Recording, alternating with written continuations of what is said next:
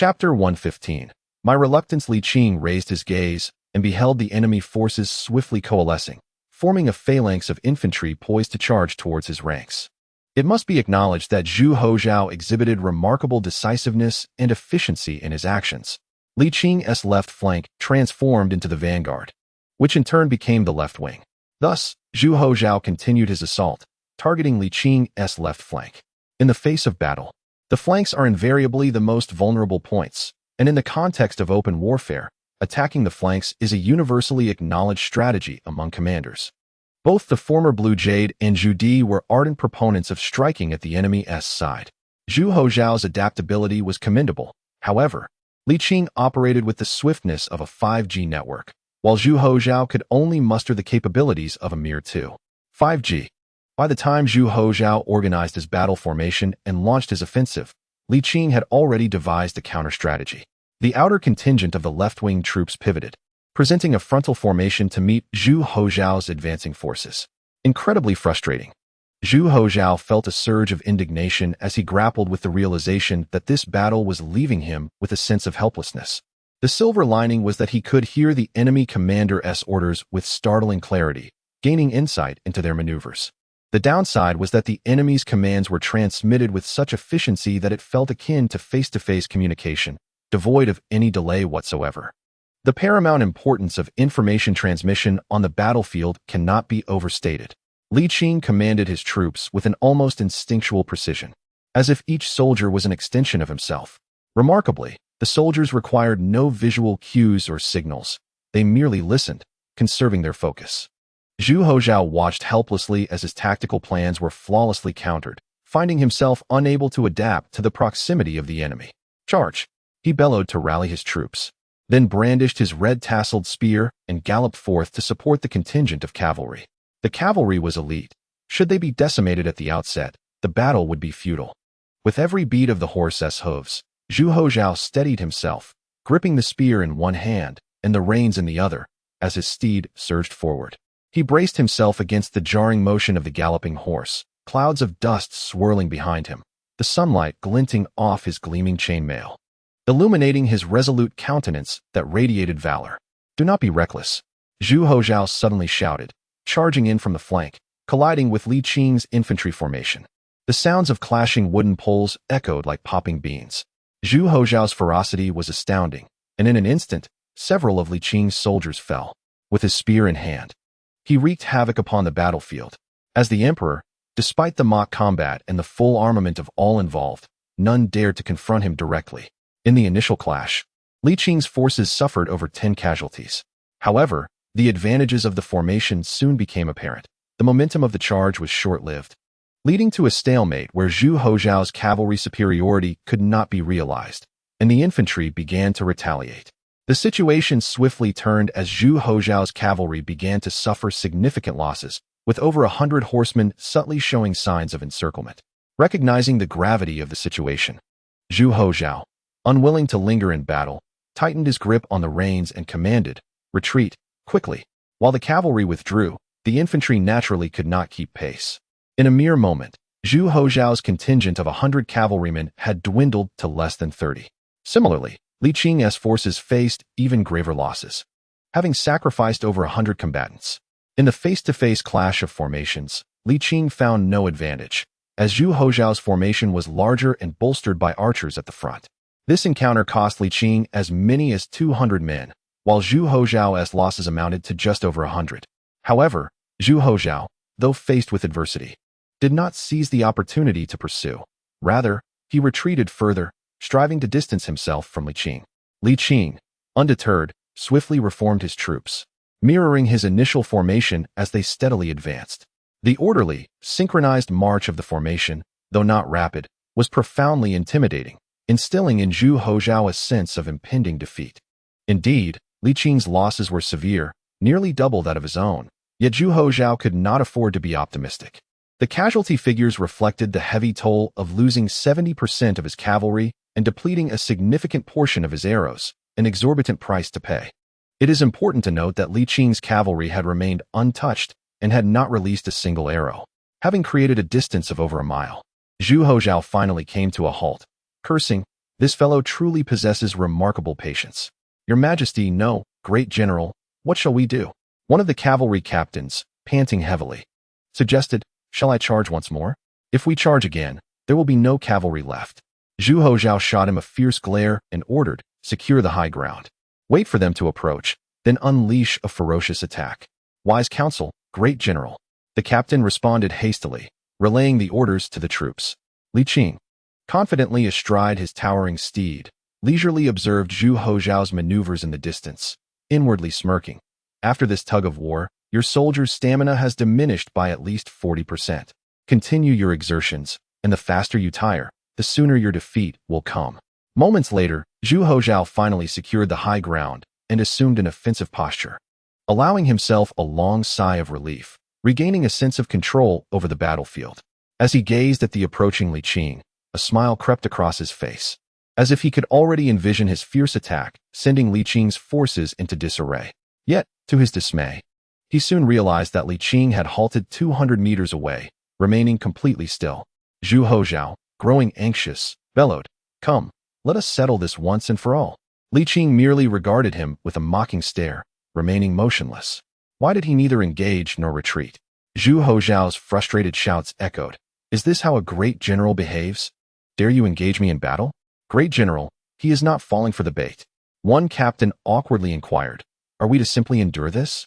Zhu Houzhao, consumed by rage, felt as though the rhythm of battle had never aligned with his own.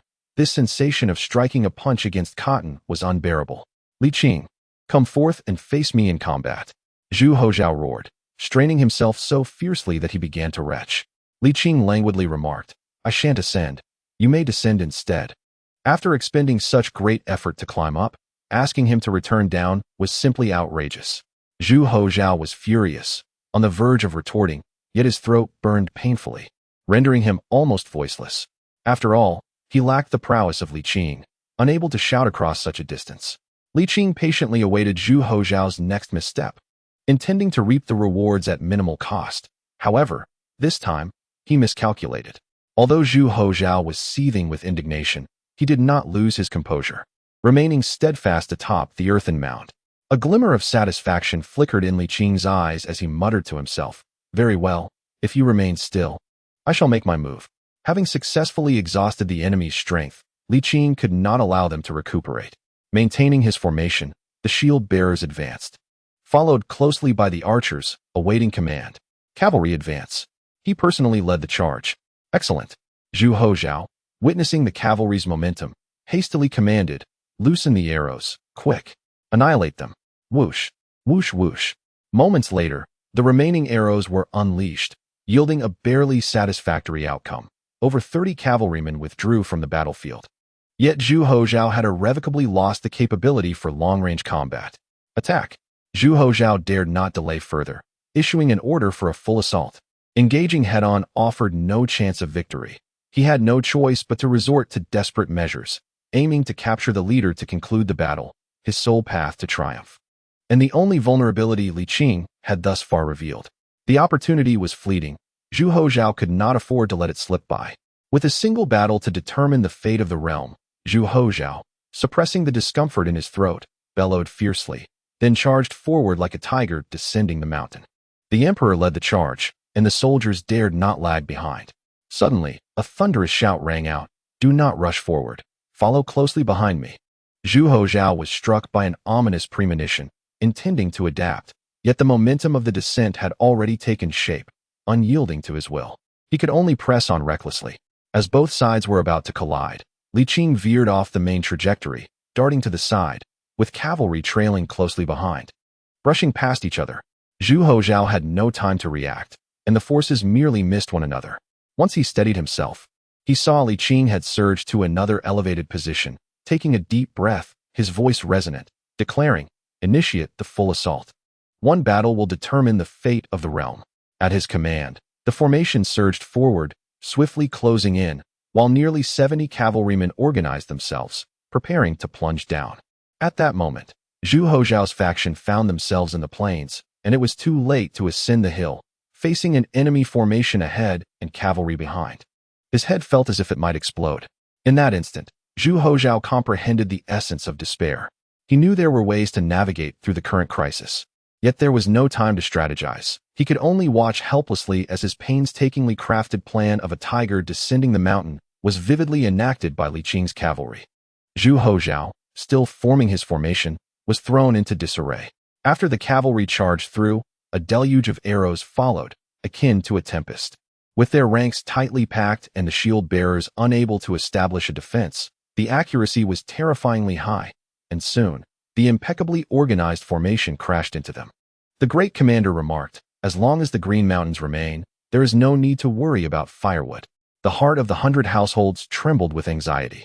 This was a mock battle, where all were clad in full armor, and the threat to life was nearly non-existent. Yet, the 100 households dared not gamble. Let alone the threat of life. Even a mere scratch would be a grave sin.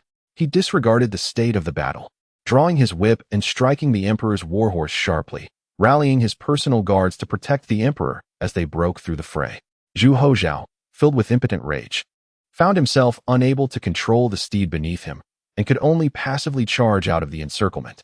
After a hard-fought distance of 2 miles, he finally steadied his horse and looked back, only to see devastation. Everything was lost.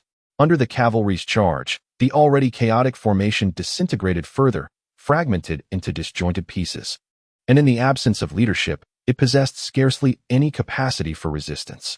In stark contrast, the enemy's ranks were well organized and, more crucially, they were in near-perfect condition. In the span of mere moments, losses had exceeded half. Zhu Houzhao, unwilling to accept defeat, felt as if he were flying into a flame. The 100 households urgently grasped him, exclaiming, "Great commander, the tide has turned against us." Others quickly echoed the sentiment, insisting he refrain from advancing. Any further delay would render it futile. The entire army faced annihilation. Oh no, but the 7 cavalrymen beside him still remained. My 1,000 troops. My 1,000 troops. Zhu Houzhao felt his insides boiling with anger. There was no reason to lose so pathetically. Suddenly breaking free from the 100 households' grasp, he spurred his horse fiercely toward the battlefield, shouting, "In my name, I grant you immortality." Li Qing, astonished, thought, "So fierce, is he throwing caution to the wind? Very well, so this is how it shall be." Initially, Li Qing had intended to conclude the battle, but upon hearing Zhu Houzhao's proclamation, he found it absurdly laughable. Since the battle commenced, he had scarcely engaged, relying primarily on military strategy and tactics, fighting with honor. Indeed, he acknowledged that his voice was somewhat loud, yet it was unreasonable to resort to dishonesty. It was utterly perplexing. Zhu Houzhao felt aggrieved, for this battle was causing him considerable distress. It was hardly a fair fight, but rather a one-sided assault. It was not a matter of inadequacy, but rather Li Qing had seemingly gained an unfair advantage. Who commands battles in such a manner? Zhu Houzhao wished he could summon an ancestor to adjudicate.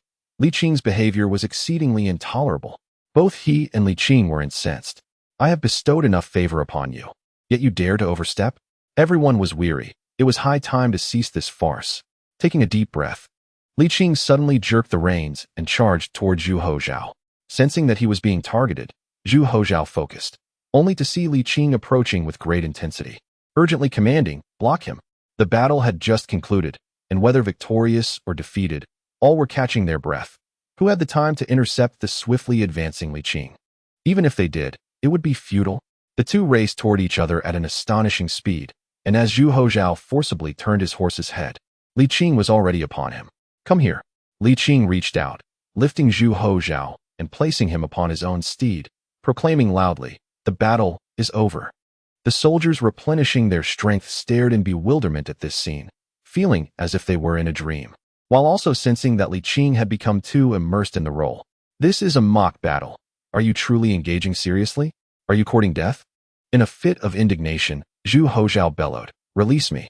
Let us compete once more. Your tactics are overly cunning. Shout away, let your voice echo in vain.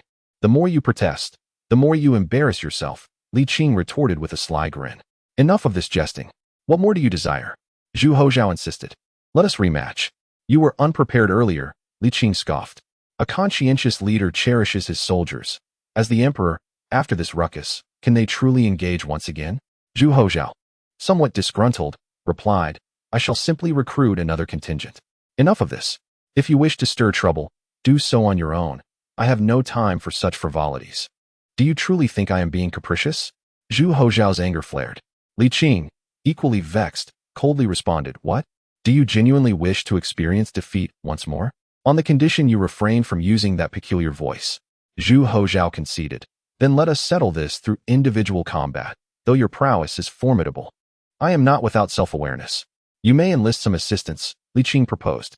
How many? As many as you desire. And if I triumph, what then? That is entirely up to you. Very well.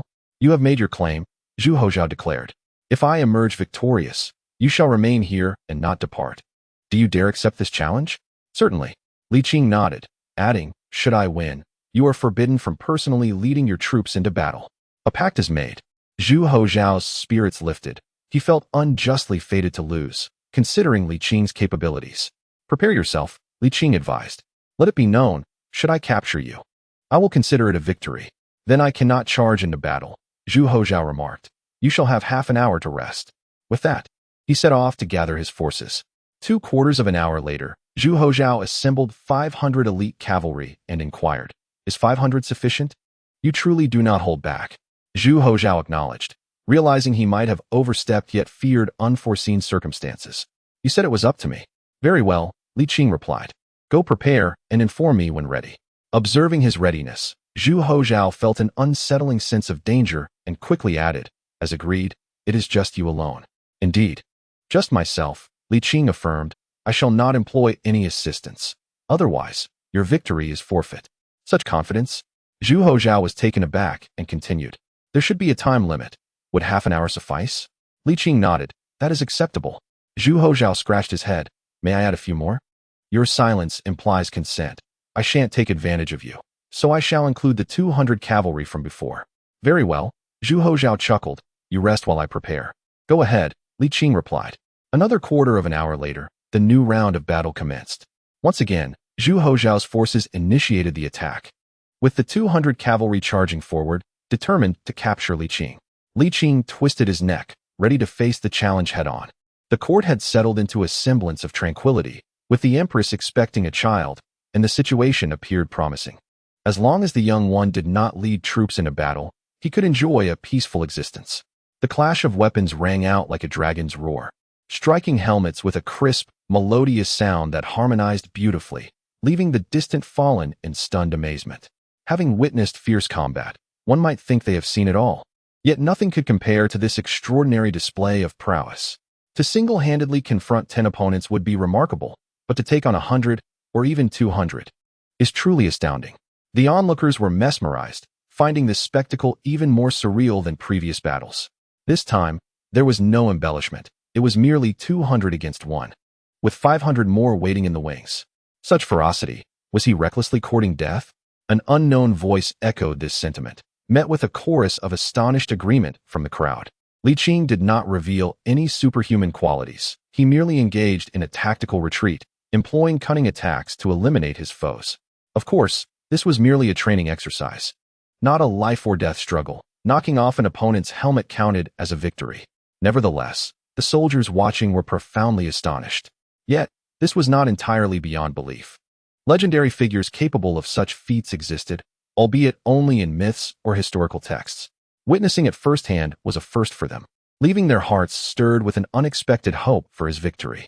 The spectators felt their spirits lift, imagining themselves in his position, realizing he had not yet unleashed his full potential. Otherwise, they might have been defeated much more swiftly. 100 paces away, one murmured, could this be the reincarnation of a great conqueror? Another chimed in, not a mere king, but perhaps Li Qing himself. Li Qing? This seemed plausible to one who had read about his legendary exploits and wholeheartedly agreed. Suddenly, the voice of the speaker struck him as familiar. Turning to look, he was taken aback, quiet, and watched the spectacle. Zhu Houzhao glared, his gaze menacing. Yes, the 100-man quickly averted his eyes, redirecting his focus to the battlefield while stealing glances at the emperor, filled with excitement. It was his first time being so close to the emperor. The 100-man felt dazed, lost in thought. Meanwhile, the soldiers were captivated, previously skeptical of tales of generals facing 100 adversaries alone. Now, it was evident that such accounts were not mere exaggerations. Though this was not a fight to the death, the man's martial prowess undoubtedly ranked among the elite in history. Compared to the likes of Xiang Yu and Li, he was equally formidable. Not only the soldiers, but even Zhu Houzhao watched with rapt attention, enthralled. Yet, he was not entirely surprised. A being surpassing human limits could indeed display such ferocity. After all, this was someone who had lived from the Hongwu to the Jingde periods. It was no wonder he was so audacious. He possessed genuine skill. Zhu Houzhao mused, a mischievous smile creeping onto his face. Have you not heard? The higher the devil, the higher the path. Ah, how will you capture me? At that moment, he appeared as a mere foot soldier, his fair face smeared with dirt, his helmet pulled low. Who could recognize him beneath the chaos? Invincible by nature, Zhu Houzhao, reveling in his pride, secretly felt fortunate. Thankfully, he had been clever enough to employ a cunning ruse. Otherwise, defeat might have been a real possibility. Li Qing, a formidable warrior, moved with tireless grace, wielding a wooden spear with such finesse that it seemed impenetrable. In this battle, he aimed to deliver a profound shock to the young one, instilling in him the wisdom to abandon the notion of personally charging into the fray. The essence of this lesson was clear. There are always greater powers beyond one's comprehension. He was determined to impart this knowledge once more.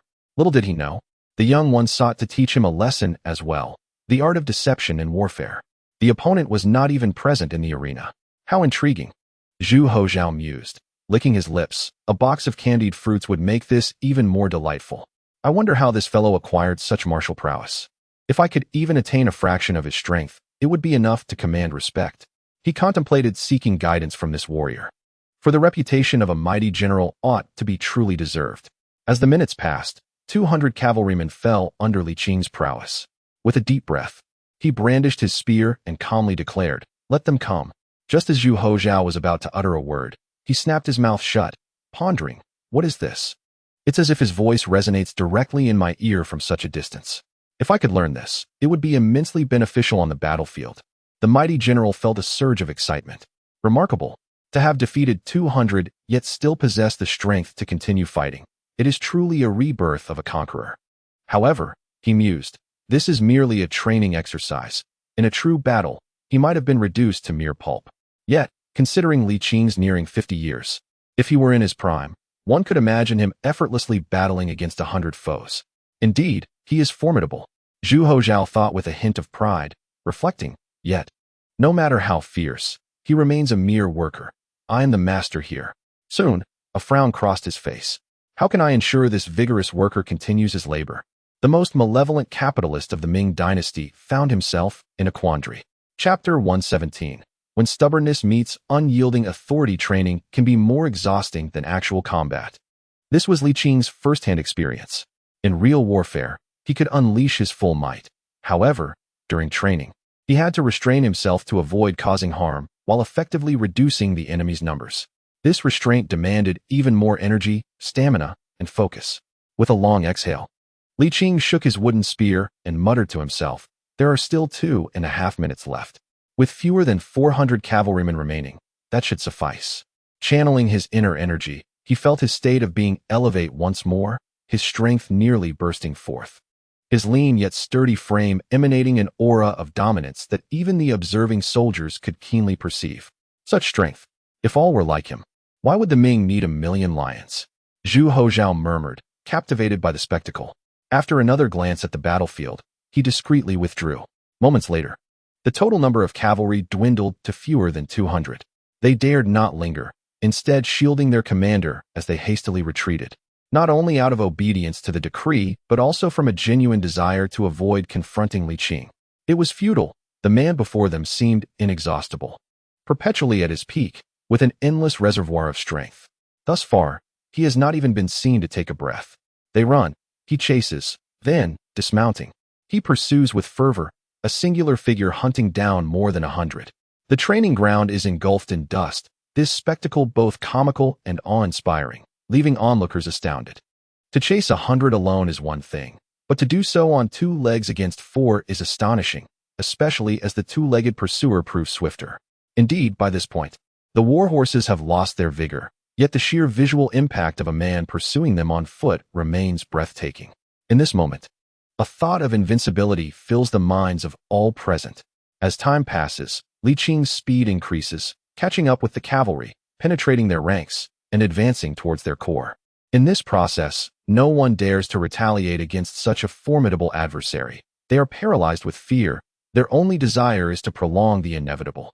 Suddenly, Li Qing leaps onto the back of a warhorse at the heart of the throng, grasping the frightened Zhu Houzhao to prevent him from falling, then seizing the reins and galloping away from the cavalry. The horse whinnies loudly, its front hooves raised high before crashing down, sending dust flying. Li Qing smiles slightly and declares, "You have lost." "Yes, yes, I have lost." Zhu Houzhao appears startled, his voice trembling and body quaking. "Is this all you can muster?" Li Qing chuckles softly. "Fear not, I shall not harm you." Yet Zhu Houzhao remains silent, still trembling. "Do not be frightened," Li Qing reassures him, gently turning his head. "I truly will not strike you." Li Qing suddenly halts, astonished, perplexed, shocked, and infuriated. Every expression is a vivid portrayal. The figure before him is not Zhu Houzhao at all, merely an ordinary soldier. The brave man had promised not to harm me, yet this soldier, nearly urinating in fear at Li Qing's menacing gaze, stutters pitifully, I am merely following orders." Li Qing grinds his teeth in frustration. Realizing he has been played, "Where is your commander?" "And no, I do not know." The soldier's heart races, the palpable aura of lethal intent filling him with a terrifying sense that his life hangs by a thread. Fortunately, this threatening atmosphere dissipates quickly, allowing the soldier to gradually relax. At the same time, he speaks more fluently, hastily explaining, "The emperor did not participate at all. I have no idea where he is now." "Oh dear." Li Qing, infuriated, leaps from his horse and rushes towards the edge of the training grounds. 2/4 of an hour earlier. "Stop. Do not advance further. Do not shout, it is I." Zhu Houzhao removes his iron helmet, bursting into the dragon carriage amidst the astonished gazes of the palace guards, then exclaims as if his very life depended on it, "Run, quickly." The guards are bewildered, exchanging glances in confusion, unsure of the emperor's sudden erratic behavior. "Your Majesty, are you unwell?" The head guard, concerned that the emperor may have been startled during the training, attempts to soothe him, only to be met with a reprimand. "Run, for heaven's sake. If you dawdle, I shall deduct your salaries." "For heaven's sake, run," Zhu Houzhao shouts, nearly beside himself with panic. "Yes, we shall depart. Quickly, faster."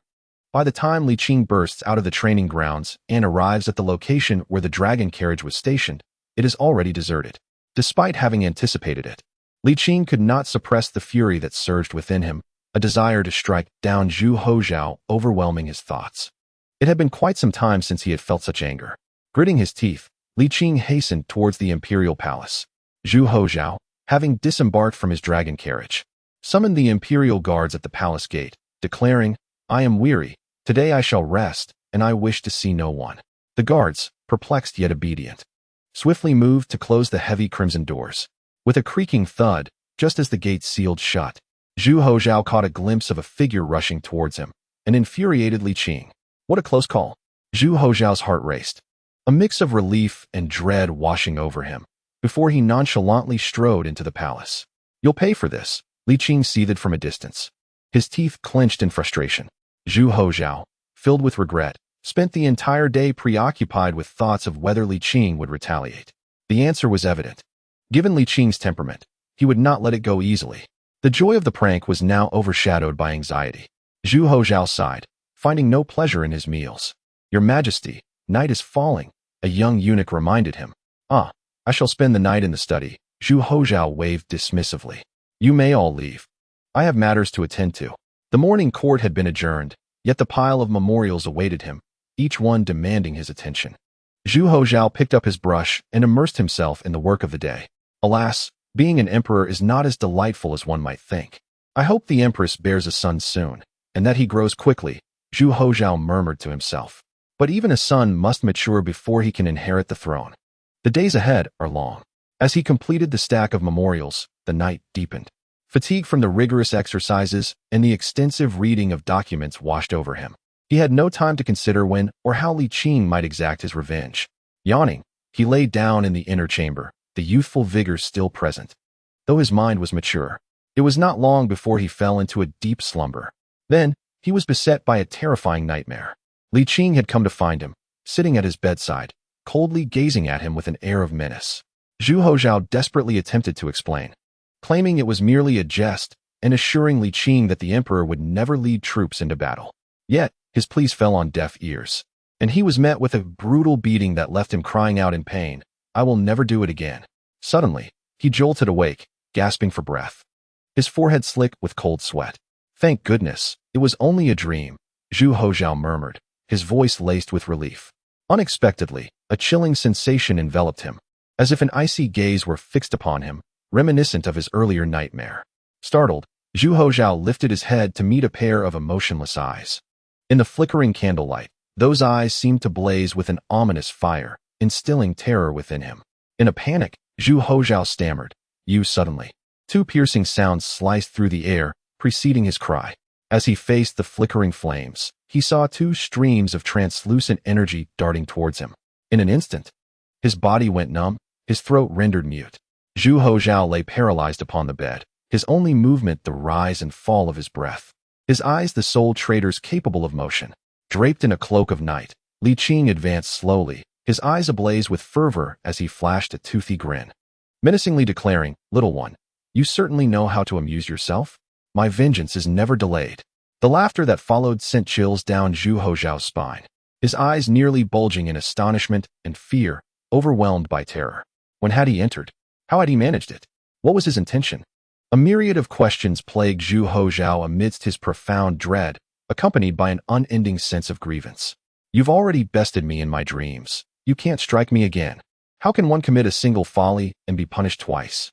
Zhu Houzhao silently raged. "Li Qing, restrain yourself. Restrain yourself.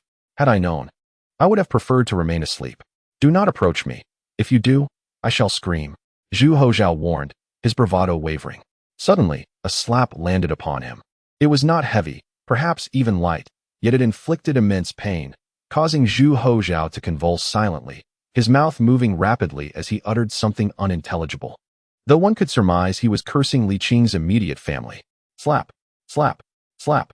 At that moment, Zhu Houzhao's mouth resembled a mechanical toy, with each strike from Li Qing. It wound tighter, unleashing a cacophony of complaints akin to a machine gun, overflowing with grievances. Li Qing, amused by the spectacle, could not contain his laughter. Eventually, when obstinacy met its match, Zhu Houzhao pleaded for mercy. "I yield, I yield. I shall refrain from cursing." He was on the brink of collapse, drenched in sweat, his garments soaked, and the excruciating pain rendered his muscles uncontrollable, as if he were on the verge of death. Only then did Li Qing relent, casually inquiring, "Who has triumphed?" It is you, Zhu Houzhao conceded, recognizing his defeat. "Consider yourself fortunate," Li Qing responded with a huff. "Do not grow complacent. I must take my leave." "You come here in the dead of night merely to thrash me and then depart?" Zhu Houzhao exclaimed, his eyes wide with disbelief. "Hey!" Zhu Houzhao gestured to his mouth, signaling he had something to articulate. Li Qing raised his hand, restoring his ability to speak. "I curse your mother," Zhu Houzhao blurted out, immediately taken aback by his own words. This was no intentional utterance, but a genuine slip of the tongue. Chapter 118. Zhu Houzhao. An opportunity arises. Zhu Houzhao lay utterly despondent, his eyes vacant and devoid of desire, sprawled limply upon the bed with an expression of tranquility. Meanwhile, Li Qing elaborated on his vision for the future of the Ming dynasty. The steam pump has been constructed. In the future, steam-powered tools will be widely utilized across various industries. The extraction of fuel, particularly from coal mines, must also be prioritized. Indeed, Zhu Houzhao nodded in agreement. Li Qing continued, "The target for exploration and extraction may be tentatively set between the Taihang and Helan Mountains. Once the steam engine technology flourishes, we shall expand our mining endeavors." "Yes," Zhu Houzhao affirmed with another nod. "Moreover, are you even listening to me?" "Yes." Zhu Houzhao habitually nodded, suddenly regaining his senses, and hurriedly exclaimed, "I am listening. I am listening. Develop the steam engine and mine coal." Li Qing's expression softened as he cautioned, "There are always greater talents beyond, and the world is vast beyond measure. The barbarians outside the borders view plunder as their rightful duty, and their customs are exceedingly fierce, lacking in any shortage of skilled warriors. You must not lead the charge in person, nor can you engage in battle. Should you suffer even the slightest mishap, the consequences would be unimaginable." "Yes, yes," Zhu Houzhao replied, somewhat exasperated. "Enough of this incessant lecturing. I have assured you multiple times that I will not lead the army myself. Must you persist in this nagging? Li Qing sighed bitterly. Do you think I enjoy this? It is a lesson from the past. I truly wish to avoid such a situation in the Ming again. It has not been easy for our dynasty to reach this point, and it must be carefully safeguarded. Zhu Houzhao listened in silence. And had it not been for Li Qing's formidable presence, he would have long since expressed his irritation. After a considerable pause, Li Qing, feeling he had become repetitive, summarized. Patents, steam, coal, do not lead the charge. Understood, Zhu Houzhao grunted. Is there anything else? Li Qing smiled and rose, saying, Go on, fulfill your role as emperor. Do not harbor any resentment, find joy in your duties. Foolish talk. Nonsense. Zhu Houzhao shouted in frustration. Do not raise such a ruckus. Do you wish to cause a disturbance at this late hour? Li Qing covered his mouth, exasperated. This is your responsibility. Well then, I shall take my leave. Get out. Get out. Do not let me see you again. Zhu Houzhao retorted. Li Qing chuckled, yet did not escalate the matter further, simply adding, And do refrain from visiting the brothels. If word spreads, how will your subjects view you? I keep my promises. If I say I want to go, then I want to. Zhu Houzhao replied, sullenly. I am such a fool, yearning for your return, and yet here you are, vexing me. I do not wish to cause you distress, but you make it impossible to remain at ease, Li Qing lamented. You think I enjoy being a nuisance? It is entirely unavoidable. Zhu Houzhao huffed, disregarding him. The little one was genuinely angry this time, the kind of anger that could not be soothed. Li Qing, with no other choice, departed. Curse you. I have spoiled you far too much, Zhu Houzhao muttered in frustration. Just then, Li Qing returned, catching Zhu Houzhao off guard. What is it now? What news regarding the voyage to Europe? We set sail in early summer. It cannot happen so quickly. Zhu Houzhao scoffed. Rest assured, I will send a letter to Jinling when the time comes. Li Qing scratched his head and said, I am leaving now. Curse you. Zhu Houzhao initially muttered under his breath, but seeing that Li Qing was truly departing, his curses grew louder, venting his frustration upon his ancestors. The emperor of the Zhengde era may not lead the charge in person, but that does not imply that the mighty general cannot achieve great deeds. Zhu Houzhao seethed. You shall see. I will dazzle your eyes with my brilliance. At this moment, autumn was transitioning into winter, the weather growing considerably cooler. Yet it bore little difference from previous years. By the banks of the Qinhuai River, the weeping willows remained lush and green. Li Qing strolled leisurely, contemplating with hope. Perhaps the climate had hit rock bottom and would gradually improve in the years to come.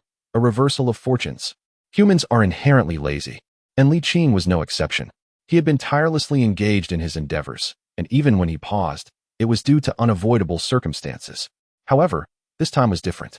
He truly wished to continue in this leisurely manner, accompanying them through the final stretch of life, and afterward, indulging in scenic excursions, while in moments of leisure, extending a helping hand to the likes of Xiao Hao, Xiao Shuer, and even younger descendants. Perhaps he would also find amusement with Bo Hu in the brothels, engaging in light-hearted conversations with Xiao Yun, sharing heartfelt exchanges. In time, new friendships might blossom. Indeed, there are still 500 years ahead. If only to wait for another 500 years, perhaps by then, the river of time would remember a person of his stature. Li Qing pondered this, feeling an inexplicable sense of ease, the anticipation of the future growing ever more intense. He had no intention of returning to his past. Instead, he would spend each day in existence, bound to the responsibilities of restoring the state. Yet, what truly sustained him was the vision of a radiant future. A splendid era he yearned to witness once more. Time passed swiftly, autumn yielding to winter. Li Qing engaged in leisurely conversations with his son and niece, listening to music and opera, or simply basking in the tranquility of his small courtyard, lost in thought and idleness. Observing his apparent lethargy, Li Shuer could not bear to see him so unoccupied. She admonished him, claiming that at his age, such idleness would lead to dementia, rendering him forgetful of others and even himself. Thus, she insisted on assigning him some tasks. After numerous attempts to decline, Li Qing reluctantly agreed to visit the steam engine research facility to see if he could lend a hand. As he had anticipated, he found himself utterly incapable of contributing. The master artisans had already conceived of every solution he could think of, and more. Alas, the shame of being a time traveler weighed heavily on him, a self-deprecating thought that perhaps he had been assimilated over time. Aside from some philosophical ideals and the political strategies he acquired post-transmigration, He found himself utterly inept in practical matters. Years had transformed Li Qing into a political prodigy, yet he was outmatched in production by common folk who could barely read. Even Li Shuer, often engaging with craftsmen to expand her knowledge, surpassed him in mechanical design. Aside from longevity, I truly possess no remarkable talents, Li Qing mused despondently. Noticing his disheartenment, Li Shuer offered some comfort. You are indeed remarkable. Without your ingenious ideas, we would not have today a steam-powered water pump. Li Qing chuckled. As you can see, I am truly out of my element here. I prefer to enjoy my well-deserved retirement. You, at your age, cannot afford to remain idle. Li Shuer countered, her eyes twinkling with mischief. How about this? You could assist your elder brother with some guidance. I do not wish to go. No, you must. Li Qing, are you bullying me? Li Shuer burst into tears at his jest. You shine brightly with just a hint of sunshine, and now you're directing me. Li Qing retorted, I have yet to rest sufficiently. I shall speak of such matters once I am truly at ease. Thus, he resumed his languid existence, one marked by utter idleness. In the heart of winter, within the imperial palace, the biting winds wailed and snowflakes danced, blanketing the golden glazed tiles in a thick layer of white. As he gazed around, the world appeared draped in silver. Zhu Houzhao, clad in a modestly thin, bright yellow robe, was surprisingly sweating. With the crack of the whip, the spinning top whirled with increasing speed, shattering the snowflakes upon contact. Just after finishing his official duties, Zhu Houzhao reveled in his merriment. At that moment, a eunuch hurried over, taking small, quick steps, and respectfully announced, Your Majesty. Scholar Yang requests an audience. Which Scholar Yang? Zhu Houzhao inquired, continuing his activity without lifting his gaze.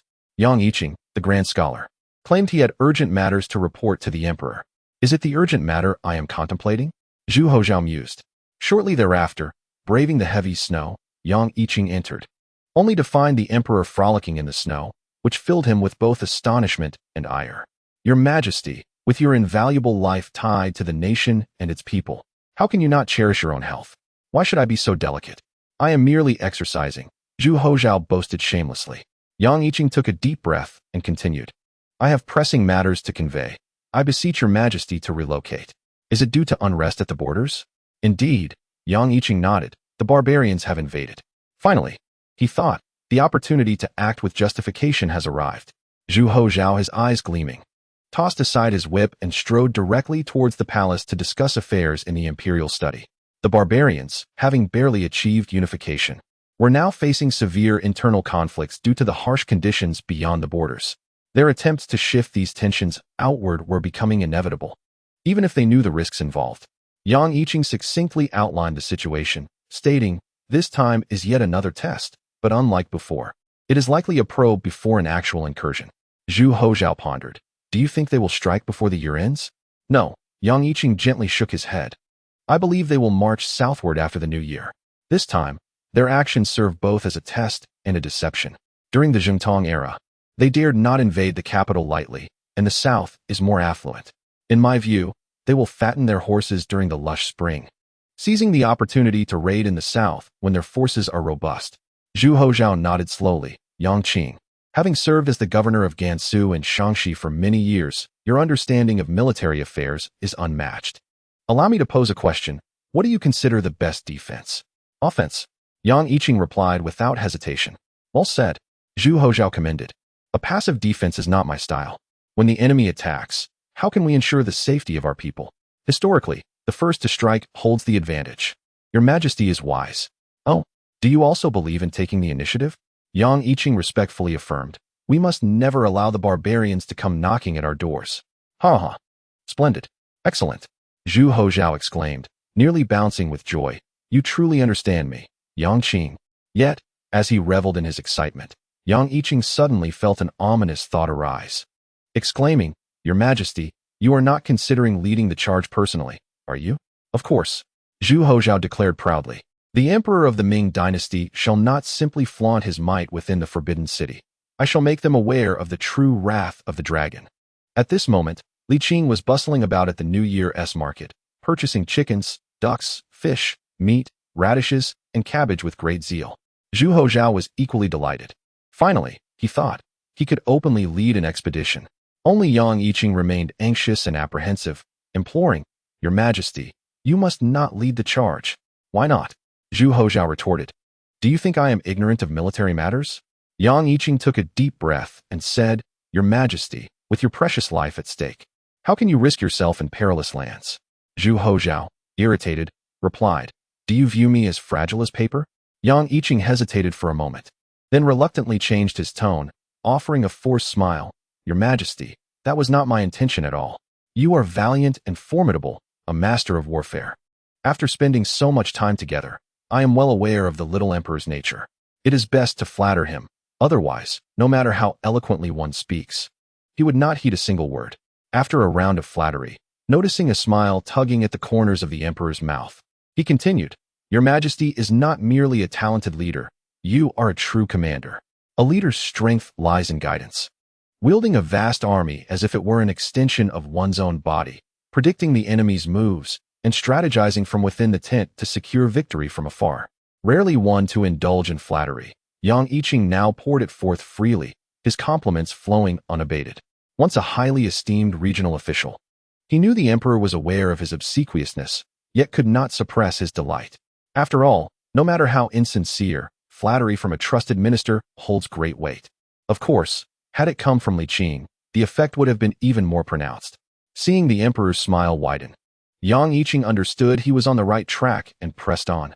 The true dragon emperor, sovereign of all lands, when the emperor draws his sword, who dares to rival him?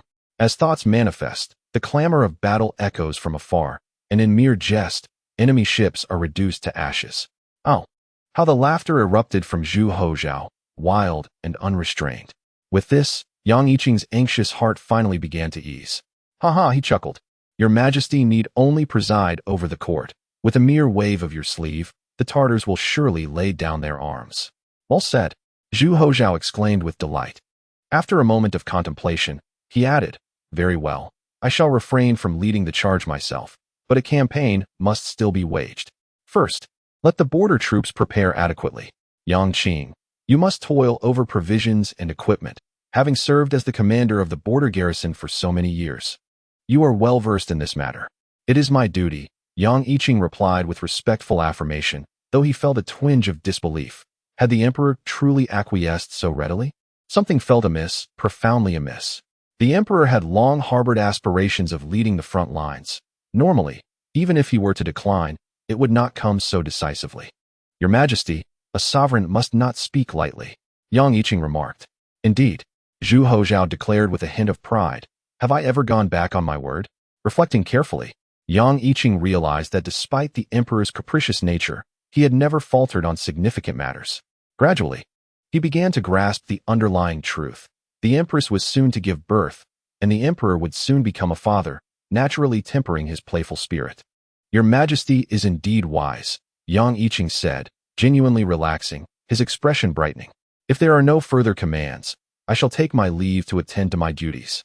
Go, Zhu Houzhao replied with a cheerful nod, as he watched Yang Yiqing's figure disappear into the swirling snow. Zhu Houzhao murmured to himself, a conflict will not arise any time soon. Best to prepare. Once the preparations are sufficient, I shall take action. A direct and honorable campaign is out of the question. Not to mention the inevitable opposition from the court officials, I cannot undermine my own reign. A more subtle approach is warranted. It is time to create a pseudonym for myself, perhaps the mighty general. Zhu Houzhao secretly plotted, grinning foolishly. Watch me blind your eyes with brilliance. Time flowed on, and another year passed. In the 12th year of the Zhengde era, just past midnight, Li Qing ignited the firecracker fuse. The crackling fire spread swiftly, and in an instant, a cacophony of sounds erupted, scattering bright red paper shreds everywhere. The small courtyard filled with smoke as Li Qing inhaled the acrid scent of gunpowder, a look of delight gracing his face. Soon, the night sky echoed with the sounds of firecrackers, and even through the darkness, one could see the rising smoke. Faint laughter from children could be heard, embodying the joy brought by firecrackers, snacks, lucky money, and new clothes. Alas, his cousin Bo Hu, who was out adventuring, had yet to return, leaving a tinge of regret in Li Qing's heart. With a sigh, he clapped his hands, preparing to retreat indoors for a couple more drinks. As the firecrackers showed no sign of abating, just as he reached the eaves, Li Qing abruptly halted, turning to gaze at the wall.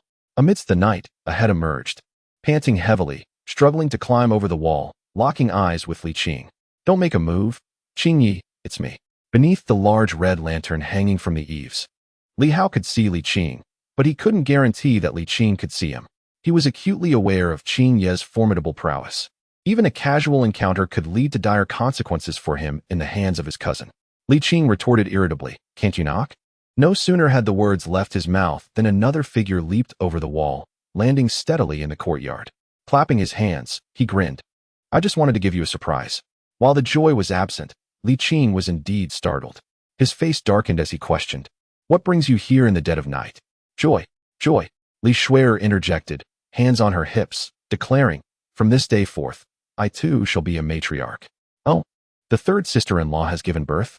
Among the younger generation, the eldest and second brothers were serving in the military and had not yet started families. While the third brother had married 2 years ago, his wife had confirmed her pregnancy early last year, and they had not anticipated the child arriving at such a time. "Indeed, it is a boy," Li Shuer beamed. "We have come to collect our red envelope. You're only after my meager offerings." Li Qing chuckled and chided. "There's plenty, just don't drop it again during the festivities." The arrival of a new family member was a joyous occasion, and though he feigned annoyance, Li Qing was genuinely pleased. In fact, he had prepared the red envelope long ago. When Li Jinglong entrusted the lineage of the Shao Li family to him, he was relieved to see it flourish, honoring his old friend's wishes. In truth, Li Hao had played a significant role. Due to Zhu Wanqing's circumstances, Li Hong had a wife and 1 son and 1 daughter. In this era, such families were exceedingly rare, and it was entirely thanks to Li Hao that their lineage continued to thrive. With the help of his sister, Li Hao landed steadily before Li Qing and said, "We haven't chosen a name yet.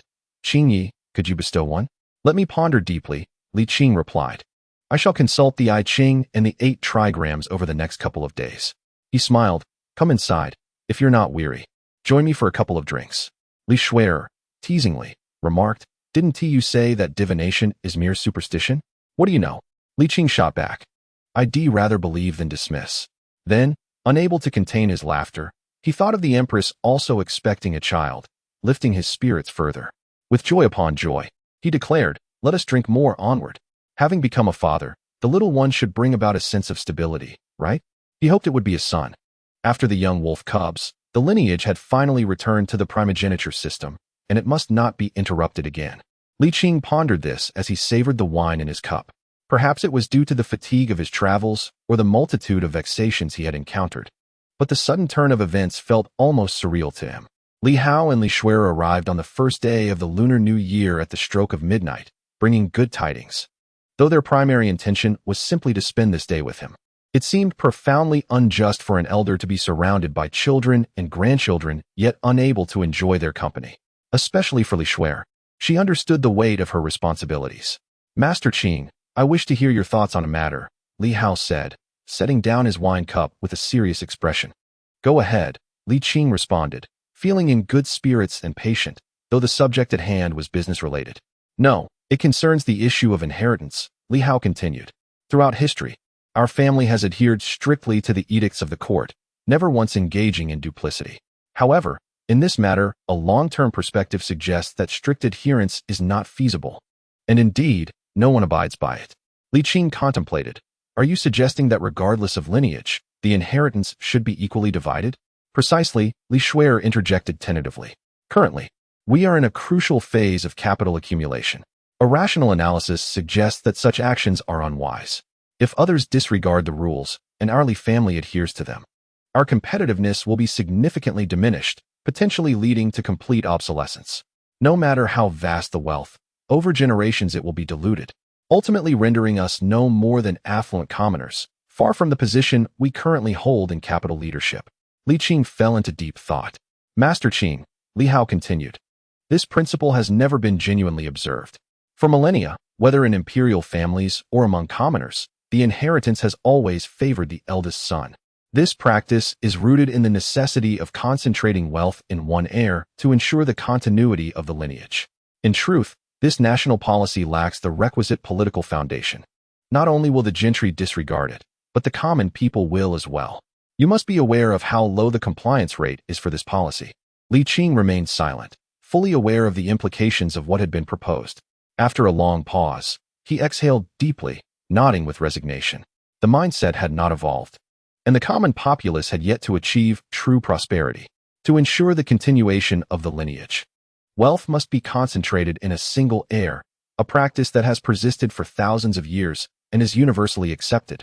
A forced change, without the instigation of the gentry class, would provoke widespread discontent. Suddenly, Li Qing recalled an animal documentary he had watched in his youth. When a mother animal's milk supply is insufficient, she instinctively chooses the strongest offspring to nurse, an instinct ingrained in their DNA. To fundamentally alter this pattern, genuine universal education must be realized. Yet, even in later generations, inheritance has not been truly equitable. Although the law stipulates clear guidelines, societal realities still dictate differential treatment. Chapter 120. New Chinese characters with a heavy sigh. Li Qing remarked.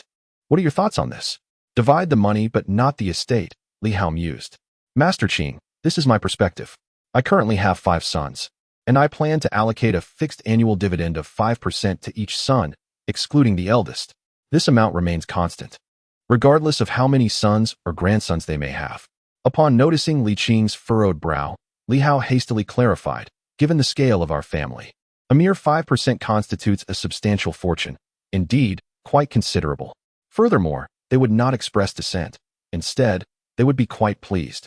With a weary sigh, Li Qing chose to remain silent. The path must be traversed step by step, and sustenance consumed bite by bite. The immediate priority lies in establishing our industry. Only upon fully transforming into an industrial nation can we embark on widespread education for all. Currently, we find ourselves in the phase of capital accumulation, and it would be premature to weaken our capital at this stage. In essence, until the issue of basic sustenance is thoroughly resolved, all else is mere talk. Very well, Li Qing remarked with a hum. Your father has only sired you, so naturally, you harbor no objections. Li Hao chuckled. Were I a second son or a bastard, I would still not oppose such an arrangement. Li Qing scoffed, and a shadow passed over her previously cheerful demeanor. Never mind, let us drink. As dawn broke, the siblings finally departed. Yet sleep eluded Li Qing. She sensed it was time to contemplate advancing towards the dismantling of feudal ideologies. This endeavor is fraught with challenges, and a single misstep could lead to chaos. Even in favorable circumstances, unrest may ensue, yet it is a path that cannot be avoided. Once the Ming dynasty fully realizes industrialization and transitions entirely from an agrarian society to an industrial one, the imperial authority is destined to weaken. This is an inevitability. However, power must not be excessively relinquished to capital. Even if the Li family stands as the most formidable of capital entities, Li Qing would not permit it. Yet, the mere thought of overturning the feudal dynasty sent shivers down her spine. Having occupied a high position for so long, she understood profoundly the monumental repercussions of dismantling a nation, particularly one as vast as the Ming Empire. It is akin to walking a tightrope over a chasm. Slowly. It must be slow, sufficiently slow, even if it takes a century or longer. Haste is not an option, Li Qing murmured, her heart racing. In the present day, few things instill fear in her. Yet regarding this matter, she felt not just fear, but an acute terror that resonated from the depths of her soul. She feared that the situation might not only fail to improve, but could deteriorate further. Yet, she feared even more the day when societal contradictions might erupt, propelling change through extreme violence. The Qing cannot be reborn. Shall we then forge another Qing? Li Qing aspired for a transformation that would not see the rod of the feudal system, but rather, a different path that would ensure the longevity of the Ming dynasty. Fortunately, the Ming had embarked upon a broad avenue, and Li Qing possessed ample time to experiment, to seek genuine breakthroughs. The best way to dispel fear is to confront it, she whispered. Li Qing, you must not allow yourself to be assimilated. Be bold, possess courage. Yet, her heart continued to race, refusing to settle. Perhaps the longer one lives, the more timid one becomes. The mere thought of change instilled genuine trepidation within her. At this moment, Li Qing found herself in a battle of wills, with two inner voices clashing in her mind. Voice 1. As a young individual of the 21st century, how can you be an accomplice to a feudal dynasty? It is high time for action. Shaoran 2. Can the institutions that have been established over millennia be easily altered? One misstep, and the mountains and rivers may crumble. It is best to let things follow their natural course. Shaoran 1. What do you know? Sharon 2. You are the one who knows nothing, Li Qing. Have you forgotten your master's words? The tide of history is irreversible. Let it be as it is. It is perfectly fine. Even if we were to embark on change, now is not the time. Let us wait a few hundred years until the opportune moment arises before taking action. Sharon 1. He is a native, but I am a traveler from another realm. I am the true you. Sharon 2. Nonsense. Enough of this bickering. Li Qing suddenly rose, an overwhelming surge of energy flooding through him, his robes billowing and hair flying. After a long while, he gradually calmed down and muttered, Yes, I am indeed a traveler from another realm. Then, with another sigh, he added, However, the little one is not easily deceived. Matters that affect the imperial authority may not be readily accepted. I must find a reason that can perplex him. For some reason. Whenever he contemplated this direction, a profound sense of guilt washed over him, an unshakable remorse lingering in his heart. He felt he owed something to old Zhu, to old C, and to little Fatty, as well as to his junior disciple. Sigh, it is better to prepare in advance. Seeking matters is always preferable to matters seeking you. Li Qing found himself busier, utilizing his previously idle hours to peruse books and engage in artistic endeavors. Before long, the time for eating tang yuan had arrived again. That afternoon, a family of 4 brought yuan xiao to their doorstep, while the siblings headed to the eastern kitchen to cook the dumplings. Beneath the jujube tree, Li Qing and Zhu Wanqing engaged in a game of Go. After all, the intricacies of Go posed quite a challenge for Li Hong, who was only familiar with chess. By the way, my godfather. A letter arrived from the capital a few days ago. Li Hong, feeling aimless, suddenly remembered this. Li Qing paused in his game. Looking up, the young emperor wrote to me? Not exactly a letter, just a message. The empress has given birth, Li Hong explained, though he did not explicitly say I should inform you. A prince or a princess? A princess. I see. Li Qing's excitement diminished considerably. And he sighed. What a pity. Li Hong chuckled. At least it proves that both the emperor and empress are well. The emperor is still under 30. There is no need for undue anxiety. There is plenty of time ahead. Indeed, Zhu Wanqing remarked, since the young emperor has begun this journey, he will surely not limit himself to just one. Unlike the late emperor, who had only one woman, there are many opportunities ahead. Perhaps the next child will be a dragon's son. Li Qing nodded slightly and sighed. Let us hope that once he becomes a father, he will temper his playful spirit. Zhu Wanqing replied cheerfully. He certainly will. The Zhu family is reliable. Reliable, you say? Li Hong hesitated. Wanqing, are you serious?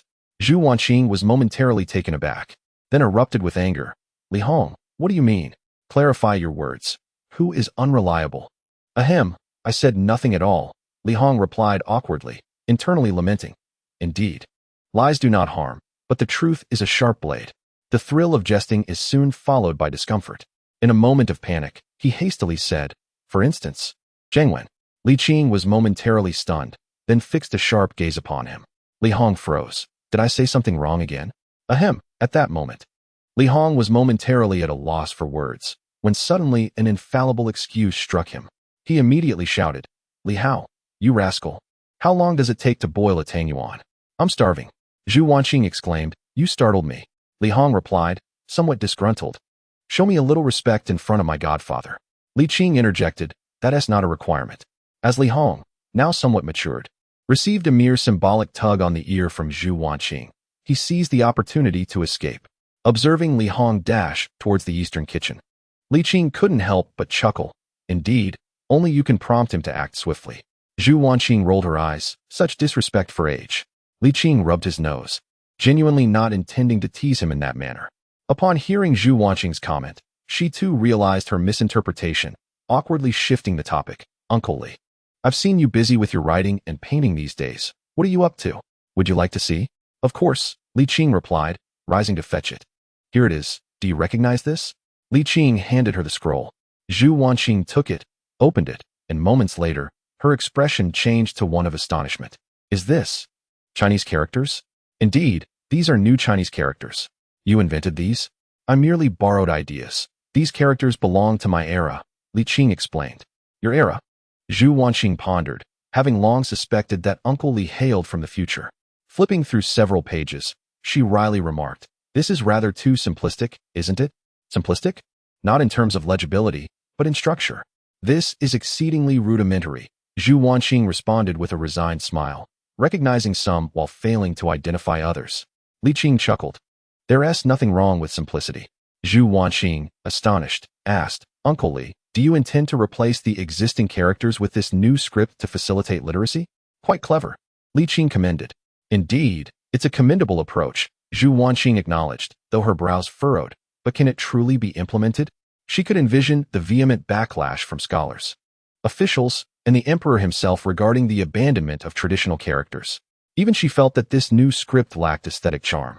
Uncle, this is a treasure of thousands of years of heritage.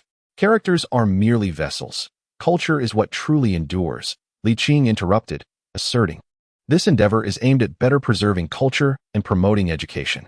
Zhu Wanqing shook her head earnestly. Scholars will not agree. The gentry will not agree. Court officials will not agree, nor will the emperor. Uncle, the difficulty of this proposal will surpass any of your previous suggestions. Li Qing nodded slowly. What can be achieved is determined by human effort. I am aware of the challenges, but one must at least attempt it. It's not just difficult, it's impossible, Zhu Wanqing insisted. No matter how much the young emperor trusts you, he will never agree to this proposal. Li Qing sighed with a wry smile. Must you be so discouraging? It's not discouragement, Zhu Wanqing said with a gentle sigh. If you wish to try, then try. I wish you success. In truth, she knew that Uncle Li understood the gravity of the situation even more than she did. Zhu Wanqing also recognized why he would pursue a seemingly futile endeavor. She inquired, Uncle Li, don't you think this is quite risky? Li Qing looked at the visibly troubled Zhu Wanqing and couldn't help but sigh inwardly. Indeed, she belongs to the echelon of the most intelligent. While feeling a sense of admiration, Li Qing also felt a twinge of guilt. Although Zhu Wanqing was a young woman, she was undeniably a true member of the Zhu family. Li Qing silently inquired, Do you feel that I am betraying my own? Zhu Wanqing slightly shook her head and sighed. No dynasty is everlasting. I believe, Uncle Li, you have your own reasons, but if possible, could you share them with me? After a moment of contemplation, Li Qing nodded and said, Let me recount the events of my era. Chapter 121. Narrating the future, a myriad of thoughts surged through his mind, leaving Li Qing momentarily at a loss for where to begin. What would you like to know? He asked. Zhu Wanqing pondered briefly and inquired. Did the Ming dynasty originally fall? Yes, it did. When did it fall? Li Qing scratched his head and replied. I can't recall the exact year. Suffice it to say that the Ming dynasty did not last beyond 300 years. Not even 300 years. Zhu Wanqing exclaimed in astonishment. Does that mean the Ming dynasty has already surpassed its halfway point? Indeed, that is the case. Then, what came after the Ming? Zhu Wanqing stammered. Perhaps it is best not to say, Li Qing sighed, for discussing it holds little significance. History cannot be rewritten. Yet this does not imply that the Ming can endure forever. Society progresses, and outdated systems will inevitably be discarded. Zhu Wanqing slowly nodded, and after some time, she managed to calm her tumultuous emotions and asked, So, Uncle Li, do you wish to bypass the dynasties that followed the Ming and jump directly to your era? Such a leap is impossible. We cannot make such a grand transition. Li Qing gently shook his head. If we attempted that, chaos would surely ensue. A prolonged transitional period is necessary, one that lies between the two. I digress, Li Qing chuckled. Feel free to continue your inquiries. Uncle Li is open and willing to share. Zhu Wanqing had numerous questions swirling in her mind, yet at that moment, she found it difficult to articulate them. Finally, she said, Let us return to the topic of Chinese characters. Besides simplification, what differences existed in the characters of your time? The phonetics were different, Li Qing explained. During my time, we used pinyin, which consists of initials and finals. Noting Zhu Wanqing's confusion, he rephrased, It is a variant of the phonetic approximation method. But the writing was no longer in Chinese characters. At this point, Li Qing paused, contemplating for a long while before stating. This also resulted in many characters retaining their meanings, yet their applications differed from this era. For instance, the tonal patterns and syllables, when compared. The pronunciation of Chinese characters in this era is far more diverse. To speak candidly, Li Qing was reluctant to adopt pinyin as it would sacrifice certain syllables, thereby impacting the creation of poetry and lyrical works. The resplendent Tang poetry and the elegant song lyrics, recited in pinyin, indeed lose much of their beauty and essence. One cannot evoke the grandiosity or the subtlety. In practical terms, pinyin lacks a market. Firstly, Learning it from scratch is more challenging than mastering simplified characters, and secondly, a profound cultural confidence leads to a reluctance to accept anything other than Chinese characters for phonetic annotation. For the people of this era, only Chinese characters can provide the phonetic reading. No other script will be accepted, regardless of one's status, whether noble or common. Simplified Chinese characters remain as they are, while pinyin may appear as mere scribbles to the eyes of contemporary individuals, making it hard for them to accept. Rest assured, only a portion of the intricate characters will be simplified to reduce the learning difficulty, while the rest will remain untouched. Li Qing remarked, "There's no need for pinyin. We can employ the Fanxia method." Upon hearing this, Zhu Houzhao felt a slight sense of relief and responded, "That would be ideal, though even this approach is quite challenging." Li Qing chuckled, "I have tackled many difficult tasks and achieved success in numerous endeavors. Regardless of the outcome, one must always make an attempt. Wouldn't you agree?" Zhu Houzhao nodded with a wry smile, sighing, "Alas, I must admit that some characters are indeed overly complicated. Perhaps we could find a middle ground and simplify them a bit? To consider compromise without even trying?" Li Qing retorted, speechless. At that moment, Li Hao shouted, "The tangyuan is ready, let us eat." Li Qing clapped his hands and stood up, saying, "Let us not discuss this any further. It's time for tangyuan." Zhu Houzhao hurriedly interjected, "But I have only just begun." Li Qing replied, somewhat irked, "It's not limited to today. You can ask any time. There is nothing to conceal from those I trust the most, not even the greatest secret of longevity. We can chat while we eat." Zhu Houzhao could hardly contain her excitement, her mind brimming with questions, eagerly wanting to know about the lifestyles of people from the future. Li Qing chuckled and nodded. The sesame-filled tangyuan was soft, glutinous, and sweet, with the soup itself being sugary as well. Li Qing indulged in 2 small bowls before feeling satisfied. However, the family of 4 lacked appetite. Upon learning that Li Qing hailed from the future, their curiosity intensified. They gazed at him with eager anticipation, as if waiting for a flower to bloom, and when he finally finished his meal, they all sighed with relief. Li Qing picked up a napkin to wipe his mouth and smiled. "Ask away. I'm here to satisfy your curiosity." "I'll go first," Li Shuer exclaimed, rushing to ask, "Grandpa Li, can steam engines be installed on cargo ships in your era? In my time, steam engines were obsolete. Maritime trade utilized more advanced and efficient fuel engines," Li Qing replied. "Is fuel kerosene?" Li Qing pondered for a moment and said, "It seems to be mostly diesel. Airplanes use kerosene, but it's not the kerosene of this era. It's called aviation kerosene. What is diesel then? Is it oil extracted from firewood? I know about maritime. But what about aerospace? Do people fly in the sky?" In no time, the flurry of questions left Li Qing feeling overwhelmed. "Slow down," he chuckled, "one at a time. Well, diesel is not extracted from firewood. It comes from petroleum." "Petroleum?" Zhu Houzhao mused. "Isn't that what Sun Quan mentioned in Ming bitten during the Song dynasty?" Li Qing was slightly perplexed and asked, "What did he say?" Zhu Houzhao strained to recall, saying, "He described petroleum as resembling pure lacquer, burning like hemp but producing a thick smoke, staining everything black. This substance will surely thrive in the future, surpassing the limited availability of pine wood." Li Qing was astounded, and after a moment of silence, he stammered, "Indeed, this substance will surely flourish in the world." He truly was a wise man. Li Qing marveled.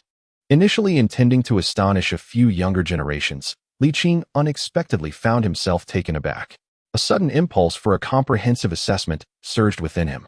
The mention of the steam engine elicited swift results, while the industrial treasure of petroleum had already been discovered during the Song dynasty.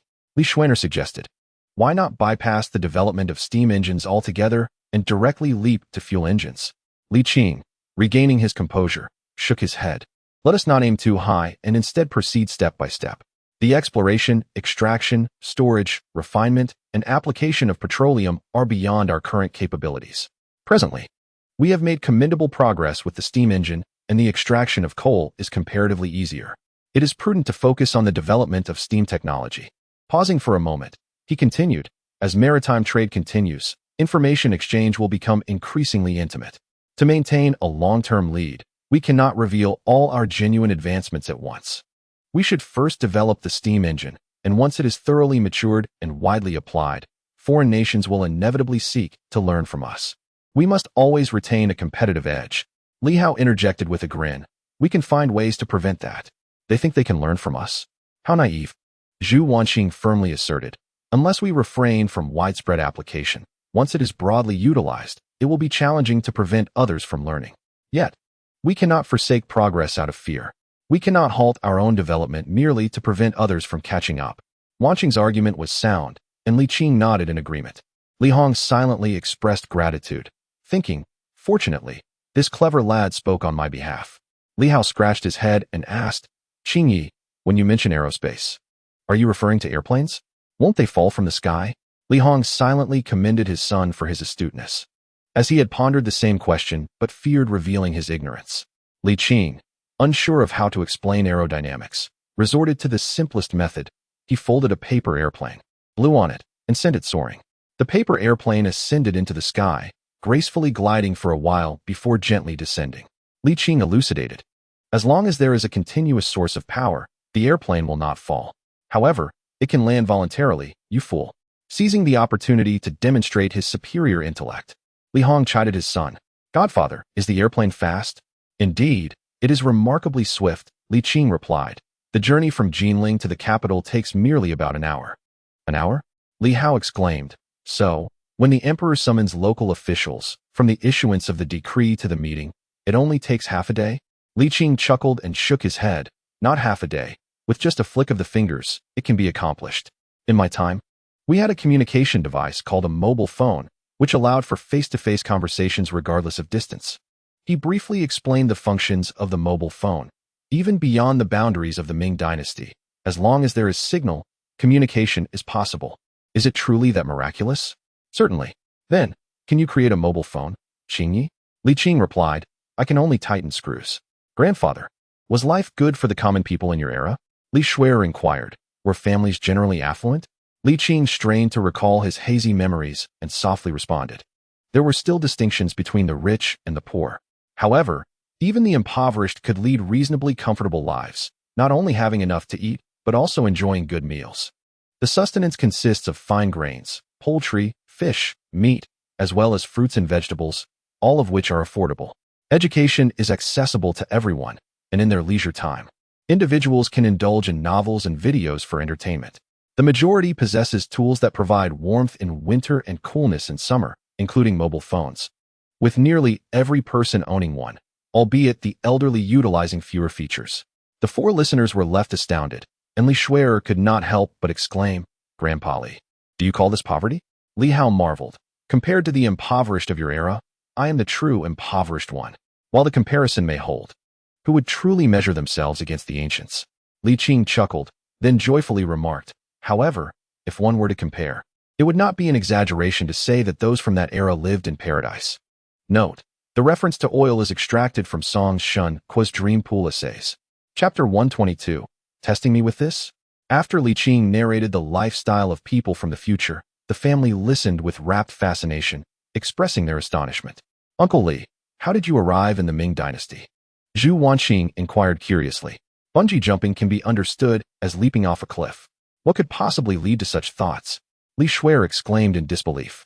It wasn't a matter of despair, but rather, Li Qing self-deprecatingly stated, a simple act of recklessness.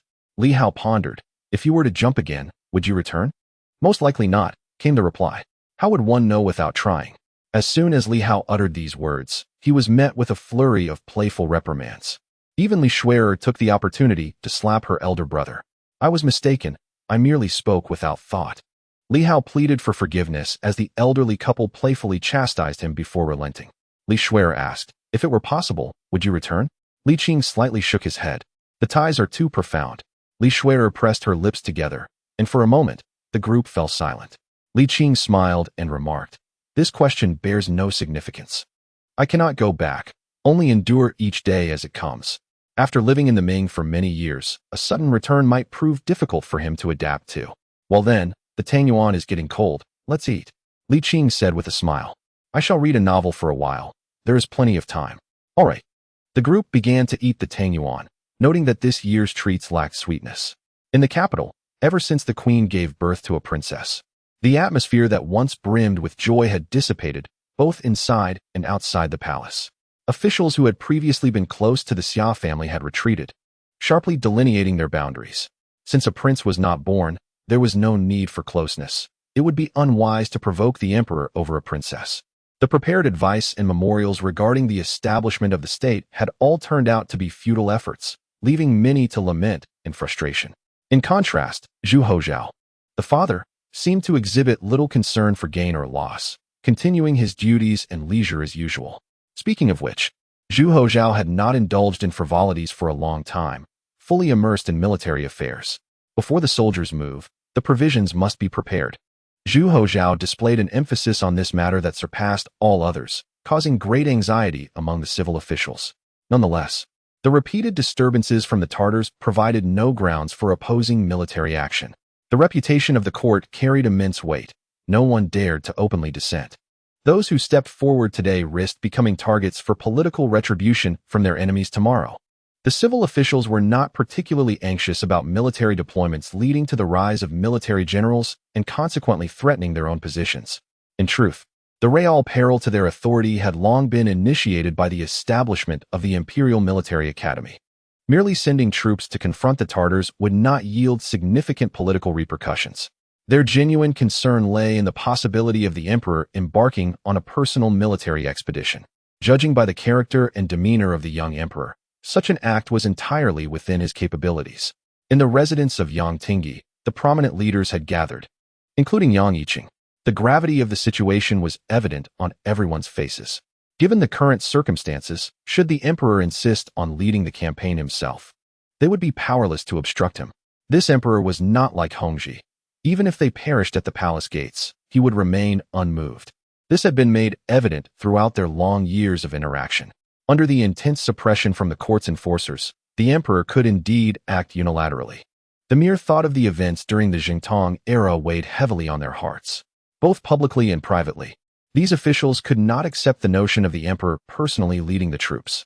The somber atmosphere was broken by Yang Tingyi, who sighed and said, "Let us speak candidly. We must strive to avoid this if possible." Yang Yiqing slowly began. Given the emperor's disposition, he is likely inclined to march. However, the emperor has explicitly stated to me that he will not lead the campaign, so there is no need for undue worry among you all. After a pause, he continued, "This battle must be fought. Otherwise, the Tartars will only grow bolder, and their mock aggression will turn genuine. Indeed, we are currently witnessing the Tartars testing our defenses. What are your thoughts, esteemed lords?" Silence enveloped the room. Yang Tingyi spoke plainly. Scholar Yang has defended the borders for many years, and his understanding of military affairs surpasses ours. I too wish to express my support for the court's decision to strike against the audacious threats we face. However, the pressing concern is not merely about deploying troops, but whether the emperor will stubbornly insist on leading the charge himself. We cannot afford a repeat of the events from the Jingtong era. Yang Tingyi spoke with solemnity. Should history repeat itself, what would become of the court's dignity? How would our vassal states perceive us? In this age of increasing international exchange, even with distant Western nations, our deterrent power would be severely diminished, potentially giving rise to disloyal sentiments. Yang Tingyi made his stance clear, and others soon followed suit. It is undeniable that many of these individuals harbored personal interests, yet when confronted with significant matters, they would prioritize the nation's welfare. In summary, while they did not exhibit an overtly virtuous facade, they were not entirely malevolent either.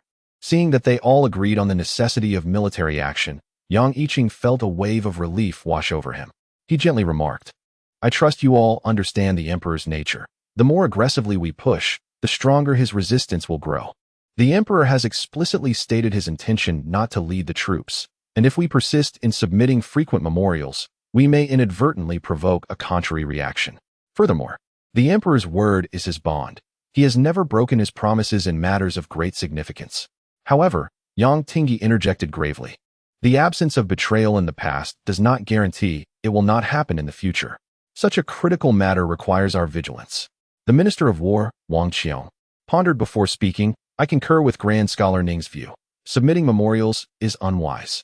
The emperor has not demonstrated a strong desire to lead the campaign, and he is particularly irked by officials conspiring to dictate his actions. It is best to refrain from sending any memorials." Yang Yiqing chuckled lightly and nodded. Turning to Yang Tingyi, he remarked, "I believe that inaction might be preferable to action. What is your esteemed opinion, Minister Yang?" Among those present, he appeared the most at ease, for he possessed a trump card. Should the emperor remain obstinate, he could swiftly send a message to Jinling. The esteemed physician Li had clearly stated that he could reach the capital from Jinling in merely 10 days. Even if the emperor's personal expedition could not be obstructed, preparations for such an undertaking were indispensable. After all, a royal campaign was no trivial matter. As the commander of the 3 towns, delaying until physician Li's arrival would be a trivial task for him.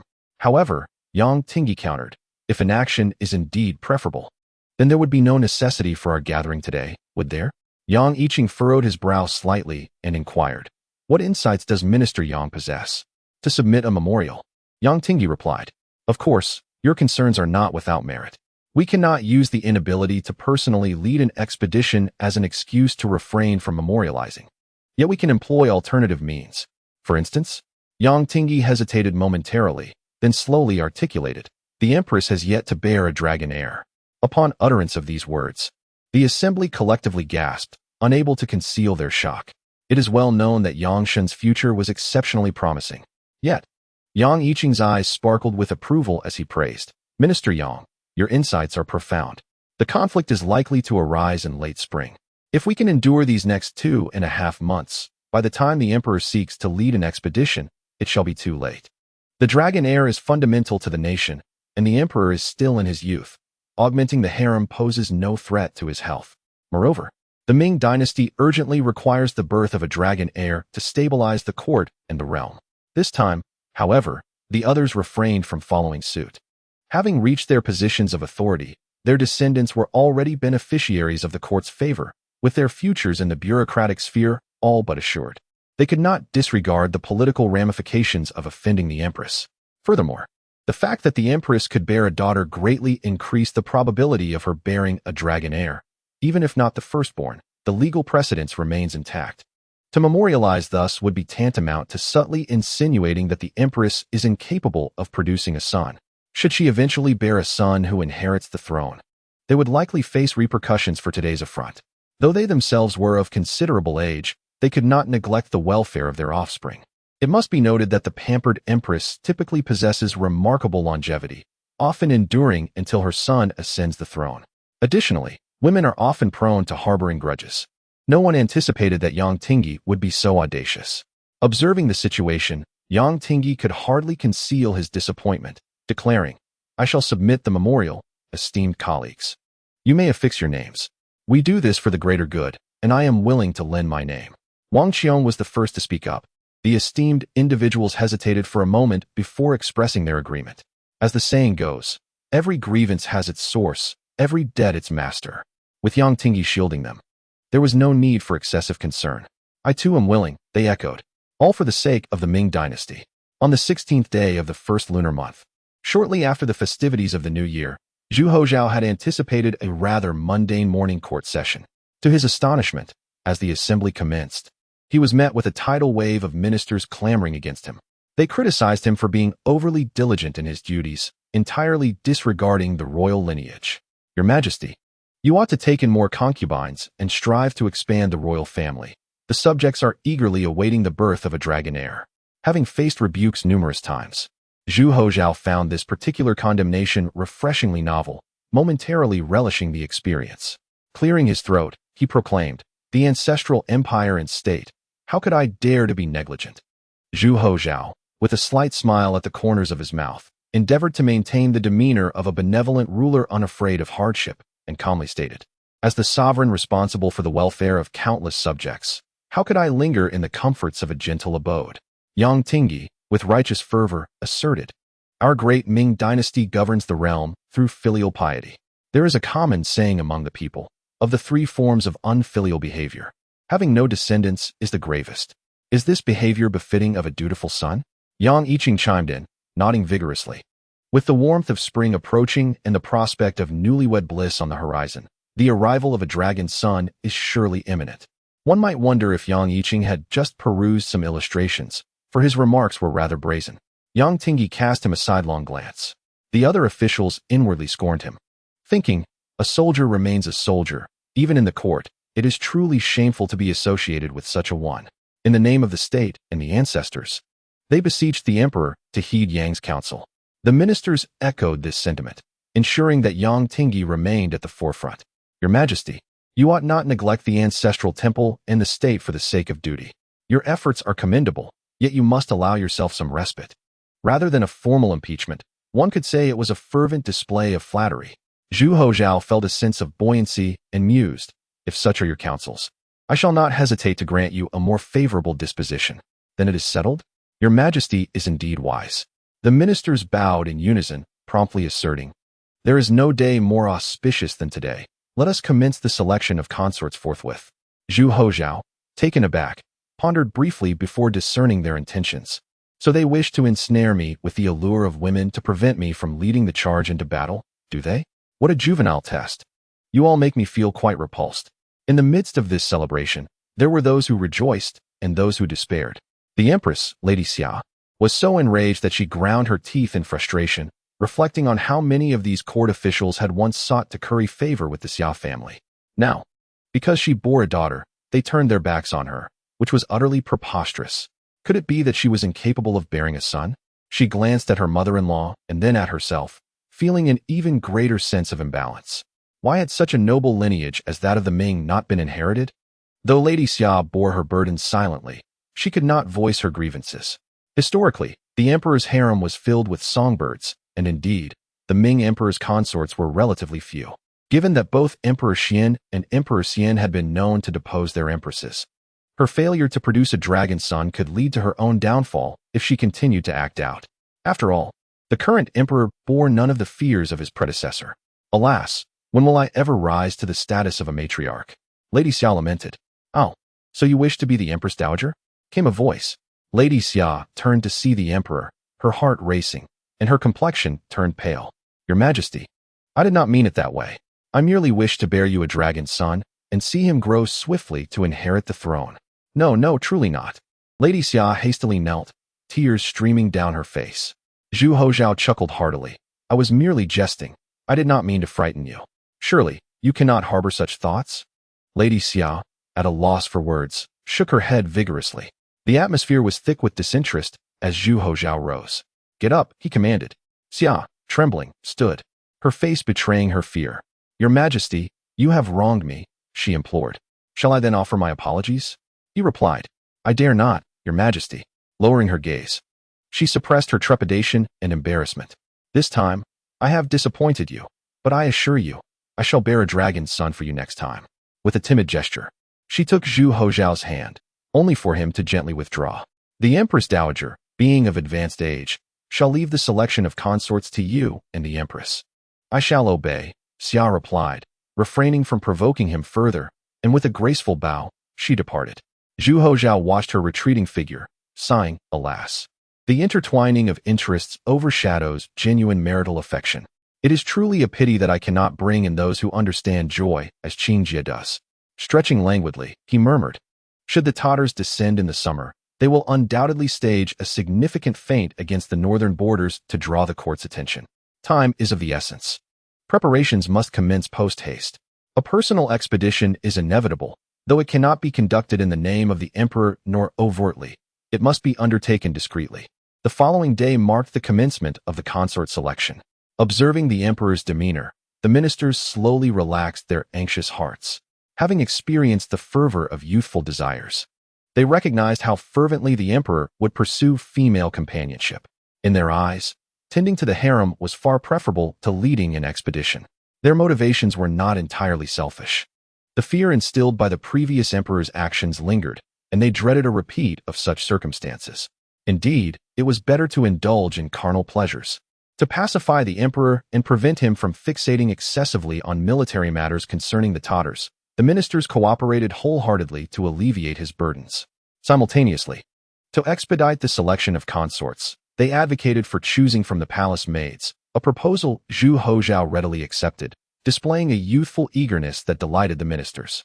Thus, the selection of consorts proceeded vigorously, and within a month, 6 consorts were chosen, ample enough for the emperor to nurture for quite some time. As anticipated, with the new consorts in the palace, the emperor became increasingly inattentive to military affairs and governance, often dismissing court sessions. This time, the ministers exhibited unexpected leniency. with none daring to submit memorials of censure under the influence of their prominent peers. Perhaps tasting the sweetness of indulgence, the emperor's dismissals became more frequent, at times occurring consecutively, which was indeed excessive. Some officials, unable to tolerate this, sought to submit memorials rebuking the emperor but were intercepted by Yang Tingyi and others. It was late February, and they reasoned that enduring a couple more months until hostilities commenced would not be too late for rebuke. This was a critical juncture, and it was permissible for him to indulge a bit. Overall, the emperor had been diligent in governance over the years. A brief respite would not harm, allowing them some ease as well. That night, a master and a servant clandestinely convened in a secluded part of the palace. "Zhang Yong, are you prepared?" "Yes, I am ready." Zhang Yong swallowed nervously. "Your Majesty, perhaps we should reconsider. They might execute me afterward." "Fear not, for I stand as your unwavering support. Who would dare lay a finger upon you?" Zhu Houzhao glared, then chuckled, declaring that Li Qing had committed numerous transgressions, and upon his return, he would cleanse the Ministry of Rights. Zhang Yong, feeling a surge of determination, resolutely nodded. He was indeed skilled, and his words were not mere boasting. He unfastened the rope around his waist, retrieved the prepared iron hook, secured it, and with a vigorous swing, he ascended the towering palace wall in less than 10 breaths. "Your Majesty, ensure the rope is securely fastened around your waist. I shall pull you up," he called. "Ah, very well." Before long, Zhu Houzhao too reached the top of the wall. Zhang Yong, possessing remarkable strength, scarcely paused before carefully lowering Zhu Houzhao down, then swiftly descended himself. After retracting the rope, Zhang Yong urged, "We must not linger here. A swift horse awaits us in the village of the eunuchs. Let us make haste." "Excellent," Zhu Houzhao exclaimed. Akin to a bird liberated from its cage, exhilaration flushing his face. Such a loyal servant. At this juncture, Zhang Yong was fully committed, hurriedly offering compliments as he pulled Zhu Houzhao along. By the time they reached the village of eunuchs, it was already the 4th watch of the night. Zhang Yong had made prior arrangements, even sending the doorkeeper to the inner courtyard. The two mounted their swift steed, donned their disguises, and galloped forth, exiting the capital just as dawn broke. Once again, the emperor was absent from the Fengxiandian that day. However, the courtiers had grown accustomed to it. Though they felt a sense of discontent, the thought of the emperor leading the campaign was somewhat comforting. After all, what harm was there in indulging him for a month? On the following day, the emperor still had not appeared in court. The ministers remained magnanimous. By the 3rd day, however, some murmurs of discontent began to surface. One may be lax, but such laxity is excessive, is it not? Yes, we understand that labor is tiresome, yet a word of notice beforehand would suffice, would it not? After all, we too would like to enjoy a leisurely slumber. By the 4th and 5th days, and upon reaching the 7th, the ministers could no longer remain patient. They felt a sense of betrayal from their previously extended tolerance. Do they truly believe we have grown too old to act? They mused. With a chuckle, they penned a flurry of impeachment petitions directed to the Ministry of Rights. Li Qing, without even glancing at them, locked them away in a box. He was well aware of the emperor's clandestine departure and had received orders from him to oversee affairs in his absence. This time, the authority vested in Zhu Houzhao was considerable. Not only Li Qing was aware, but also the Empress Dowager Ji, who, unlike Li Qing, realized it only after some time, having discovered a letter hidden beneath her pillow from her grandson. It took her several days to comprehend its contents. It must be said that Zhu Houzhao displayed a distinct lack of filial piety. His grandmother, now in her 60s, was subtly threatened in the letter, leaving Ji in a constant state of apprehension. She dared not speak out, for Zhu Houzhao had no sons. In truth, Zhu Houzhao's campaign was far more perilous than that of Zhu Qizhan. Zhu Qizhan had sons and brothers, but Zhu Houzhao had none. Ji understood the delicate nature of the relationship between monarch and minister. If it were to be revealed that her grandson had ventured out, who could predict the ill intentions that might arise? What could this old woman do in such a scenario? It is essential to remember that Prince Cheng had indeed taken residence within the imperial palace. Known for his benevolence and his close blood ties to the legitimate line, Prince Cheng did not impose difficulties upon the harem and even restored the imperial succession. However, the same cannot be said for other princely vassals. The Grand Prince, lacking brothers and only having distant royal uncles, faced an insurmountable predicament, especially given that he had no heirs, which left him utterly without options. The Ji family was in a state of frantic anxiety, yet their concerns were largely unfounded. Prince Qing's presence in the palace was primarily due to coercive circumstances and the emergence of new interest groups. The current situation, however, was not dire. Internally, there was Lu Jin leading the court of imperial sacrifices, and externally, Minister Yang Tingyi, thus setting aside loyalty to the emperor. It was evident that their self-interests would prevent them from betraying the sovereign. Both had reached the zenith of their power, and changing allegiances would come at an exorbitant cost. Moreover, even when Prince Cheng initially entered the palace, and despite the discontent among the ministers towards the legitimate emperor, there remained a desire to welcome him back.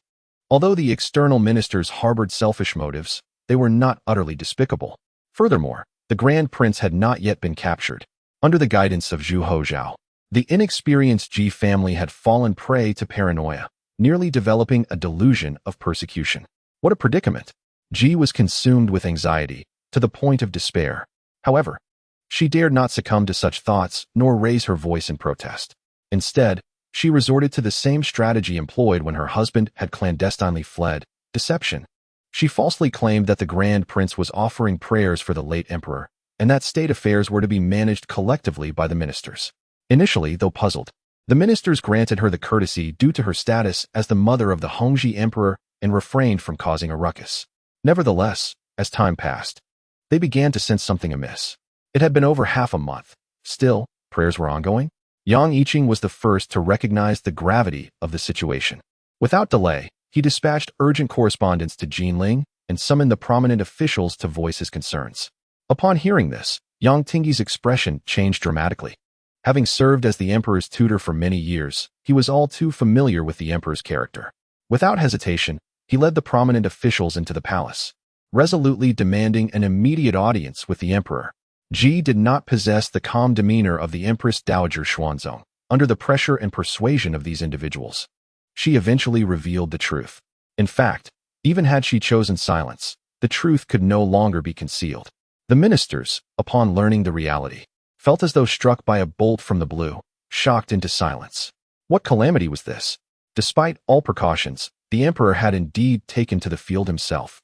No one had anticipated such an audacious escape. Chapter 124. The ministers. How could he act in such a manner? How could he do this? It is sheer folly. In an instant, the prominent officials were filled with outrage, nearly driven to madness. Especially Yang Tingyi. Having taken such risks, he was met with mockery, which he could scarcely endure.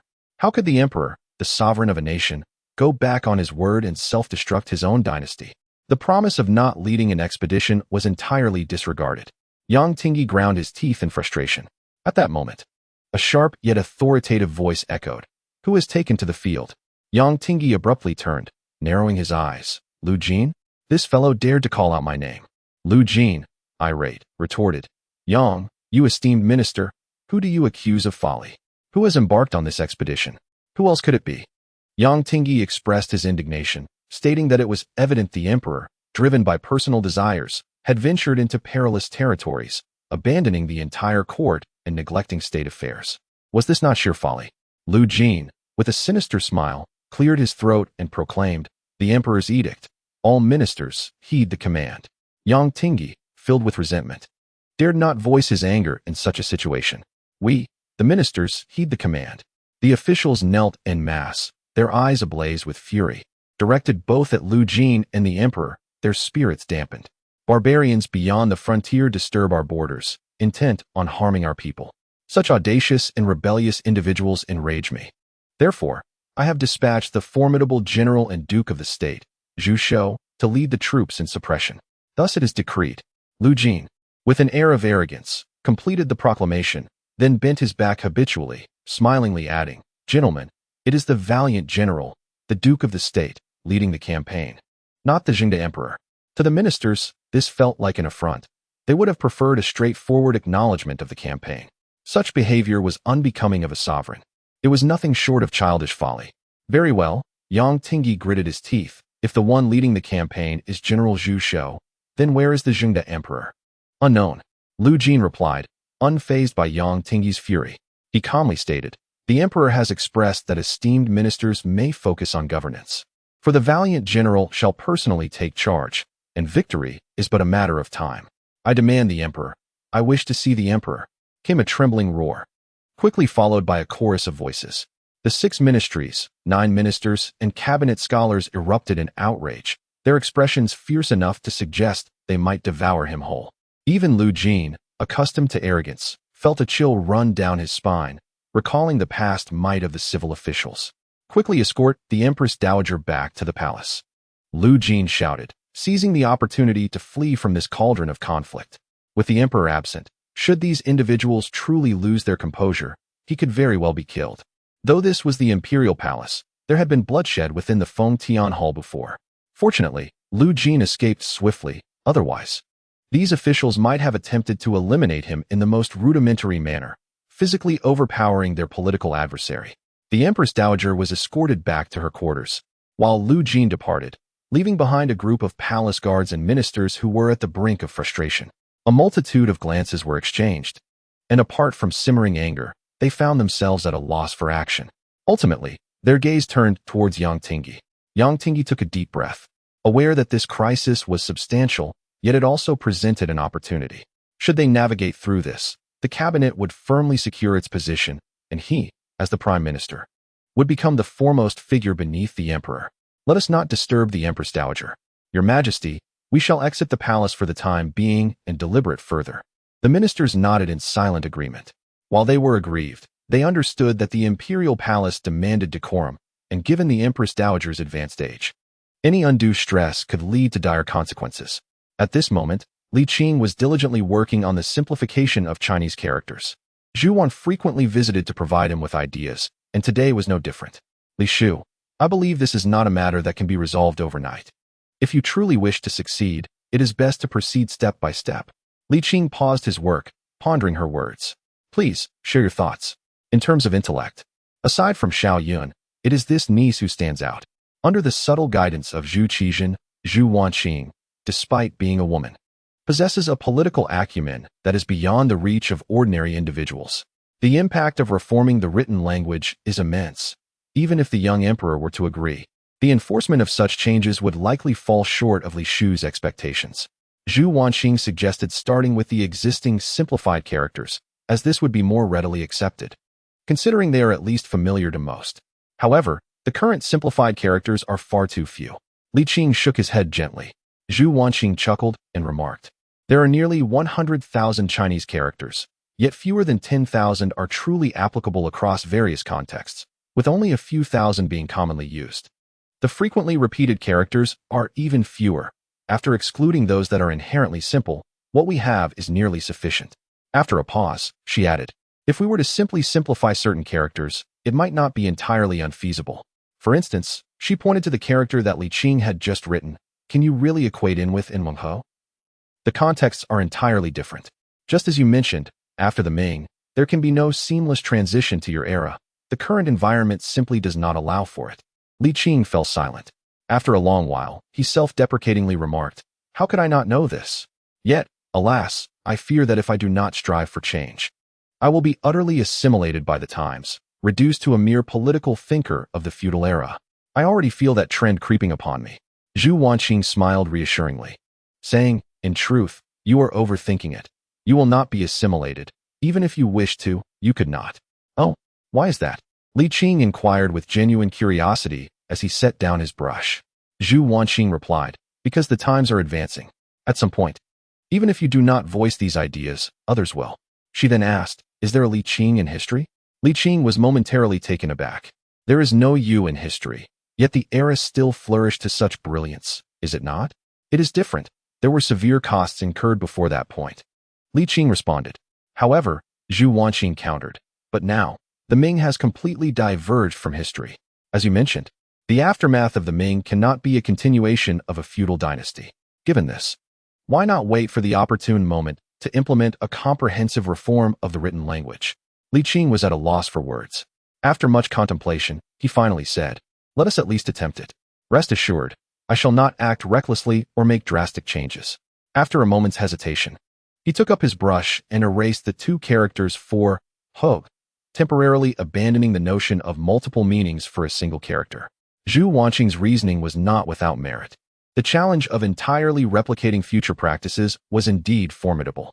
Yet, he feared developing a sense of complacency, fostering a character that refrains from action due to perceived difficulty. He felt weary, yet he dared not rest, nor could he indulge in true leisure.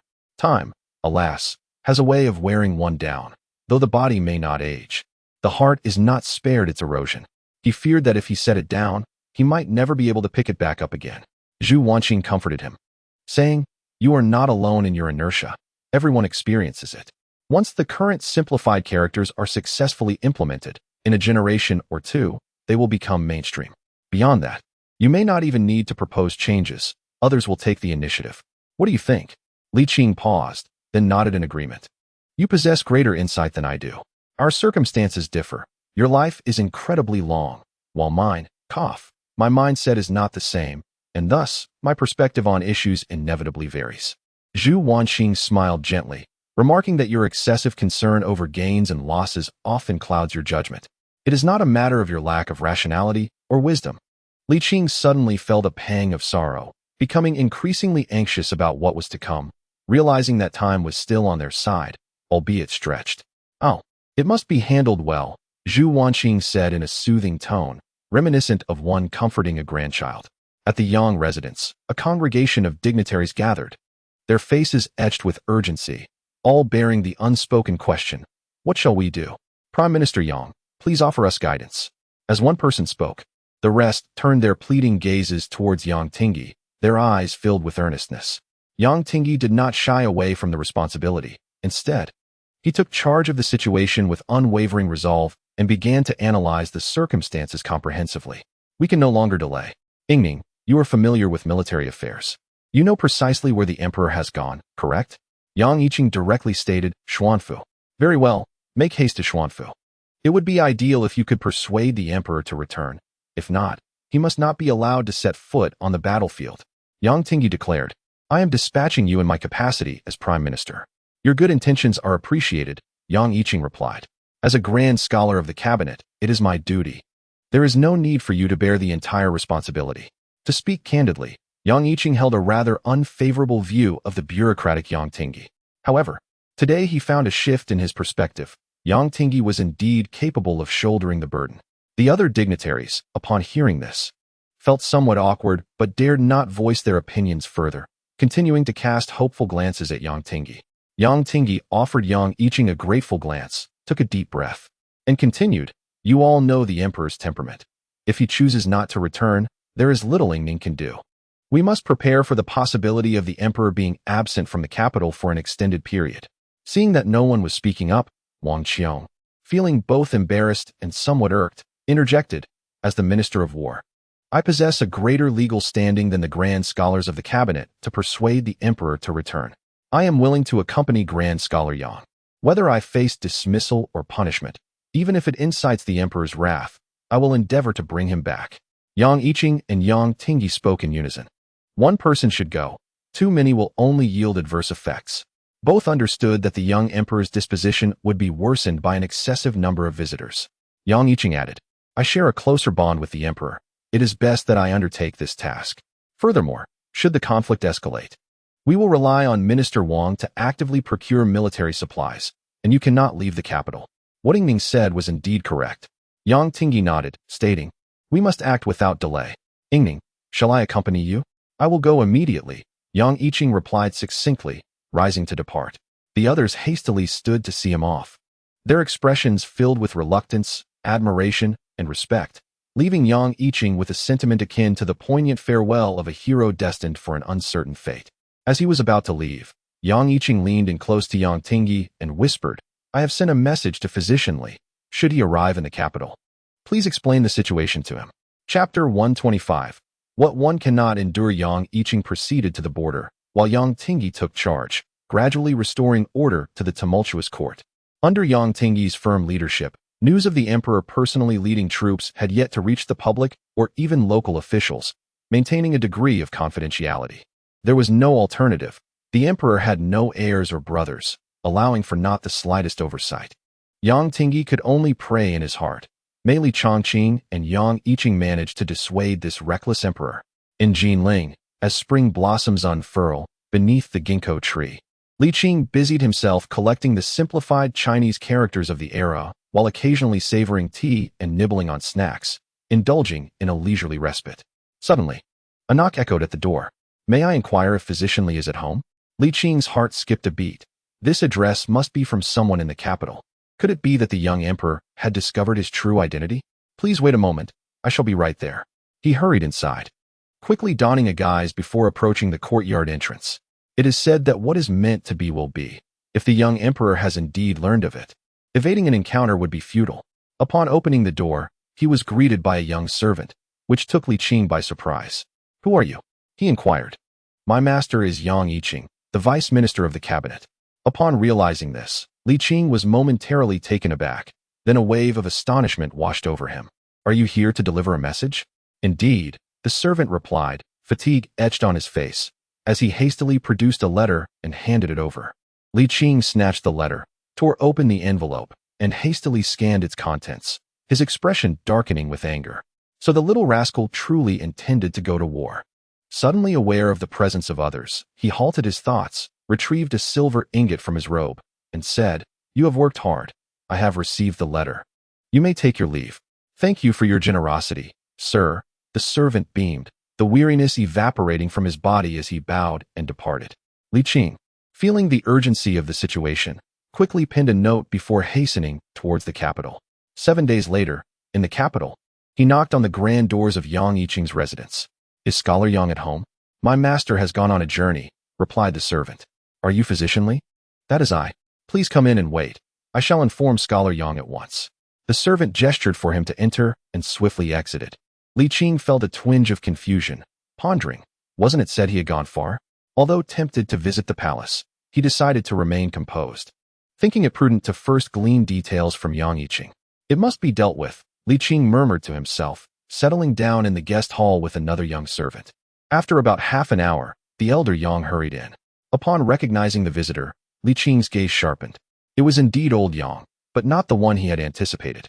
"Where is Yang Yiqing?" "A grave matter has arisen."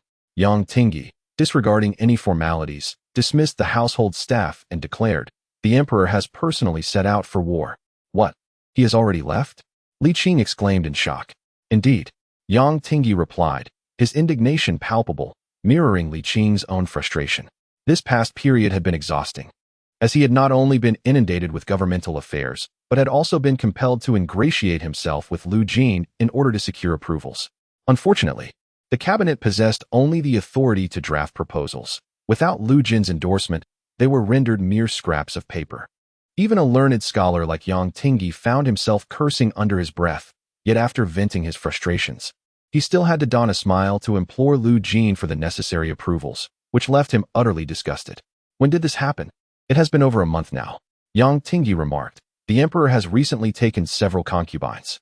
Initially, I believed his indulgence had led to his repeated absences from court. Who would have imagined he had stealthily departed the palace to the frontier?" Witnessing Li Qing's murderous intent filled Yang Tingyi with an inexplicable dread, and he immediately quelled his irritation, instead offering counsel to Li Qing. "Yang Yiqing has already departed. By now, he should be meeting the emperor. You must hurry as well. The war has yet to be reported, and it seems it has not yet commenced. Alas, how can you be so dull-witted?" Li Qing, gritting his teeth in fury, demanded. "Where is he?" "At Xuangu," Yang Tingyi replied hastily. Li Qing clenched his jaw, turned to leave, but paused after a few steps, nearly colliding with Yang Tingyi, who had hurried to follow. "Is there no significant matter occurring at court?" Li Qing inquired. Ordinarily, someone of Li Qing's stature would not be privy to court affairs. Yet Yang Tingyi, having a request of him and genuinely fearful of Li Qing's current demeanor, responded, "It remains normal. However, if the emperor does not return soon, it will be impossible to conceal it. If the Tartars were to learn of this, the consequences would be unbearable." Upon hearing this, Li Qing felt an overwhelming urge to eliminate the small creature. He trembled, wordlessly rushing out, heading straight for Xuangu. This scene felt eerily familiar. Should the farce of Zhu Qizhen unfold again, this time, he would undoubtedly strike at the vital spots. Regardless of whether he had an heir, let it be obliterated. Li Qing mounted his horse and galloped furiously, silently vowing vengeance, fully on the brink of a breakdown. However, the horse could not empathize with Li Qing. If it could speak, it It would undoubtedly curse Li Qing's ancestors, wishing it had perished in the womb rather than endure such a ride. There is no proper way to ride a horse like this. Shortly after departing the capital, the horse completely refused to proceed. I will not move, even if you beat me senseless. The horse, while unable to vocalize its defiance, conveyed its resolve to Li Qing. Worthless beast. Li Qing cursed vehemently. The horse glared, wishing it could charge at Li Qing, but lacked the strength to act. After several attempts to coax it, the horse remained stubbornly immobile, staring defiantly. If you dare, kill me. Li Qing, in resignation, gave the horse a gentle pat on the head and sighed. Go seek your own path. With that, he dashed away, leaving the horse in shock at his speed, wondering why it had borne such a rider. Zhang Yong, you truly deserve death. Inside the command tent, Yang Yiqing was bound tightly, filled with a mixture of sorrow and fury. If even a single hair of the emperor is harmed, I shall have your life. Even if the emperor remains unharmed, I fear you would wish to have me executed as well. Zhang Yong muttered, not daring to meet Yang Yiqing's gaze, begrudgingly stating, I am but a servant. How could I influence the emperor? I too am merely following orders. You wretched scoundrel. Yang Yiqing bellowed in rage. Release me at once, or else. Yang Yiqing's eyes widened in fury and disbelief. He had never anticipated that the usually honest Zhang Yong would dare treat him, a grand secretary, in such a manner. Zhang Yong, upon witnessing Yang Yiqing's intention to resort to cannibalism, was instantly filled with regret. He hurriedly removed the cloth he had just stuffed in and bowed profusely, offering apologies. Master Yang, it is not our intention to cause you distress. Listening to the emperor, we might lose our lives. Listening to you, we face the same fate. It is far better to heed the emperor, for at least we may retain our honor. Alas, as a mere eunuch, I harbor no ill will. Yang Yiqing suppressed his overwhelming anger and replied coolly, you have served the emperor for so long. Even if you offend him, he would not take your life. Yet, should anything happen to the emperor, your entire lineage would be obliterated. Yang Yiqing added with a scoff. Let us not forget that ministers have been killed in the Fengtian Hall before, and you do not possess the former power of Wang Zhen. Reflect on that. This statement, rather than diminishing Zhang Yong's resolve, only emboldened him.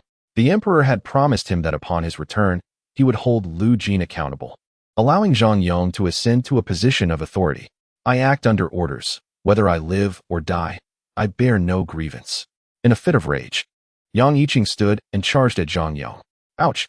Zhang Yong fell to the ground, and the unsteady Yang Yiqing collided with him again, knocking the wind out of Zhang Yong. He pushed Yang Yiqing aside and then helped him up, exclaiming, Master Yang, the emperor has been away from Xuandu for quite some time, and we do not know his exact whereabouts. Please, have faith in the emperor, or rather, trust in the valiant general. He will surely be victorious and vanquish the Tartars. With a resounding thud, Yang Yiqing's head struck Zhang Yong again, causing him to grimace. Fortunately, Zhang Yong had trained for such encounters. Had it been Lu Jin, such blows would have surely resulted in severe injury. Zhang Yong chose to refrain from further persuasion, maintaining his distance as he coolly stated, Master Yang, this is the situation at hand. If you seek an explanation, you must petition the emperor. Let me go? I promise I will not trouble you. Yang Yiqing shouted in fury. His frustration was palpable. Once a general of 3 garrisons, he now found himself subordinate to a eunuch. Such indignation was intolerable. Yet, bound and of advanced age, he found himself powerless against this eunuch. Release me, and I shall overlook the past. That is not an option. I only heed the emperor. Zhang Yong remained steadfast, unwavering. Curse you. Yang Yiqing was utterly exasperated. Zhang Yong, unperturbed, cheerfully called out, Bring in the provisions from Master Yang. My lord, one must be well fed to have the strength to hurl insults. Do not take it out on your stomach. At that moment, Yang Yiqing felt a desire to end his life. Reflecting on the hopeful gazes of his colleagues as he departed the capital, he wished he could flay Zhang Yong alive. Under the radiant sun, the gleaming silver chain mail shone brilliantly, and the not-so-imposing Zhu Houzhao appeared formidable in his armor. He unfurled a topographical map, scrutinizing the landscape with a stern demeanor, concealing an excited heart beneath his austere exterior. At last, he would engage in a thrilling confrontation with the Tartars beyond the pass. The glory of his forebears, the might of his ancestors, inspired him. Today, he too would strive to enhance the prestige of the Ming dynasty and fortify the might of the Ming army. Let the Tartars tremble in fear. The Tatar prince, do not falter. I am on my way, murmured Zhu Houzhao. At this moment, Zhu Houzhao was in an unprecedented state of exhilaration. Unbeknownst to him, Li Qing was galloping towards him. No, racing, on the path ahead. Likewise, Li Qing was unaware that the little one had already departed from Xianzhou and was about to reach the designated battlefield, where a confrontation was imminent. Yang Yiqing was aware of the situation, yet all he could do was curse, for he was powerless to act. Chapter 126. Does the Emperor's command not hold? Your Majesty, call me the mighty general. Mighty general, it would be wise to return to the capital, I implore you. The commander of Datong is on the verge of tears. The Tatars are truly upon us. Oh, how many have arrived? Zhu Houzhao's spirits lifted, and he reassured, do not panic, my dear Wang. I possess ample wisdom as a general, and this battle shall surely result in a resounding victory. 50,000, 50,000. Commander Wang spread his fingers before Zhu Houzhao, his face etched with dread. According to the scouts, in a matter of days, the enemy would be at the city gates. Well, Zhu Houzhao exclaimed with delight. It seems the little prince intends to make a grand move this time. Mighty general, it is my duty to defend the territory. You need only command from the center. It is unwise for you to risk yourself here. If anything were to happen to you, I would never be able to atone for it. Commander Wang was on the verge of tears. He genuinely wished to cry. Encountering such an emperor was indeed a stroke of misfortune. His concerns were not unfounded.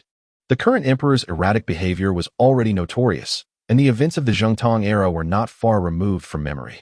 Just the thought of repeating such a fate filled him with despair. Your Majesty, Commander Wang began, but Zhu Houzhao interrupted him with a sharp command, startling the latter into silence. Zhu Houzhao, angered, retorted, you have served at the border for many years, yet you exhibit such cowardice. How could someone like you be appointed as the commander of Datong? The court must be blind. Commander Wang, both anxious and fearful, suddenly felt a surge of indignation and declared, as the ancient said, the scholar dies in council, and the warrior dies in battle. How could I cherish my life when it is my duty to sacrifice for the nation? To die wrapped in horsehide is the fate and honor of a warrior. I am not one to fear death. Well said, Zhu Houzhao commended. Then go at once with your troops to delay the Tatars. Is that so? Commander Wang was taken aback, momentarily doubting his own ears. I shall lead the charge.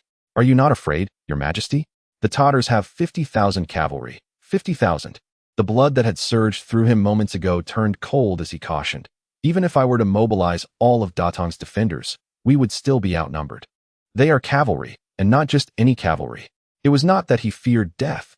Rather, victory was simply unattainable with such a disparity in numbers, especially against an army composed entirely of cavalry. Fear not, for I have contingencies in place. I have long since begun to deploy our forces, the commander of Xianzhou, the deputy generals, and the reinforcements from Yinshi will all arrive shortly. You speak lightly. Those are 50,000 Mongolian cavalry. Commander Wang felt his head might explode. Taking a deep breath, he replied earnestly, Your Majesty, we must fortify our position within the city, relying on our stronghold and artillery to withstand the enemy until reinforcements arrive. To launch a preemptive strike would be tantamount to delivering our heads on a platter.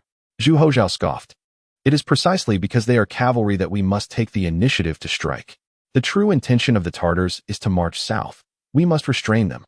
Wang Sun was uncertain whether the Tatars would indeed head south, yet he recognized that the emperor lacked military understanding. Resolutely, he declared, when a general is in the field, the emperor's commands may not necessarily be obeyed. I beg your forgiveness, but I find it difficult to comply. Zhu Houzhao was both amused and infuriated, pondering whether Wang truly grasped the meaning of his words or was merely jesting. If I were in the capital, perhaps your words might hold some merit. But I stand here on the battlefield, right before you. Are you truly attempting to play such games with me? Wang Sun, filled with indignation, implored, Your Majesty, please end my life. Yet, executing a general in the heat of battle is a grave taboo. Wang's fate was hardly deserving of death. Surprisingly, Zhu Houzhao's ire dissipated, and he chuckled, I offer you two choices. Either lead the troops into battle, or I shall take command myself to repel the Tatars. Wang Sun gritted his teeth and replied, Actually, I have a third option. Oh, I am eager to hear more, he exclaimed. Bring him forth. With hurried steps, Wang Sun's personal guards advanced. Zhu Houzhao instantly grasped the implications, his astonishment turning to fury. Who dares? The atmosphere grew tense. The aura of imperial authority surged forth, instilling a palpable fear that was far from ordinary. Even Wang Sun, who had cast caution to the wind, felt his heart skip a beat, let alone the guards, who were well aware of the emperor's power and dared not act against him. They lowered their heads, avoiding the gaze of their commanding officer. With just 2 simple words, Zhu Houzhao resolved the crisis. You have no third choice. I am willing to fight, but I have one condition that I implore your majesty to grant, Wang Sun responded. His spirit deflated. Speak it. If I go, your majesty must not follow, he said in a low voice. Should your majesty refuse, I would rather perish here. I consent, Zhu Houzhao replied. Upon hearing this, Wang Sun wasted no time in mobilizing his troops. Zhang Yong, I demand to see Zhang Yong, Yang Yiqing bellowed, his patience waning. After a considerable wait, the tent flaps parted, and Zhang Yong entered with measured steps. Yang Yiqing, once proud, now found himself humbled, sharing in the distaste felt by Yang Tingi. Zhang, do you comprehend the consequences if events from the Yongzheng era were to repeat themselves? Zhang Yong smiled and approached, loosening Yang's bindings, apologizing. I beg your pardon for the oversight. Please do not hold it against me, esteemed minister. Yang Yiqing was taken aback, astonished that he had been released so easily, feeling a pang of regret for not having capitulated sooner. However, Zhang Yong continued, the army is fully assembled. I request that you, esteemed minister, join us along with the troops from the general of Xianzhou and other commanders to support the emperor. Yang Yiqing was momentarily speechless, exclaiming, has the battle already commenced? I do not know. This was the emperor's arrangement. We must hurry, Zhang Yong reassured him. Fear not, esteemed minister. Not only our forces, but also those from Yansui and even Liaodong are included in the emperor's strategy, a command issued long ago when the emperor took a consort. Yang Yiqing, astonished, asked, how was I not aware of this? Zhang Yong chuckled, standing tall. Do not forget, esteemed minister, I am the chief eunuch of the imperial stables, holding the military seals of the realm. Such clever stratagems. Yang Yiqing revealed a hint of a smile, whether it be one of relief or self-mockery, and sighed, realizing that he had long been prepared. Zhang Yong, too preoccupied to consider his feelings, stated, time is of the essence. Please proceed, Lord Yang. After a brief pause, he added, of course, Lord Yang may also return to the capital. The emperor will not hold it against you. Yang Yiqing inquired, does the emperor know I would come? The emperor remarked, only Yang Yiqing would dare to personally impede my course. With a wry smile, Yang Yiqing sighed, I will accompany you. Upon stepping outside, witnessing the neatly arranged soldiers, Yang Yiqing felt a significant alleviation of his inner turmoil. Perhaps both he and the entire court should not live in fear of past misfortunes. Perhaps there was some merit in having faith. Taking a deep breath, he endeavored to reclaim the spirit of his former position as the governor of Shaanxi and Gansu. However, just as he was beginning to find that sense again, a clear voice rang out. I bear the decree of the Empress Dowager, the Empress, and Her Majesty, to see Grand Scholar Yang Yiqing and Master Zhang Yong. It was Physician Li. Yang Yiqing promptly urged, quickly, let him join us. With his presence, Yang Yiqing felt a surge of confidence regarding bringing back Zhu Houzhao. Zhang Yong hesitated for a moment before calling out, do not make things difficult for him. Allow him to come forth. Before long, a dusty Li Qing hurried over, scanning the area around Yang Yiqing and Zhang Yong without spotting anyone before urgently asking, where is he? With so many present, he hesitated to utter the emperor's name, resorting instead to gestures. He is not here. He has gone to Datong. Li Qing, barely suppressing his frustration, thought, when did he leave for Datong? Yang Yiqing shook his head apologetically and looked towards Zhang Yong. Li Qing's gaze turned to Zhang Yong, sending a chill down the latter's spine as he was reminded of that fateful night. He quickly reassured, Physician Li, do not panic. The emperor has long prepared a contingency plan and organized a strategy. We need only follow the emperor's directives, and all will be well. After a brief pause, he added awkwardly, if you do not mind, Physician Li, let us proceed together.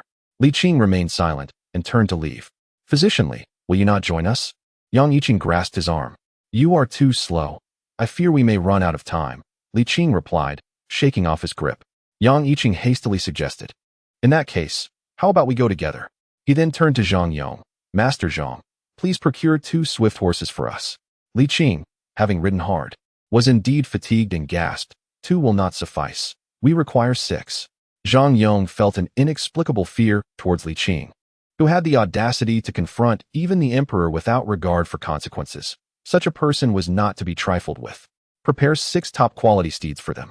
A scout hastily arrived, reporting, "General, the enemy is less than 50 miles away. They are currently establishing camp and preparing their meals." Wang Sun glanced at the orange-hued sunset, contemplating for a moment before commanding, "Relay the order to prepare food. We shall launch a surprise attack tonight." The disparity in forces was too great, and their troop composition was inferior to the enemy's.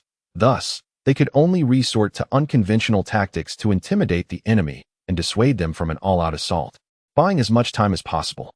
In truth, Wang Sun had many strategies to buy time, but the concern was that someone was watching. If his lack of courage led to that individual personally stepping onto the battlefield, it would result in irredeemable consequences. In his position, he strategized for governance. Regarding the advance of the Tatars, Wang Sun was not overly concerned, for the south was not devoid of troops. His duty lay in safeguarding the stability of his own territory. The issue, however, was that the emperor harbored a different view, insisting on attributing the responsibility to the north, which caused him considerable distress. This led Wang Sun to utter curses, albeit directed at the Tatars' lineage. That night, Wang Sun, accompanied by thousands of soldiers, stealthily approached the Tatar camp. In recent years, the Tatars had frequently harassed the frontier, and although war had not erupted, they had gained a detailed understanding of the border towns, aware that as long as their adversaries were not foolish, they would never dare to engage in a head-on confrontation. Furthermore, their intention to head south was merely to divert the attention of the Ming army, hence they had not fortified their defenses significantly. It was not until Wang Sun drew within 10 miles that the Tatar prince became aware of the Ming army's assault.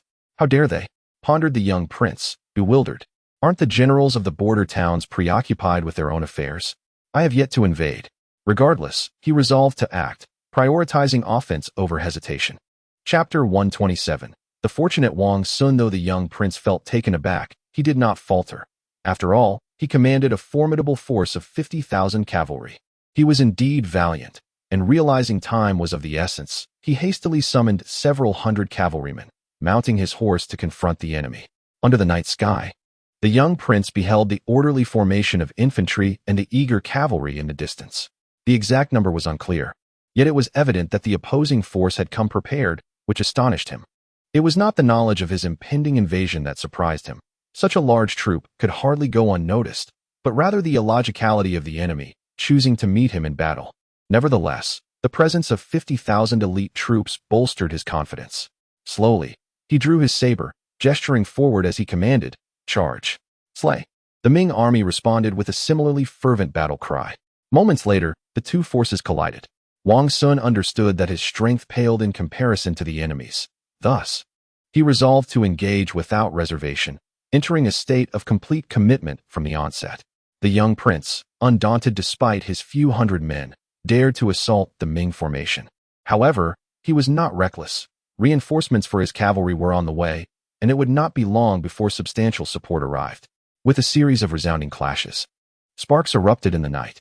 In just one exchange, the Tatars sustained casualties numbering in the dozens. Subsequently, arrows whistled through the air, producing a deadly chorus.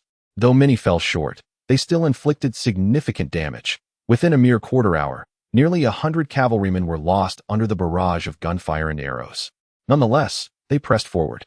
Reaching the front of the Ming formation, the cacophony of clashes, mingled with the cries of men and the whinnies of horses, filled the once serene night with terror.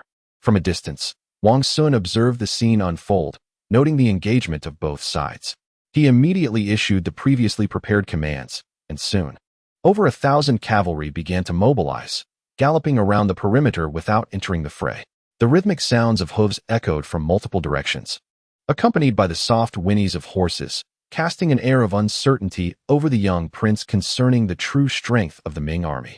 After slaying several foes, he tightened the reins and turned his horse to distance himself from the Ming army, casting a glance back to see that his reinforcements were indeed on their way. What on earth is happening with the Ming forces? A shadow of unease enveloped the young prince's heart, despite knowing that the Ming could never match his strength. The dread of the unknown lingered stubbornly. Fighting them head-on, he mused, would be nonsensical, There was no reason to engage them in battle under the cover of night. He declared with resolve, retreat. At last, relief washed over Wang Sun as he sank onto the ground, exhaling deeply, his mind consumed with the impending strategy. Datong was a crucial border town, boasting a considerable military presence among the 9 borders. Yet even combined there were barely over 20,000 troops. With the emperor stationed in the rear, he dared not commit all his forces, leading only a meager contingent of fewer than 8,000 soldiers. 8,000 against 50,000, the latter of which were cavalry. Even Wang Sun, in his arrogance, could not entertain notions of superiority. Yet the emperor's decree was unequivocal. He must restrain the Tartars and prevent their southward advance, a formidable challenge. The ruse of an empty city could work once, but a second time would surely expose their deception. Should the Tartars discern the truth, the combined might of their cavalry would annihilate his 8,000 men. As for the reinforcements mentioned by the formidable general, Xuanfu, Yin Sui, and Liaodong, Wang Sun dared not harbor hopes for their timely arrival. Distant waters could not quench immediate thirst. In the event of large-scale combat, he could only last 2 days at most. Naturally, he could flee. He had the means to escape. But with the emperor present, desertion would spell his doom, leading to the annihilation of his entire clan. Perhaps it was better to sacrifice himself for the nation. Wang Sun felt utterly despondent, lamenting his misfortune in serving such a demanding sovereign. That night, sleep eluded him, but perhaps fate favored him, for at dawn, a thick fog enveloped the landscape. Revitalized, Wang Sun promptly rallied his troops, seizing the opportunity presented by the fog to launch another assault on the Tartar encampment. He had no choice but to act. The emperor's orders were absolute. He must hold the Tartars in check. If the Tartars turned south, he would share the same grim fate. Thus, he resolved to fight with all his might. At the very least, he could attain a noble reputation. His family would suffer no repercussions and might even receive compensation. Perhaps even posthumous honors if fortune smiled upon him, and he could endure until reinforcements arrived. Though hope was fleeting, he had no alternatives left. Charge! Gazing at the Ming soldiers emerging from the fog, the young prince felt a mix of confusion and frustration. 50,000 ironclad cavalry would not be intimidated by them. Even without favorable conditions, the young prince could no longer contain himself and initiated a counterattack. This battle was significantly more intense than the previous night's skirmish. Last night had been a mere test. Today, they faced a genuine clash. As time passed, Wang Sun's spirits sank further. If the battle continued, the fog would soon dissipate.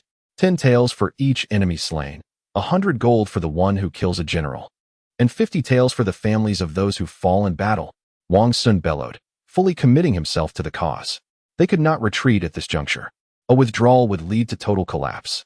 He had to adopt a reckless strategy, hoping to intimidate the Tartars once more, under the lure of substantial rewards. The resolve of the Ming soldiers surged, while Wang Sun employed the previous night's tactics, creating the illusion of strength by having the cavalry maneuver back and forth. He was fortunate. Although the Tatar prince was filled with indignation, he chose to retreat temporarily. It was not due to cowardice, but rather a strategic decision. Once the thick fog dispersed, it would be more advantageous for him to act. The Tatars withdrew, yet Wang Sun felt no elation. He understood that after 2 instances of bluster, the Tatars would undoubtedly return at the first opportunity to assess his strengths and weaknesses. Retreat, Wang Sun commanded decisively, leading his troops away in search of favorable terrain. The Tatars, being entirely cavalry and in broad daylight, would find it difficult to escape. Thus, they could only seek advantageous positions to resist fiercely. This was the sole strategy Wang Sun could conceive. At this moment, he could only hope that, as the emperor had stated, reinforcements would arrive swiftly. As the hour approached, he halted at a higher elevation and ordered the preparation of meals to brace for the arduous battle ahead. However, soon his spirits plummeted. The pursuing Tatar scouts had already located them, and their assembled forces were quickly discerned as a facade. Even more despairing was the wavering morale of his troops. The soldiers were not naive. Despite their commander's reassurances of imminent reinforcements, the current situation suggested that the Tatars would soon encircle and annihilate them. Seeing the dire circumstances, Wang Sun resolutely declared, "Eat first, let us have our meal, and then we shall return. Upon our return, every man will be rewarded. I guarantee it with my own head." He shouted hoarsely, nearly pounding his chest in desperation.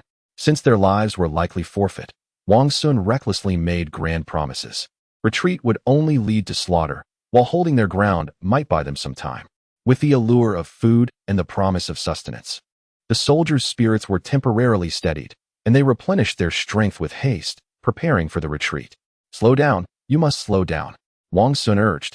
Watching as the rice remained uncooked while his men gorged themselves, their heads nearly bursting with anticipation. It's not the Tatars, you must hurry. Once again, fortune favored Wang Sun. Just as his men finished eating and picked up their weapons to urge him to issue the retreat order, the Tatar army arrived.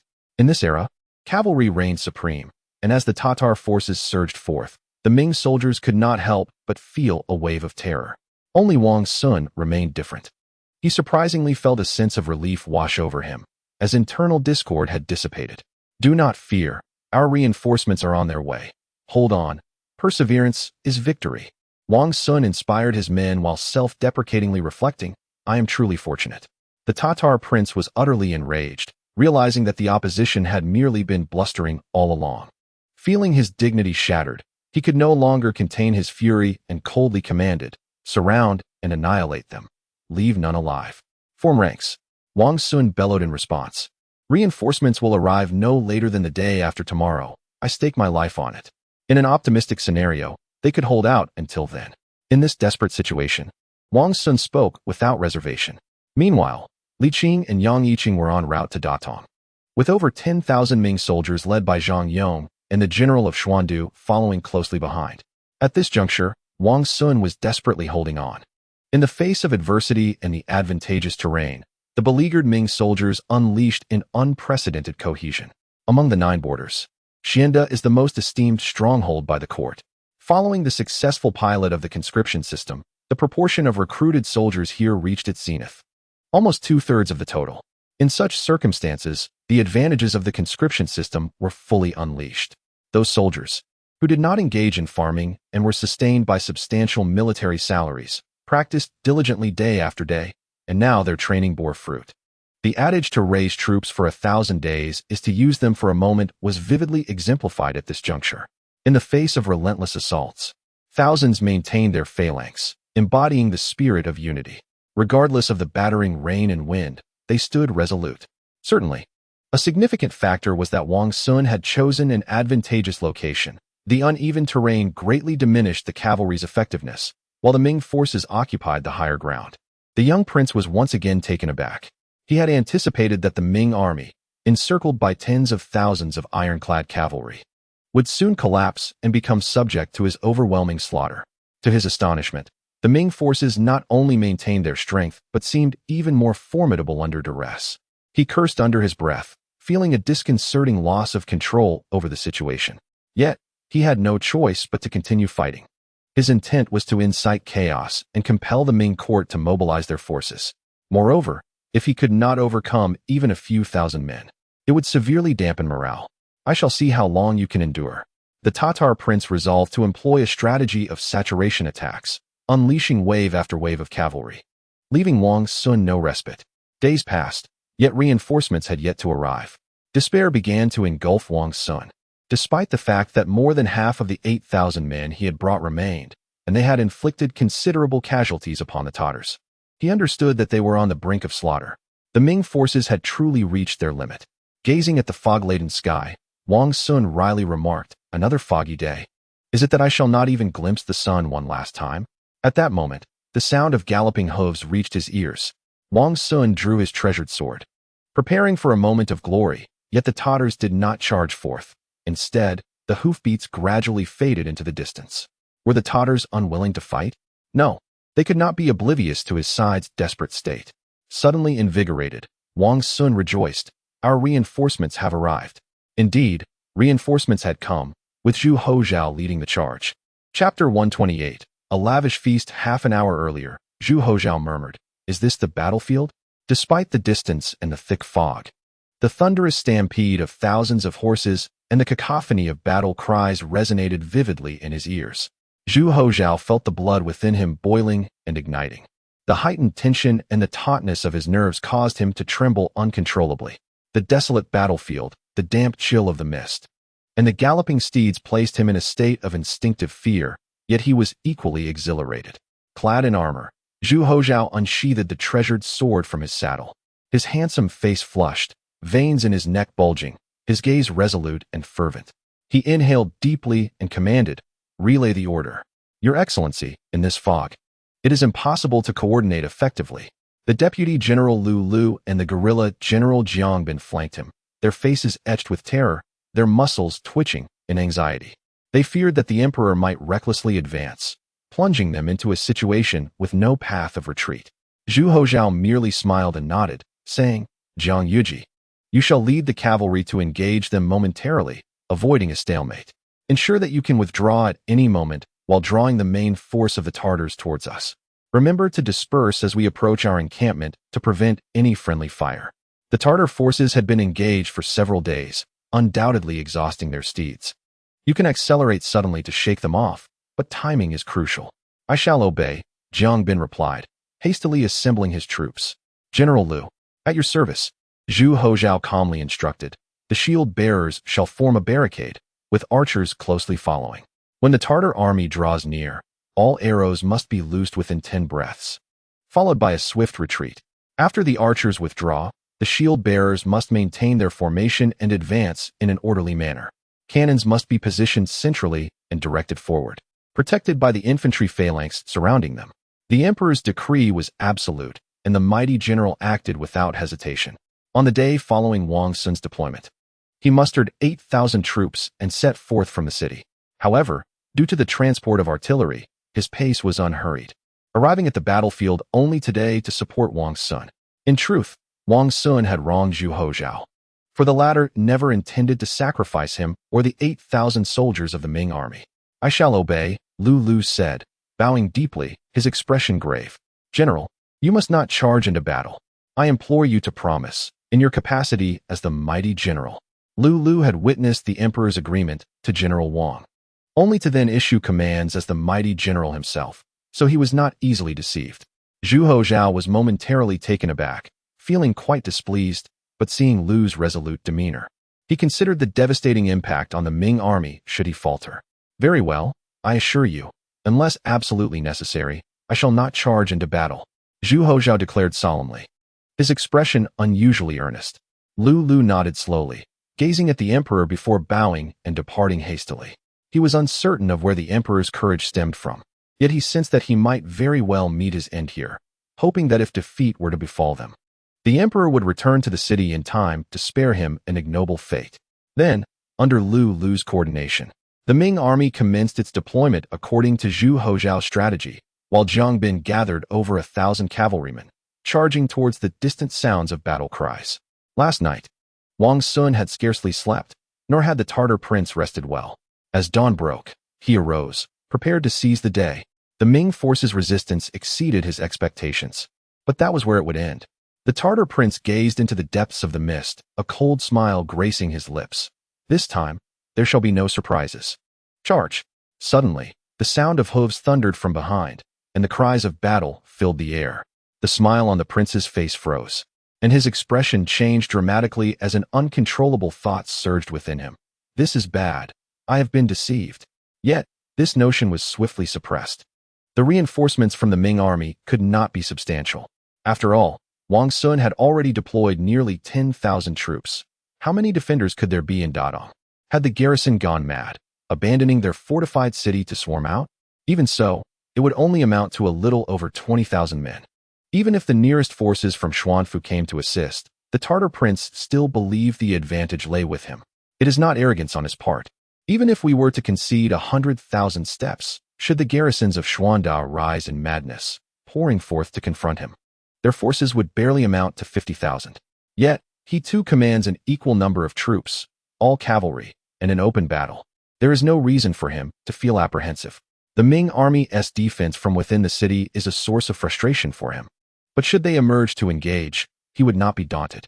If such a scenario were to unfold, there would be no need for him to march south. He could seize the moment and directly penetrate the heart of the Ming territory, achieving his strategic objectives through plunder. The north may be somewhat impoverished, yet relatively speaking, it remains sufficiently bountiful. By heaven, must he be trifled with so repeatedly? Enraged, the Tatar prince promptly issued orders for battle, determined that none should return from their encounter. Wang Sun's forces were already akin to lambs awaiting slaughter, while the incoming troops were fresh reinforcements, their numbers uncertain. Exercising caution, the prince resolved to commit fully to the engagement.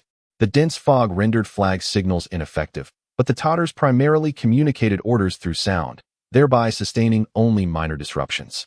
Within mere moments of detecting movement, the prince had mobilized nearly 10,000 soldiers. He instructed his trusted general to continue gathering forces and eagerly advanced towards the Ming army.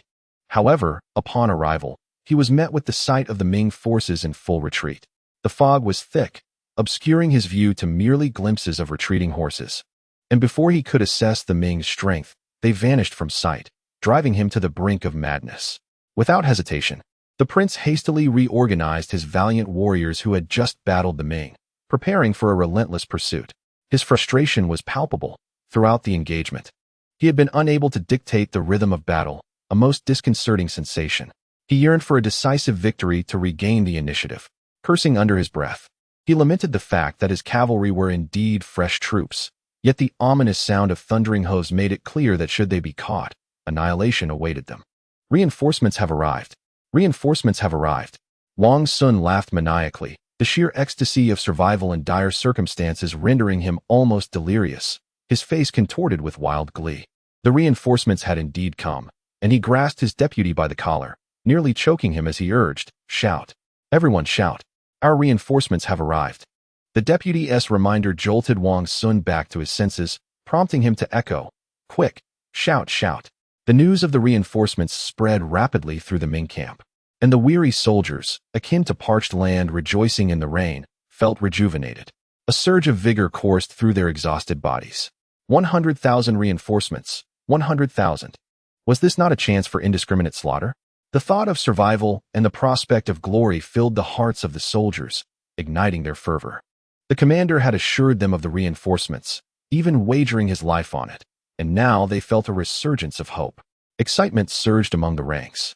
Salvation was within reach, heralding a bright future. In that moment, the once extinguished hearts rekindled, burning even brighter than before. Reinforcements had arrived, hope was restored, and great achievements awaited. Their eyes glowed a fierce crimson, and fatigue faded from their forms. Wang Sun, breaking free from his ecstatic reverie, commanded his loyal soldiers, "There is no time to prepare a proper meal. Relay the message for our warriors to consume the jerky and regain their strength swiftly. Inform them that victory is within reach. They must endure and not falter before the dawn." Although reinforcements had arrived, they remained encircled and could not afford to be complacent. Nevertheless, Wang Sun brimmed with confidence. He was unaware of the exact number of reinforcements, yet he knew that the emperor's general had dispatched only the finest troops. Even with fewer than 100,000 men, they could still achieve triumph. The forces from Yansui, Xinyuan, and Liaodong were incomparable to the local militia. Indeed, the border troops from these regions were even more formidable than the capital's garrison. Ah, how splendid it is to witness a glimmer of hope in dire circumstances. Wang Sun reveled in the moment. "Commander, it seems we have indeed found light amidst the darkness," his deputy softly corrected him. "Oh, you are quite learned, I see." Wang Sun retorted with a glare, only to burst into hearty laughter once more. "Scatter!" Jiang Bin bellowed. Before their departure, Jiang Bin had conveyed the emperor's orders, and the soldiers had meticulously prepared. Now, they had distanced themselves from the enemy, drawing near to their own camp. They promptly spread out to flank their position. Lu's nerves were taut to the breaking point. Upon hearing the sound of hooves, he nearly lost his composure and ordered his men to fire. Fortunately, he discerned that the sound was not overwhelming, thus averting disaster. The sparse clatter of hooves passed by, and moments later, the thunderous sound of countless galloping horses resonated once more. Lu recognized that this time, it could not be a mirage. Their forces lacked such cavalry. He tightened his grip on the reins, palms slick with sweat, jaw clenched in determination, his eyes wild with desperation as he struggled to pierce through the thick fog.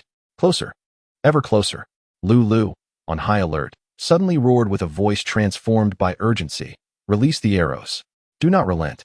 He then turned his horse around and shouted again, "Fire the cannons." With a swift whoosh, a deluge of arrows rained down. The archers, driven by duty, aimed to exhaust their quivers before retreating. Hundreds of bowmen unleashed their volleys at unprecedented speed, creating a breathtaking spectacle. The lead Tartar warriors could barely glimpse the shield-bearers ahead when the next instant, a storm of arrows descended upon them. In this frenzied exchange, the arrows gained even greater potency. Chaos erupted. Yet, before they could fully comprehend their peril, the thunderous roar of cannons erupted, launching solid shells and explosive rounds from within the mist. The devastation was not only lethal but also immensely intimidating. It was as if a monstrous dread lurked behind the fog, ready to indulge in a lavish feast of carnage. In that moment, the ferocious and bloodthirsty Tartars trembled in fear. Zhu Houzhao gazed intently into the depths of the thick fog, his face alight with excitement, his heart racing. Though he could not discern the specifics of the situation, his imagination was boundless. This glory belongs to him, and it is far from over. Chapter 129. Are reinforcements really on the way? The Ming army has brought artillery? The Tatar prince is somewhat perplexed. Why not utilize the cannons for defense atop the city walls, instead of laboriously transporting them out to engage in a fierce battle with me? What is the intent behind this? Wouldn't it be wiser to await the enemy's approach from a fortified position? The young prince is utterly bewildered. He cannot discern the truth. The fog obscures his vision, rendering him unable to grasp the intentions of the Ming forces. What is happening? Under normal circumstances, he should have the upper hand. Yet the reality is that neither Wang Sun's forces nor the current troops have yielded any advantage, and he has even suffered losses. Particularly in this confrontation, not only his valiant warriors, but he himself has begun to feel a twinge of fear.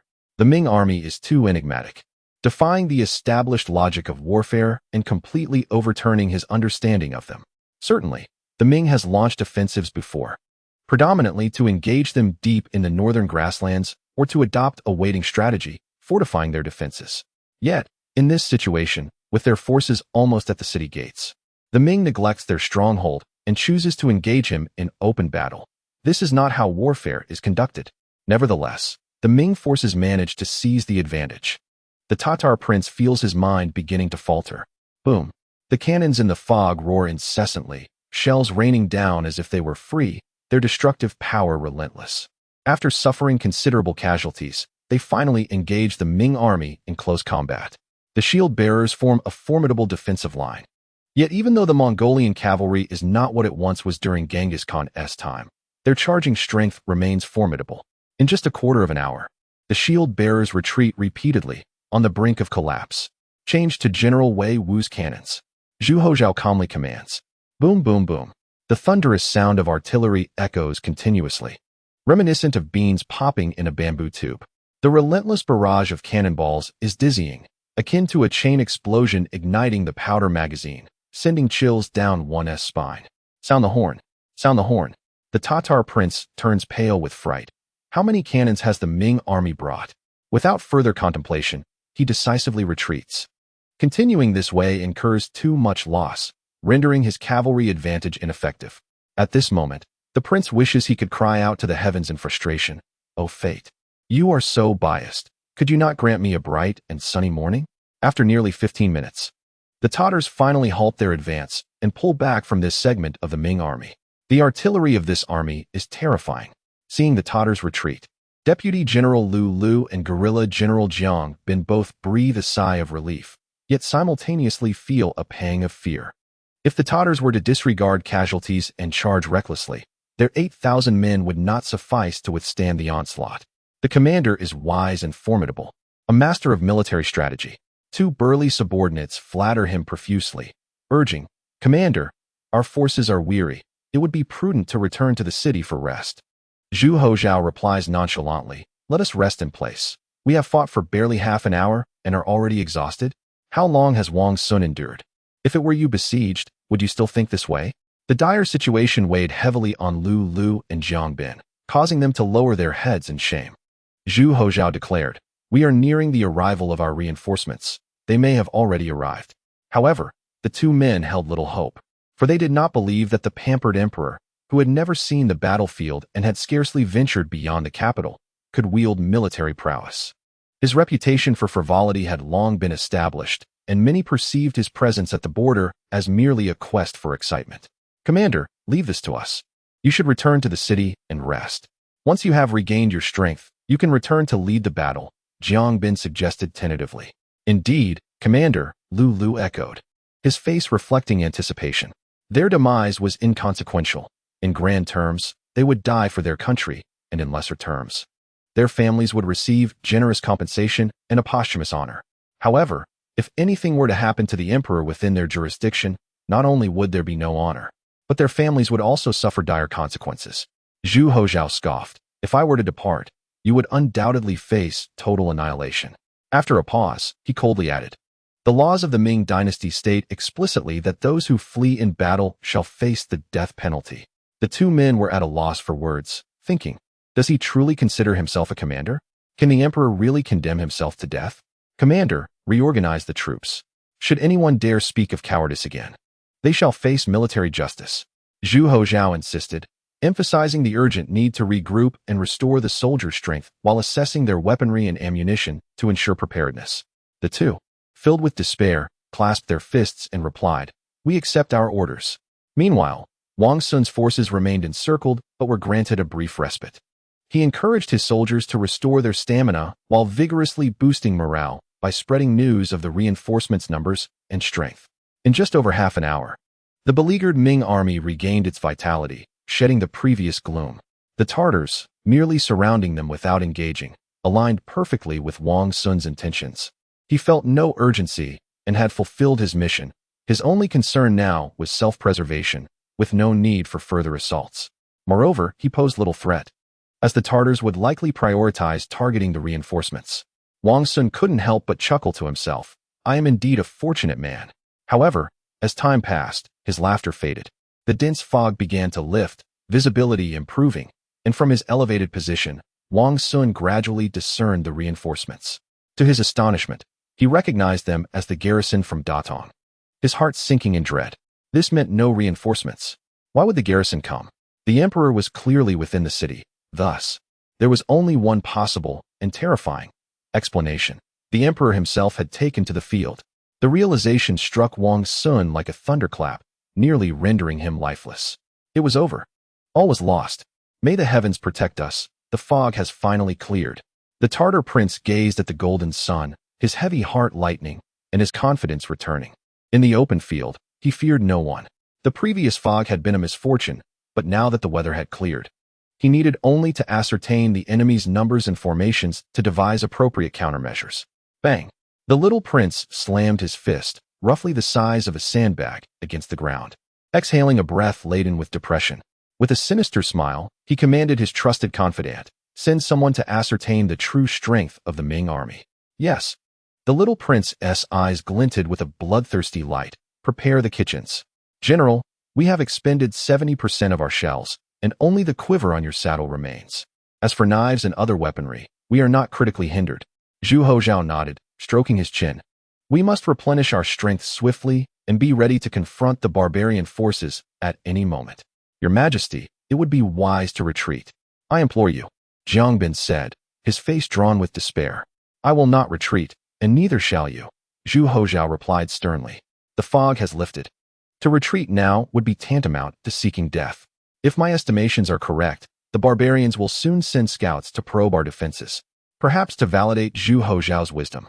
Mere moments after he spoke, a small contingent of cavalry approached, numbering merely in the hundreds, before turning back after a cursory glance. Zhu Houzhao raised his hands. See? I was not mistaken, was I? Jiang Bin, exasperated, thought it unnecessary for Zhu to feign ignorance at this juncture. Zhu Houzhao mused. I suspect our reinforcements have arrived. There is no need for concern. I had already charted a timeline, with a margin of error not exceeding 2 days. Jiang Bin tentatively probed. So? If we can hold out for 2 days, reinforcements will be here? In theory, yes, Zhu Houzhao nodded. Upon hearing the word theory, the flicker of hope that had ignited in Jiang Bin's heart extinguished instantly, while Lu Lu, standing nearby, looked equally alarmed. The two exchanged a glance, silently resolving to disregard their own safety. The emperor must survive. Zhu Houzhao discerned their thoughts with a cold laugh. Have you both consumed the heart of a bear and the gall of a leopard? Even Wang Sun would not dare act as you intend. With a clash of steel, Zhu Houzhao unsheathed his prized sword, casually inquiring, who among you wishes to make the first attempt, or shall you both come at once? Though the emperor of the Ming often endured criticism, it did not imply a lack of imperial authority. From a young age, he was groomed as the heir to the throne.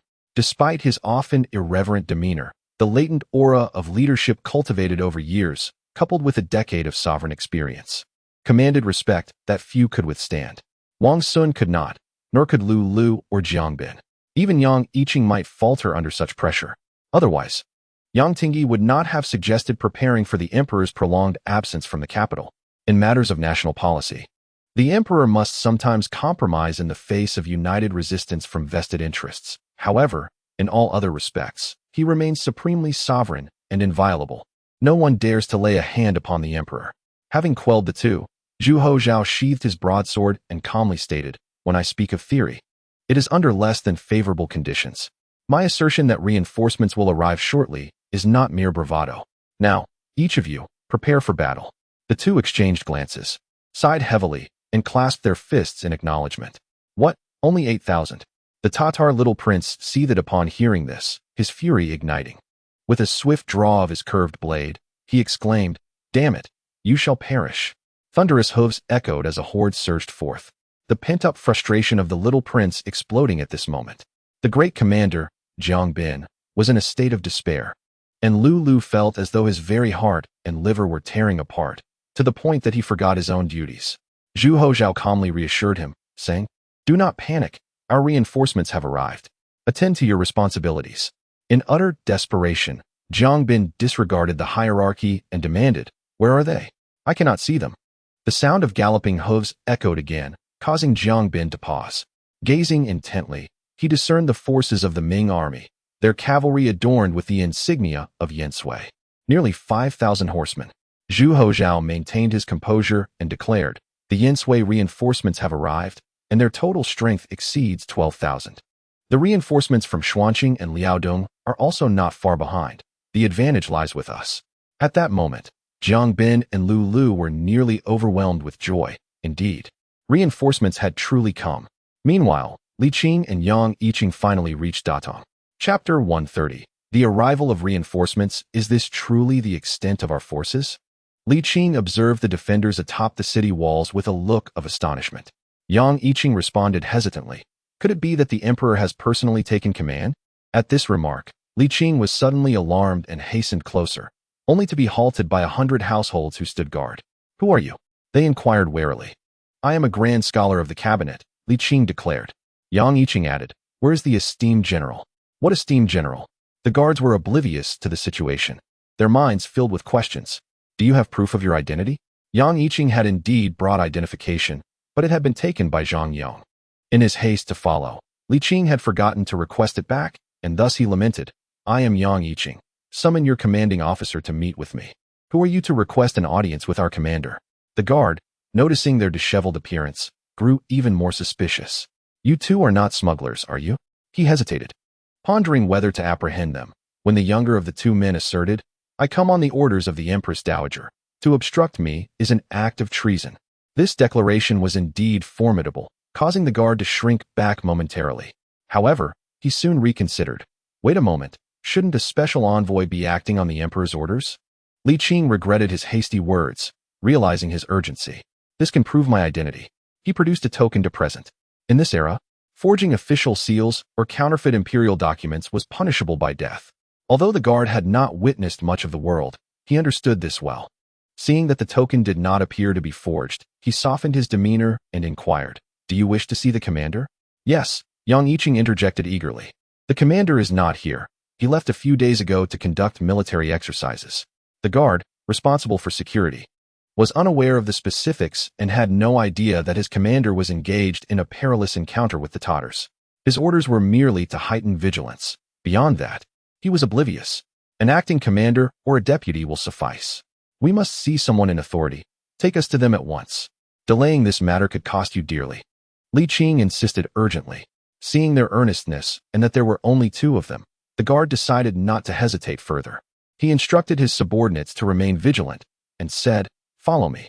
As they entered the crucial defense zone, Li Qing and Yang Yiqing felt an increasing weight in their hearts. The number of soldiers was drastically insufficient, reduced by 2/3. This indicated that Zhu Houzhao had truly taken command of the expedition himself. "You little rascal, you had better be dead. Otherwise, I shall make your life a living hell," Li Qing silently vowed. However, the immediate concern was to ascertain the whereabouts of their forces. The 100 households displayed a look of skepticism, feeling that the scale of this military display was excessively grand.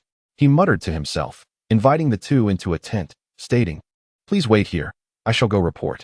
The two nodded silently, and once he departed, Yang Yiqing pondered aloud, "Mr. Li, do you truly possess the imperial decree from the Empress?" "I fabricated that," Li Qing replied with a stoic expression. Yang Yiqing was momentarily taken aback, then fell into despondency. Li Qing furrowed his brow and inquired, "You arrived before me. Are you privy to any details?" "The Emperor has summoned the elite troops from Liaodong, Yanshui, and Zuanfuzhen," Yang Yiqing analyzed.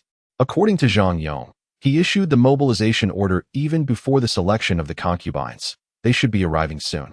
Sighing heavily, Yang Yiqing continued, "Let us hope they arrive in time." The battlefield was ever-changing. One must understand that a defeated army crumbles like a house of cards. If their forces were inferior to the enemy's, particularly in the realm of open combat, the situation would be dire. Li Qing refrained from elaborating further, instead asking, "Scholar Yang, in the event of an unforeseen incident befalling the Emperor, who would be most qualified to succeed to the throne?" Yang Yiqing was taken aback, staring in disbelief. And after a long pause, he responded in a low voice tinged with alarm, "Mind your words. The Emperor is vital, but the state and its people are of greater importance. It is prudent to prepare for the worst." Li Qing's tone grew grave. "Should such a scenario arise, it would be far more severe than during the Zhengtong era, as the Emperor has no heirs. The late Emperor had only one son." Yang Yiqing interjected, "The situation may not be as dire as you suggest." They lapsed into silence for a while. Eventually, Yang Yiqing seemed to succumb to fear, stating, "Traditionally, succession follows the principle of father dies, son inherits, or brother dies, younger brother succeeds." After a pause, he added, "If calamity were to strike, succession would indeed fall to the princely houses. However, at this juncture, discussing such matters is futile. If it were to come to that, the voices of the harem would hold greater sway. This is not a matter for external ministers to dictate, not even for Yang Tingi." Li Qing remarked, "It must be selected from among the descendants of Emperor Xianzong. That is a certainty, is it not?" "Indeed, that is assured." Yang Yiqing nodded. Li Qing inquired, "Among the late emperor's generation, who is the second in line?" Zhu Jianxin had many sons, and while Li Qing recognized a few, he was uncertain of their birth order. "Prince Xing." Yang Yiqing provided the answer. "Could it be he is the one destined for the throne?" Li Qing mused, recalling that during their time at Wudong Mountain, he had learned from the wife of Prince Xing that he was not in good health. Could this be the root of the legend surrounding Emperor Jiajing's ascetic pursuits? Yet, Yang Yiqing interjected, "There are many candidates, whether it be father dies, son inherits, or brother dies. Younger brother succeeds ultimately depends on the opinions within the harem and from whom they consider the lineage. Should the worst occur, the late emperor could indeed leave no heirs. Theoretically, selecting from the other sons of Emperor Xianzong would also align with the principle of father dies, son inherits. While adopting a nephew of the emperor would still comply with that principle. Selecting from the emperor's cousins would adhere to brother dies, younger brother succeeds." Li Qing felt overwhelmed by this complexity. "So, does that mean the lineage of Prince Xing holds the greatest advantage?" "Not necessarily." Yang Yiqing shook his head slightly and remarked, "It appears that way. However, the most likely scenario is that a selection will be made from among the emperor's nephews to be adopted by him. Moreover, the Prince of Xing seems to have no grandsons yet, and with concubine Xiao still alive. Allowing the lineage of the Prince of Xing to ascend does not align with the interests of the Empress Dowager, the Empress, or the Queen. After all, we cannot allow the Emperor's line to become extinct, can we?" Li Qing nodded slowly, his mind forming a rough idea, and sighed, "Let us hope the Emperor remains unharmed." Upon hearing this, Yang Yiqing suddenly felt a pang of guilt. The Emperor might indeed be fine, yet he found himself troubled by the matter of succession, which was truly a dereliction of duty. "Let us hope," Yang Yiqing sighed softly. Half an hour passed, then an hour, until the patience of the two men wore thin, at which point a 100-man leader arrived, accompanied by an officer. This officer appeared more anxious than the two, and after sending the 100-man away, he eagerly inquired, "Gentlemen, have you brought reinforcements?" Upon hearing this, Li Qing understood that the man was privy to the situation and promptly asked, "Where are the others?" "They have gone to the battlefield," came the reply. Li Qing gritted his teeth and said, "Where exactly?" "How would I know?" The man replied with a mournful expression. "It's been several days already, and the enemy are all cavalry. The battlefield shifts constantly." Yang Yiqing interjected, "Provide a general direction." "Towards Yuzhou," was the response. Li Qing immediately instructed, "Prepare 2 swift horses." "No, 4. Yang Yiqing insisted. "You should refrain from such actions." Li Qing waved his hand dismissively. "The leaders here are absent. And we need you, the commander of the 3 towns, to oversee the situation. I can manage on my own." Yang Yiqing paused, regaining his composure, and reflected. In the face of opposing armies, one individual is but a mere ant trying to shake a tree. It would be wise to take along some soldiers. He turned to the officer and asked, "How many defenders remain?" "Fewer than 7,000, the officer sighed. "If the enemy attacks, this force can barely hold its ground. But if we split our troops, and the enemy strikes..." The officer's words were abruptly interrupted by the sound of galloping hooves, followed by a cacophony of neighing horses. A soldier hurriedly entered, exclaiming, "My lord, a scout has reported that a contingent of cavalry is rapidly approaching. And they are not from our ranks. Is it reinforcements?" Both Li Qing and Yang Yiqing exclaimed in delight. However, the officer's face turned pale as he trembled. What if they are the enemy disguised as reinforcements, here to besiege the city? The 2 men froze for a moment, then their expressions hardened. Li Qing commanded, "Send word to prepare for immediate defense. Come, let us ascend the city wall to ascertain the truth." With that, he charged out, closely followed by Yang Yiqing, who did not forget to urge, "What are you dawdling for? Hurry and organize the troops." The officer mused to himself about the distinct demeanor of those from the capital before hastily following them out of the tent. Li Qing, holding a plaque of authority and declaring himself an imperial envoy, raced up to the city wall, scanning the horizon.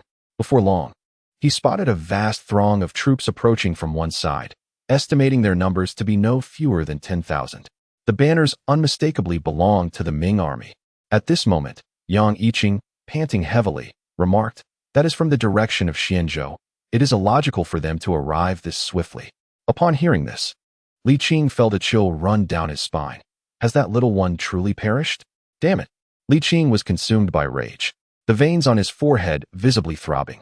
Yang Yiqing, having lost his composure, understood that there was no time for hesitation. The imminent cavalry of 10,000 was pressing forward. "I am Yang Yiqing, the Grand Secretary of the Cabinet, former Governor-General of Gansu and Shaanxi, and commander of the 3 provinces," he bellowed. "From this moment on, everyone shall heed my command. Should the heavens fall, I, Yang Yiqing, shall bear the burden alone." Li Qing's chest heaved violently, nearly losing his composure. He had prepared for the worst, yet when faced with the dire reality, he found it hard to accept. Calm, Li Qing murmured to himself, striving to quell the turmoil within him. "We are about to face the enemy.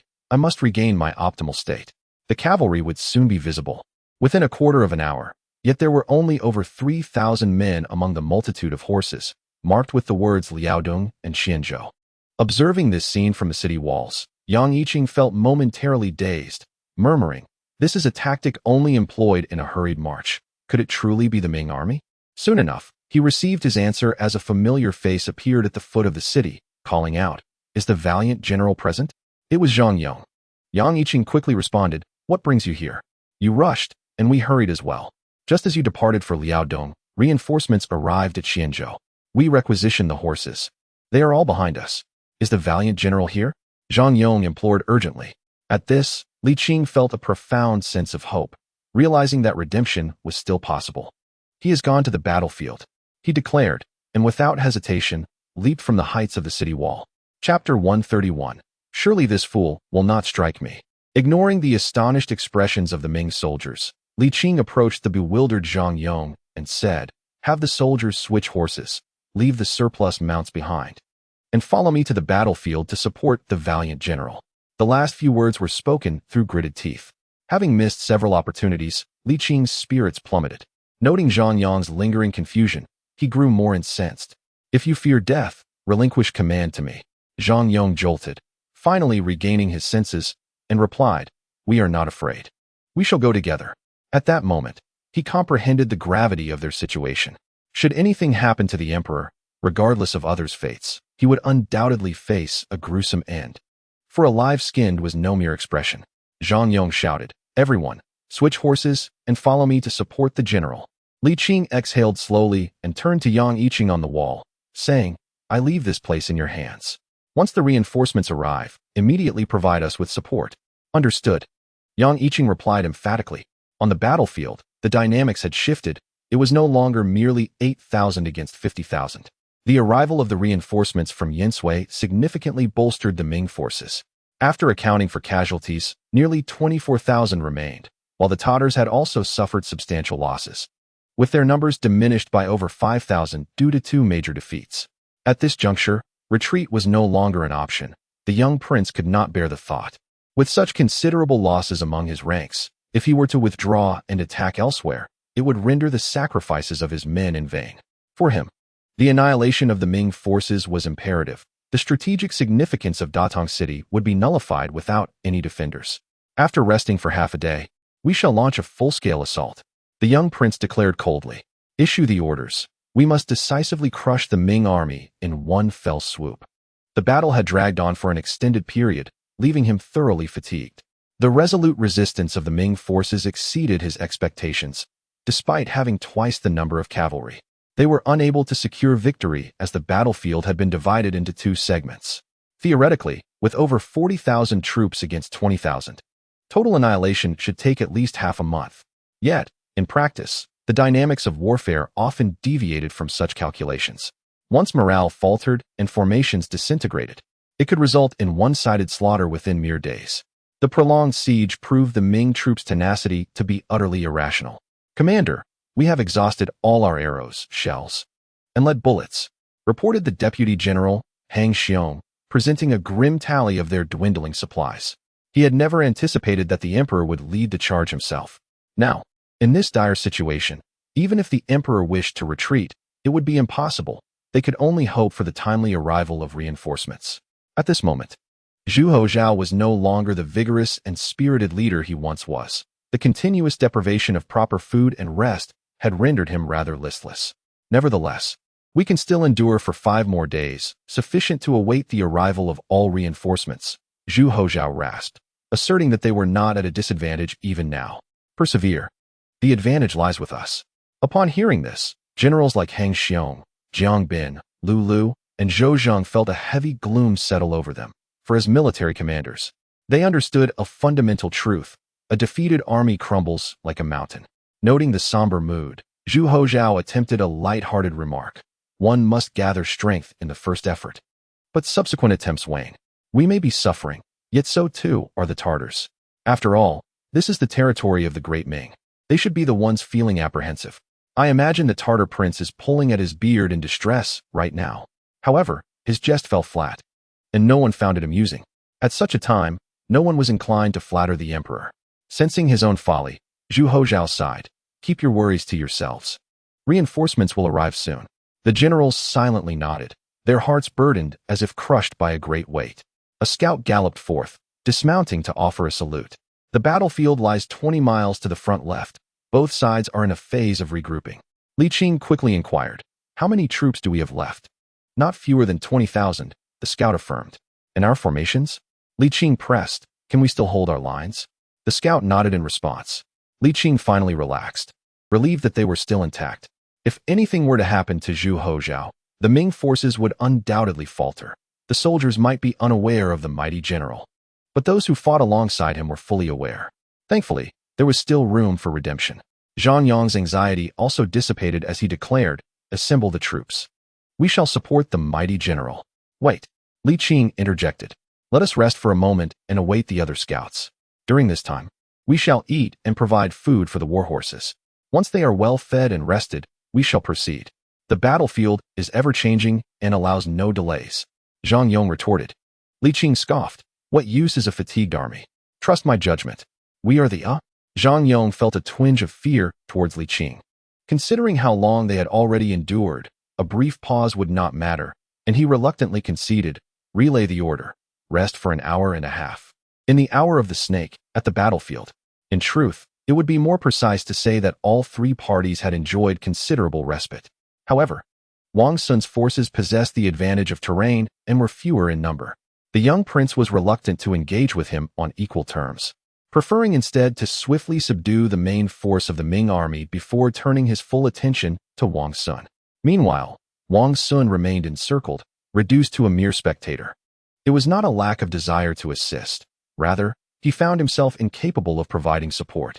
Should he lose this geographical advantage, the Tartars would undoubtedly seize the opportunity to overpower him, for his army was more easily subdued. "Oh, Your Majesty, it is not that I am disloyal."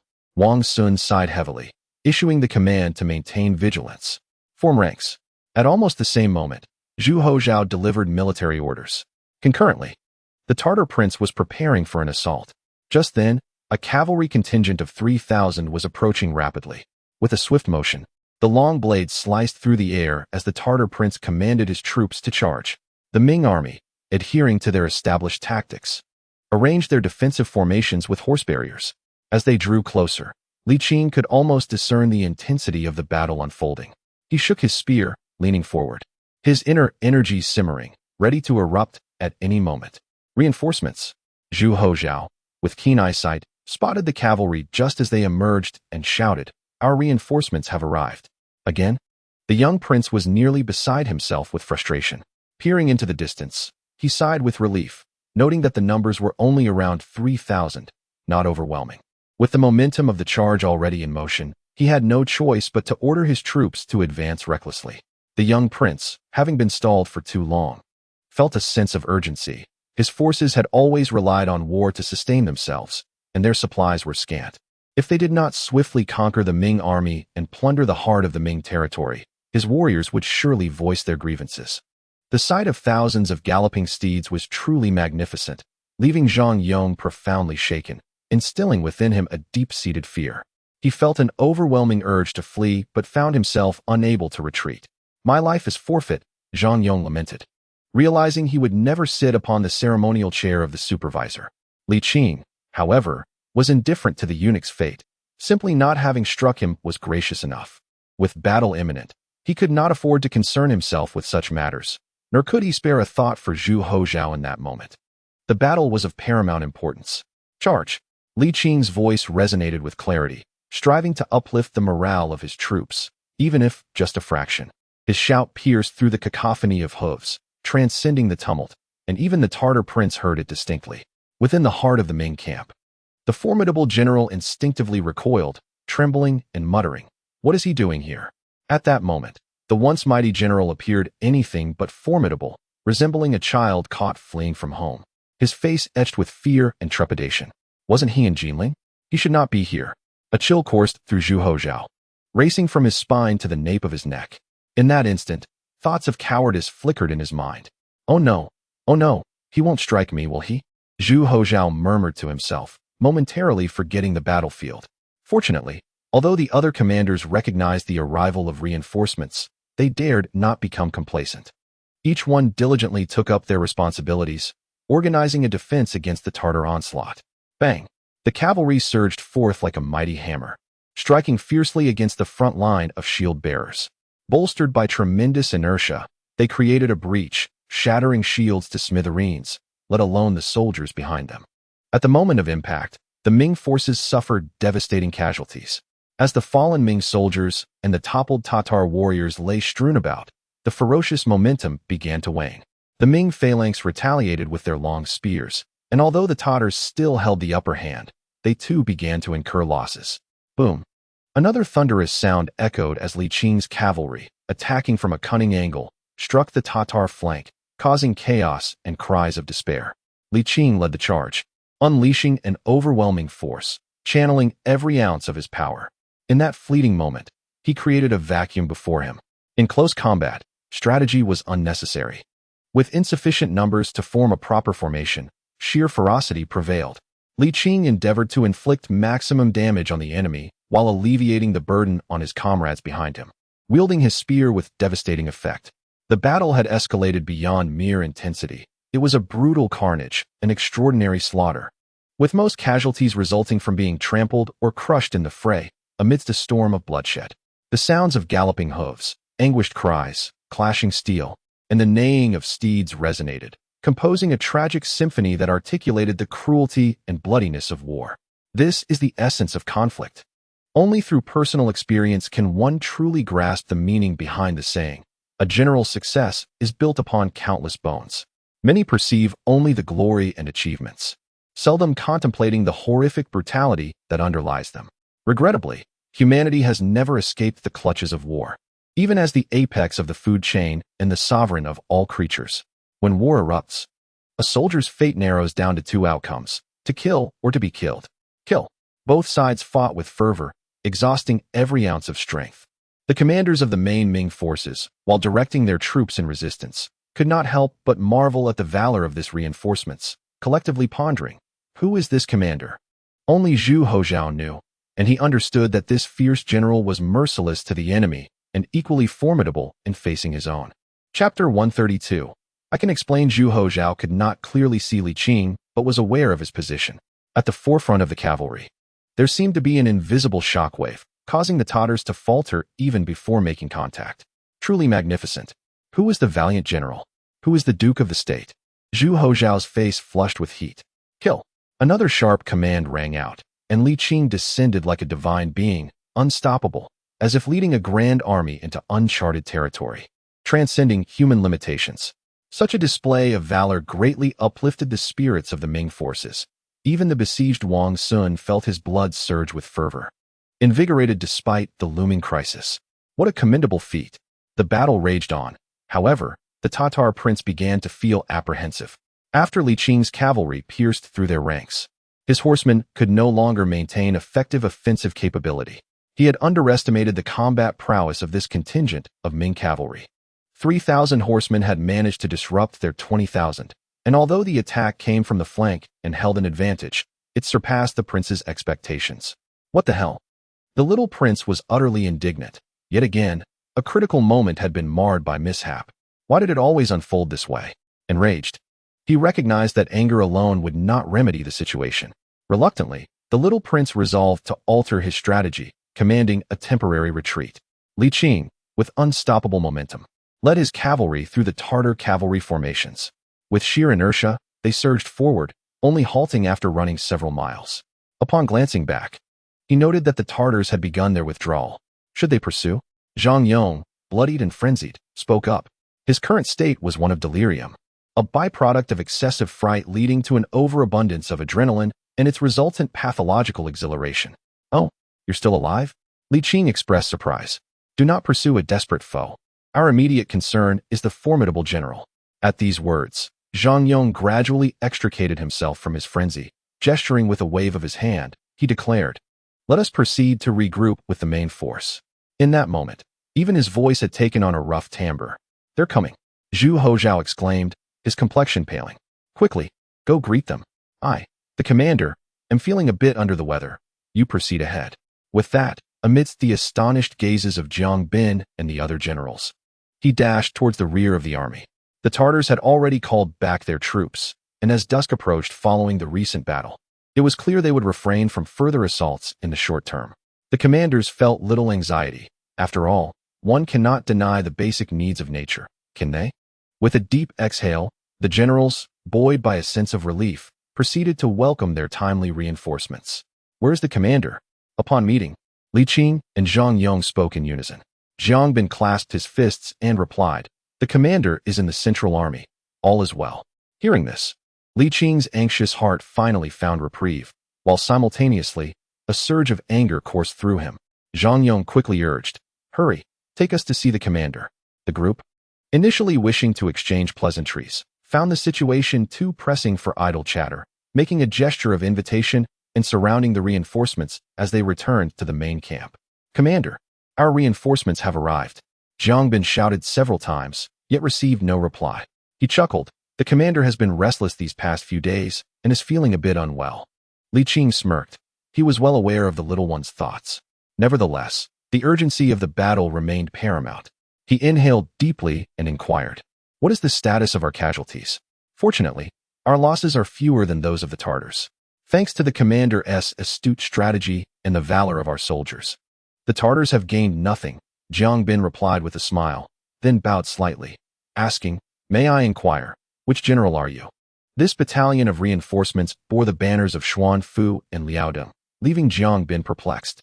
Not only he, but others too were bewildered. Yet every general desired to become acquainted with Li Qing. The border troops were inherently martial, particularly after the implementation of the conscription system, which had further invigorated their martial spirit.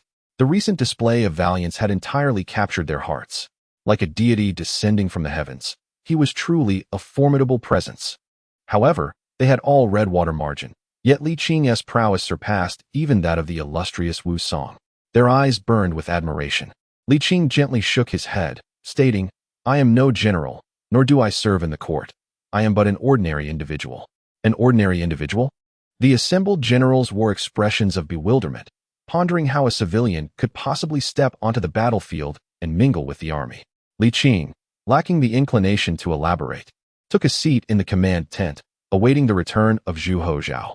"I shall see how long you can maintain this facade."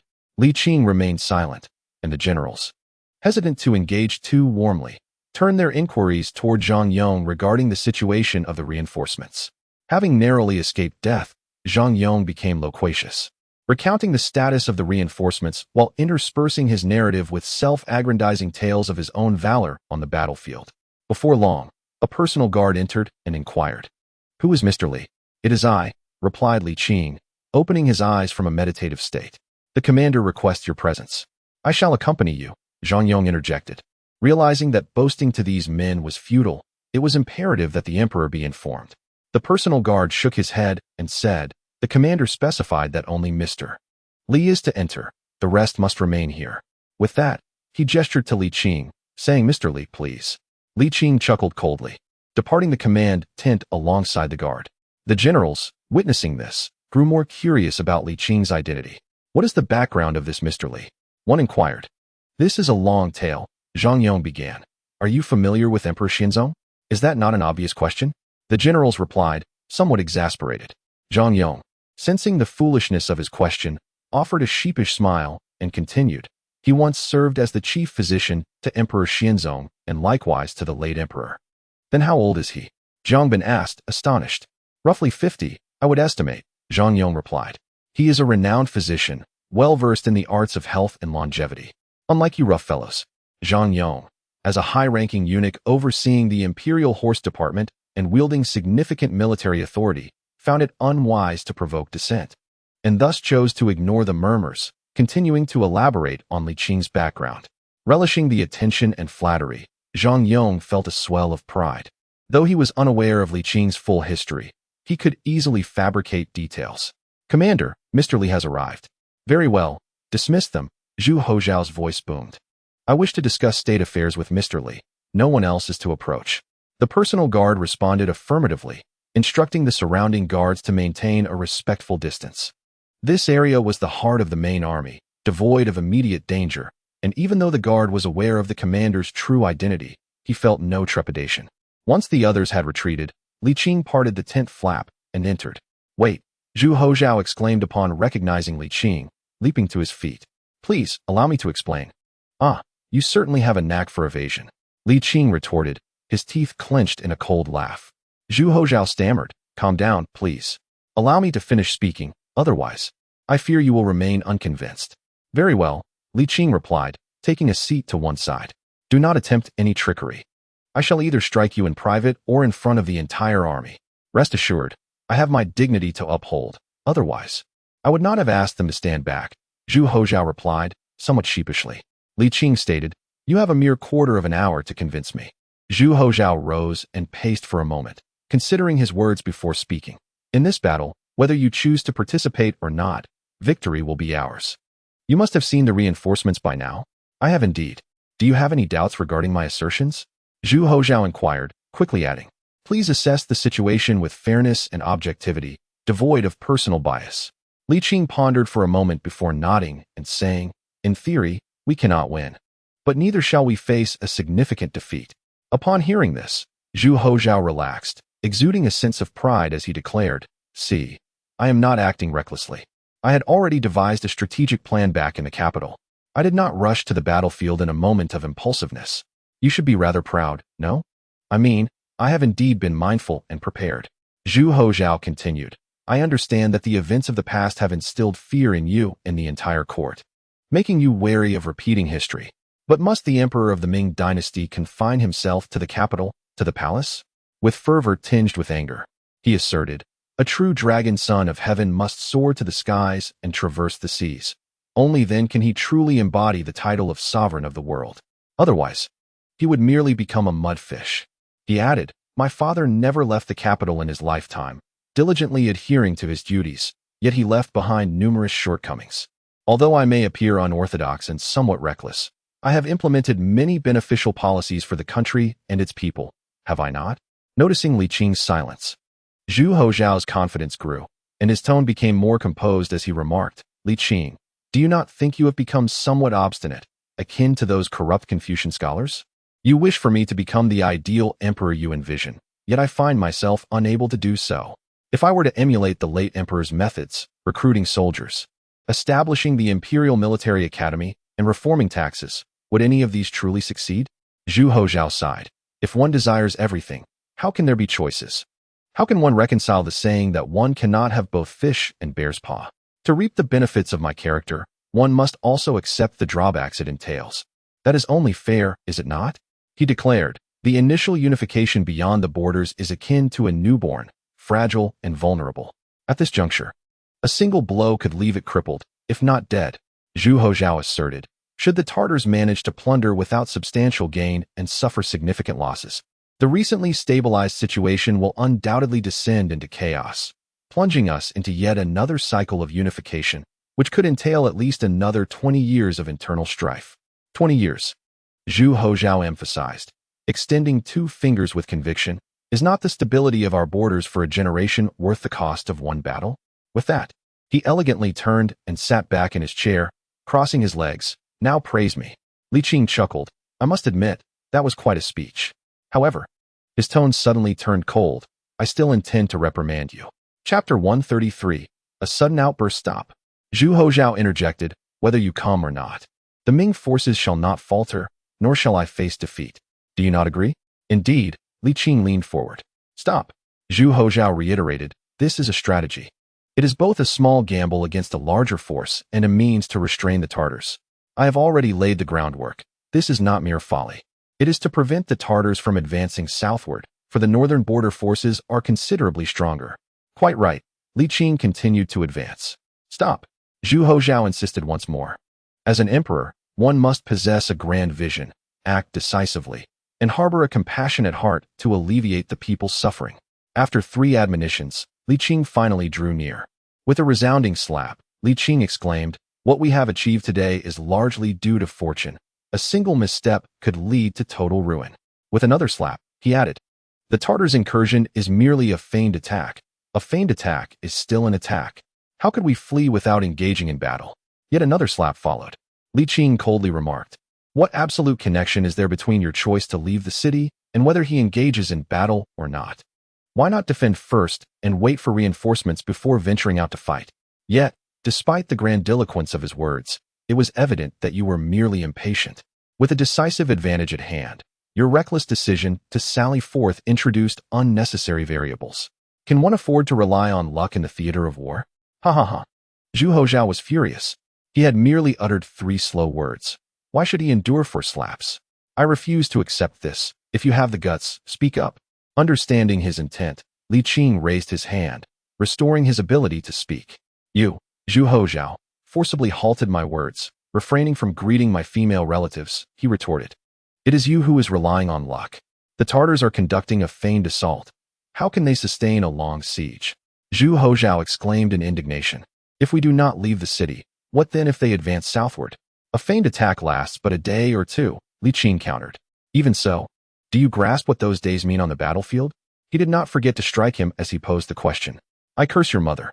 Zhu Houzhao growled. Are the Ming casualties significant? Are the gains minimal? Have we not achieved our strategic objectives? Spare me your nitpicking. Li Qing responded sternly. Do not invoke the notion of victors and vanquished to justify your actions. You are not a reckless man without shoes. You are an emperor, bearing the weight of the Ming dynasty and the lives of countless subjects. You must weigh risks and gains, rather than flaunting your successes. This time, Your achievements may be attributed to luck, had the Tartar prince been resolute, or had Wang Sun's troops collapsed prematurely. There are no what-ifs. Zhu Houzhao wiped the blood from the corner of his mouth and furiously exclaimed, Li, I have shown you respect. With a resounding punch, more powerful than before, Zhu Houzhao fell to the ground, drooling and writhing. Li Qing coldly stated, the tactic of adding fuel to the fire should only be employed when absolutely necessary. It is not a mark of brilliance. A single misstep could lead to the enemy picking us off one by one. Your strategy of adding fuel may very well become an opportunity for them to encircle our reinforcements. You are far too idealistic. Yes, this time it has gone as you wished, yet to take pride in this and proclaim it as truth is a grave error. Luck will not always be on your side. As a leader, one cannot gamble on fortune. War is inevitable, and casualties are a certainty. I can accept losses, but I cannot abide by the ignorance of commanders leading to unnecessary casualties for the Ming army. Am I to blame for this? Zhu Houzhao silently seethed. But could he truly accept excessive losses? Li Qing, in a fit of rage, declared, do you equate luck with truth? Luck is but a part of strength. You see only my fortune, yet fail to recognize the extensive planning and impeccable strategy behind it. Zhu Houzhao silently shouted, have you considered that luck might not favor the Tartars? Is my effort so insignificant? I have not denied your success. Li Qing retorted angrily. War is no child's play. Such reckless actions should not emanate from an emperor. Zhu Houzhao lay on the ground, laughing coldly. Is raising troops not reckless? Are reforms in taxation not reckless? Is the martial education of the capital not reckless? Ultimately, this is merely a matter of personal dissatisfaction. Do not lecture me with your lofty principles. He forced himself to rise from the ground, looking disdainfully at Li Qing. I never deny your sincere intentions for the prosperity of the Ming dynasty and its people. But you, not being a sage yourself, expect me to be an enlightened ruler, making astute decisions in every matter. Is that fair? I acknowledge my impatience and my desire to emulate my ancestors by leading from the front to achieve glory. Yes, I am ambitious. But am I truly gravely mistaken or wicked? Why can't you affirm me?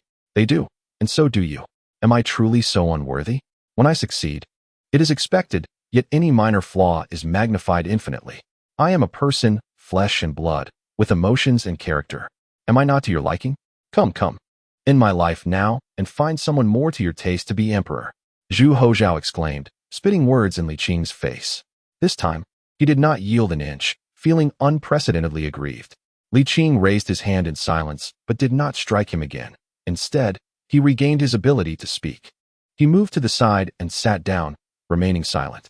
Zhu Houzhao panted heavily, feeling a deep sense of grievance. You are Li Qing. You know how much I care for you, admire you, and respect you. I have always believed you to be different from the others. Yet how could you treat me this way? His eyes reddened, tears welling up. Li Qing's eyes also glistened. He too felt wronged and murmured, you are the emperor. The two fell into silence, the tent enveloped in quietude. General, mighty commander, is everything well? Zhang Yang's voice drifted from afar. Zhu Houzhao leaned on the chair and stood up. I am well. Order the entire army to remain vigilant against a potential night raid by the Tatars. Then, casting a glance at Li Qing, he added, let us speak of this after the battle. A formidable enemy lies ahead, and we must not be distracted. Li Qing nodded slowly. Another silence ensued, and Zhu Houzhao pointed to his swollen face. You let me go out like this. Li Qing paused, then approached, using his inner energy to alleviate the swelling. What is this technique? Zhu Houzhao inquired. A method to reduce swelling, Li Qing replied, offering no further explanation. As they emerged from the tent, evening approached. Upon seeing the emperor alive and well, Zhang Yong hurried over, inspecting him closely, tears streaming down his face as he cried. General, you have made me so worried. Enough of that. It's utterly ridiculous. Zhu Houzhao chuckled, playfully kicking him. His mood slightly improved. Taking a deep breath, he said, now, tell me about the reinforcements. Ah, very well, Zhang Yong replied with a grin. The reinforcements from Xuanfu and Liaodong have gathered and are swiftly approaching. Expected to reach the battlefield in 3 days. Then, the tide of battle will turn. Hearing this, the generals, including Hang Xiong and Jiang Bin, felt invigorated. Their hearts finally at ease as they began to contemplate their chances for glory. Your Majesty, I just killed some Tatars, 3 of them, in fact. I even severed one's head, not bringing you disgrace, Zhang Yong boasted. Zhu Houzhao laughed. Well done. The rewards I promised you will surely be honored. After a brief pause, that evening, you led a small contingent, with hooves muffled, towards Datong, and as soon as reinforcements arrived, you would bring them over immediately. Zhang Yong, having endured a life-and-death struggle, was indeed shaken, and he readily agreed, suggesting, Your Majesty, why not accompany me? The battlefield is exceedingly perilous, and I cannot bear to see you in any danger. With a great battle looming, I must command the troops. You may proceed, was Zhu Houzhao's firm refusal. Zhang Yong, genuinely fearful, quickly turned to seek counsel from Li Qing. Mr. Li, what do you think? Li Qing replied coolly, Will you heed his advice or mine? Zhang Yong expressed his concern. General, please take care. Reluctantly, he added to Li Qing, Mr. Li, the general's life is invaluable. Please ensure his safety. Enough of this nonsense. Zhu Houzhao snapped, Hurry and prepare. Zhang Yong sighed in resignation, bowed, and departed. Zhu Houzhao stretched his limbs and declared, Let us proceed to the command tent and devise our strategies against the enemy. Yes, the commanders responded in unison, following closely behind. Mr. Li, you shall join us as well, Zhu Houzhao stated without looking back. In the command tent, the generals gathered, their previous anxiety replaced with renewed vigor. For the promise of reinforcements within 3 days instilled them with confidence. General, although the enemy is numerous, we have over 20,000 troops. 3 days is hardly a concern. Jiang Bin spoke first, brimming with optimism. Li Qing interjected, We must not remain solely on the defensive. We must take the initiative and engage the enemy tonight. Upon hearing this, the expressions of the others shifted dramatically. Huang Xiong pondered, In terms of strength, we are currently not a match for the enemy. Reinforcements will arrive in 3 days, so it is prudent to prioritize stability. His reasoning resonated with the assembly. Had it not been for Li Qing's extraordinary valor and his close relationship with the emperor, they might have rebuked him for such folly. Zhu Houzhao inquired, Why must we engage tonight? The enemy, having faced repeated failures, desperately needs a victory to bolster their morale, Li Qing explained. We are the main force. With a larger number of troops, and with new reinforcements joining us today, if we cannot withstand their assault, they will inevitably seek to exploit our vulnerabilities, particularly targeting Wang's son. Zhu Houzhao, taken aback, slowly acknowledged, Indeed, given the current state of affairs, the young prince is likely to be infuriated and will undoubtedly take his frustrations out on Wang's son, who has around 5,000 soldiers. We cannot allow them to be isolated and unsupported. Zhu Houzhao surveyed the assembly and asked, Who will go to save them? I shall go. Li Qing volunteered. I too wish to join the effort, Jiang Bin added. Subsequently, one by one, the generals expressed their willingness to fight, presenting a facade of bravery despite their inner apprehensions. Zhu Houzhao chuckled. If you all go, I shall be left defenseless. Mr. Li, you should take the lead, Zhu Houzhao stated, emphasizing that as the commander, leading the battle was his foremost duty. I will remain at the center. I cannot recklessly charge into battle. With a serious tone, almost as if swearing an oath, Zhu Houzhao asserted, On the battlefield, there is no room for trifles. How could I not cherish my own life? Chapter 134. My apologies. Li Qing gazed intently at Zhu Houzhao for a long moment before stating, I need a deputy. Who? Li Qing scanned the room, locking eyes with many who instinctively looked away, save for one individual who seemed eager. It shall be him, Li Qing pointed decisively.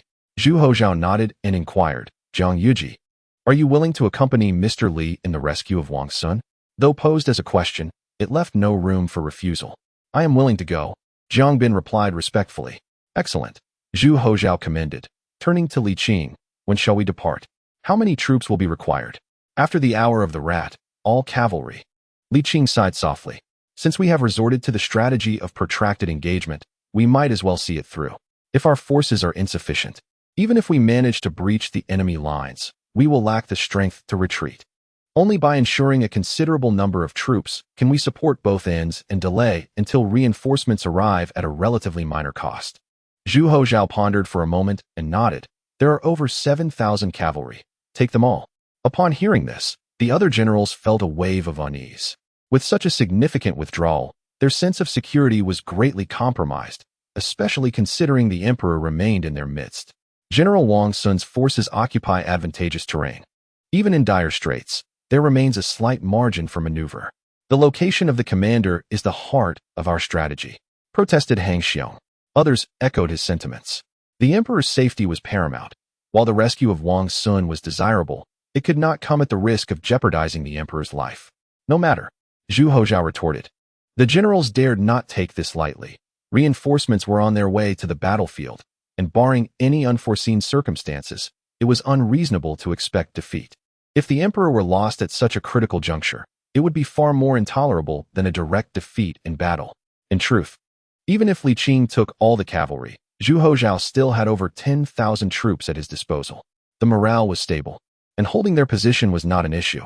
He was merely seeking to deploy a contingent for guerrilla tactics, ensuring that the enemy could not concentrate their attacks on any single force of the Ming. Unfortunately, these men were unwilling to take even the slightest risk. Li Qing understood their apprehension. Reinforcements would soon arrive, and the shift between attack and defense was imminent. Naturally, they would vehemently oppose sacrificing the emperor's safety at such a time. 5,000, Li Qing proposed. The generals countered, 4,000. 5,000, Zhu Houzhao insisted. 4,000. They repeated. At such a time, even my words as emperor seemed to hold no weight, Zhu Houzhao lamented. With war looming, it was not the moment for anger. Reluctantly, he turned to Li Qing. 4,000 it shall be. Li Qing sighed and said, Jiang Yuji, kindly proceed to muster the troops. Jiang Bin clasped his fist towards Zhu Houzhao. General, I shall take my leave. Go. Zhu Houzhao nodded, then shot a disapproving glare at the other generals, stating, prepare yourselves. Leave a portion on guard while the rest recuperate. When Mr. Li and Jiang Yuji's contingent engages, we must also make our move to divert the enemy's attention. Li Qing cautioned, we may feign an attack, but we must not truly engage. Of course, Zhu Houzhao affirmed with a smile. I have yet to live my life to the fullest. Li Qing nodded slowly, refraining from further comment.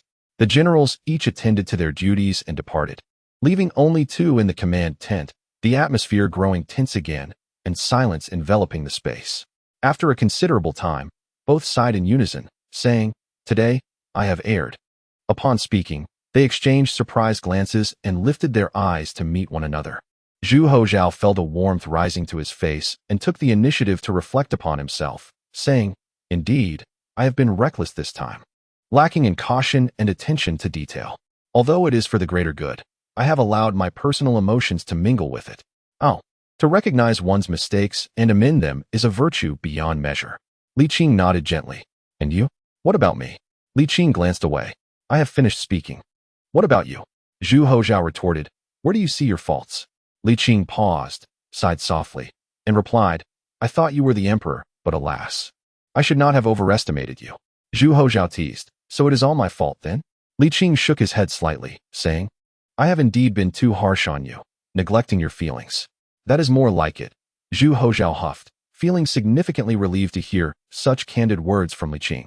However, Li Qing felt a bittersweet pang, lamenting, but you are the emperor. It would be best if you refrained from leading battles personally. It is sufficient for the emperor to oversee the grand scheme.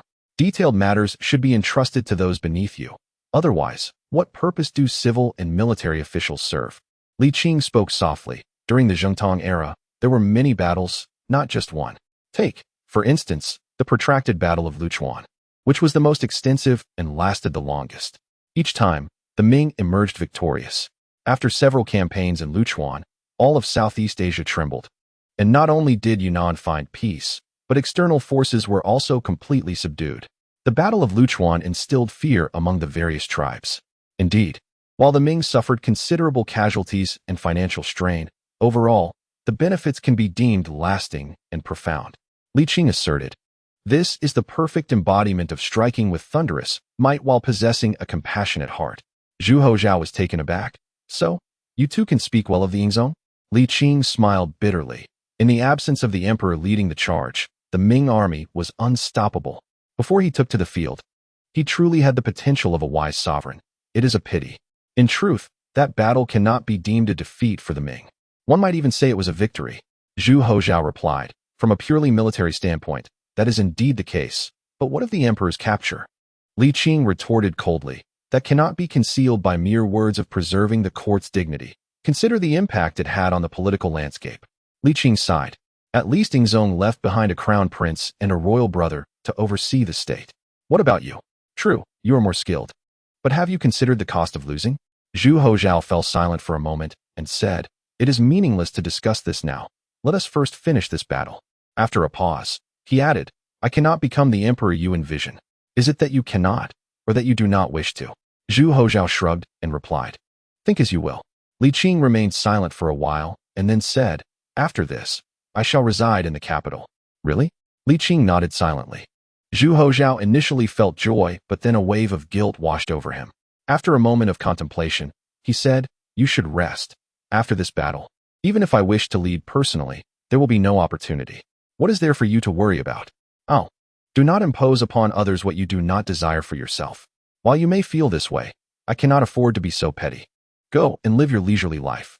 Zhu Houzhao murmured, I have suffered too much from the shackles of constraint to deprive you of your freedom. In truth, you have the potential to be a wise and benevolent ruler. Your authority is stable, and you are sufficiently astute, Li Qing remarked.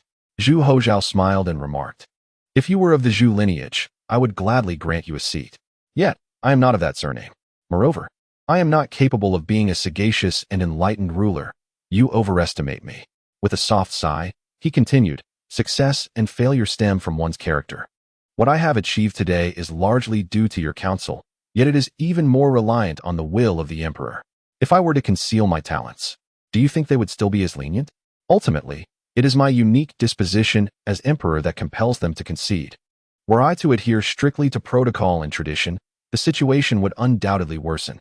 Zhu Houzhao then turned his gaze toward Li Qing, stating, personally, I would not act in that manner. I will not emulate my father, nor can I. In truth, my father is aware of his shortcomings, yet he remains powerless. You see, Emperor Xianzong's remarkable prowess has left behind numerous pitfalls. He triumphed, yet lost the hearts of his ministers. My father could only temper the times of the Hongzhi reign. Structurally, it may have birthed maladies. Yet the nation's strength continues to flourish. This is the cost of compromise as well as its benefit. Pausing for a moment, he added, I can only feign the role of a mischievous child, throwing tantrums and acting recklessly to amend structural flaws. In doing so, the next emperor may follow in my father's footsteps, and all shall be well. You understand, do you not? Zhu Houzhao continued, your ambition is excessive, yet I comprehend it. Were I in your position, I might have surrendered long ago. I recognize your struggles and your deep concern, which leads you to be so twisted, so harsh, so devoid of empathy. I merely hope for your understanding of my plight. With another regretful sigh, he lamented, alas, you are not of the Zhu family. To step beyond your bounds could only result in a change of dynasty. It would be wise to have a son sooner rather than later. Li Qing responded. Zhu Houzhao chuckled lightly before retorting, my plans are directed towards the continuation of the lineage. Must you insist on this course? Given the chasms that have formed, it is now too late to restore what once was. Perhaps it is better to press forward with reckless abandon, Zhu Houzhao stated. If I do not resolve this, the next emperor will find it insurmountable. Each generation has its heroes and villains. Inevitably, someone must play the role of the antagonist. Li Qing, do you believe there remains a path for me to turn back after this incident? Indeed, one cannot have both fish and bear's paw. Having resolved to support the greater good, why linger over personal ties? Li Qing replied, bitterness and sorrow evident in his voice. Yet he found himself unable to disregard the needs of his own family, unable to ignore the couple who had raised him, who had called him godfather and uncle from childhood until old age. He could not bear the thought of a day when Li Shuer would come to him in mourning, weeping that her parents had passed, their last words filled with his name.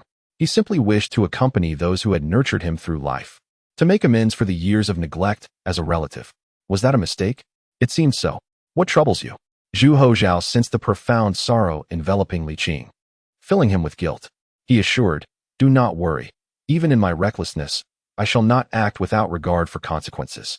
Zhu Houzhao felt a sense of unease, more frantic than when Li Qing had threatened him. Are you all right? Li Qing slowly rose, stating, with the impending conflict, I must attend to matters at hand. Political discussions can wait. As he spoke, he strode toward the exit, parting the tent curtains and vanishing from Zhu Houzhao's view. I apologize, Zhu Houzhao murmured, uttering the words he had wished to express several times but could not find the courage to say. Chapter 135. The Tartar Prince's Dilemma. That night, 4,000 cavalrymen gathered.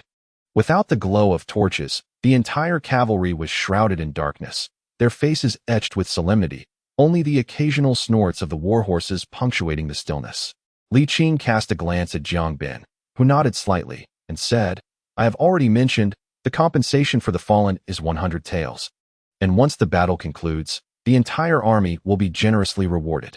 The battlefield is not like the court. The soldiers fight with utmost fervor, and no rallying cry can compare to the promise of substantial rewards." Li Qing looked back at the military encampment, where the soldiers were also stirring to life. Although no torches were lit, the throng of heads was evidently preparing for their impending surprise attack. Li Qing mounted his horse, shook the reins, and declared, "Let us depart." His voice was not loud, yet it resonated clearly. "General, the situation appears to be unfavorable for us," the deputy commander remarked gravely. Sensing the oppressive atmosphere, as if the very air were thickening, the scent of imminent battle hung palpably in the air. Not only he, but even the seasoned warriors felt an inexplicable dread, a primal fear that was difficult to articulate. Wang Sun, however, was acutely aware of the turmoil within himself. He was tormented by the arrival of reinforcements, which had indeed come, first from Yansui, then from Xianyao, yet their numbers were insufficient. The reinforcements could not afford to assist his isolated unit. Wang Sun understood this, yet he was filled with a sense of sorrow and indignation. He knew that the main force of reinforcements would arrive at the battlefield within days, but he also recognized that he was unlikely to endure until that day came. There was no alternative. He had truly reached his limit. This was still under the condition that the Tartars had not launched a full-scale assault. Had they targeted his contingent as their primary objective, he would have met his demise long ago. "Send word that a large contingent of reinforcements will arrive at dawn. If we can withstand tonight, all will be well. General, you have repeated this too many times. The brothers may not believe you now."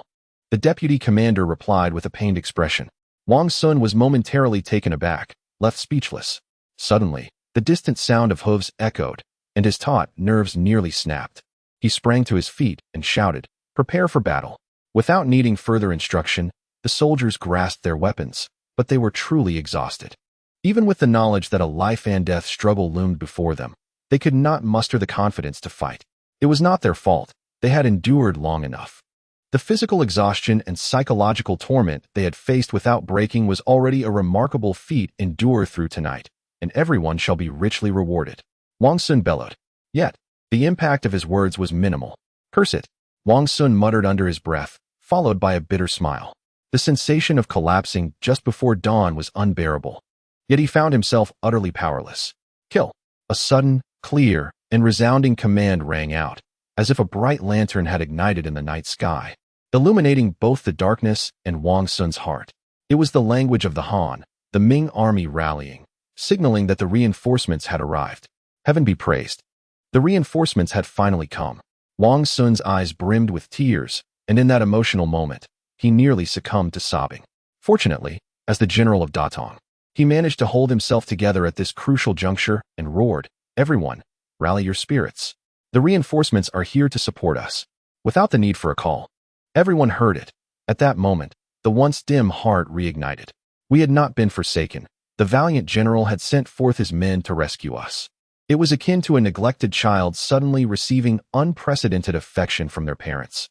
Though belated, this care was profoundly touching. In that instant, a deep sense of affirmation and happiness filled every heart. In that moment, all felt an intense sense of belonging. The wavering morale solidified once more, united in purpose. They gripped their weapons tightly, ready to engage at any moment. With a swift motion, Li Qing's spear shot forth like a dragon. In the night, dark liquid splattered forth with unstoppable force. 4,000 Ming soldiers, arranged in a sharp formation, surged forward without hesitation, crashing into the unprepared Tartars, depriving them of even the slightest thrill of battle. Li Qing had indeed been overly cautious, while the Tartars sought to seize the opportunity. They were not desperate enough to launch a nighttime attack. The Tartars still held the advantage and saw no merit in ambushing Wang Sun under the cloak of night, especially since Wang Sun enjoyed the benefit of terrain. Moreover, the Tartars had not anticipated that the Ming forces would dare to send reinforcements to this isolated battalion amidst their numerical disadvantage. They had envisioned a sunny day where the Ming would witness the annihilation of their solitary forces, which would serve to severely undermine Ming morale. Little did they expect that the Ming would divide their forces to support the beleaguered troops. By the time they recognized the Ming's advance, they could not fully assume a defensive posture. Furthermore, Li Qing's ferocity quickly carved a significant breach, allowing the entire Ming army to surge through, overwhelming the hastily erected defenses of the Tatars. Fortunately, the Tatar commander had learned from previous encounters, having lost the initiative. He refrained from excessive obstruction and allowed the Ming forces to enter, regrouping to encircle Li Qing's troops. At the stroke of the third watch, Li Qing's contingent broke through the defensive lines. "I am the guerrilla General Jiang Bin. Is General Wang present?" From a distance, Li Qing began to call out, cautious of his anxious allies misinterpreting the situation. "It is Jiang, the guerrilla general." Wang Sun's spirit soared. Jiang Bin was one of his subordinates. He hastily organized his troops and commanded his personal guards to shout in unison for Jiang to approach. Upon hearing the response, Li Qing slowed his pace and exchanged a knowing glance with Jiang Bin, who understood and spurred his horse toward Wang Sun's camp. Li Qing, however, turned his horse around to the rear of the cavalry, vigilant against a potential Tatar pursuit that might threaten the rear guard. As the third watch drew to a close, both sides finally converged. "Guerrilla General, how fare things with the commander?" Wang Sun, unfamiliar with Li Qing, immediately seized Jiang Bin to inquire, anxious for the emperor's safety. Jiang Bin replied with a bow, "The commander is in good health. The main forces will arrive within 3 days. Do not worry, General." "Excellent, excellent." Wang Sun rejoiced, truly feeling relieved for the first time. Morale was restored, and with thousands of cavalry at his command, bolstered by the advantageous terrain, holding out for 3 days seemed exceedingly manageable. After a prolonged period of tension and fatigue, this sudden release caused Wang Sun to close his eyes and collapse forward. "General," Jiang Bin exclaimed, his expression changing dramatically. "No, we have just arrived, and you fall ill. I am merely a guerrilla general, unable to command such a vast force." "General, please awaken, awaken. Do not shake him." Li Qing hurriedly intervened to stop Jiang Bin's frantic gestures, then leaned closer to Wang Sun, softly saying, "He is merely exhausted. It is of no great concern." As he spoke, he pinched Wang Sun slightly, and the latter stirred awake, seeing Jiang Bin holding him. He managed a faint smile and murmured, "It's not a dream, it's not a dream." Li Qing, amused yet feeling a pang of sorrow, reassured him, "Rest easy. Victory shall be ours, and the tide of battle will soon turn." Wang Sun, unfamiliar with Li Qing, looked at Jiang Bin with confusion. Jiang Bin, unsure how to introduce Li Qing, simply stated, "This is the gentleman invited by the commander." Realizing who he was, Wang Sun quickly sat up and clasped his fists, saying, "I am Wang Sun." Li Qing returned the gesture but refrained from introducing himself, instead saying, "It seems there will be no fighting tonight. Let the soldiers rest. I shall stand guard." With that, he strode away. Wang Sun, still bewildered, gazed at Jiang Bin. Jiang Bin grinned and remarked, "Commander, this man is formidable. With him on watch, the soldiers can rest easy. The Tatars will surely not attack tonight. The real battle lies ahead." Though Wang Sun also believed the Tatars would not strike at this moment, he dared not let down his guard. Better to be cautious than to err, Jiang Bin thought, choosing not to press further. The following morning, the Tatar prince vacillated, glancing between his options, uncertain of whom to attack. After much deliberation, he resolved to adhere to his original plan and assault Wang Sun's troops. Despite Wang Sun's reinforcements of several thousand cavalry, their strength still paled in comparison to the Ming army, and after being besieged for so long, they were weary and depleted. Even with the advantage of terrain, their combat effectiveness remained inferior to that of the Ming forces. "This shall be my target," thought the Tatar prince, convinced he had found an easy target. Meanwhile, in Datong, Yang Yiqing had endured several days of anxiety until the long-awaited reinforcements from Liao arrived, 30,000 strong, fully equipped with provisions and weaponry. Upon seeing this, his heart finally eased. "Zhang Gonggong, hurry and lead them to support His Majesty." Zhang Yong replied, "Before our departure, the Emperor instructed that you, Lord Yang, accompany us and lead the troops." After a moment of contemplation, Yang Yiqing agreed, "Very well. There are still nearly 7,000 men here, along with ample defensive equipment. Even if the Tatars launch an assault, we can hold until the main force returns. I shall go." After a brief respite, Yang Yiqing set forth with tens of thousands of troops alongside Zhang Yong towards the battlefield. Thus, Zhu Houzhao's strategy was fully realized. The Tatars commenced a full-scale assault. The young prince, desperate for a decisive victory to turn the tide, believed that swiftly defeating this Ming contingent would demoralize the enemy, leading to a cascading defeat. He envisioned himself marching triumphantly into the vulnerable Datong, sweeping through the heart of the Ming dynasty. The advantage remains with me, he thought, infuriated that the Ming forces seemed unyielding, refusing to crumble under pressure. The prince, exasperated and on the brink of losing his composure, was further alarmed by the presence of an individual whose prowess was almost monstrous, capable of swaying the entire battle. Another day passed, and still, they could not breach the defenses. The enemy, fortified by their advantageous position, not only repelled the assault, but inflicted significant losses in return. Cursed be this situation. The prince fumed. The little prince's broad chest felt as though it might burst. He suddenly experienced a sensation akin to a dog unable to bite a hedgehog. No matter which army he attempted to confront, it was not something that could be accomplished in just a few days. Even if he managed to prevail, the toll would be significant. I shall fight you to the end. In a fit of extreme rage, the little prince made a decision that defied his ancestors. He declared an end to the battle. Specifically, he would not engage with the Ming forces before him. Instead, he resolved to abandon the Mongolian warriors' forte of open warfare and to pursue a bold and perilous strategy, a direct assault on the vulnerable city of Datong. Of course, he needed to breach the city before the Ming troops could mount a counterattack. This tactic was audacious, yet for the little prince, who had achieved little after prolonged conflict, it was his only viable option. Unfortunately, the path he chose was destined to be even more arduous, for he was about to face the true main force of the Ming army. Chapter 136. Who dares compete with me? Yang Yiqing proceeded unhurriedly, maintaining a standard marching pace of 15 miles a day. The speed was not swift, yet it ensured that the combat effectiveness of the Ming soldiers remained intact.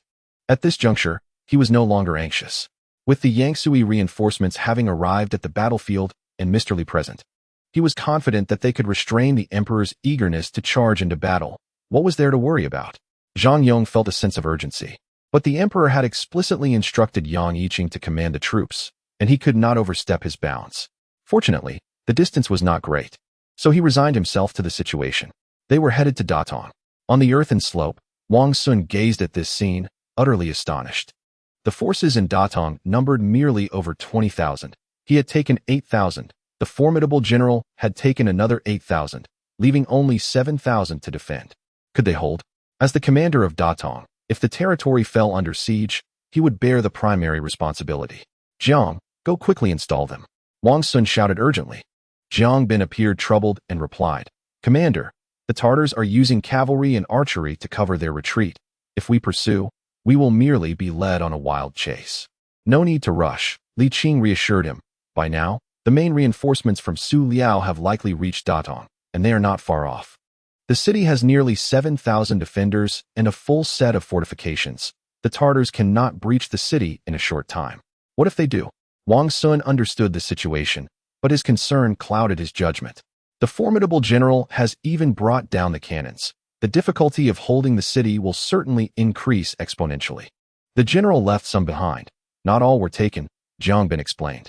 Wang Sun was about to argue further when Li Qing interrupted. The urgent matter is to regroup with the main force, rest briefly, and then pursue. Alas, I fear we may be too late.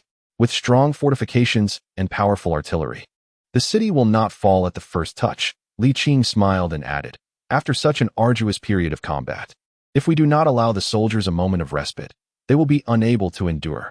Wang Sun sighed softly and nodded in silence. The two armies converged, cleared the battlefield, and prepared a meal. Soon, the air was filled with the aroma of food.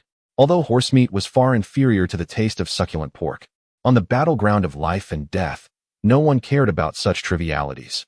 Merely surviving was a tremendous blessing, especially with the promise of meat to eat. The soldiers staggered about, some in such a frenzy that they plunged bloodied meat into the pot, relishing the scalding morsels that brought tears to their eyes, all while laughing as they ate.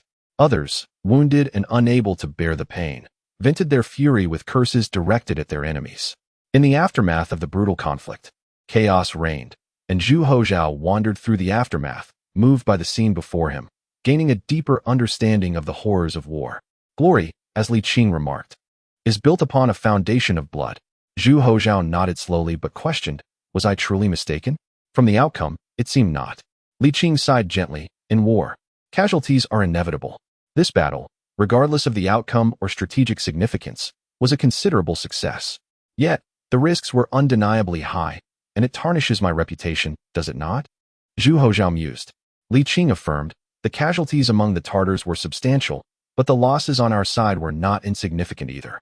If we were to maintain a prolonged defensive stance without engaging, the toll could become even greater, and we might face the threat of Tartars invading deep into the Ming territory. That would be a slow and enduring plight, more palatable than the immediate devastation we've witnessed. The people in the capital, both for personal and public reasons, will undoubtedly clamor for accountability. Zhu Houzhao scoffed, shrugging dismissively. I am unconcerned. You may disregard their opinions, but surely you must consider the lives of the brave soldiers who risked their lives, Li Qing countered. Naturally, Zhu Houzhao declared with fervor. I intend to reward the troops handsomely after the battle. I am not a miser. However, Li Qing cautioned, one must remember that promises made to the army cannot be mere illusions. They must be fulfilled, lest no one dares to fight fervently again. Furthermore, he continued, the wounded must receive comprehensive care. If they become disabled, we cannot abandon them. They should remain in the army. Zhu Houzhao pondered. I can provide them with financial support for their remaining years, but keeping them in service seems impractical. You must understand, Li Qing explained, that disabilities often lead to disdain.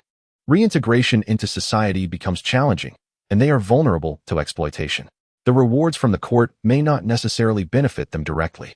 Li Qing suggested that retaining them in the military would send a powerful message, that the Ming dynasty honors the blood spilled by its soldiers and takes responsibility for each one who fights for the nation.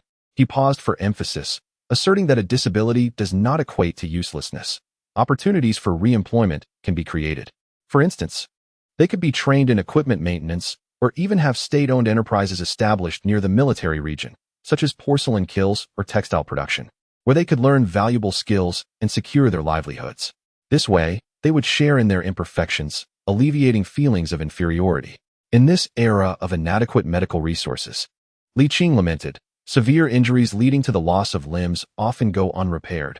Losing an arm or a leg is already a dire outcome. He concluded, only by ensuring such measures can we instill the courage in our soldiers to risk their lives. Indeed, this is a rough concept, Zhu Houzhao replied thoughtfully, and we must deliberate further with Yang Yiqing and Wang Sun after the fighting ceases. Li Qing nodded slightly, sighing, war is brutal. We must engage in conflict with the ultimate aim of achieving peace. Zhu Houzhao gazed into the distance, aware that although the battle had concluded, the remnants of bloodshed lingered heavily in the air. In this moment, he truly developed a sense of reverence for war. I comprehend. The Tatar prince's series of misfortunes was not solely attributed to a lack of intelligence. Rather, it was significantly influenced by the capriciousness of fate, such as the Ming army's unorthodox strategies, their timely reinforcements, and the persistent fog that hindered visibility. Indeed, if one were to disregard these uncontrollable factors, the young prince was quite astute. The Mongolian cavalry excelled in mounted archery, and he had deliberately retained nearly 10,000 warriors to delay the Ming army's reinforcements while leading his main force to attack the relatively undefended city of Datong. This tactic proved to be highly effective.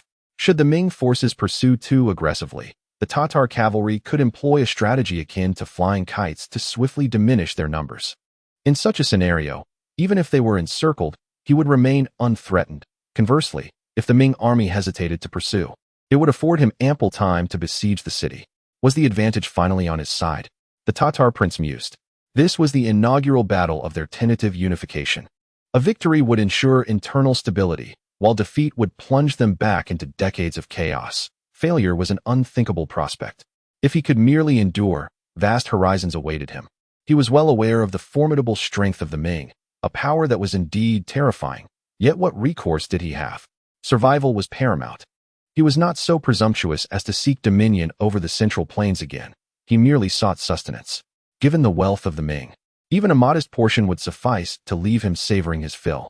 The prince's calculations rang clear, so much so that even Yang Yiqing took notice. Suddenly invigorated, Yang Yiqing's demeanor shifted to one of solemnity as he issued orders. The Tatars were approaching. Prepare for battle. Zhang Yong quickly interjected. How do you know it is the Tatars? What if it is Mr. Li returning with the emperor? We do not possess such cavalry.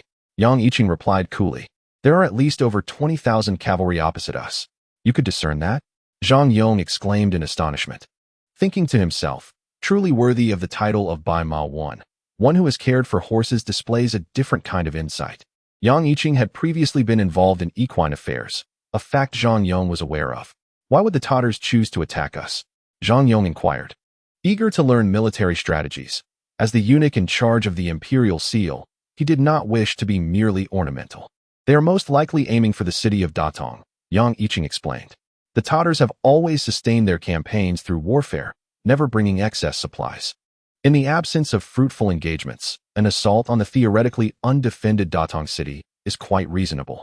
Zhang Yong relaxed slightly, saying, so, the emperor is certainly safe? The emperor was unharmed before Mr. Li's arrival, and how could there be any danger afterward? This thought reminded Zhang Yong of Li Qing's extraordinary nature, allowing him to cast aside his worries and stand upright with renewed resolve. Due to their proximity to the main battleground, Yang Yiqing ensured that the Ming army maintained formation throughout their march, wasting little time. Within a quarter of an hour of issuing the orders, the soldiers were fully prepared for combat. The sound of galloping hooves grew increasingly closer. Though the figures were yet unseen, the ground trembled with their approach. The Ming soldiers drew their blades, strung their bows, and loaded their cannons, ready to ignite the fuses at any moment. Men like tigers, horses like dragons. Who dares to contend with me? The Tatar prince felt an overwhelming sense of strength. A wild grin broke across his face. However, he suddenly noticed something amiss in the distance. It appeared there were many figures. The horses moved swiftly, and soon enough, the truth became clear. There were indeed many. And they were all Ming soldiers. The Ming army stood in immaculate formation, a formidable presence akin to a wall of bronze and iron. The young prince found himself in a state of bewilderment, as if caught in a surreal dream. In a moment of disbelief, he raised his hand and struck himself across the face, cursing the reality that unfolded before him. How could the Ming forces be here in such overwhelming numbers? Was this truly their main force? At that instant, his mind faltered. He struggled to comprehend how the Ming could summon such a multitude. Even if the garrison from Xuanda were to mobilize entirely, it should not amount to this many troops. What was happening? As he stood in shock, the distance between them had dwindled to less than 100 paces. It was too late to issue a retreat order, and even if it were not, it appeared that retreat was no longer an option. The losses would be catastrophic, and returning empty-handed would mean sacrificing their horses for sustenance, an unthinkable expense. They had celebrated with feasting before their departure. How could he return home and face his kin in disgrace? Moreover, the shareholders would surely erupt in fury. The 50,000 Mongol warriors were not all his loyal followers. Many were borrowed forces. To retreat under such circumstances would invite their wrath. The swift transition from elation to despair left the young prince in a state of confusion, overwhelmed with uncertainty. Chapter 137, The Final Battle. While he was in disarray, Yang Yiqing remained composed. With years of experience as the governor of Shaanxi and Gansu, and a seasoned commander of 3 armies, he executed his plans with precision. The cavalry stood ready to maneuver and flank the enemy, while the stakes were prepared for defense. The Ming forces displayed their might, akin to a martial arts tournament, inviting confrontation. What to do? Should he engage or hold back? The young prince's mind was a whirlwind of questions. Fortunately, even without explicit orders, his warriors had slowed their mounts and settled into a standoff approximately 50 paces away, granting him a moment to gather his thoughts. At that moment, the young prince was consumed by anxiety. To engage in battle? What would that accomplish? To retreat? That option was no longer viable. To persist stubbornly? The might of the Ming Empire was vast. He could not afford such a drain on his resources. Should he gamble everything on a desperate chance? Yet, fate had not favored him. In frustration, he cursed his past misfortunes, feeling as helpless as a child. Make haste. I can hardly bear the weight. Yang Yiqing's face was filled with anticipation. However, he did not lose his rationality. After all, the enemy consisted entirely of cavalry, and launching a direct assault would be unwise. Thus, Yang decisively sent forth interpreters to hurl insults, employing the tactic of provocation, a rather rudimentary strategy, but often effective in boosting morale. After all, enduring humiliation could severely impact their fighting spirit. The Tatar prince's eyes blazed with fury, and after a moment of seething rage, he bellowed, "I will fight you to the bitter end." Upon uttering those words, he waved his hand decisively and commanded a retreat. The prospect of engaging in battle had become futile.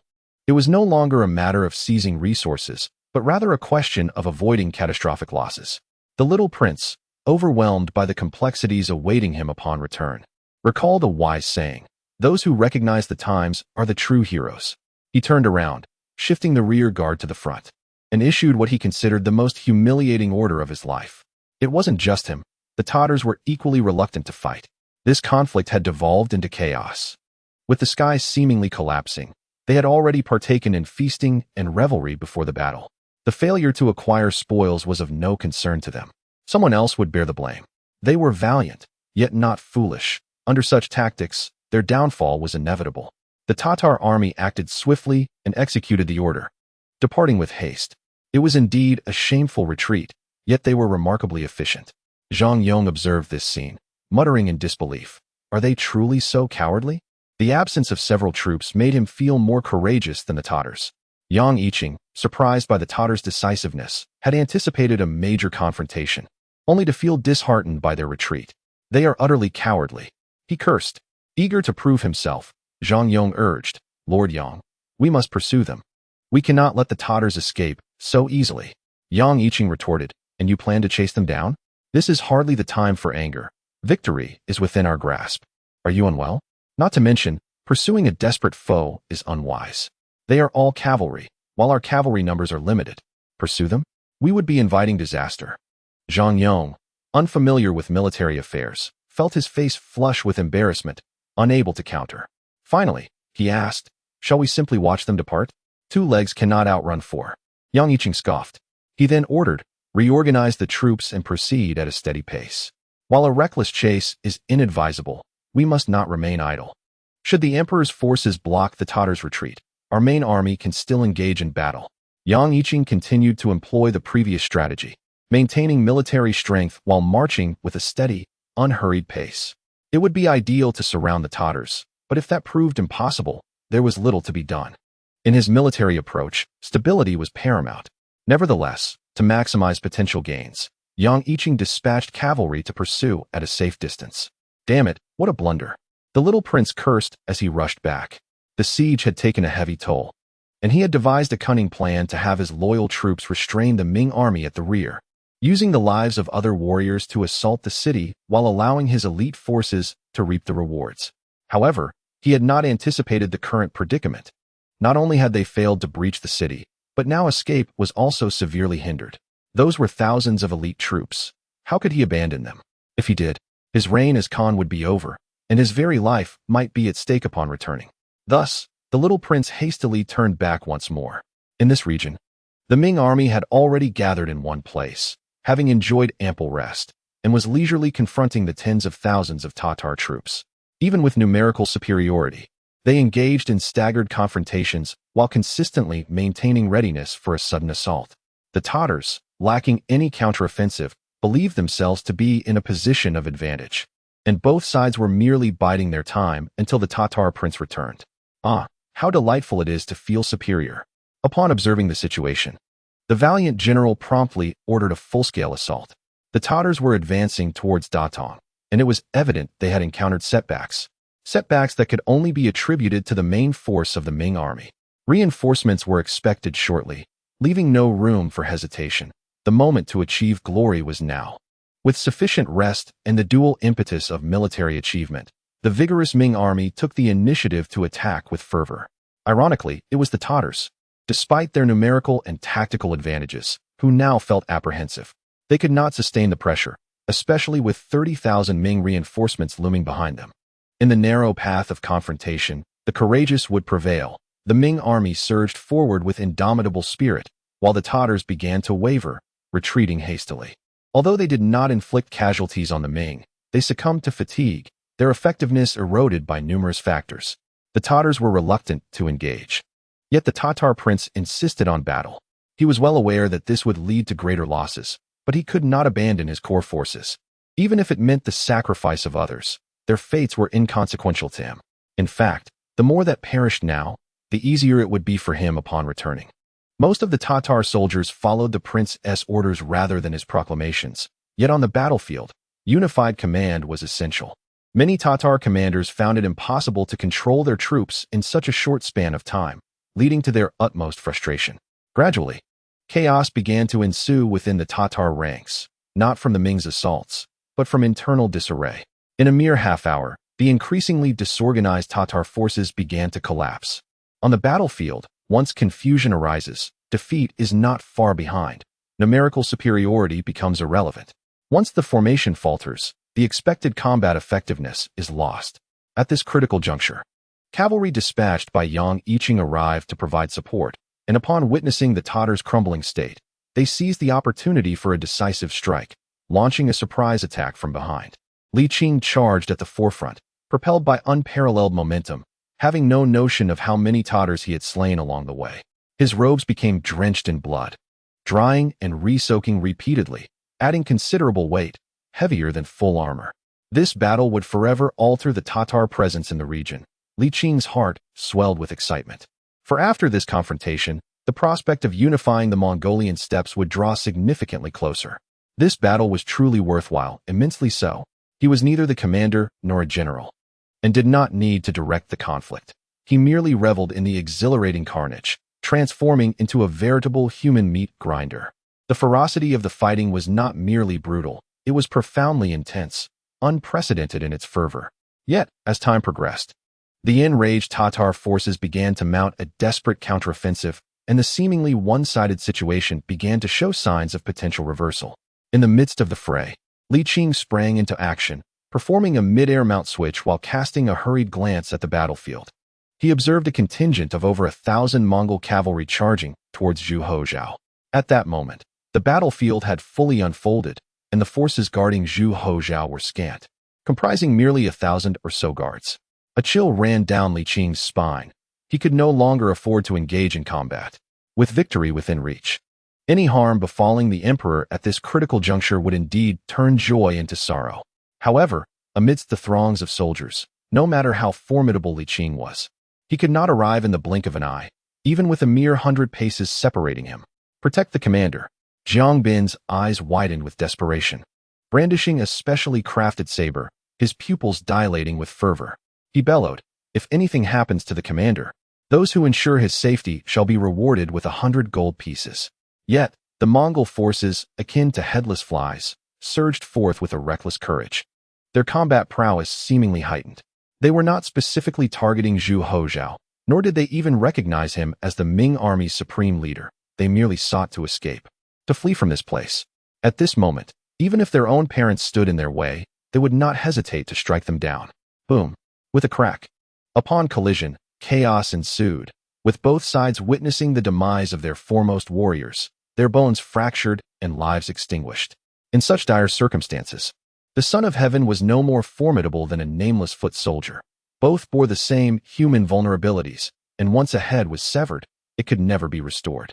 Jiang Bin was engulfed by dread, his hair standing on end, his pupils contracting to the size of pinpricks, teetering on the brink of madness. Yet the cornered Mongols were shockingly reckless. The formation they had just established crumbled in an instant, with those at the forefront now less than 10 paces from Zhu Houzhao. Clang! Zhu Houzhao unsheathed the long knife from his saddle, gripping it with both hands, his gaze sharp as lightning, his heart ablaze with fervor. A primal fear intertwined with the courage born of a life-and-death crisis coursed through him as adrenaline surged, his pale face flushed with an unnatural hue, as if he had lost all semblance of composure, driven by an urgent need to release the pent-up pressure. Suddenly, he erupted into a wild, maniacal laugh, his voice rising in fervor as he shouted, "I curse you and your mothers." Chapter 138. A blade to shatter the sun accustomed to a life of comfort. Zhu Houzhao, though not entirely defenseless, had never engaged in a true battle. His only prior experience was a spar with Zhang Yong. Now, faced with the specter of death, how could he remain calm? His heart thundered wildly, as if it sought to burst from his chest. He was engulfed in an unprecedented state of exhilaration, trembling uncontrollably, wholly in the throes of stress. "Come on," Zhu Houzhao roared, his jaws clenched tightly, his grip on the knife so forceful that his knuckles turned pale. Devoid of color, "I will fight you to the death." Closer, ever closer. At last, a Mongol broke through the dense obstacles and stood before Zhu Houzhao. "You shall die?" The saber came crashing down at an angle, this strike embodying all of Zhu Houzhao's spirit and energy. Its magnificence was truly extraordinary. Zhu Houzhao felt as though he had cleaved the sun itself. The razor-sharp blade sliced diagonally through the Mongol's neck, penetrating armor and shattering bone, driving deep into flesh until it halted several inches within. A spray of crimson blood erupted, with Zhu Houzhao being the first to be doused. His visage instantly transformed into a macabre red. Lacking experience in combat, Zhu Houzhao's fervor led him to thrust his blade with excessive force, rendering it irretrievable, and he nearly found himself unseated from his mount. "General," Jiang Bin exclaimed in horror, having not witnessed the act of slaughter. Upon lifting his gaze, he beheld the emperor, drenched in blood and teetering perilously on the brink of falling from his horse. His scalp prickled with dread, his vision clouded with crimson, and he realized there was no time to offer aid. With a thunderous crash, a figure collided with the air like a cannonball, creating a vacuum in its wake. Jiang Bin looked on, astonished, as the individual displayed remarkable vitality, executing a nimble maneuver before unleashing a torrent of invisible force with both hands. The nearest enemies were sent tumbling, and even the Ming troops found themselves affected by the chaos. Before Jiang Bin could react, the emperor soared into the air, or rather, was lifted by another. Though the event transpired in the blink of an eye, it was only after the formidable general vanished from sight that Jiang Bin realized it was Li Qing who had intervened. Fortunately, Jiang Bin, regaining his composure, immersed himself back into the fray. After a few agile leaps, Li Qing alighted in a relatively open area, away from the fierce main battlefield. "Are you all right?" he inquired, as he began to assess Zhu Houzhao, who was now a grim tableau of blood and shock, making it difficult to maintain an optimistic perspective. It was only when Li Qing's hands ventured towards his groin that Zhu Houzhao finally reacted, erupting in an expletive-laden retort. "Are you courting death?" He forcefully swatted Li Qing's arm away, contemplating delivering a slap. The audacity of Li Qing was intolerable. "Are you hurt?" he shouted, urgency lacing his words. Zhu Houzhao responded with equal fervor. "What are you touching?" Li Qing, suppressing his frustration, replied, "Are you injured?" "How could I be injured? This is the blood of the enemy." Zhu Houzhao scoffed. "Do you truly perceive me as a fragile vase, one that shatters at a mere touch? Keep boasting." Li Qing thought, wishing to rebuke him, but the gravity of the situation demanded his immediate attention. The desperation of the enemy, born from hopelessness, was formidable. They faced a choice: either retreat or allow the chaos to escalate into a full-blown melee. The cavalry's might was undeniable, even into the era of World War II. When tanks and artillery emerged, cavalry had not been entirely dismissed, let alone in this time. Even if the enemy faltered and chaos ensued among their ranks, the destruction unleashed in such dire circumstances remained terrifying. The sheer force of thousands of frenzied warhorses charging forth was enough to instill fear. This was not merely a handful of horses, but tens of thousands, a stampede of wild steeds that was unmatched. However, once the battle fully erupted, there would be no possibility of the Ming forces withdrawing. Even if Li Qing possessed the ability to circumvent the signals and relay commands to the Ming soldiers, it would be futile. Issuing a retreat order at such a moment would expose their backs to the frenzied enemy, leading to greater casualties and potentially jeopardizing their advantageous position. At present, although the Tartars have shown signs of recovering from their decline, the Ming army still holds an absolute advantage. After a brief moment of hesitation, Li Qing resolutely declared, "Let us summon reinforcements." Following the recent scene, he dared not stray even a fraction from Zhu Houzhao's side, yet he could not remain idle. "You fight bravely while I fetch the reinforcements. They shall arrive shortly." With a sharp command, Li Qing seized Zhu Houzhao and departed. "Without a horse, shall I ride you?" Zhu Houzhao exclaimed. In the next instant, he found himself hoisted onto Li Qing's shoulder, swiftly witnessing the battlefield retreating at a rapid pace. "Indeed, I am riding. But shouldn't it be on your neck?" Zhu Houzhao mused, his mind swirling in a dazed reverie. In that brief interlude, he experienced an overwhelming jolt to his senses, leaving his mind in a fog, lost in futile thoughts. It was not until a quarter of an hour later, as the clamor of battle began to fade, that Zhu Houzhao regained some clarity amidst the absence of the cacophony of war. "I feel as though I might be shaken to pieces. Release me at once." Zhu Houzhao protested, his body aching, particularly his arms, which felt as if they might dislocate. This discomfort stemmed from his earlier exertion. Li Qing, however, was unconcerned with his plight. Had Zhu Houzhao not been the emperor, Li Qing would scarcely have cared for his well-being. Fortunately, the young prince guided Li Qing along the path previously taken during the prince's own retreat, and thus, they did not stray far. Within just 1 hour, Li Qing spotted the main forces led by Yang Yiqing, the true core of the army. It was somewhat amusing that despite the prolonged battle, the Ming army's principal forces had yet to engage. "The valiant general is here," Yang Yiqing called out as he approached. The clear voice reached Yang Yiqing's ears, leaving him momentarily stunned. Zhang Yong, familiar with Li Qing's tactics, quickly exclaimed, "It is Mr. Li. Let us hurry, the emperor has arrived." Upon this reminder, Yang Yiqing recognized Li Qing's voice and promptly ordered the entire army to rest before hastening to the forefront. Zhu Houzhao crouched on the ground, supporting himself with his hands, his rear elevated high as he retched violently. After the tumultuous ride, his gastrointestinal distress finally found release, much to Li Qing's disgust. Li Qing stepped aside a few paces, muttering, "Thank goodness it did not land on me." You have gone too far," Zhu Houzhao exclaimed, the discomfort nearly overwhelming him. Otherwise, he would have surely expressed his grievances towards Li Qing's ancestors. After a quarter of an hour, he finally caught his breath, just as Yang Yiqing and Zhang Yong arrived on horseback. Upon seeing Zhu Houzhao covered in blood, both were taken aback, their spirits momentarily lost. Thankfully, Li Qing's timely explanation eased their concerns. "You frightened me to death." Zhang Yong's eyes glistened with tears, on the verge of weeping.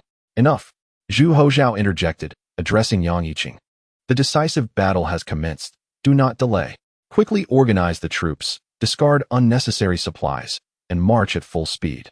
The battle will not last long, and we must maximize our gains." Yang Yiqing, slightly startled, promptly clasped his hands in acknowledgement and rode back to the army to begin preparations. Li Qing cautioned, "You have witnessed the peril of the battlefield. It would be wise not to venture forth." What? Am I one to fear for my life?" Zhu Houzhao retorted, glaring defiantly. Li Qing replied with irritation, All right. You are quite audacious. I suppose you are unafraid of death." "Your Majesty," exclaimed Zhang Yong, "Mr. Li speaks the truth. How can your precious self risk such peril?" Zhang Yong hastily added, "As the ancients said, a gentleman does not stand beneath a precarious wall."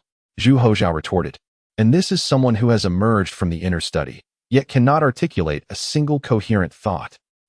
Your Majesty, you are indeed wise," Zhang Yong laughed ingratiatingly. "Since you are aware, I shall refrain from further persuasion." "You scoundrel," Zhu Houzhao kicked him in the rear, grumbling, Fine, if you don't want to go, we won't go." Li Qing cast a sidelong glance at Zhang Yong. His opinion of the eunuch slightly improved, and then turned to Zhu Houzhao, saying, "Be heedful. If you continue to act recklessly, fortune may no longer favor you." "Rest assured, I truly shall not go this time," Zhu Houzhao replied sulkily. "I fear not death, yet I do not wish for it. This time, it is the valor of the soldiers that matters. If I were to falter, who would distribute their rewards?" Li Qing nodded. "Your awareness of this is commendable." "What do you say?" Zhu Houzhao pouted, hands on his hips, his demeanor lofty. Li Qing found him both exasperating and amusing, yet chose not to engage further. The young man was overly rebellious, with great danger looming. It was best to accommodate him. Within half an hour, Yang Yiqing had assembled over 20,000 troops, equipped with weapons and a day's rations, traveling as lightly as possible. "This official will accompany you, sir," Yang Yiqing declared. Li Qing nodded. He realized it would be challenging to earn the trust of so many Ming soldiers. After all, he was not an official of the court. In the military, seniority was paramount. Even if Zhu Houzhao publicly declared his imperial status and appointed Li Qing as the commander, he would lack the persuasive authority of Yang Yiqing, commander of the 3 major garrisons. The battlefield demanded the utmost bravery. Soldiers would not readily follow an unknown figure into battle. Li Qing sighed. "There is no time to lose. Let us depart at once." "Indeed," Zhu Houzhao lamented as he gazed at the retreating main force, shaking his head in regret. Zhang Yong quickly interjected, "I believe, with your Majesty's valor, the battlefield would be no more challenging than slicing vegetables. Yet even the greatest generals do not charge headlong into battle. Just look at how many enemies you've felt. Are you not fatigued?" Hearing this clumsy flattery, Zhu Houzhao chuckled and retorted, "It is my first time on the battlefield. I cannot compare with the valiant soldiers. I have only taken down one." "Really? I find that hard to believe." Zhang Yong feigned skepticism. "With so much bloodshed, how could it be just one? You are far too humble." Zhu Houzhao, fully aware of the insincerity, could not help but laugh heartily. Chapter 139. The living king of hell. After the laughter ceased, he commanded, assemble the troops. We shall return to Datong. Upon hearing this, Zhang Yong relaxed, eagerly nodding in agreement, and offered another round of flattery. By the time the main force of Li Qing arrived, it was already late afternoon, and the battlefield had descended into chaos. Fortunately, with the arrival of this fresh contingent, the bravado of the Tatars began to wane.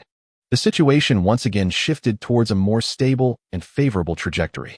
The Tatar prince was on the brink of despair, his eyes bloodshot. He had never anticipated this outcome, nor could he bear to accept it. Yet, acceptance was unavoidable. The only consolation lies in the fact that he has finally reunited with his direct lineage. Although they have suffered considerable losses, nearly 7,000 remain, a force insufficient to secure his position as Khan, yet enough to afford him a semblance of competitiveness and stave off annihilation. After enduring the conflict thus far, the young prince has cast aside thoughts of plunder. His sole desire now is to escape, to flee this land of turmoil with as many of his kin as possible. This battle has rendered decades of unification efforts futile, plunging the future into an extended period of internal strife. The young prince is filled with sorrow since the queen's reign. This was the closest the steppe had come to unity, yet it has all been squandered. He feels a deep sense of dissatisfaction, yet he must accept his fate. Retreat. Upon regaining control of his kin, the young prince issued the most humiliating command, and thus began the breakout. Amidst the fierce combat, Li Qing, engrossed in battle, suddenly heard the distant thunder of hooves. A considerable number of Tartar troops surged forth, unleashing unprecedented combat strength, rendering the Ming forces' encirclement precarious. He instinctively moved towards that direction. However, the Tartar troops were resolute, disregarding all else, focusing on a singular path for their escape. By the time Li Qing arrived, most had already retreated. Utilizing an arrow, Li Qing spotted Jiang Bin, leaped forward, took the bow and arrows from his saddle, and, like a sprouting shoot, stood upon his steed, drawing the bow and nocking an arrow, aiming at the Tartar commander who was fervently directing his men. The distance was still considerable, compelling Li Qing to pull the bowstring as taut as possible, though the three-stone bow proved somewhat unwieldy. With a whoosh, the arrow shot forth, but the bowstring snapped, slightly impairing its accuracy. The arrow intended for the back struck the shoulder instead.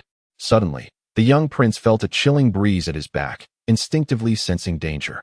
However, he had no time to react before a tremendous force struck him, and he was confronted by the glinting arrowhead, nearly unseating him.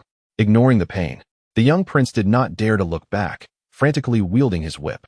Alas, Li Qing sighed. Had he known the identity of his target, the Tartar prince, it would not have been merely a matter of regret. Despite failing to slay his enemy with the arrow, Li Qing bore no significant remorse and soon re-engaged in the fray. As the sun dipped into an orange hue, the intensity of battle began to wane. Seizing the opportunity, Li Qing bellowed in Mongolian, "Surrender at once. Those who yield shall not be harmed." He repeated the call for several moments, and after a quarter of an hour, the relentless machinery of war finally began to slow. The Tartars, having lost their will to fight, surrendered with a sense of relief, casting down their weapons. The Ming forces, equally fatigued, ceased their assaults, content to encircle rather than engage, as orchestrated by Yang Yiqing. Once the fighting had completely ceased, night began to fall. Yang Yiqing, aware of the gravity of the situation, did not allow his troops to rest, working tirelessly through the night to process the captives until dawn broke. Upon completion of the count, the number of prisoners was approximately 15,000, alongside the acquisition of over 3,000 Mongolian steeds. Yet, horses are not like men. They possess no concept of surrender and fled instinctively, scattering in all directions, impossible to contain. Numerous Tartar troops managed to break through, with an estimated count of around 15,000. The remainder either fell in battle or sustained severe injuries. For those gravely wounded, Yang Yiqing opted to abandon them, believing that incorporating them into the ranks of captives would merely burden the Ming dynasty. Although Li Qing found this to be profoundly inhumane, the Ming forces had also suffered significant losses, and with their own needing care, there was little time to attend to these individuals. Thus, thousands of wounded Tartars were forsaken. Yet, feeling a twinge of guilt, Yang Yiqing discreetly assembled a contingent to grant these Tartars a swift end, executing them en masse. Such an act rendered him akin to a living demon. Li Qing was astounded upon learning of this, recalling the ancient adage, "Killing captives brings misfortune." He had not anticipated Yang Yiqing's resolute stance. In response, Yang Yiqing nonchalantly remarked that they did not qualify as surrendered troops. Li Qing found himself at a loss for words. To be candid, he vehemently disagreed with Yang Yiqing's actions, yet he lacked a superior alternative. Only wishing that the Tartars might be reborn as subjects of the Ming dynasty, if indeed there were to be another life. With the battle concluded, the battlefield still required cleansing. It was summer, and if left unattended, the potential for an outbreak of disease loomed large. Gazing upon the expanse of crimson, severed limbs, and broken bodies. Even with his extensive experience in large-scale warfare, Li Qing found the scene exceedingly brutal. During combat, he fought with unparalleled ferocity, yet after the battle, he felt no joy, no sense of glory, only a profound emptiness.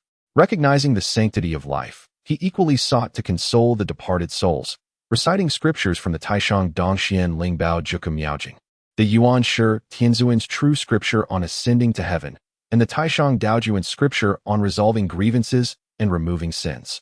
He was, after all, a Taoist. The battlefield cleansing persisted for nearly 10 days, culminating in the Ming army suffering approximately 16,000 casualties, with over 6,800 dead or mortally wounded, and more than 4,000 lightly injured, alongside over 5,000 disabled, an undeniably tragic toll. As for the Tartars, it must be noted that they suffered only fatalities, as the severely injured had all fallen to Yang Yiqing's blade, bringing their total losses to around 20,000. This protracted conflict had finally drawn to a close, and the Ming forces could rightfully claim a significant victory, albeit a bittersweet one. The harsh climate beyond the pass, coupled with a sluggish population growth, would undoubtedly disrupt the existing balance with the sudden loss of so many able-bodied men. Internal strife might render an entire generation insufficient to recover. Objectively speaking, the overall outcome remained favorable. Various commanders gathered in Datong, where Zhu Houzhao, revealing his identity, hosted a grand victory banquet in the name of the emperor, extravagantly procuring plump pigs, sheep, chickens, ducks, and geese. The soldiers had risked their lives during the conflict, and it was imperative to commemorate their valor after the battle. Affirming their contributions despite the precarious state of finances, this ceremony could not be forsaken. This celebration was merely an acknowledgement, separate from rewards for military achievements or compensation for the fallen. Thus, warfare indeed proved to be a costly endeavor. Zhu Houzhao found himself financially strained, having slipped away incognito, and the expenses of improving the lives of tens of thousands were staggering. Although official matters could draw from public funds, Datong could not muster such vast sums. Reluctantly, Zhu Houzhao resolved to seek assistance from his own kin, borrowing from the Wang family branch established in Datong. In truth, it is only fitting for the Prince of Dai to shed a little blood. If the Tartars were to breach the walls of Datong, he, as the foremost magnate of the city, would undoubtedly be accorded special attention. Moreover, it was Zhu Yunwen who initially stripped the prince of his title, only for Zhu Di to restore it after the Jingnan campaign. Out of gratitude for this favor, he felt compelled to reciprocate. The Prince of Dai, in a generous spirit, promptly produced 100,000 taels of silver, thus alleviating the financial woes of Zhu Houzhao. However, this was merely a celebratory feast. The true rewards for valor in battle and the compensations for those who fell were of far greater consequence. According to Yang Yiqing's estimations, if the brawny general's proclamations were to be followed, the total rewards and compensations could reach as high as 500,000 taels. Zhu Houzhao, unwilling to diminish his stature and having personally witnessed the brutalities of the battlefield, was equally disinclined to neglect the warriors who fought valiantly for the country. Consequently, in his capacity as emperor, he publicly announced the amount of the rewards, thereby reassuring the soldiers before demanding funds from the court, explicitly instructing the Ministry of Revenue to provide them.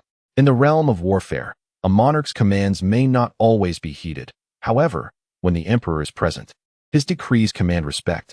Zhu Houzhao sent envoys to the capital to convey to Yang Tingi that the rewards and compensations for the soldiers would be distributed personally by him, stating that he would return to the capital only when these matters were settled.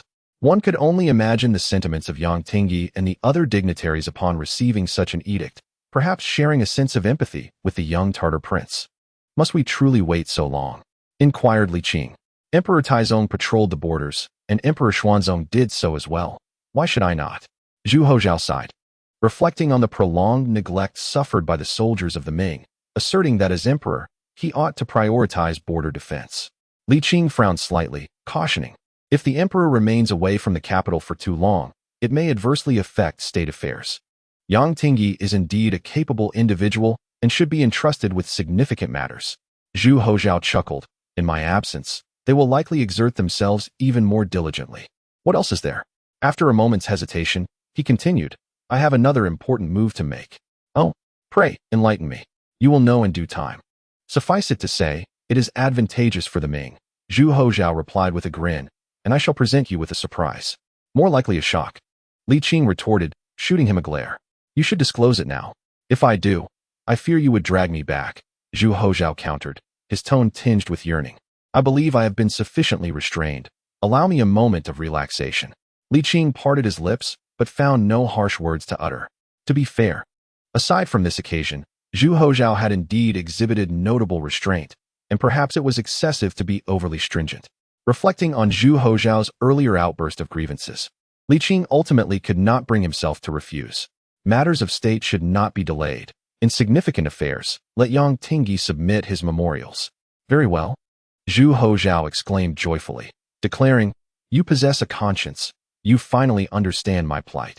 Yet Li Qing offered a wry smile and shook his head, contemplating before stating, I have a request. Speak. Upon your return, make haste to father a son, Li Qing insisted earnestly. Indeed, you are still young. But having a successor would greatly benefit the dynasty. Do not postpone it any longer. Zhu Houzhao paused, then replied with a smile, I shall grant your wish. A gentleman's word is his bond. Even 4 horses cannot pursue it. Chapter 140. Fu Ming the tasks of tending to the wounded soldiers, accommodating the captives, and gathering horses did not require Li Qing's attention. He merely sipped tea, occasionally taking leisurely strolls atop the city walls to familiarize himself with the border town's defenses. Subsequently, reinforcements from Xianzhou, Yansui, and Liaodong returned in succession, with His Majesty the Emperor personally assuring that rewards would be duly dispensed, leaving the soldiers with no cause for doubt. The Emperor's word is as solid as a rock. Throughout history, the integrity of emperors has been deeply ingrained in the hearts of the people. For no emperor would commit the folly of tarnishing his own reputation. To be frank, the court could effortlessly produce 5 million taels. Yet such a sum is no trifling matter. Li Qing could easily envision the uproar among Yang Tingyi and numerous other dignitaries. Would it all come from the Ministry of Revenue? Naturally, the national treasury is well endowed, brimming with wealth. Zhu Houzhao remarked with a snort that trade with foreign seas was established since the reign of Taizong. Although the Yongle era did not amass much wealth, fiscal stability has steadily risen since the reign of Ren Xian, resulting in an unimaginable reserve of silver accumulated over 7 dynasties. Li Qing was aware that the influx of silver over the past century had been substantial. Yet the expenditures of the Ming dynasty were no small matter. Salaries for the princes and royal family, maintenance of government offices, official salaries, flood control, road construction, disaster relief, bridge building, military expenditures, and equipment maintenance all incurred significant costs. How much? Li Qing inquired with curiosity. Take a wild guess, Zhu Houzhao replied. 20 million taels? Look at that hopeless expression, Zhu Houzhao scoffed. Aim higher. 30 million? Last year's accounts revealed that the national treasury held over 47 million taels in pure silver. Not counting pearls, agates, or jade, and excluding grain as well, Zhu Houzhao chuckled. Of course, this does not include the inner treasury. The inner treasury is the emperor's private reserve, where successive emperors have traditionally transferred a portion of their wealth, a customary practice. While it is true that the national treasury belongs to the emperor, civil officials are often prone to bureaucratic wrangling, and some expenses may not be suitable for public discussion, leaving the emperor reluctant to appear beholden to others. It is akin to a man being the head of the household, yet still hiding a stash of personal savings. How much is in the inner treasury? Why do you ask that? Zhu Houzhao became wary. I'm not planning to steal it, am I? Li Qing retorted with annoyance. Zhu Houzhao glanced around and lowered his voice. Over 13 million taels, transferred by my father before his abdication to prevent me from spending and being beholden to others. I have not touched a single tael. Li Qing, both surprised and bewildered, remarked, Does the court's expenses also fall under the Ministry of Revenue's purview? You might be overestimating them, Zhu Houzhao replied, speechless. Where does that money come from? Simple, from the printing of banknotes. Zhu Houzhao stated matter-of-factly. The Ming dynasty's commerce is flourishing, and the previously excessive issuance of banknotes has been significantly reined in, forcing the populace to transact in silver. In fact, silver is now being widely used for transactions among the people. Fearing Li Qing's judgment, Zhu Houzhao quickly clarified, the issuance of banknotes is not excessive. It has only recently commenced, amounting to no more than 2 million taels in silver equivalents each year. Given the current state of commerce and population in the Ming dynasty, issuing such a modest amount of banknotes hardly stirs the waters. Pausing, he added, the net profits of the Li family in Jinling alone exceed that amount annually. What significance does it have when distributed throughout the entire Ming dynasty? Zhu Houzhao remarked. Indeed, if we consider the substantial influx of copper coins, the total currency released annually amounts to as much as 3 million taels. Yet, the population of the Ming dynasty continues to rise, nearing the threshold of 200 million, alongside the burgeoning trends of commerce and industry. Although silver is flowing in abundantly, the currency remains somewhat tight. This is not mere conjecture. There is a basis for it. If you have doubts, you may inquire with Yang Tingyi upon your return. Li Qing pondered in silence, weighing the pros and cons. Are you aware of the 5 oranges? Zhu Houzhao inquired. Currently, the production of oranges in the Ming dynasty has surged, necessitating an increase in the currency that supports orange trade. Moreover, a moderate degree of inflation can invigorate the economy.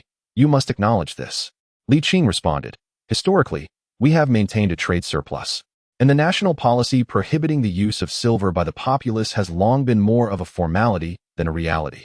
Logically, there should not be a situation of currency tightness. Have you considered the reasons behind this? What is a trade surplus?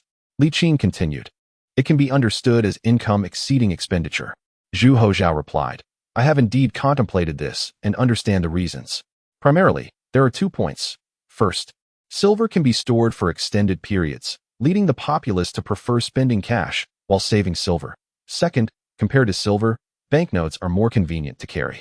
It is essential to recognize that not every locality has a money shop where one can transact with silver notes. With a wry smile, Zhu Houzhao added, furthermore, there is a psychological element at play. What do you mean? Li Qing questioned, perplexed. Zhu Houzhao asked, setting aside the attributes of currency. Do you prefer paper banknotes or the glittering allure of gold and silver? Li Qing was rendered speechless. After a long contemplation, he stated, it is permissible to issue banknotes judiciously, but one must not engage in reckless overissuance. It was precisely due to overissuance that the banknotes depreciated during the reigns of the founding and the second emperor. While overissuance may provide temporary satisfaction, the burden ultimately falls upon the court. The Zhengtong, Jingtai, and Changhua eras are still grappling with their debts. 200 million seems rather excessive. Perhaps we could distribute some to copper coins. The cost of copper coins is exorbitant. Zhu Houzhao exclaimed. Li Qing chuckled and reproached, the court is not short on funds. Why indulge in such avarice? In the eyes of the people, there remains a preference for metallic currency. Knowing this, why be so miserly? Very well, Zhu Houzhao nodded. I shall adjust the allocation. How about a 50-50 split? That sounds acceptable, Li Qing acknowledged with a nod. Upon learning of the court's considerable wealth, Li Qing felt a profound joy. The silver alone amounted to an astounding 60 million taels. When accounting for grain and a diverse array of other riches, the total value, when converted to silver, could easily double. Admittedly, the purchasing power of silver today pales in comparison to that during the Hongwu period, yet it remains an enormous fortune. Such wealth could elevate the Ming dynasty's capacity to withstand risks to a formidable extent. The figures are indeed staggering, yet upon reflection, it is reasonable. Given the years of positive development that commenced during Zhu Di's era of maritime trade, without the emergence of profligate emperors. In a buoyant mood, Li Qing remarked, your understanding of the economy surpasses that of the average individual by a considerable margin. Generally, the Zhu family lacks economic insight, yet in this regard, Zhu Houzhao stands out as exceptional. With a smile tugging at his lips, Zhu Houzhao cleared his throat and declared, as the times evolve, so too does the emperor. Li Qing chuckled, pondering that as the focus of the Ming dynasty shifts, the emperor would naturally follow suit in his developments. Excellence stands as excellence. Excessive humility can be counterproductive, he mused with a smile. This left Zhu Houzhao feeling somewhat awkward, and he retorted, you should revert to your previous demeanor. I am not accustomed to this.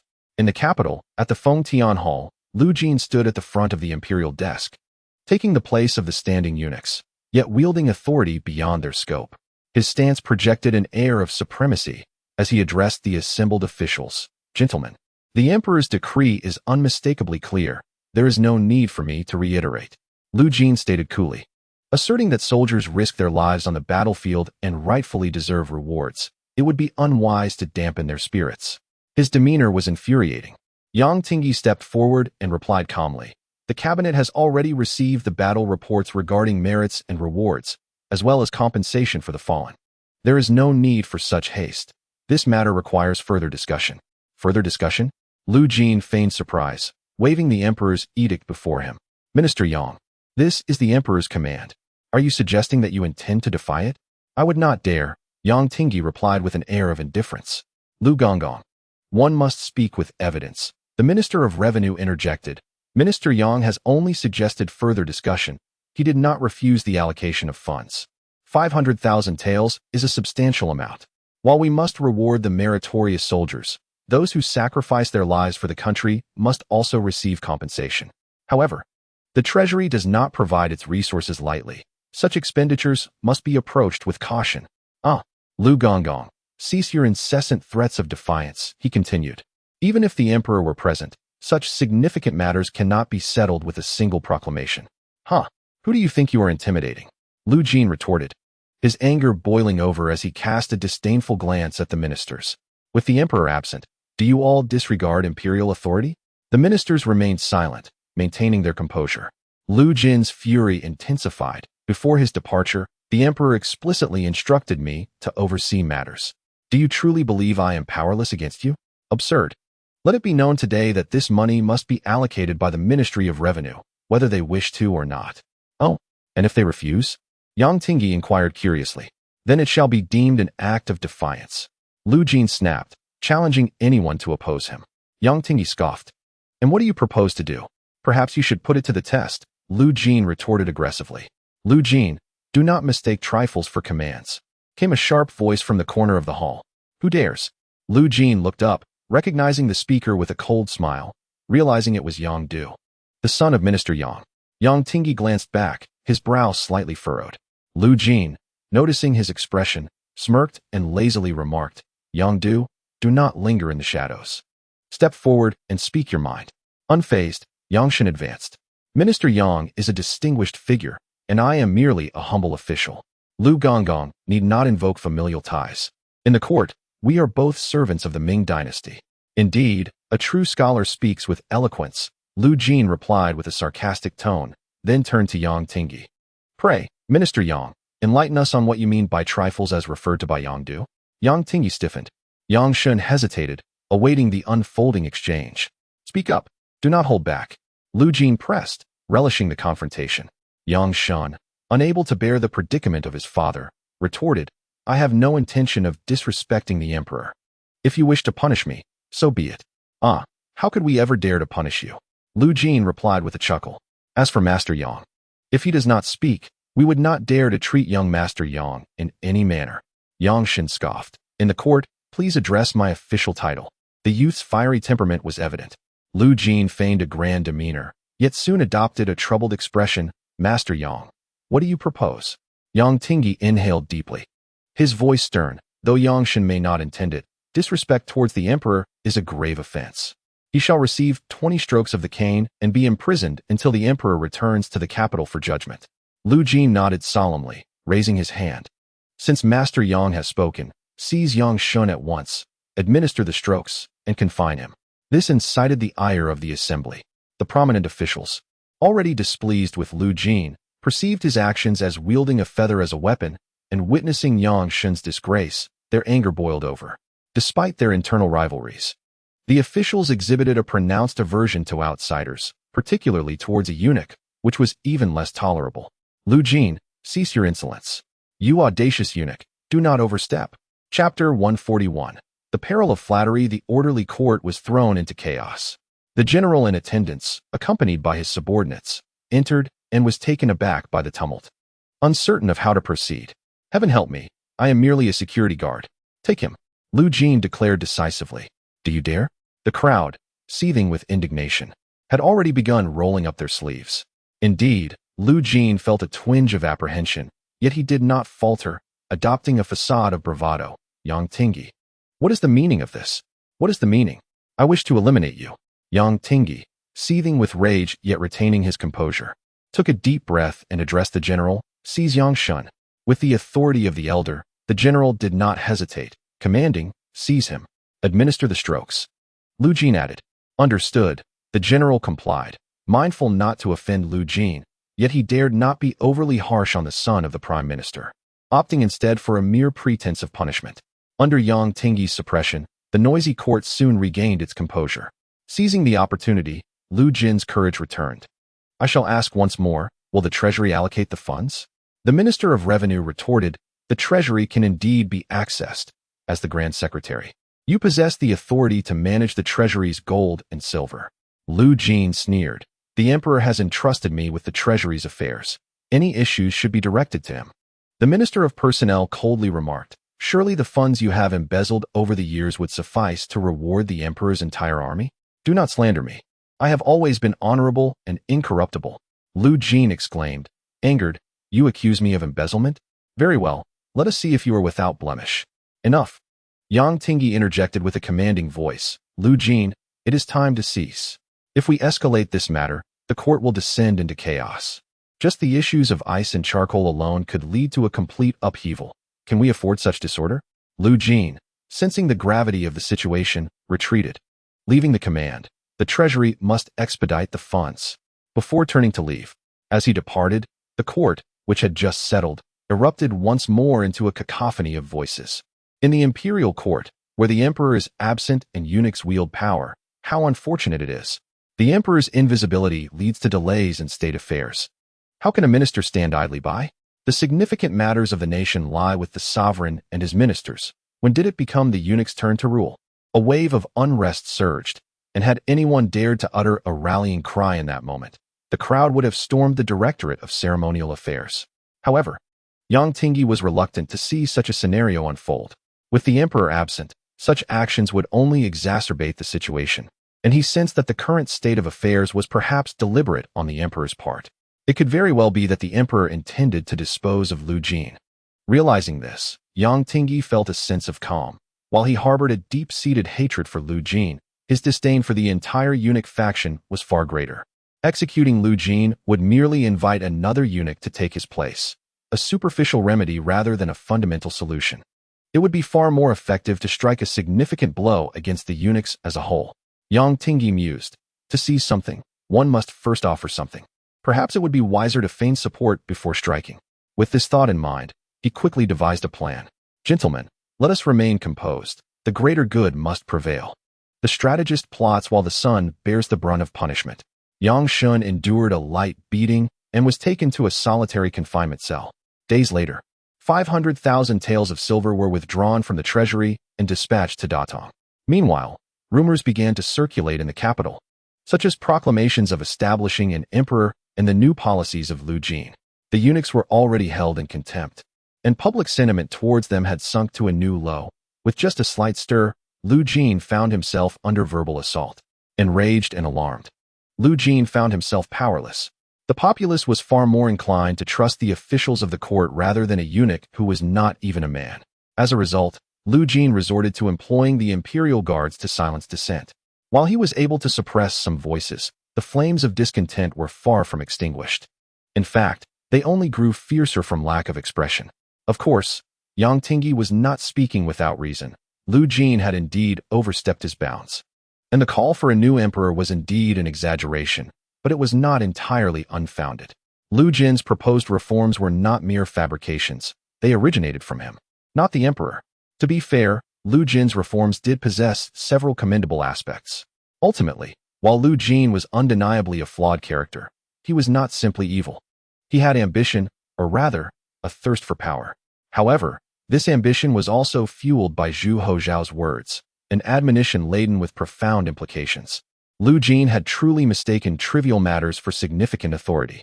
Alas, he lacked an understanding of the intricate power struggles of the court and failed to grasp the elusive nature of the emperor's intentions, fixated solely on expansion and strength, unaware that he was already on a path to ruin. In Datong, Zhu Houzhao perused Yang Tingyi's confidential letter, a slight smile gracing his lips as he softly remarked. The plan must be adjusted.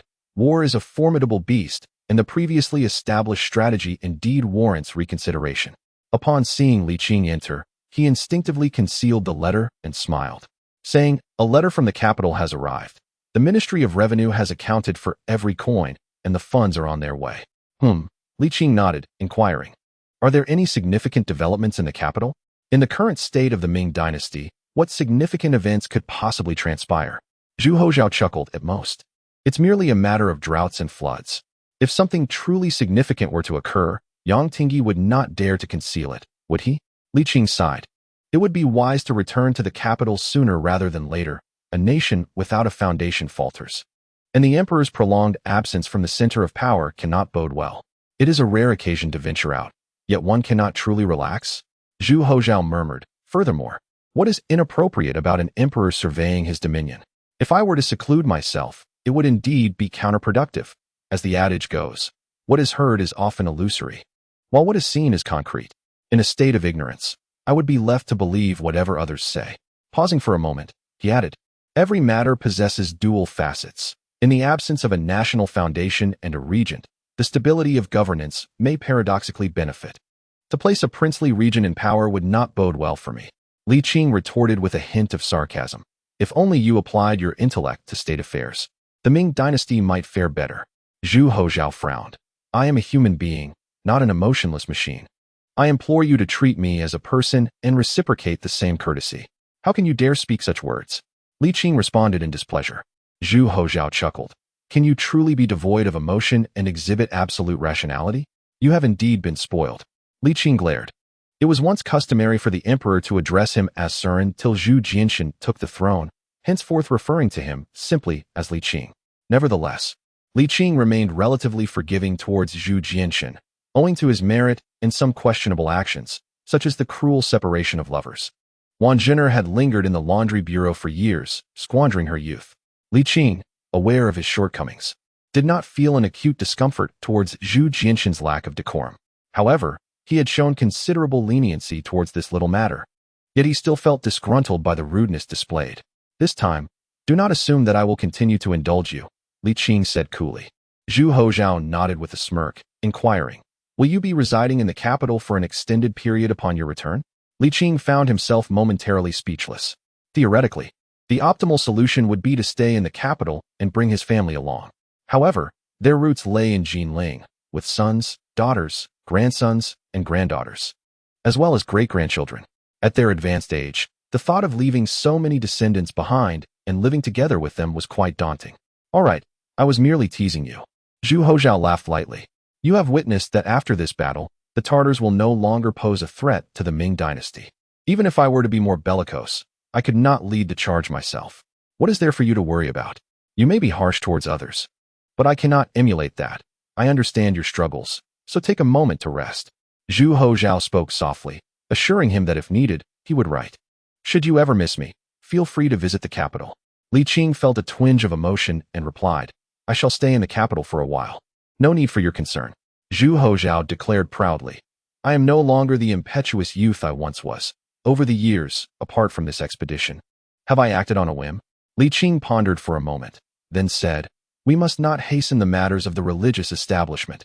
After this, the relationship between sovereign and minister will inevitably grow tenuous. It is prudent to de-escalate for now, allowing the court to settle before proceeding with our plans. How about this? When the time comes, you shall write to me, and we shall face it together." "Oh," Zhu Houzhao mused, "but to whom shall this letter be addressed?" Li Qing, despite the evident implications, was reluctant to admit directly. Once acknowledged, Zhu Houzhao would undoubtedly seize the opportunity to complicate matters for him further. Matters of the court and affairs of the realm are known to all. Even I, though in the wilderness, can glean some significant events from within the palace. "Whether I pen a letter or not," remarked Li Qing, "you truly are stubborn." Zhu Houzhao sighed helplessly, suddenly glancing outside in astonishment. "Yang Tingyi?" Li Qing turned to look, but saw nothing. "Let me behold your true visage." With a resounding thud, Zhu Houzhao's hand nearly struck Li Qing's face, when suddenly an irresistible force surged forth, and a large foot struck his chest at an unbelievable angle. With a crash, Zhu Houzhao fell onto the writing desk. rolling and knocking over a chair. His chest did not ache, but the fall certainly did. Regicide, Zhu Houzhao shouted in a panic. Please, do not shout, Li Qing exclaimed, quickly covering his mouth, though it was too late. The guards rushed in, drawing their swords at once, their murderous intent palpable. Li Qing hastily released Zhu Houzhao, nervously concealing his hands behind his back, and stammered. Heh, I was merely playing with the emperor. It's all a misunderstanding. Asnt it, your majesty? What could he do? He could not harm someone who was steadfastly loyal to him. This was the first time Zhu Houzhao had witnessed such an expression on Li Qing's face. Comical yet tinged with guilt intertwined with helplessness, truly a humorous sight. Ha ha ha. Zhu Houzhao laughed uncontrollably, doubled over in mirth, tears nearly streaming from his eyes. The guards were bewildered by the laughter, while Li Qing seethed with frustration. Chapter 142. Truly helpless against you. After a lengthy explanation, the guards' concerns were somewhat alleviated. Although still suspicious, they could not press the matter further since the emperor had spoken. They bowed and retreated. Following this uproar, Zhu Houzhao felt no pain, only amusement and intrigue. He had never imagined that Li Qing could exhibit such a side before. Your demeanor earlier was quite amusing, Zhu Houzhao remarked. You resembled a wayward child caught in wrongdoing, nothing like your usual self. Li Qing chuckled. I simply felt an overwhelming sense of shame, akin to making a child weep and having others witness it. Zhu Houzhao replied. You should not always wear such a gloomy expression. You were delightful just now. Really, there is nothing wrong with being spontaneous. Why remain so repressed? Li Qing cracked his knuckles, grinning wickedly. Then shall I embrace spontaneity? Wait. Look at you, unable to take a joke. I was the one who got hit. Zhu Houzhao exclaimed, his eyes wide. Then he laughed again, adding, as they say, one who is close to vermilion becomes red, and one who is close to ink becomes black. Being with me, do you not feel a sense of ease and youthfulness? Indeed, I do feel younger, Li Qing scoffed, youthful enough to be brimming with uncontainable rage. Zhu Houzhao rolled his eyes. Life should be vibrant and varied. As humans, we must experience joy and sorrow. To laugh and to grieve is the true attitude towards life. Honestly, repressing oneself is detrimental. One should live as a spirited young person. If one can maintain a childlike heart, that would be even better, Zhu Houzhao remarked. Do not be deceived by my seemingly carefree demeanor. In truth, I often find myself troubled, not merely by worries, but also by a sense of melancholy and even indignation. If I were to dwell on such feelings as you do, I would surely lose my sanity. One must learn to adopt a more relaxed perspective. Finding joy during times of despair has served me well throughout the years. It is indeed beneficial. He continued, even a touch of childishness can be advantageous. In any case, one should avoid living in perpetual gloom and instead embrace a more vibrant and sunny disposition. Is this your justification for your childishness? Zhu Houzhao exclaimed, his frustration palpable. How can you be so ungrateful? Truly, you are like a piece of decayed wood that cannot be sculpted. Li Qing's face darkened, realizing he had indulged Zhu Houzhao too much. Amused, Zhu Houzhao replied, do not truly regard me as a child. My mischievousness merely adds flavor to my existence. The emperor of Jingda is far more mature than you might imagine. He sighed. As an emperor, I am often isolated when I gaze upon the world. The only one with whom I can share my innermost thoughts is you. I consider you a friend. Please do not perceive me as just a playful child. Li Qing paused, then chuckled softly, feeling an unexpected warmth in his heart. There was indeed an endearing side to this little rascal. He moved to a nearby seat, his expression calming, and spoke gently. You can afford to be so carefree because you are still young. I am well aware of this. Yet I often find it difficult to control myself. Look at you, pretending to be profound, Zhu Houzhao teased. Do you realize how unlikable you are? You resemble a stubborn old man, unyielding and decayed, devoid of vigor. Just look at me. I am quite charming. I believe you need a good lesson, Li Qing retorted, though his lips betrayed a hint of a smile. Ah yes, even when you are angry, you are more delightful than when you wear that solemn expression. Zhu Houzhao continued to provoke him, seemingly intent on avoiding a reprimand. Li Qing felt a mix of exasperation and amusement, ultimately unable to suppress a laugh. It is no wonder your subordinates harbor grievances against you. Just observe your disposition, setting aside your conduct. Even your temperament makes it difficult to associate you with a wise sovereign. Zhu Houzhao laughed heartily. Life is already full of troubles. If I were to concern myself with every little thing, I might as well embrace death for its simplicity. Do not speak such nonsense. Li Qing scolded. You are still young. Do not let such words escape your lips. I merely jest, Zhu Houzhao replied, raising his hand to his forehead. You truly are a challenge. I cannot seem to manage you. He then sat beside Li Qing and inquired, by the way, did you acquire all your skills through your cultivation? Li Qing was taken aback. What are you trying to imply? Do not be so anxious. I am a believer in Buddhism, Zhu Houzhao said with a grin. I simply wish to know your Dharma name. A Taoist does not necessarily require a Dharma name. Li Qing responded. Zhu Houzhao appeared uninterested. How dull. I had hoped to engage in a friendly competition. Compete in what? Li Qing asked. To see whose name carries more resonance. Zhu Houzhao replied with a frown, before his curiosity peaked again. What do you think of the Dharma name? Great celebration Dharma King. Enlightened and serene. Great wisdom Buddha? How does that sound? Is that your Dharma name? Quite imposing, though rather lengthy, Li Qing offered a candid assessment. It is best to treat it lightly and not become so engrossed that you neglect significant matters. Why not indulge in some light-hearted topics? It is rare to have this respite. Must we always be so serious? Zhu Houzhao suggested. Li Qing, he has grown accustomed to it. Truly unable to resonate with the whimsical Zhu Houzhao. Come, let me take your pulse. Again? Zhu Houzhao replied speechlessly. Am I really that frail?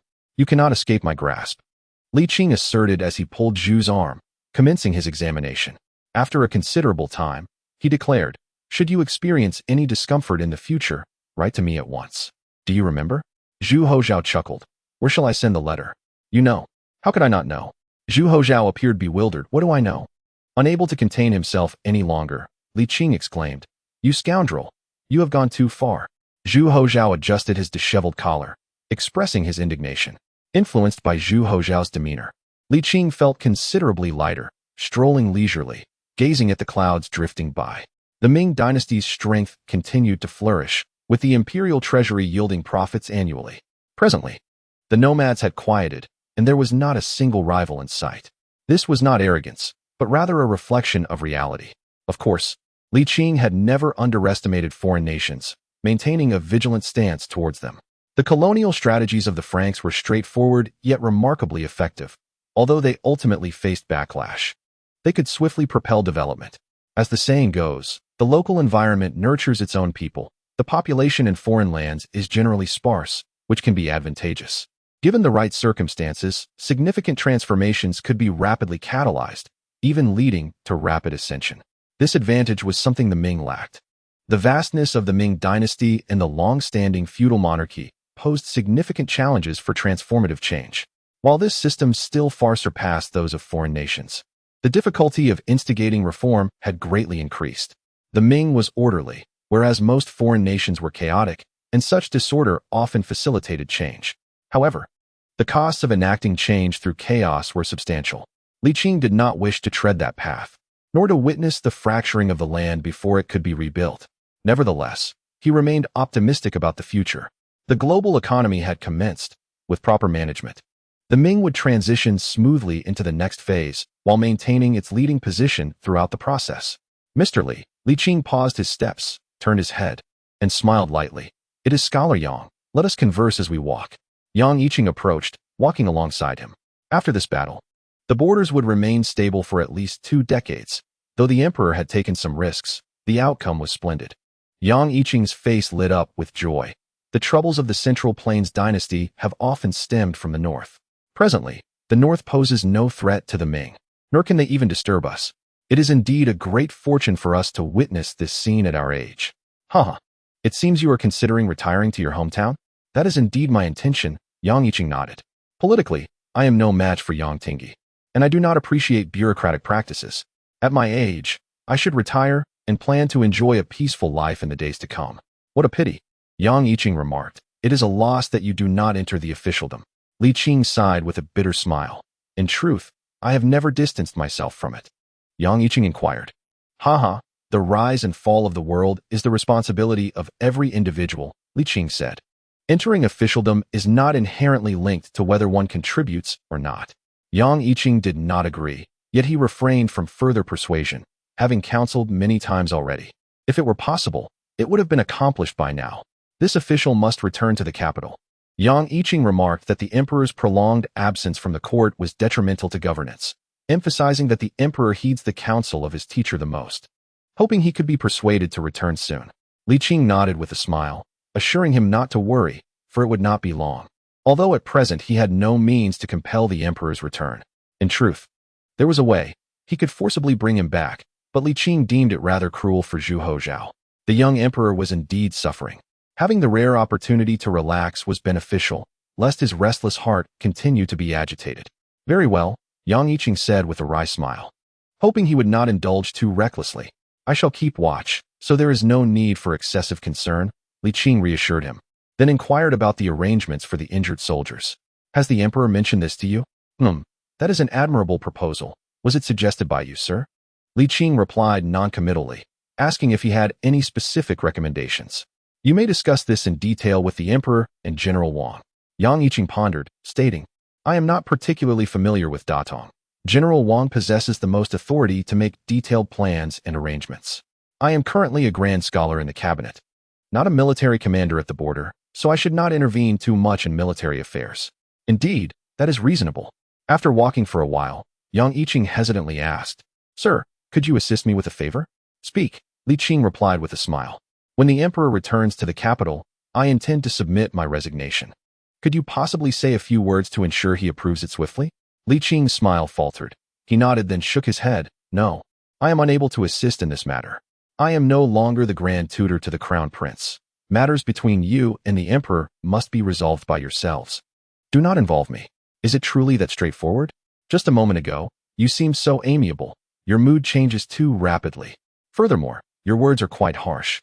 Yang Yiqing muttered. Would you like to hear about the developments in the capital? Yang Yiqing cautioned, there will be significant actions forthcoming. Do you truly not wish to know? Not at all. Li Qing shook his head. If I wanted to know, I would simply ask the emperor directly. Why would I need your input? What significant actions are occurring in the capital? Li Qing inquired as he entered, having completely forgotten the earlier confrontation. Zhu Houzhao replied, Actually, it is nothing much. I am preparing to clean up the Directorate of Ceremonial. That indeed qualifies as a major action, Li Qing remarked. But do you have confidence in this plan? Why do you underestimate me so? Zhu Houzhao responded, feeling disheartened. Do you think the eunuchs of the Ming can create turmoil? Li Qing retorted, I merely mean that the cleanup of the Directorate of Ceremonial should not disrupt governance. The eunuch faction is not entirely ineffectual. I am well aware of that. Do not worry. I have already secured a successor, so there will be no chaos, Zhu Houzhao assured him. Who is it? Zhang Yong. Is it simply because he accompanied you on your escapade? Li Qing was left speechless. You are being rather reckless. Zhu Houzhao shook his head, stating, This is not entirely relevant. I have my reasons. In any case, rest assured, I can withstand the entire civil official faction. Surely I can manage the eunuchs? This was indeed true. The eunuchs of the Ming dynasty were quite incapable and could not assert themselves. Even the tyrannical Jiuqing was executed at a whim by Chongzhen. Was he not? Moreover, the chief eunuch of the Grand Ritual Tribunal, Lu Jin, was indeed nurtured by Zhu Houzhao himself. Do you have a past connection with him? Not exactly. I merely crossed paths with him a few times, Li Qing pondered.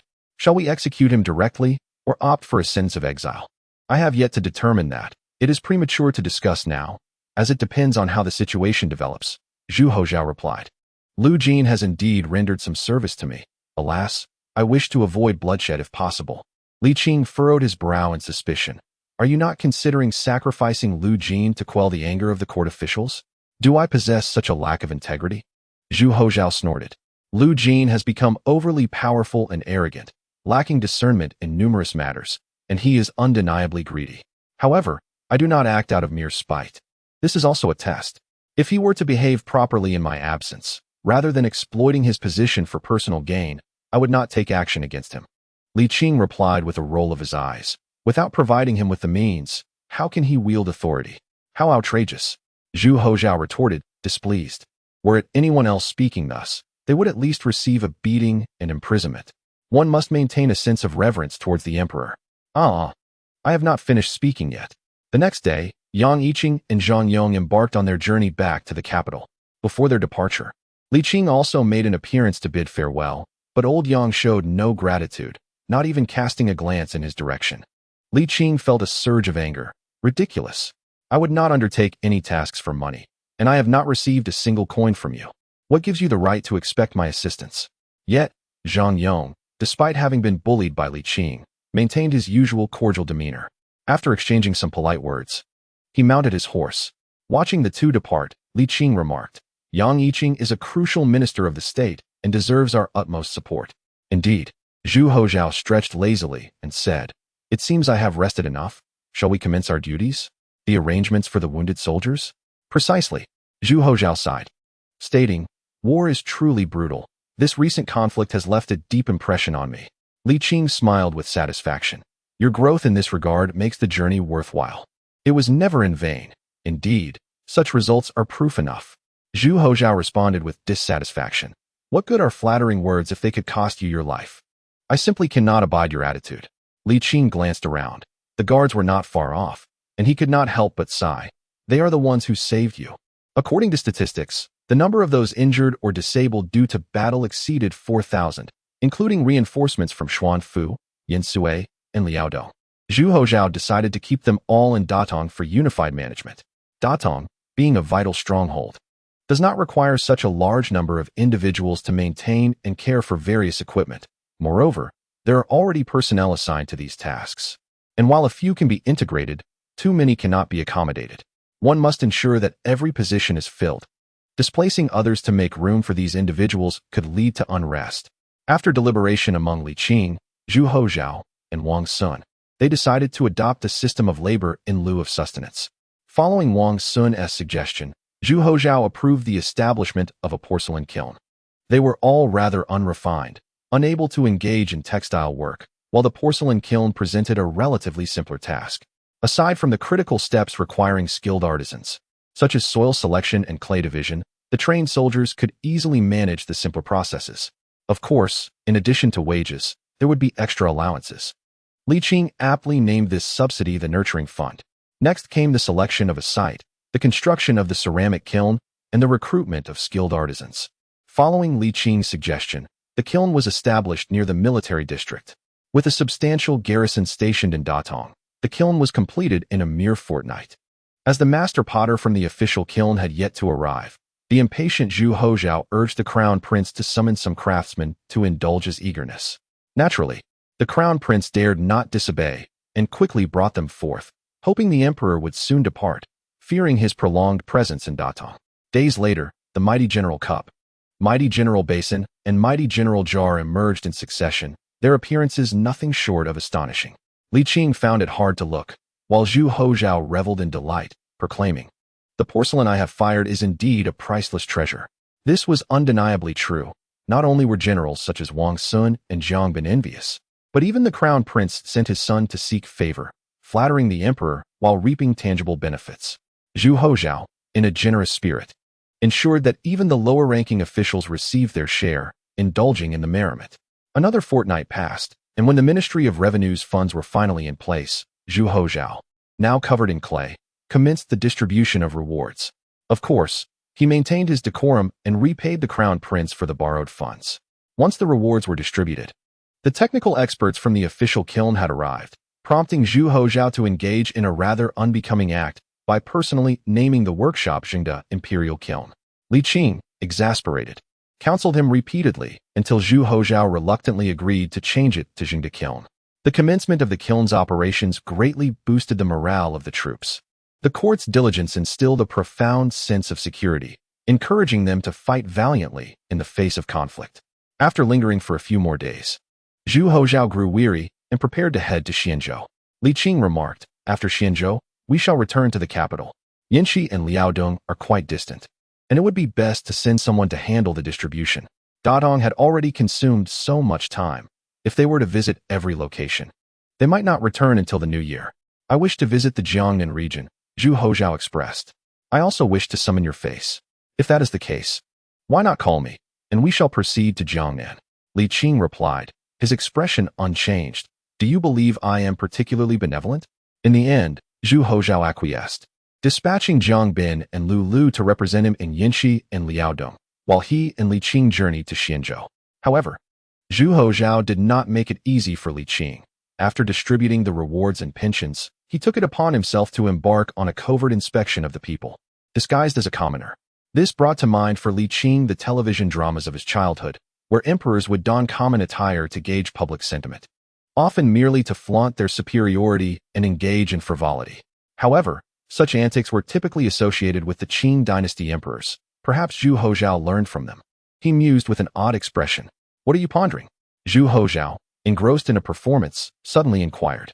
Li Qing snapped back to reality and replied, "We have been here for nearly half a month. Considering our return journey, we shall likely arrive in the capital by July. It is time to head back. Is it not? Shall we not enjoy mooncakes before departing?" "You indeed resemble a mooncake," Li Qing retorted coldly. "This has gone on long enough. Departing in late spring and returning in early autumn will surpass 100 days, and yet you remain unsatisfied? If this continues, I may truly become incensed. You are such a spoilsport." Zhu Houzhao lamented. "Shall we leave tomorrow then? You said the same yesterday, and now you propose leaving today." Li Qing felt that he had been somewhat indulgent with him.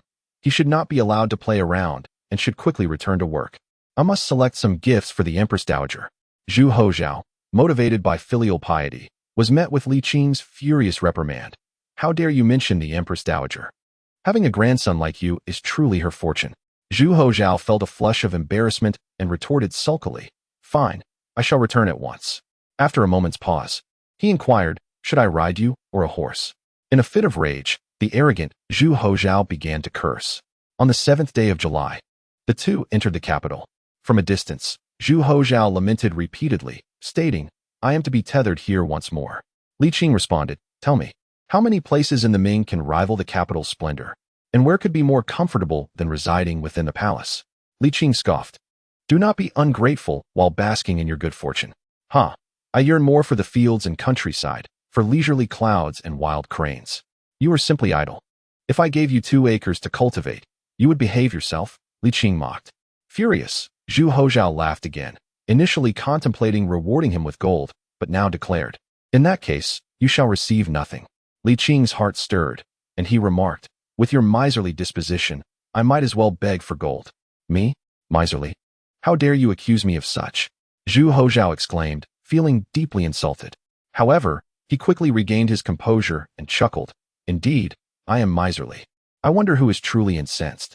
Li Qing quipped, "Take a punch from me." "Cough, cough, are you serious?" Zhu Houzhao exclaimed in surprise and anger.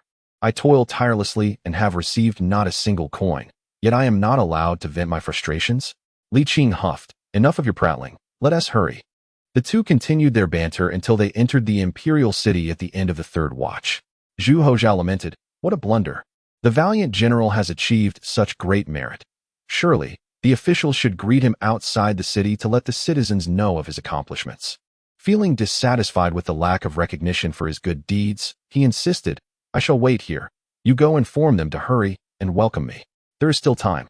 Li Qing, unwilling to engage further, punched him again.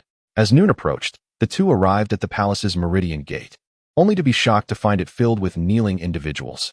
What they beheld was a truly spectacular sight, with countless raised posteriors. Zhu Houzhao stammered, "Is this how they greet me? Have they knelt in the wrong direction?" Neither Zhu Houzhao nor Li Qing could comprehend the situation. With the emperor absent, what was the purpose of kneeling at the palace gate? They exchanged glances and approached.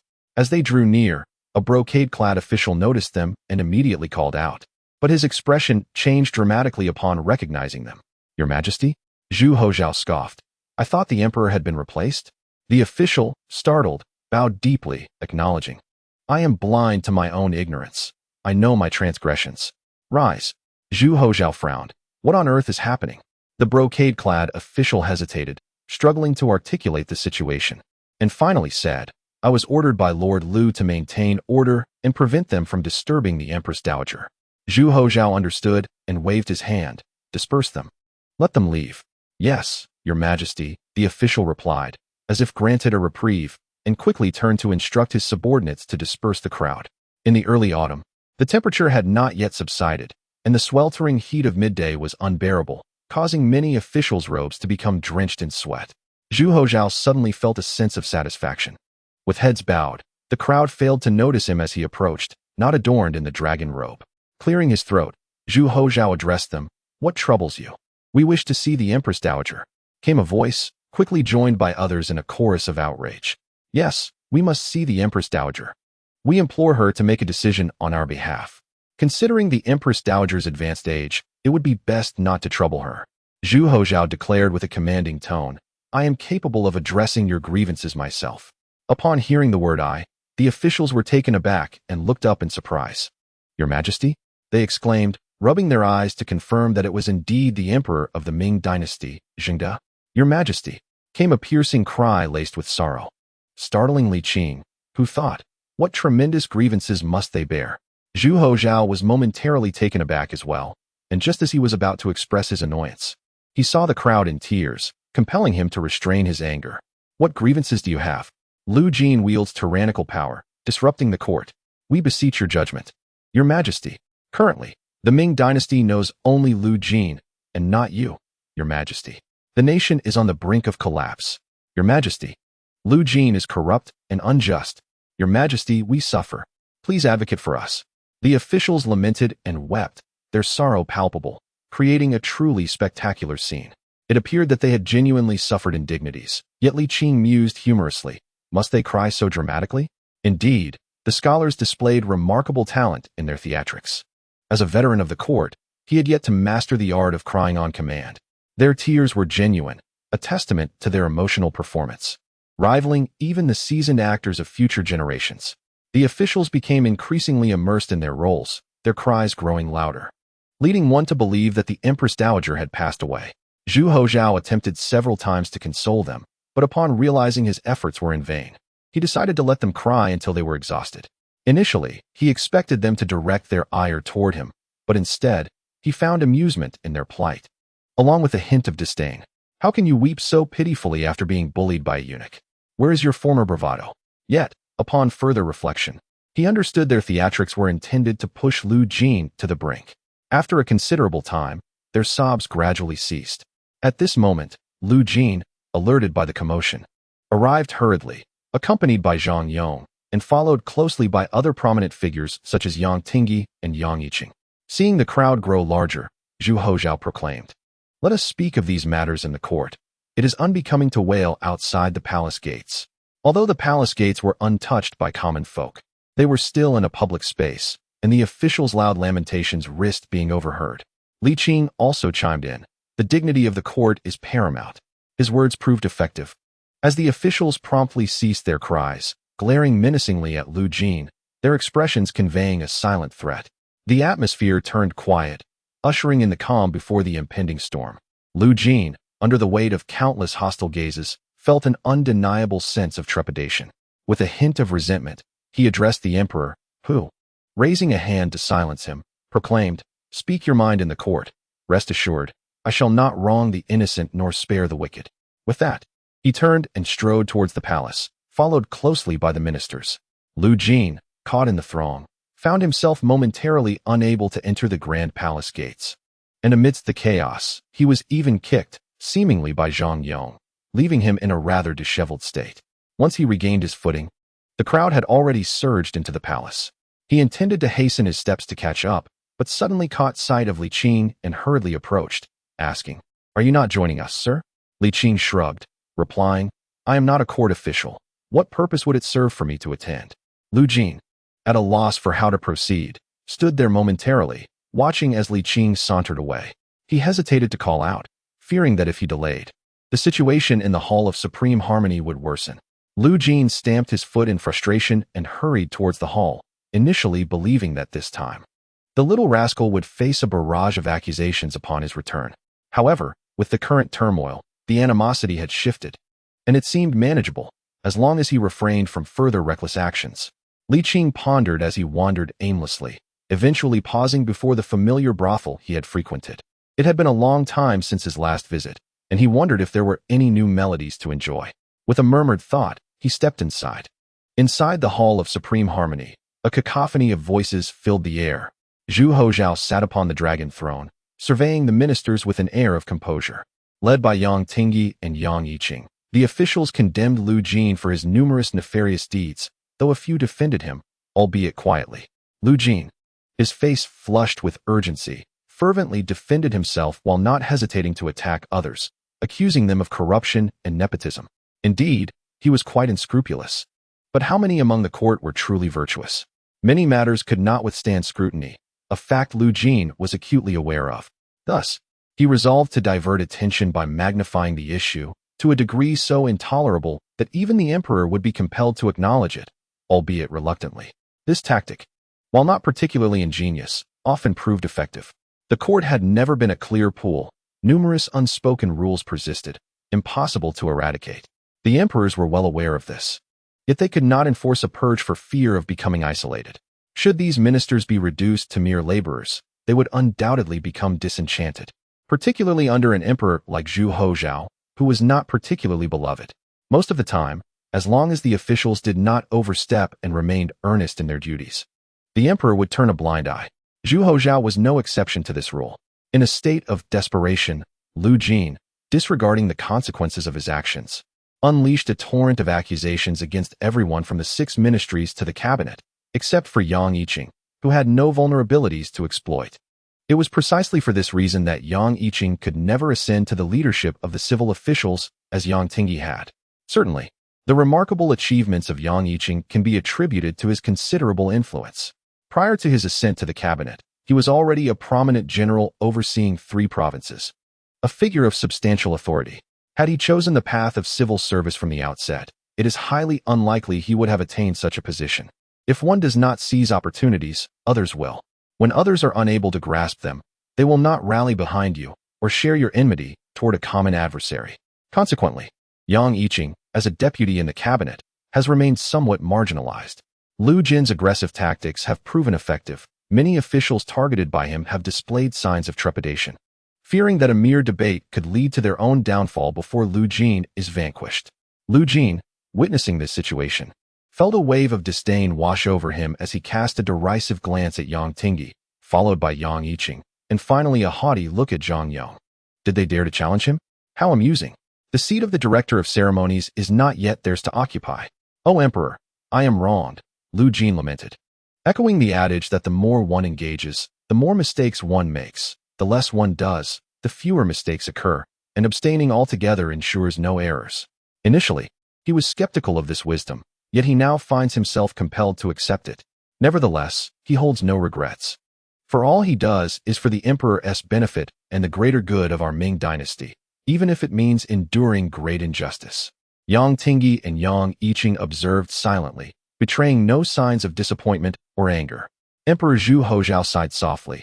Lu Jin, you remain rather naive. My intent was merely to allow you to regurgitate what you have consumed, granting you a chance for a peaceful retirement. However, your actions now make it difficult for me to ensure your safety. Zhu Houzhao assessed Lu Jin as capable but excessively greedy, lacking in discretion, and repeatedly overstepping boundaries. Driven by an ambition that blinds him to his true position, far inferior to Zhang Yong. With a deep sigh, Zhu Houzhao rose, stating, I have just returned and have yet to pay my respects to the Empress Dowager and the Empress. Since you both present valid arguments, let us defer this matter for further consideration. Dismissed. With that, he disregarded the reactions of his ministers and exited with purposeful strides. Your servant respectfully bids farewell to the Emperor. Lu Jin endeavored to mend his relationship with the Emperor, striving to alleviate any suspicions. Little did he know that due to his domineering and ruthless behavior, the influential figures led by Yang Tingyi were no longer satisfied with merely undermining him.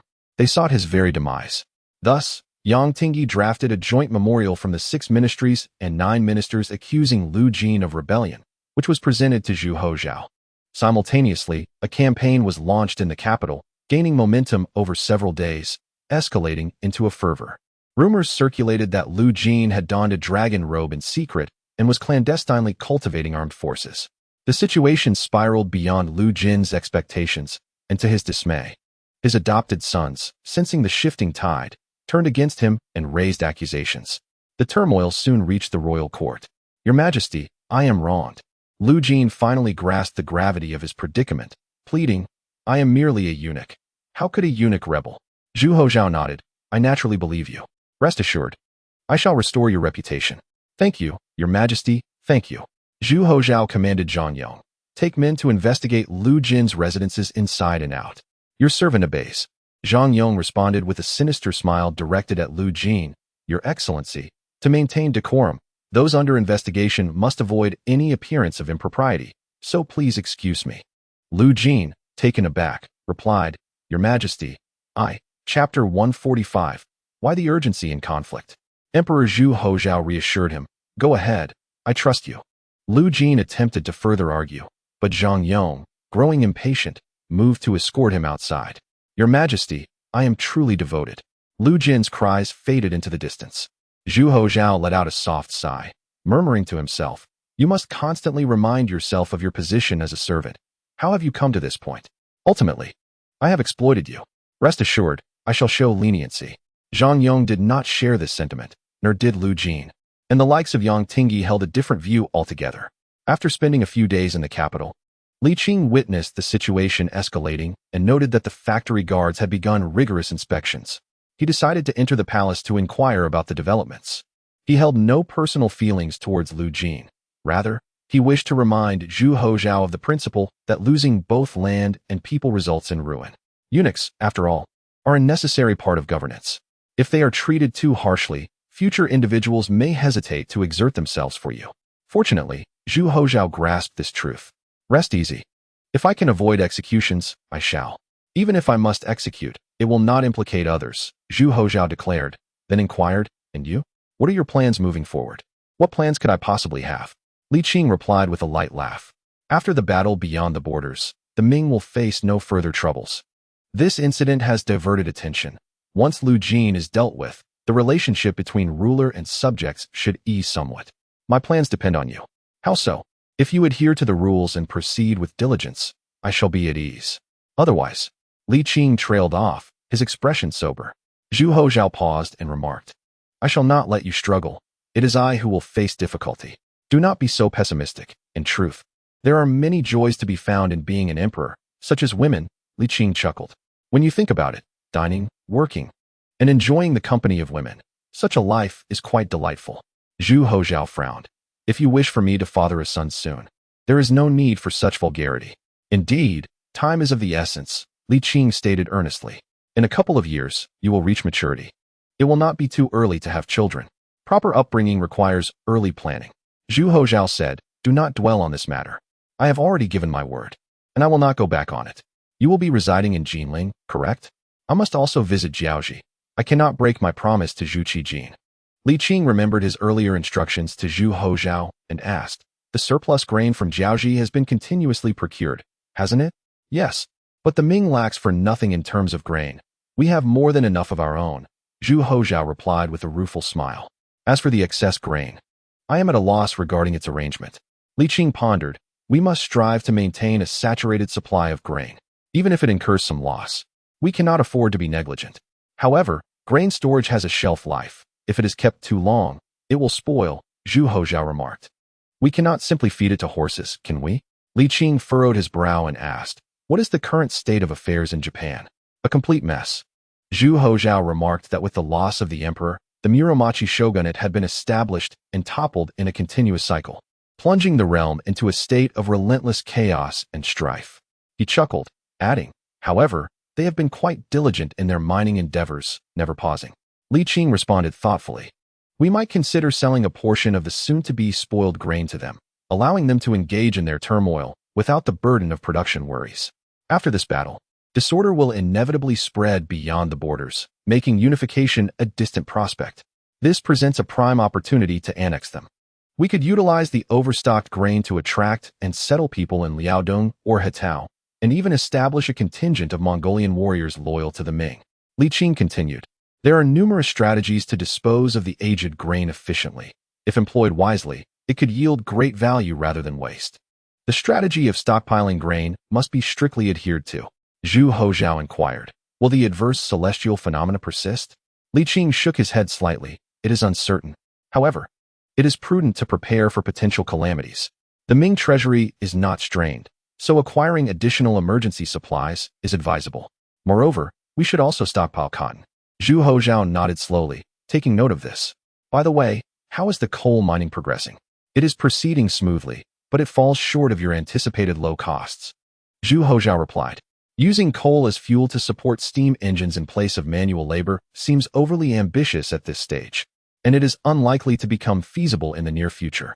Li Qing smiled. What is within human capability shall eventually bear fruit. The saplings we plant today will one day grow into towering trees. When will you depart? Zhu Houzhao asked. I will wait until Lu Jin's matters are settled. Li Qing replied. I shall leave only after witnessing stability in the court. He paused, adding, one must exercise caution in times of crisis, in matters of great significance. Rationality is paramount. Should difficulties arise, feel free to write to me. I will not remain aloof. Li Qing explained earnestly, I cannot afford to be distracted at this moment. Otherwise, I would not leave at all, truly. I understand. I have always been quite sympathetic to your situation. It is you who are too hard on others. Zhu Houzhao said, taking a moment to rest is entirely justifiable. There is no need for such reservations. Li Qing felt a sudden pang of guilt, stating, I will return to assist you in the future. Zhu Houzhao nodded. Care for a drink? He asked. No, you have just returned. It is best to familiarize yourself with the current state of affairs first, Li Qing advised. Very well. Zhu Houzhao felt his heartfelt sincerity had been disregarded. Gesturing toward the outside, leave. Li Qing's guilt dissipated, and he even contemplated reprimanding him. Were it not for their location within the palace, surrounded by others, he would have insisted that Zhu Houzhao learn some respect for his elders. By the way, the younger generation of the Zhu family is increasingly disrespectful, showing little regard for their elder. Zhang Yong. In the dungeons, Lu Jin leaned against the wooden railing, his head nearly protruding through.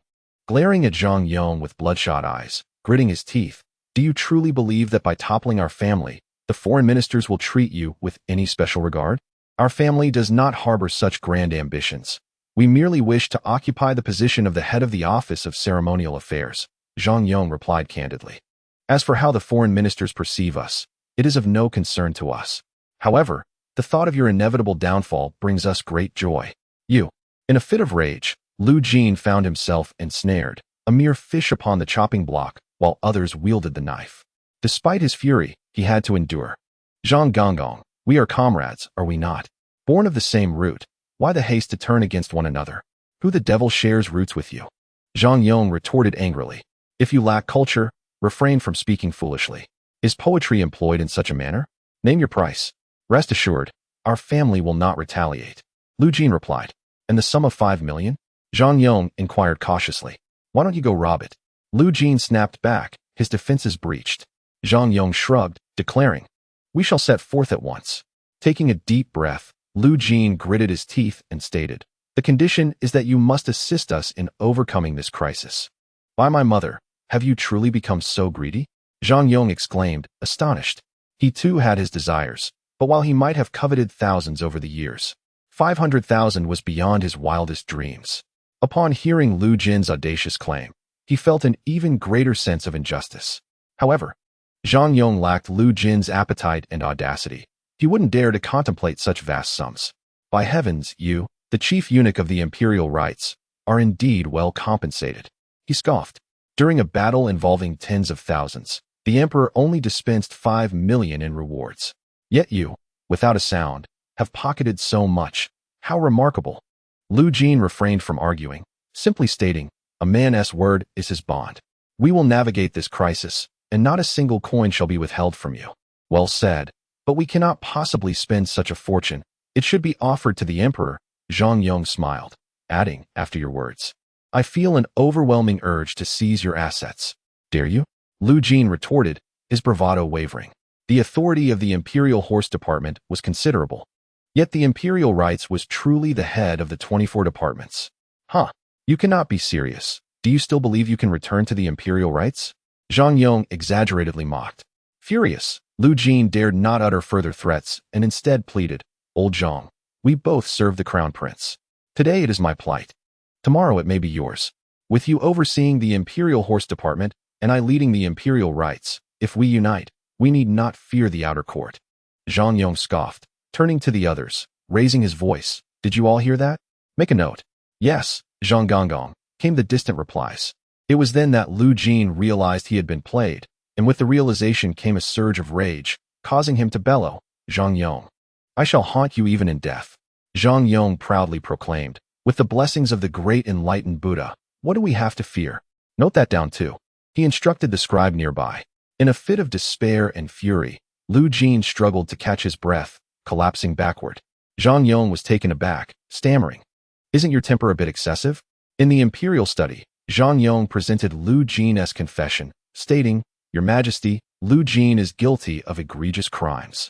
Not only greedy and corrupt, but also enticing servants to undermine the emperor's authority. His heart is deserving of punishment." Zhu Houzhao glanced at the document, and then retrieved a small booklet from his drawer for comparison. Zhang Yong dared not extend his neck to see, but a fleeting glance revealed it to be a ledger detailing Lu Jin's embezzlement, unmistakably inscribed with the emperor's handwriting. This indicates that the emperor had long been aware of Lu Jin's corruption. Does this imply that he is also cognizant of his own minor transgressions? As if he sensed the unspoken thoughts of his confidant, Zhu Houzhao replied without lifting his head, "I am not a man who cannot tolerate even a grain of sand. Otherwise, why would I have brought you to Datong? Presenting this matter before you should clearly demonstrate my trust in you. Indeed, your Majesty's grace is profound, and your discernment is unparalleled.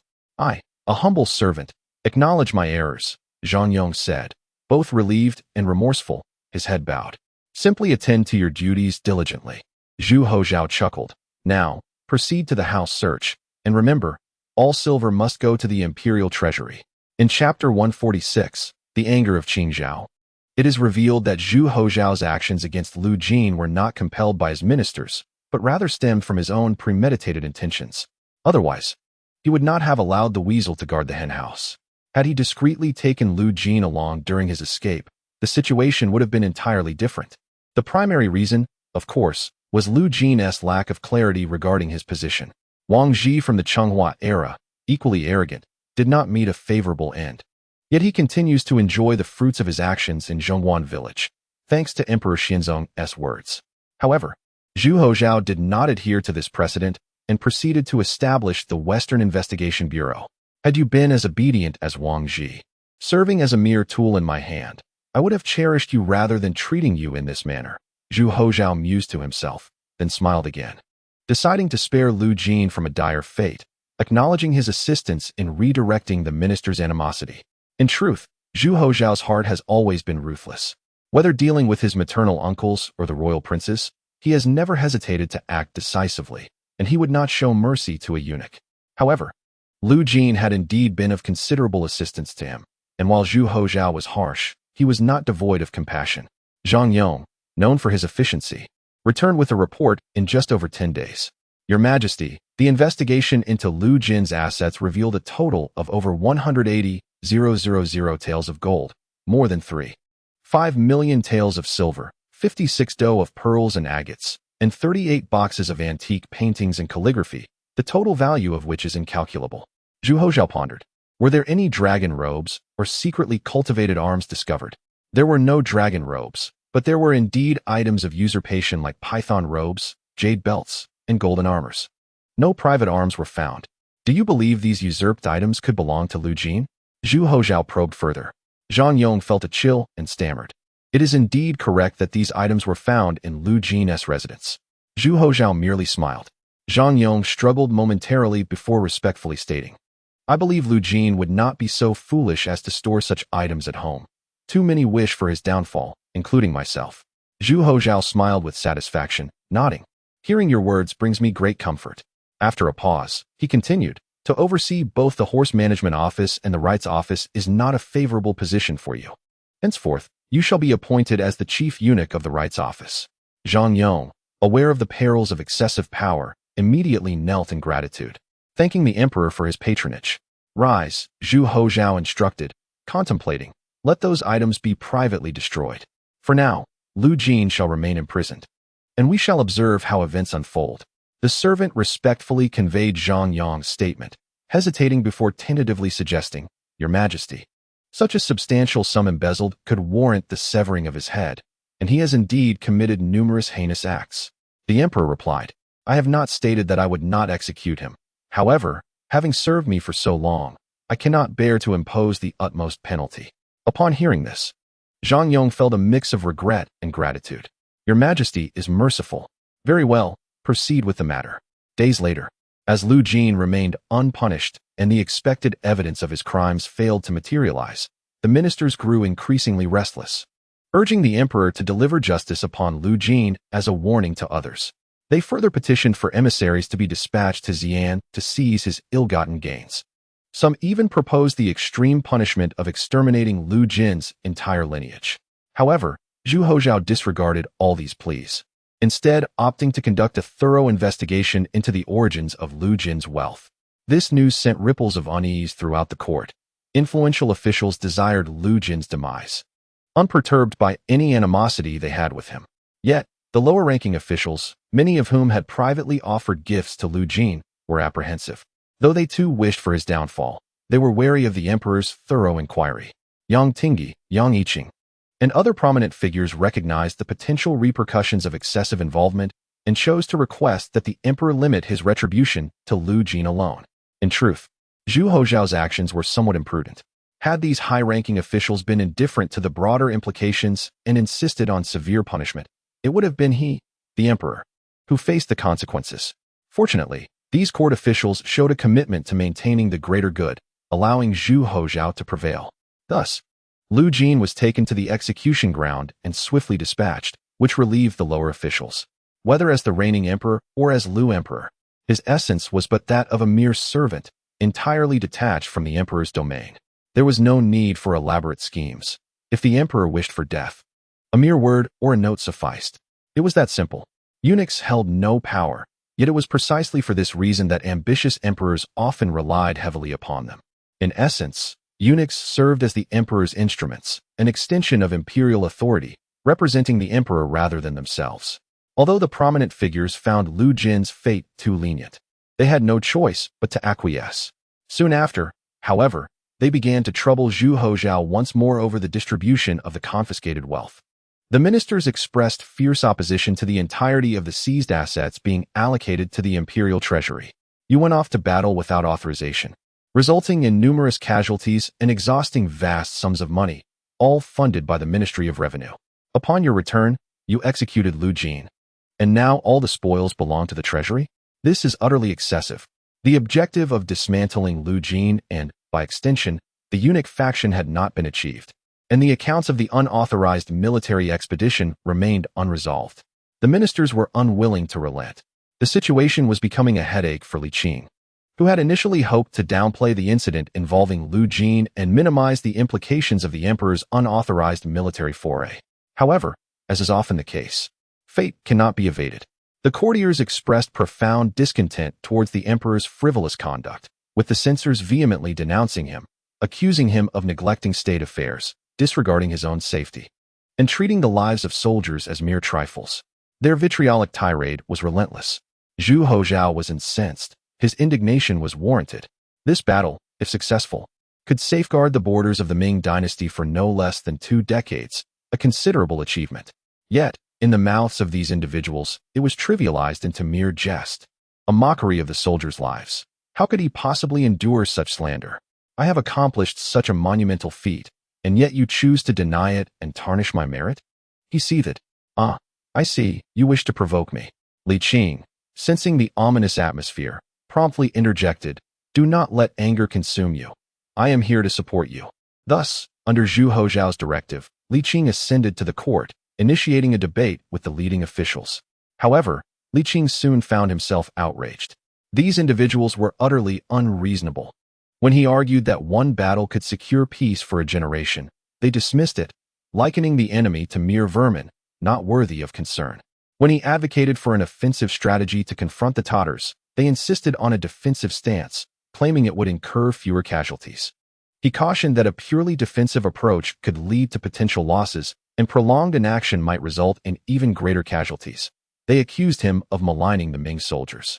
When he could no longer contend with their fallacies, they retorted, setting aside the facts. Does the emperor's recklessness in risking danger and neglecting state affairs not warrant criticism? Oh, so you wish to provoke me further? Zhu Houzhao observed the shifting tides and cautioned, do not succumb to anger. It will only harm your health. He understood Li Qing well, aware that if pushed to the brink, the latter might resort to extrajudicial measures, given his propensity for violence even against himself. Although Zhu Houzhao harbored disdain for the court officials, he recognized their significance in governance.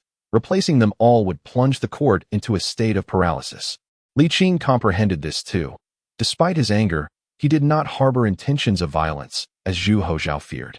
In a pavilion within the palace, the atmosphere shifted from one of individual frustration to a shared discontent. The banquet was laid out, yet neither had an appetite. Zhu Houzhao remarked, "I did not foresee Yang Yiqing's passive observance." Li Qing replied, "It was intentional on his part. He seeks to retire to his hometown. Do not fall for his ploy. We must not fulfill his desires. What then shall we do?" Zhu Houzhao mused. "If we acquiesce to their demands, would I not have led my troops into battle for naught? Not only would it diminish my efforts, but it would also erase the soldiers' valiant contributions. What of the spirits of the fallen? Certainly, we cannot let this pass," Li Qing asserted firmly. "Since they refuse to engage in reason, we need not exercise courtesy. We can play dirty too. An imperial edict? Not yet. Let us first return their tactics in kind." With a chilling tone, he continued, "They are adept at manipulating public sentiment under the guise of heeding the people's will, effectively deceiving the populace. We shall first enlighten the citizens with the truth, and then, in the name of public opinion, issue an edict to set the record straight, rendering their arguments untenable. The intelligence network shall radiate from the capital, and the border garrisons will disseminate the truth within the cities," Li Qing declared. "This battle has yielded substantial gains, which cannot simply be dismissed with mere words. Indeed, let us proceed with this plan." Zhu Houzhao took a sip of wine, proclaiming that he would not endure such vexation. The valiant soldiers, who had shed blood in battle, deserved utmost respect. Those who speak so eloquently would likely soil themselves on a battlefield amidst the clamor of thousands. Li Qing, feeling a twinge of humor at this remark, conceded, "Indeed, one cannot dismiss such a possibility."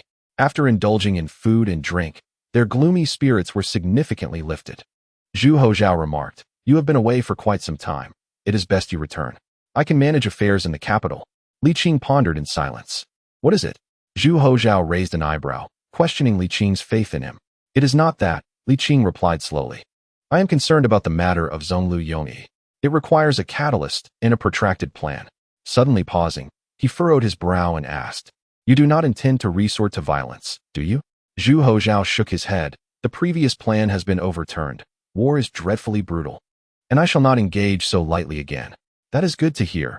Li Qing relaxed slightly, understanding that the relationship between ruler and minister would need time to mend. "When the time comes, you shall send a letter to Jinling, and I will assist you upon my return." After a moment's pause, he added with conviction, "Zhonglu Yongyi will benefit generations to come. I support you, but sound national policies require the right approach. Governing a great nation is akin to cooking a delicate dish. One must master the heat perfectly." Zhu Houzhao nodded. "When the time comes to use your counsel, I shall not be remiss." "Very well," Li Qing replied with a gentle smile. "Am I not exceptional?" Zhu Houzhao suddenly inquired. "Am I not a source of ease for you?" "I suppose so," Li Qing conceded. "Then will you not show your gratitude?" Li Qing, at a loss for words, retorted. "So I toil endlessly and still must contribute?" "No need for extravagance," Zhu Houzhao replied. "Then what is it that you desire?" Li Qing's tone brightened. "Speak, and as long as it is not excessive, I shall grant it." Zhu Houzhao teased. "What if it is excessive?"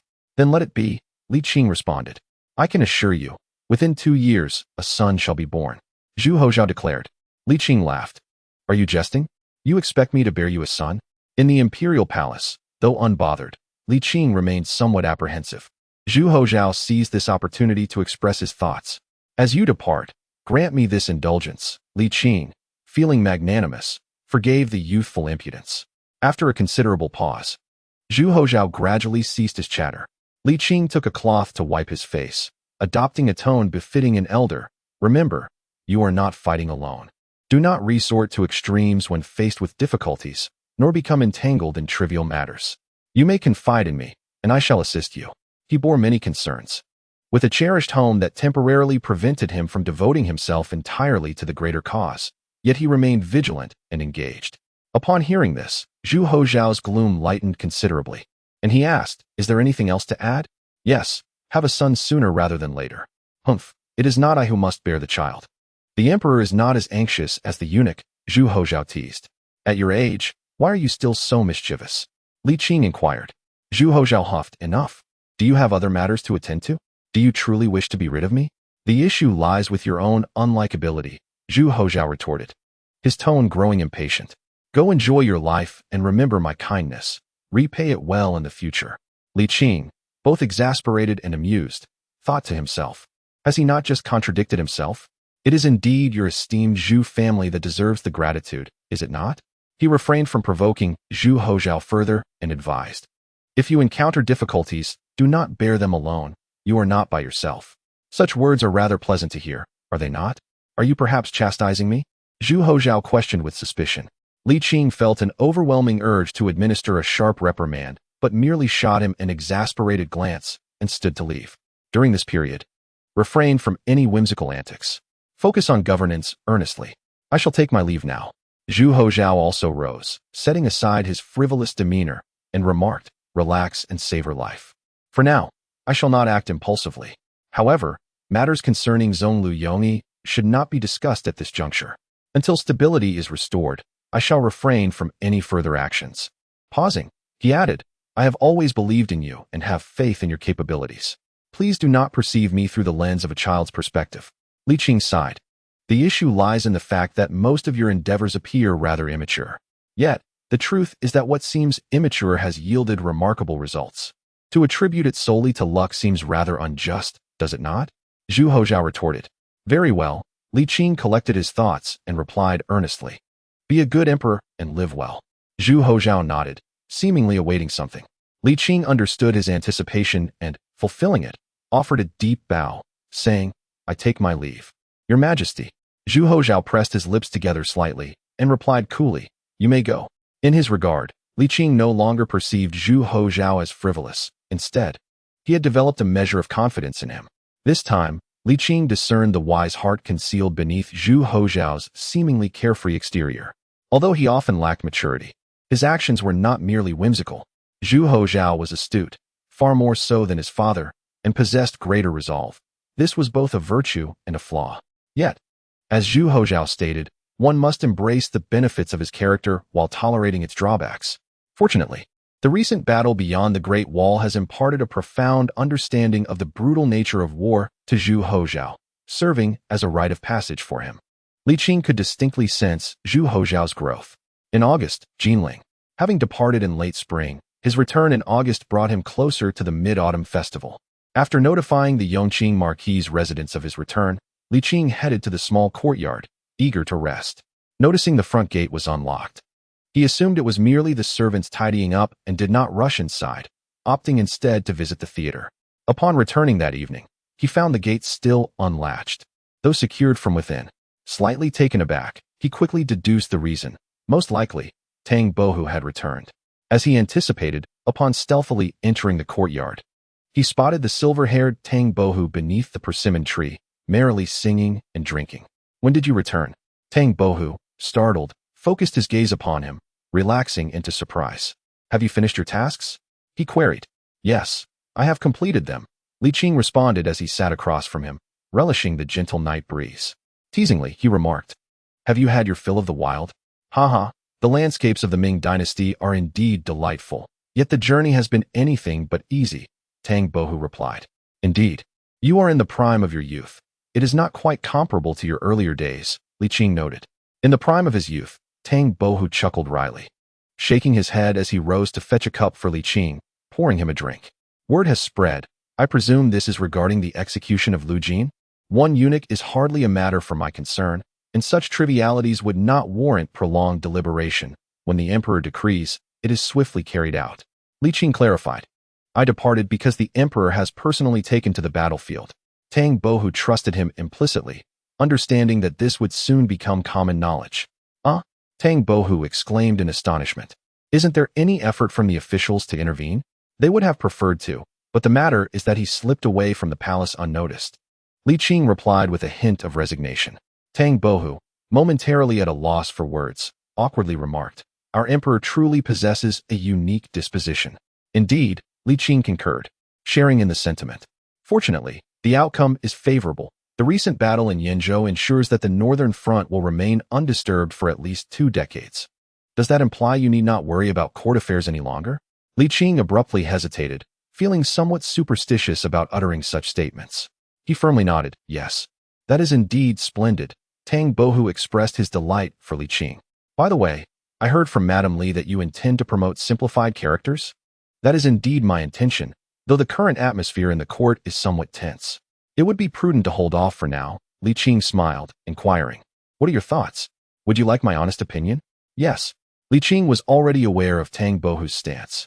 Using the existing simplified characters is quite sufficient. One character serving multiple purposes is advantageous, but excessive simplification is inadvisable, at least for the present. Li Qing sighed in agreement. I shall proceed with caution. After a brief pause, Tang Bohu inquired, "What are your plans moving forward?" At the moment, I have no particular destinations in mind, Tang Bohu stretched, intending to take some time to rest and perhaps reconsider after the new year. And you? Li Qing pondered. I have no specific plans either. Though I do intend to visit Jiaoji after the new year. Then we shall go together. Very well, Li Qing replied with a smile, raising his cup to drink with Tang Bohu. After several rounds, Tang Bohu suddenly slapped his forehead, exclaiming, I almost forgot to tell you, the envoy from heaven, Bowen, has arrived in Jinling. He was here a few days ago. Li Qing asked in surprise, is he still in Jinling? Indeed, Tang Bohu responded. He mentioned that his responsibilities are akin to that of a provincial governor, with authority over both major and minor affairs, wielding considerable power under the title of imperial envoy. Naturally, the burden is substantial. Southern Jiangsu is second only to the capital, so he is likely to remain here for quite some time, Tang Bohu added, estimating that he would not be relocating before the new year. Hearing this, Li Qing's already good spirits lifted even higher. After all, he found himself with only these two friends now. Tang Bohu had been a steadfast companion over the years, while he had not seen Xiao Yun in many years. A sudden impulse to invite him over for a hearty drink surged within Li Qing, but he suppressed it and asked, what did you discuss? We shared our experiences and observations from these past years, Tang Bohu replied with a smile.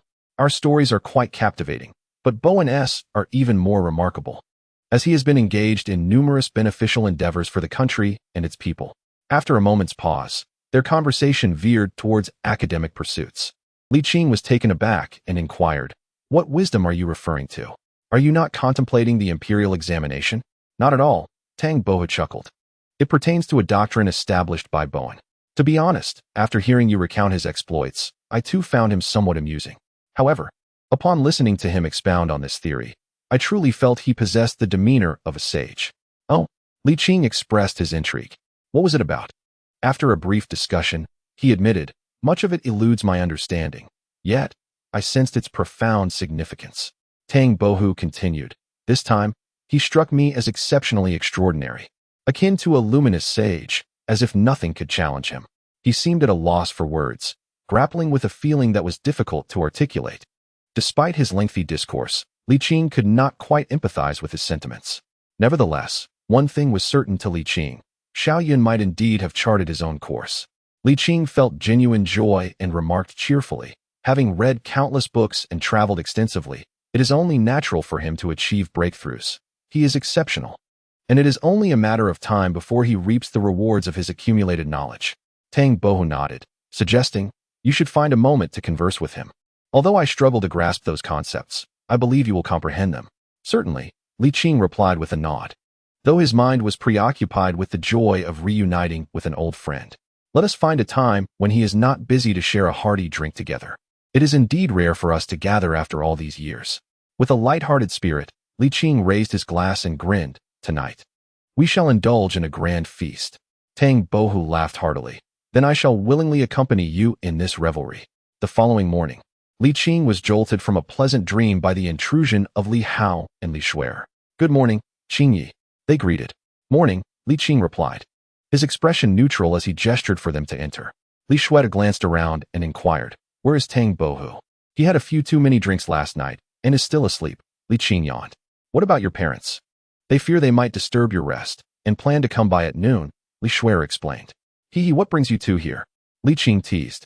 I said there was no rush, yet my elder brother insisted on coming early. Li Shuer rolled her eyes, deflecting blame. Li Hao, incensed, declared, this is a matter of importance. Li Shuer quickly interrupted, asserting, it's regarding the patent application. Chapter 148. A long-awaited reunion. Has there been a breakthrough in the technology related to the steam engine? Li Qing, suddenly alert, shook off his drowsiness. Not quite. Li Shuer replied, shaking her head. It is an issue concerning the approval of our patent application. Since the court instituted the Patent Act, our family has been preparing diligently. We submitted our application nearly half a year ago, yet we have yet to receive any response. Pausing briefly, she added, "Could it be that the court intends to renege on their promise?" Li Qing felt a twinge of disappointment and clarified, "It is not that the court intends to default. Rather, the decision-makers are not in the capital. The emperor has recently returned from a spring campaign and is preoccupied with a multitude of pressing matters. Once he has settled his affairs, he will undoubtedly address our application." The emperor personally led the campaign. The siblings were taken aback, their faces filled with shock, anxiety, and disbelief. It was evident that they simultaneously thought of a certain grandfather. "They have all returned victorious, having fought splendidly," Li Qing said with a smile. At this, the siblings gradually relaxed, only to feel an even greater sense of compassion for that same grandfather. After all, without comparison, there is no harm. After a moment of contemplation, Li Hao reined in his thoughts and pondered aloud, "Master Qing, do you believe the emperor might deliberately withhold approval? Why do you think so?" The Li family possesses immense wealth, having become the most prominent among the nobility, yet Li Hao, with his noble lineage, chose not to elaborate further, trusting that Master Qing comprehended his unspoken concerns. Li Qing chuckled softly. There is no need for such worries. In the current context, capital is far more beneficial than detrimental for the Ming dynasty. If there were an intention to suppress capital, would the patent law have been enacted? That is true. Li Shuer interjected. You proposed the path of industrial capital development, and the Li family is merely one participant. Moreover, the Li family's capital has grown significantly, yet the emperor remains unaware of your connection with them. Li Qing replied calmly, "The emperor is aware." Ah? Li Shuer gasped in astonishment, her mouth agape. While Li Hao looked equally taken aback, the siblings were even more shocked than when they had learned of the emperor personally leading the expedition, bewildered as to why such a significant matter would be disclosed to the emperor. The pursuit of immortality has always been the ultimate ambition of rulers. Even the most sagacious monarchs cannot resist the allure of eternal life. Consider Qin Shi Huang, Han Wu, and Tang Zong, who among them did not yearn for longevity in their twilight years. Li Qing sensed their thoughts and explained, "He deduced it. I did not confirm it." Pausing momentarily, he added with a hint of resignation, "Though I have yet to affirm it directly." "What was the emperor's reaction?" Li Shuer inquired. "He is more perceptive than you might assume and does not seem overly concerned," Li Qing replied with a smile. "The situation is not as grave as you think. Such is the present, but the future may not be the same." Li Hao sighed, his brow furrowed with worry. Li Qing reassured him, "Do not fear. He will not use the Li family to coerce me." "Let us hope so," Li Hao silently wished, suppressing his negative emotions. He then smiled and said, "Master Qing, our parents are coming over for lunch. Will you be cooking?" Li Qing chuckled, "Let us be off to the market." Li Shuer did not follow, but went to the east kitchen to clean the utensils. At noon, their parents arrived as promised. Perfectly timed, not too early nor too late, just as the final two dishes were being prepared, ensuring that Li Qing would not be rushed while also not making him wait. Tang Bohu, however, was in a different state.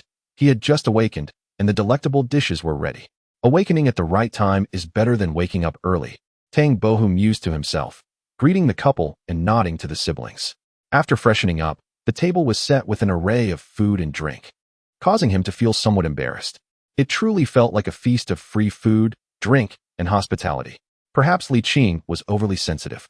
After not seeing his parents for a few months, he noticed subtle yet discernible changes in them. Thankfully, they still appeared healthy, and their hearty appetites brought him some comfort. As the mid-autumn festival approached, the weather was particularly pleasant. Sitting beneath the fruit trees, basking in the dappled sunlight, listening to the rustling leaves in the autumn breeze, sipping tea, and engaging in leisurely conversation, Li Qing felt his heart grow tranquil and joyful. During their casual chat, the couple learned that Li Qing's journey to the capital was due to the emperor's personal expedition, and they expressed their astonishment. Upon hearing that the emperor was safe and had returned to the capital, and that the recent battle had inflicted significant damage upon the Tatars, both individuals finally relaxed. Li Hong chuckled, remarking that both Emperor Taizu and Emperor Taizong were men of action, and the current emperor bore a resemblance to their esteemed predecessors. "Ah, my dear godfather, you need not be overly cautious, for one misstep should not lead to a lifetime of fear," he jested. At that moment, Zhu Wanqing, who was savoring her tea, paused and gently set down her cup, her voice laced with curiosity. Pray, explain what you mean by one encounter with a snake breeds a fear of ropes for 10 years? Li Hong found himself momentarily at a loss for words. Seeking assistance, he glanced towards his son, Li Hao, who had just finished a hearty meal and was now ravenously hungry again, oblivious to the conversation. His daughter, Li Shuer, appeared distracted, avoiding his gaze. Turning to Tang Bohu, who nonchalantly stood up, he declared, I shall take a stroll at the pleasure house. As Li Hong and Li Hao looked on with envy, Tang Bohu gracefully departed. While Li Hao was accustomed to sneaking visits, Li Hong felt an insatiable desire yet lacked the vitality to indulge in such escapades, even with his wife's support. The envy was palpable. What is this saying about being bitten by a snake? Zhu Wanqing pressed, her gaze sharp and increasingly insistent, evidently displeased. Li Hong, feeling helpless, turned to Li Qing for aid. Li Qing scratched his nose and suggested, perhaps it was merely an unintentional slip. In truth, he did not believe Li Hong had erred. The issue lay in his godson's inability to rise to the occasion while his niece was decidedly domineering. It was a case of one willing to strike and the other to endure, and escalating the matter served no purpose. Zhu Wanqing grumbled, it's always the same issue. Brought up time and again, truly excessive. To which the others silently agreed, acknowledging that the matter at hand was indeed excessive. Clearing his throat, Li Hong sought to change the subject. By the way, Wang Shoren has arrived in Jinling. You may not have heard yet. Is that so? Li Qing replied. His interest piqued. When did this happen? Is he still in Jinling? Yes, Zhu Wanqing interjected, her attention fully captured. He has been here for about 2 months now. Recently, he visited the residence to inquire about you, having heard that you went to the capital and have been busy. Indeed, he is an imperial envoy on a divine inspection and tends to remain in each locale for a considerable time. Jinling is directly governed and oversees part of the taxation in Jiangnan, so he will not depart quickly, she continued. With the mid-autumn festival approaching, he will surely have time to gather with you all. Perhaps you could let Xiaohao inform him. Li Qing nodded with a smile. In truth, there may not be an abundance of topics to discuss, yet simply sharing tea, playing chess, or even enjoying the silence together could bring immense joy. That sense of relaxation, emanating from the depths of one's soul, could not be replicated by mere idleness or lethargy. Li Hao and Li Shuer, each engrossed in their own affairs, tidied up the dining area and engaged in light conversation before parting ways, granting the 3 elders some space. After checking on their health and prescribing a nurturing remedy, the trio began to reminisce about the past. As one ages, there emerges a fondness for reminiscing about the past, those beautiful, tranquil moments of life that flow swiftly, yet provide comfort and healing. Before one realizes it, the Mid-Autumn Festival has arrived. Early in the morning, Li Qing and Tang Bohu set off to the market to prepare for an evening of indulgence. Tonight, Wang Shoren is expected to join them. With the vegetables washed and prepared, and the hour still young, the two idled away their time at a tea house, listening to stories. Li Qing decided against inviting Li Hong and Zhu Wanqing, reasoning that since they are not long-term guests, it would be better for them to spend the festive occasion with the younger generation. The two returned in the afternoon, and soon began to busily prepare the feast. As dusk approached, Wang Shoren arrived. The last time they met, he was approaching his 40s. Now, he nears the age of knowing one's fate. Perhaps time had passed too quickly, or perhaps the years had worn him down, but Li Qing observed that he seemed aged, remarkably so. A decade. How many such decades does one experience in life? After a long moment of mutual gaze, they both uttered, "Long time no see." "Please, make yourself comfortable," Li Qing said, suppressing his sentimentality with a smile. "You're a busy man. Take this rare moment to rest. The food will be ready shortly." "Oh, then I shan't be polite," Wang Shoren replied with a smile. "Why be polite with me?" Li Qing chuckled, then inquired, "You don't have work tomorrow, do you?" Wang Shoren nodded. "I have the day off." "Haha, tonight we shall indulge without returning home." "No, even if we are inebriated, we shall stay here," Li Qing exclaimed joyfully. "There are just 2 more dishes to finish, and they will be ready in a quarter of an hour. Then I am certainly in for a treat," Wang Shoren said, delighted, as it had been far too long since he had savored Li Qing's cooking. The dishes were soon served, and Li Qing and Tang Bohu washed their hands. Changing out of their soiled clothes, they opened a jar of wine and filled their cups. Without further ado, they toasted several times. Afterward, they exchanged smiles and picked up their chopsticks to enjoy the meal. "By the way, is your father still serving in Jili?" Li Qing asked, taking a bite of food. To be honest, Li Qing had never felt intimidated by anyone, but Wang Hua was an exception. He genuinely feared that if he drank too much today, Wang Hua might come looking for him tomorrow to settle the score. My father retired and returned home several years ago, Wang Shoren replied with a smile. That's wonderful, Li Qing said, relieved. Living out his days in peace is indeed a good thing. Wang Shoren, understanding his thoughts, could not help but smile.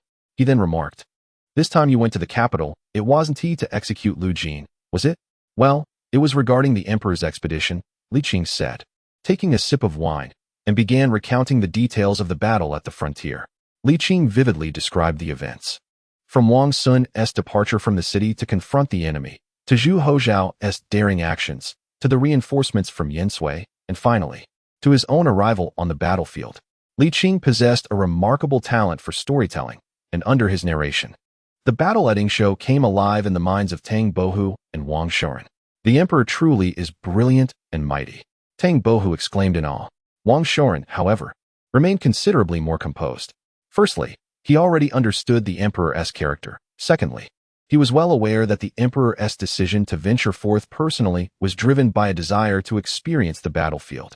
His emphasis lies primarily on the political landscape shaped by this battle.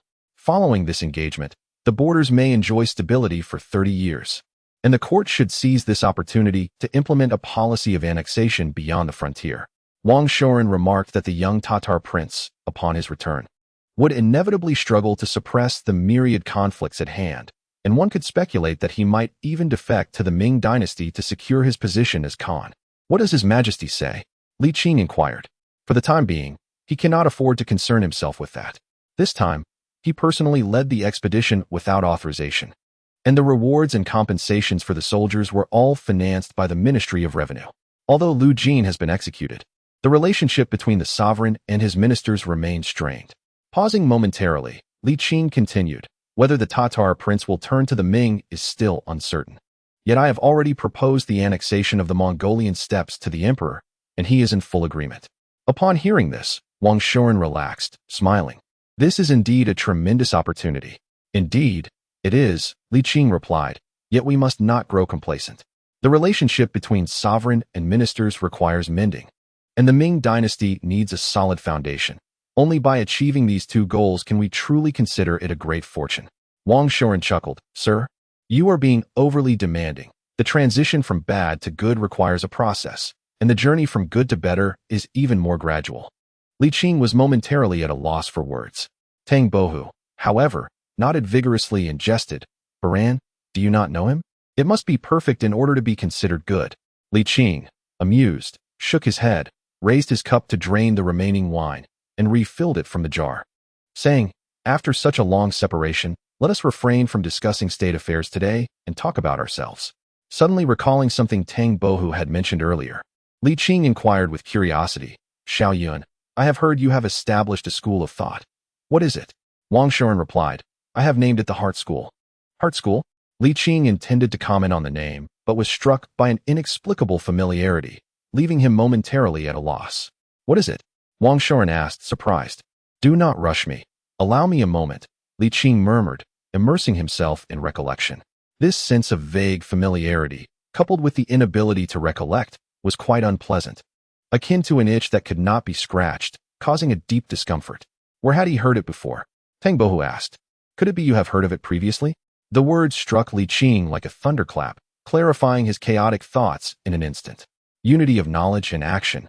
He murmured, then raised his gaze, his eyes reflecting a profound complexity as he looked at Wang Shoren. You are Wang Yangming? Wang Shoren was taken aback. He had not used this appellation for long, and in recent years he had been preoccupied with official duties, not yet disseminating the Heart School, having only mentioned it in passing. Until now, apart from his father and Tang Bohu, the only others who had come into contact with him were the bandits, and even then, only superficially. Yet, he had not disclosed his nickname to Tang Bohu. How did you come to know this, sir? Wang Shoren asked, astonished. Li Qing was even more astounded, the effects of the wine fading entirely. He stammered, Are you truly Wang Yangming? When did you change your courtesy name? Wang Shoren replied, I have not changed my courtesy name. This is merely an appellation. After a brief pause, he added, You have yet to explain how you came to know. I neglected to consider that the ancients had surnames, names, courtesy names, and also appellations, Li Qing said, momentarily speechless.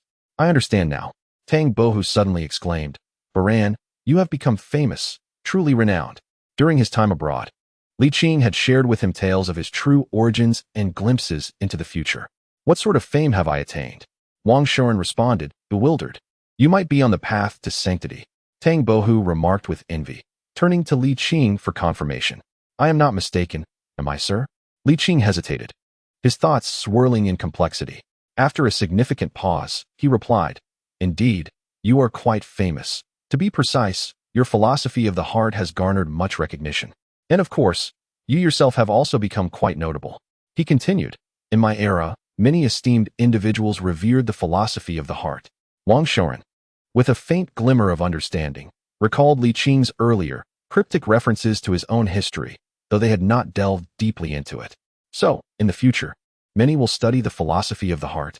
He inquired, genuinely pleased. Well, Li Qing scratched his head. It is indeed well known, and even serves as the motto for many universities, albeit somewhat niche. The term university already existed in this age, and Wang Shuren could barely grasp the concept of a motto. He nodded slightly, not overly disappointed, and chuckled. As long as it is passed down, that suffices. After a moment, he suggested, Since you are knowledgeable about the philosophy of the heart, shall we engage in a mutual exploration of its tenets?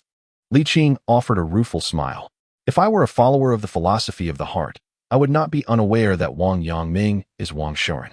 However, even if I were a professor of the philosophy, I suspect there would be considerable differences between us. Though Li Qing had never formally studied the philosophy of the heart, it resonated with him, often encountered in short videos online, though at that time, it was the alluring figures that had drawn his attention.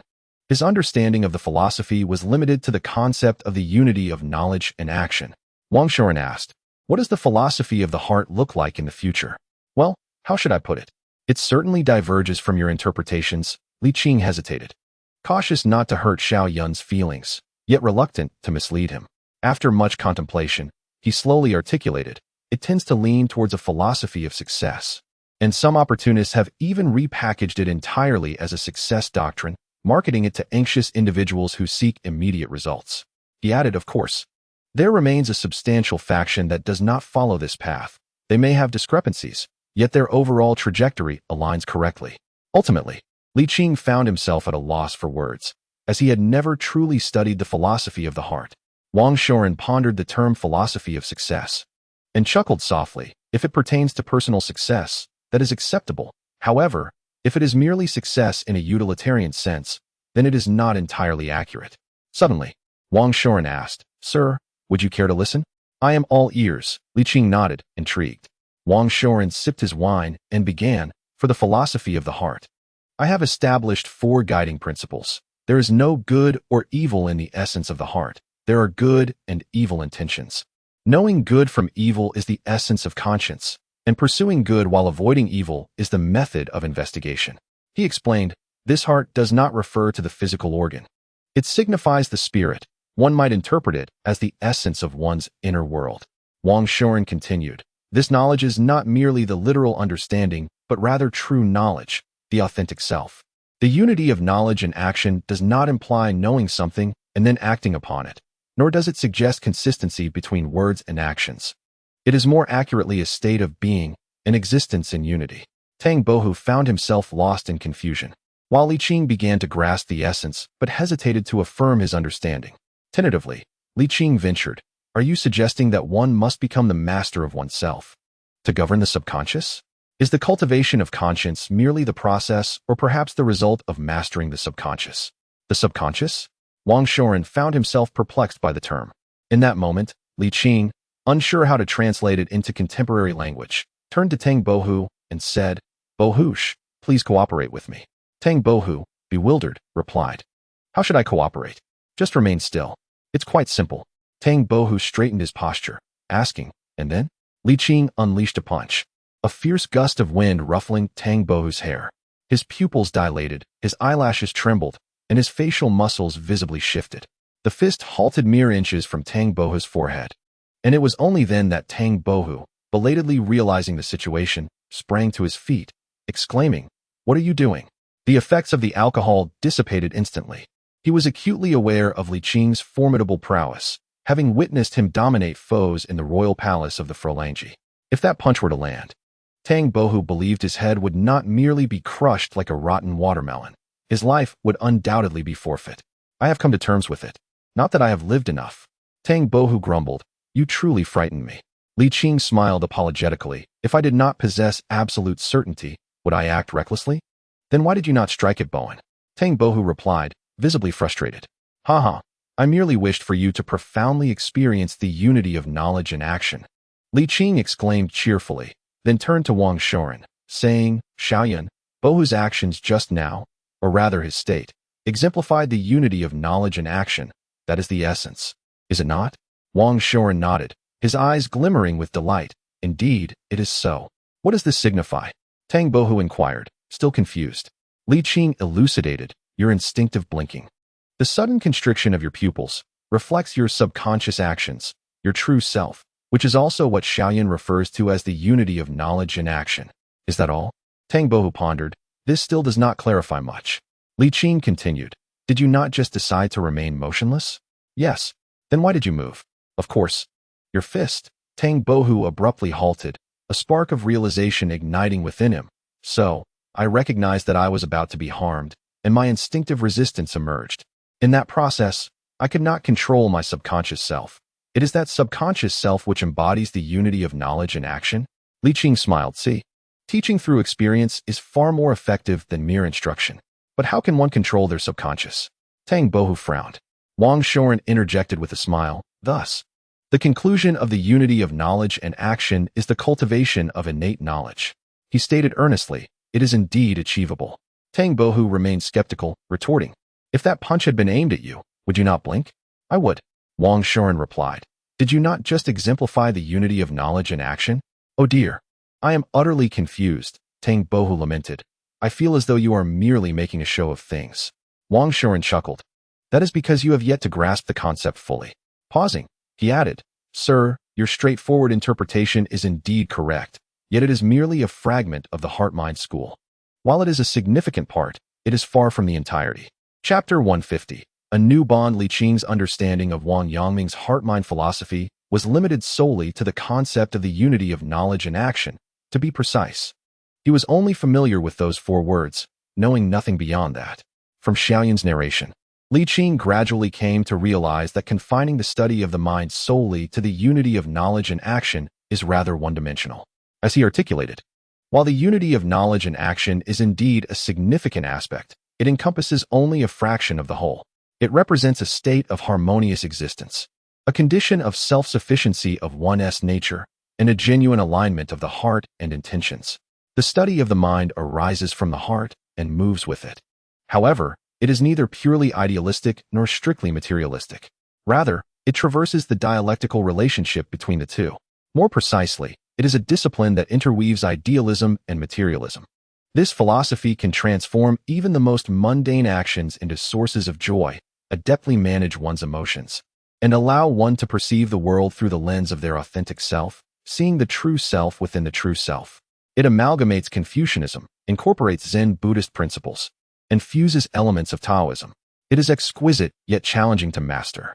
In summary, the threshold is quite high. A single misstep may lead one astray. Li Qing understood this. However, he felt he could not reach Xiaoyan's level. At least, such attainment would require time. If he struggled, how could others succeed? Li Qing sighed deeply and said with a wry smile, now I understand why the study of the mind has fallen into such a state.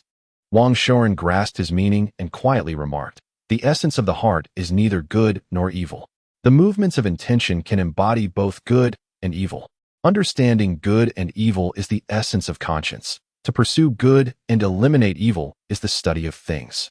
Li Qing was momentarily taken aback. Upon revisiting these 4 sentences, he finally comprehended their profound significance. Yet, is it truly feasible? He hesitated to voice his doubts, especially as he could not bear to see this discipline tarnished, not only because it represents the hard work of a dear friend, but also due to its intrinsic value. With a furrowed brow, Li Qing pondered. Wang Shoren suddenly laughed. What is amusing you? Li Qing shot him a disapproving glare and retorted. Do not presume that those 4 sentences can resolve all issues. Just look at Bohu. Tang Bohu, with a furrowed brow, endeavored to grasp, empathize with, and truly comprehend the study of the mind. Yet he found himself entangled in confusion and suffering. Hearing Li Qing's words, Tang Bohu protested, "What do you want from me? Can this be blamed on me?" He was indignant, saying, "One of you is the original thinker, and the other has lived for 200 years. How can I possibly compare?" Li Qing smiled gently. "Why force yourself? Struggling to learn what is unattainable is futile. It is better not to learn at all." Wang Shoren nodded in agreement. Indeed, it is better not to learn. To abandon something that is not so formidable is indeed a pity, Tang Bohu lamented. Li Qing sighed resignedly. The problem is that it is exceedingly difficult. Anyone can become a sage, Wang Shoren remarked, his eyes shining with delight. This is something the master has stated long ago, is it not? Yes, Li Qing replied bitterly, yet. The notion that anyone can become a sage does not imply that everyone will. Wang Shoren chuckled softly. Master, you are becoming attached. It is not that one cannot. Rather, it is simply that the time is not yet ripe. This does not preclude the possibility for the future. Remember, the master has said that you hail from an era of unparalleled brilliance. Currently, you alone comprehend it, but in the future, it will be a complete achievement. Li Qing paused, and his spirits lifted. Indeed, in an age where education is universally accessible, in that flourishing and resplendent era, the dissemination of the study of the mind will become infinitely easier. Indeed, the prestige of being a successful candidate in the imperial examination far surpasses that of contemporary institutions such as Tsinghua and Peking University. However, this comparison is merely lateral. When viewed longitudinally, the knowledge acquired by a modern high school student eclipses that of the top scholars of the past. More importantly, we no longer reside in the era of feudal monarchy. Minds are now liberated, unshackled from the archaic remnants of feudalism. Li Qing suddenly felt invigorated by the prospect of propagating the purest and most authentic teachings of the Heart School. Leave it to me, he declared confidently, expressing his intent to document this knowledge in written form, fearing that the passage of time might render him forgetful of certain vital components. After a brief pause, he added, "In fact, Xiao Yun, you too can disseminate the teachings of the Heart School in this era, albeit with careful selection." Li Qing elucidated. Firstly, difficulty in learning does not equate to impossibility. There are indeed intelligent individuals among us. Secondly, for the teachings to gain traction in future generations, the founder must attain a certain level of renown. Wang Shoren pondered for a moment and slowly nodded. I shall consider this. However, I presently lack the opportunity, as the celestial mandate requires me to patrol for several more years. Hasn't your celestial patrol already lasted many years, Bowen? Tang Bohu queried in astonishment. Must it truly take this long? Li Qing chuckled. This is not merely a leisurely excursion, nor is it a matter of a cursory glance. It is a process of identifying and resolving issues. Given the vastness of the Ming dynasty, his efficiency is already commendable.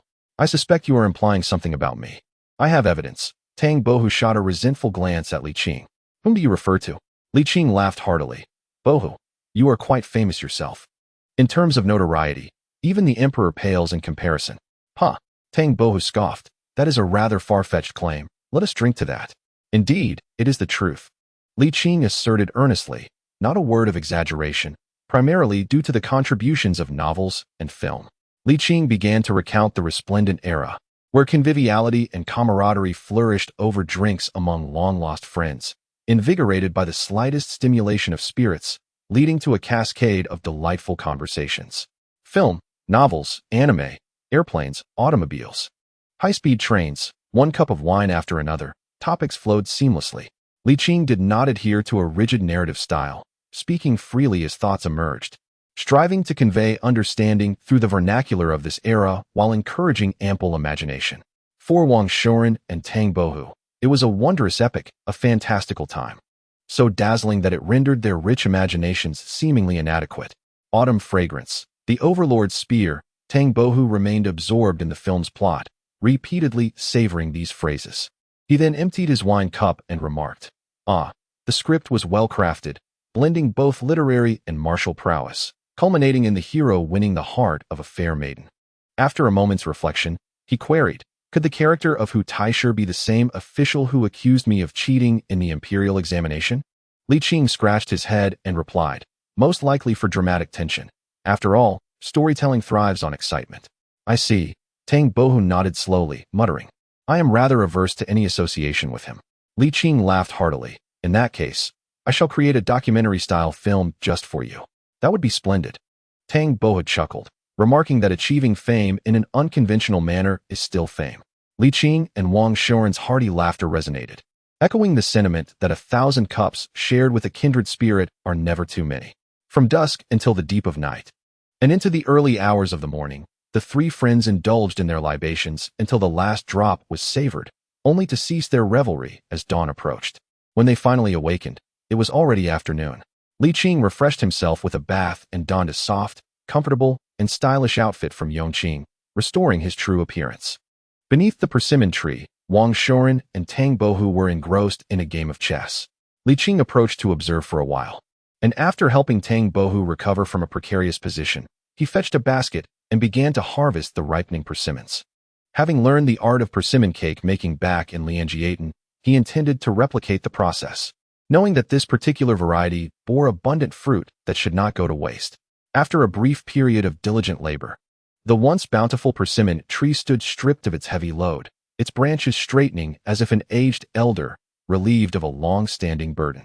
Tang Bohu, having lost yet again, managed a rueful smile and turned to glare at Li Qing, accusing him of disrupting his concentration.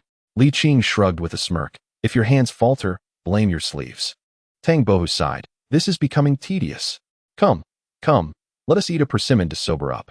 Li Qing selected a soft, plump red persimmon and held it aloft. Tang Bohu stepped forward to take it, peeled back the skin, and took a bite. The sweetness filled his mouth, mingling with the lingering effects of alcohol, which were surprisingly mitigated. Delicious, he praised, hastily finishing the fruit. Yet, feeling unsatisfied, he reached for another ripe one, only for Li Qing to snatch it away. You haven't fully digested your meal. Moderation is key, Li Qing advised, tossing the fruit to Wang Shoren. He caught it deftly, savoring the sweetness with an expression of delight. Truly delightful. Sir, do save me some persimmon cakes once you make them.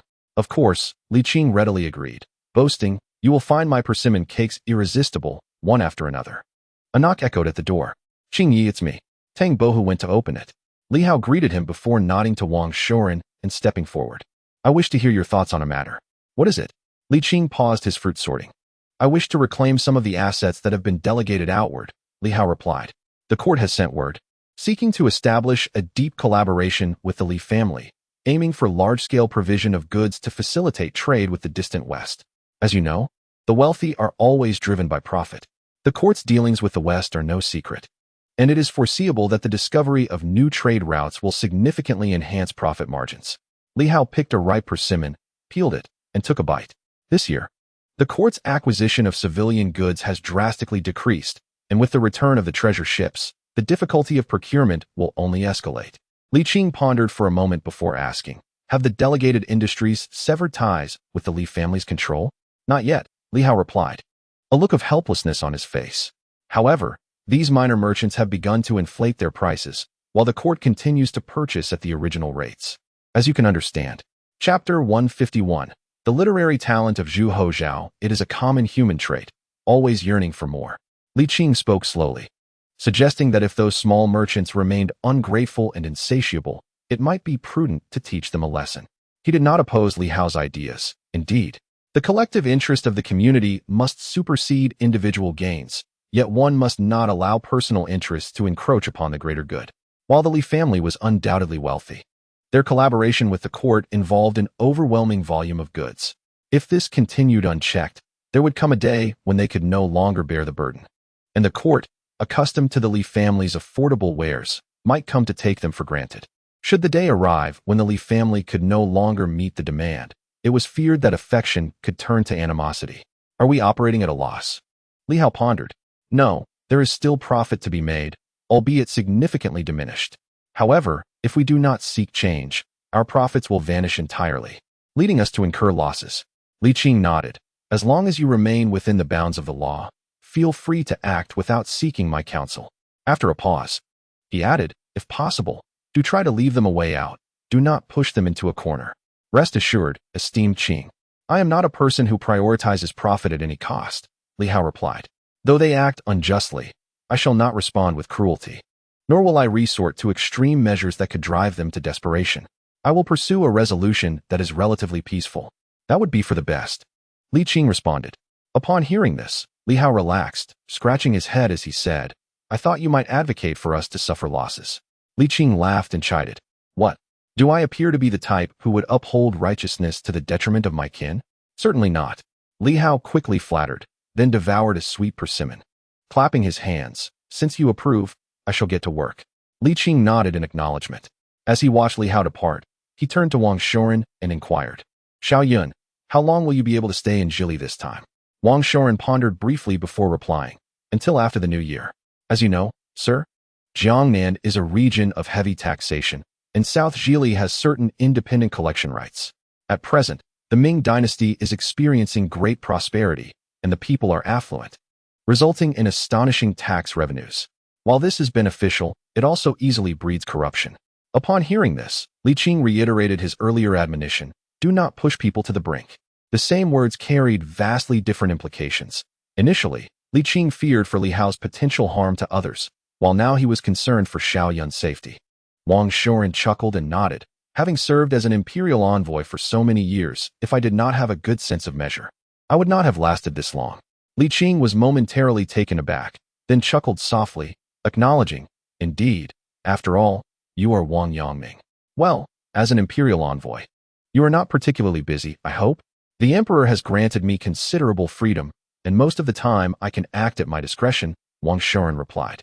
In that case, do visit me often, Li Qing invited. The threshold for discussing Xinshu is quite high, and it cannot be thoroughly covered in a single conversation. At the very least, you must allow me to comprehend it fully, and of course, there should be written records. Absolutely, Wang Shoren readily agreed. After exchanging a few more words, Wang Shoren took his leave. Meanwhile, Tang Bohu, finding himself idle, wandered off to a brothel, leaving Li Qing alone to select persimmons.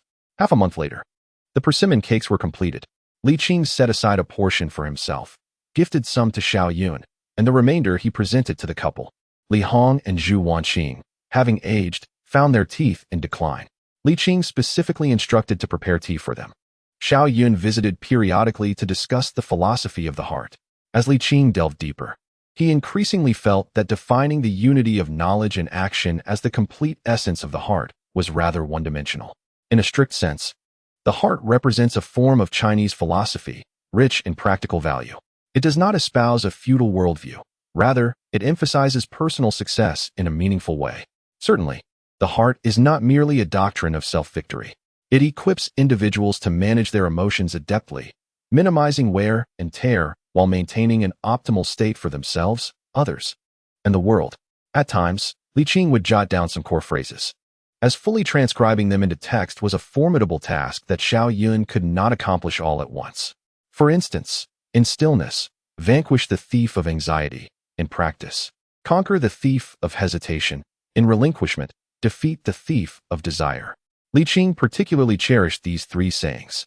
The once monotonous tempo of life transformed into one rich in interest, thanks to the emergence of the heart. He thoroughly enjoyed this state of living. Yet the time within it seemed to slip away too swiftly. It felt as though the seasons had changed from autumn to winter in the blink of an eye. With the year drawing to a close, Wang Shoren had been assigned to Nanjing. They had originally planned to celebrate the new year together. However, upon the arrival of Zhu Houzhao's imperial decree, Wang Shoren embarked once more on a journey to Jiangxi.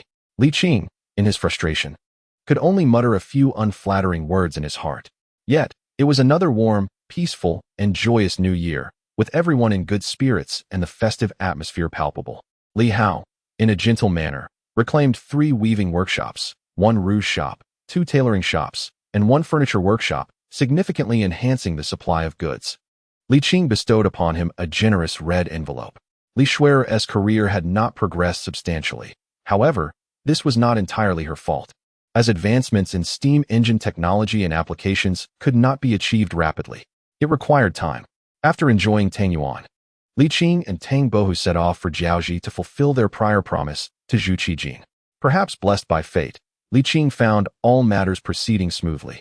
Zhu Qijin was in good health, and the land reclamation continued diligently, supported by the Ming court, which heightened Zhu Qijin's dedication to this endeavor. Observing the granary beyond the Ming, Li Qing felt an indescribable joy, as if all his years of effort had finally yielded bountiful returns. Time galloped forward relentlessly. After ensuring Zhu Qijin's health, by the time Li Qing returned to the Ming, it was the 13th year of the Zhengde era, late summer. Greedy for satisfaction, Li Qing enjoyed this immensely fulfilling lifestyle, while simultaneously lamenting the swift passage of time, grumbling like a cantankerous old man. Should Zhu Houzhao catch sight of him, he would likely remark, "Look at you," not at all endearing. In the blink of an eye, the persimmon tree was once again adorned with red lanterns. Li Qing repeated the process from the previous year, beginning to make dried persimmons. Last year, both Li Hong and Zhu Wanqing had remarked that dried persimmons steeped in tea were delightful. Indeed, sometimes, giving of oneself is a form of happiness. Li Qing truly savored this sense of giving. As the weather turned cooler, the willows along the Qinhuai River had shed their lush greenery early, casting a slight shadow of melancholy over Li Qing's previously joyful mood. However, this sorrow was soon alleviated by a piece of joyful news. On this day, Li Shuer brought a letter from Zhu Houzhao destined for the Marquis's residence. Upon receiving and unfolding it, Li Qing could not help but smile at just the opening lines. "Li Qing, how is your retirement life?" "Well, it's easy to guess that it is exceedingly delightful. It must be incredibly enjoyable, absolutely splendid. When will I ever be able to live the life you lead? I envy you. I cannot compare." The text was filled with a longing for the life Li Qing was living, interspersed with complaints. Yet, there was a sense of maturity and responsibility reflected in the words. Despite the grumbling, there was no bitterness of abandoning one's duties. "Oh, you are living the good life, while I am suffering terribly. Not only is the toil unending, but I also have to endure frustrations. These scoundrels won't let me have a moment's peace. Damn it, what nonsense about officials being guiltless. When I am provoked, they shall face the consequences. I presume you agree with me, right? Ha! TSK, TSK, TSK. The life of an emperor is indeed dull and tedious. It's you who is truly enjoying yourself. However, you have been rather remiss. It has been over a year, and not only have you not come to visit, but you haven't even sent a single letter? What is the matter? Still pretending? I know your secrets. Does it really take a letter sent through the esteemed lordly to risk your life? Do not mistake my leniency for your license to act recklessly." The next part of the letter contained an excessive amount of informal language, which Li Qing chose to overlook, continuing onward. "Let me tell you something that will surely bring you joy." The end of the letter had this line, clearly indicating Zhu Houzhao's mastery of suspense. Fortunately, he had sent 2 segments, and with a mere flick of his fingers, Li Qing could access the subsequent content. "I am going to be a father again. Just last month, at the end of August, I found out that I'm expecting. The baby is due around late spring or early summer next year. And guess what? It's twins. Ha! What do you think? Am I not impressive? A double blessing." Li Qing chuckled, silently giving Zhu Houzhao a thumbs up. Indeed, quite impressive. He continued reading. "2 at once. I refuse to believe my luck is so poor that both are princesses. Surely, one must be a prince. Perhaps both could be sons as well. What name should I choose? How about Zhu Zaiwei and Zhu Zaiwu? Well, I must consider the 5 elements too. My forefather really has put me through a trial." Li Qing could not suppress his laughter. "Laugh all you want, but there will come a time when you will weep." Through the paper, Li Qing could vividly imagine Zhu Houzhao's exasperated expression. "Ah, old Zhu, indeed worries too much," seeing him fret over his children. Li Qing could not help but jestingly criticize Zhu Yuanzhang. "Alas, these times are truly disheartening. But rest assured, I shall fulfill my imperial duties and manage this situation properly, ensuring a seamless transition for the next emperor. So praise me. Wait, there is one last line. Do reply to my letter, and do not perish on me." "Well, splendid." Li Qing chuckled in response. After folding the letter, he pondered briefly before deciding to respond, not merely to reply, but to compose a letter imbued with emotional value. He understood that this little one needed affirmation. Li Qing contemplated how best to flatter, instructing, "Shuer, fetch the writing tools from the study. May I have a glance?" Li Shuer inquired. Her curiosity piqued. Witnessing her uncle's delight while reading a letter suggested that her cousin's literary talent must be extraordinary. Chapter 152. A kind word warms 3 winters. Li Qing tucked the letter into his sleeve and replied nonchalantly, "This is not for your eyes. Nor is there much worth seeing. Indeed, Aside from a few expletives, the content left much to be desired. Li Qing pouted and went to the adjacent study to retrieve ink and paper. As she ground the ink, she asked, "Are you replying to the emperor?" "Yes. I shall write a reply," Li Qing said slowly. "He is already aware of my affairs, and there is little to conceal. If one has erred, they must be reprimanded. If one has done well, they deserve praise." "Very well," Li Qing replied, though a hint of concern lingered unspoken. After a moment, she announced, "It's ready." Li Qing approached, dipped his brush in the ink, and suddenly recalled something, asking, "By the way, has the court approved the patent?" "Yes. It was approved a long time ago," Li Qing nodded. "Good," Li Qing said, resuming his writing, but as he penned a few characters. The image of Zhu Houzhao with his arms akimbo and an arrogant expression clouded his mind, extinguishing his desire to flatter. He crumpled the Xian paper and declared, "You write it." "I." Li Qing was momentarily taken aback, asking hesitantly, "What should I write?" "Words of flattery," Li Qing instructed. "As you know, I am not one to engage in sycophancy." Li Qing silently scoffed, feeling exasperated. "What format should I begin with?" "What format?" Li Qing paused, then laughed. "Just get straight to the point. Begin with 'I have received your letter,' and then elaborate with 500 words of praise. Just like that."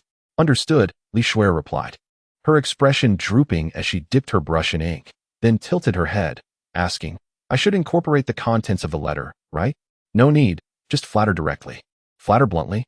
"Yes, bluntly," Li Qing affirmed with a nod. After a moment of contemplation, Li Qing began to write, "I have received your letter. I have received your letter. It is known that your majesty is most benevolent and filial, ensuring peace for the populace and honoring the ancestors. You personally confront the border troubles, executing Liu Jin, thereby asserting national prestige and quelling treachery, like the great sun illuminating the earth, bestowing light upon the land. In such times, the subjects are truly fortunate. Your majesty is wise and eager to learn, applying knowledge from the legacy of the late emperor to cultivate a prosperous atmosphere. Though winter solstice had yet to arrive, the biting northern wind lashed against the skin, rivaling the chill of the coldest days. In the Fengtian Hall Plaza, Zhu Houzhao was glistening with beads of sweat, thoroughly engrossed. Nearby, the spinning top whirred incessantly, and Zhang Yong occasionally cracked his whip, observing the emperor's expression. Only when the emperor erupted into a fit of laughter did he finally relax. Zhang Yong, having believed the letter from the Duke of Yongqing would carry distressing news for the emperor, felt his mood lift considerably. Even finding renewed vigor in his whipping of the top, a kind word warms the heart in the cold of winter, while harsh words chill the soul in the heat of summer. Zhu Houzhao felt a warm glow in his heart, utterly delighted. Suddenly, his laughter ceased, replaced by a visage of doubt and astonishment. "Your Majesty, what is the matter?" Zhang Yong inquired, his voice laced with trepidation. Zhu Houzhao ignored him, murmuring to himself, "How peculiar. When did this fellow start speaking so sweetly? It almost makes me feel nauseous." Abruptly, he paused, cursing. Could it be that this scoundrel has employed a ghostwriter? The more he pondered, the more irate he became. Such a perfunctory response was beyond contempt. Zhang Yong, perplexed, cautiously asked, "Your Majesty, has something occurred in Nanjing?" "No, nothing at all." Zhu Houzhao waved his hand dismissively, muttering as he tucked away the letter, soon resuming his smile. Although it was indeed penned by another, it still indicated Li Qing's stance. Yes, his reply served as the best evidence. Zhu Houzhao seized the whip from Zhang Yong's hands, striking it down several times to make the top spin faster, while inquiring, "Is everyone well?" "Quite well. How could a servant dare to be negligent?" Zhang Yong nodded fervently, then hesitated. "Is this truly acceptable, Your Majesty?"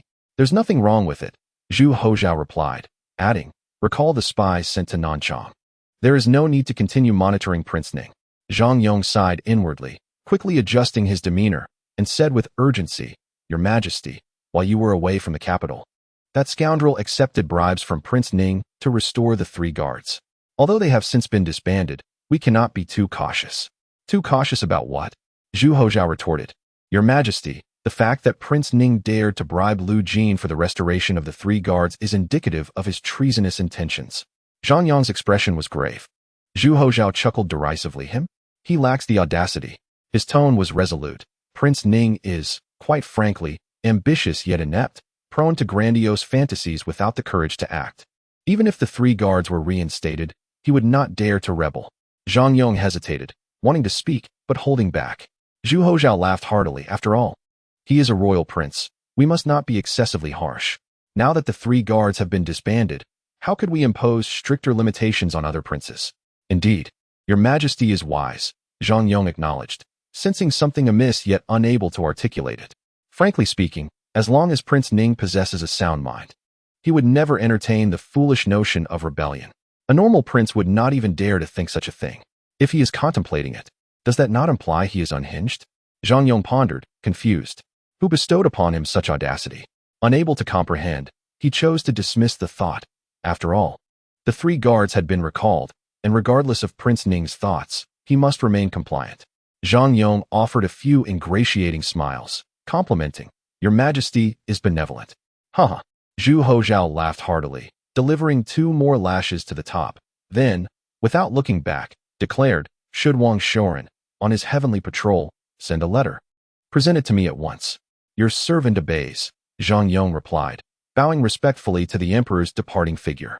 Twins, a boy and a girl, half and half. A dragon and phoenix pair, inevitably one of each. From a probabilistic standpoint, the likelihood of winning is substantial. Li Qing mused quietly. Surely this time I must win something. His tone held a hint of uncertainty, followed by a chuckle. Since the little one has begun to focus on procreation, there is no need for concern. It truly seems like fortune has smiled upon us, with 2 daughters no less. Surely, the future holds promise. Moreover, no one can perpetually walk the path of misfortune. Li Qing has faith in Zhu Houzhao's luck. After all, he has already had a double blessing. How could he possibly fail to produce a son? Glancing out the window at the dim sky, obscured by clouds and a biting north wind, Li Qing lost the desire to venture outside.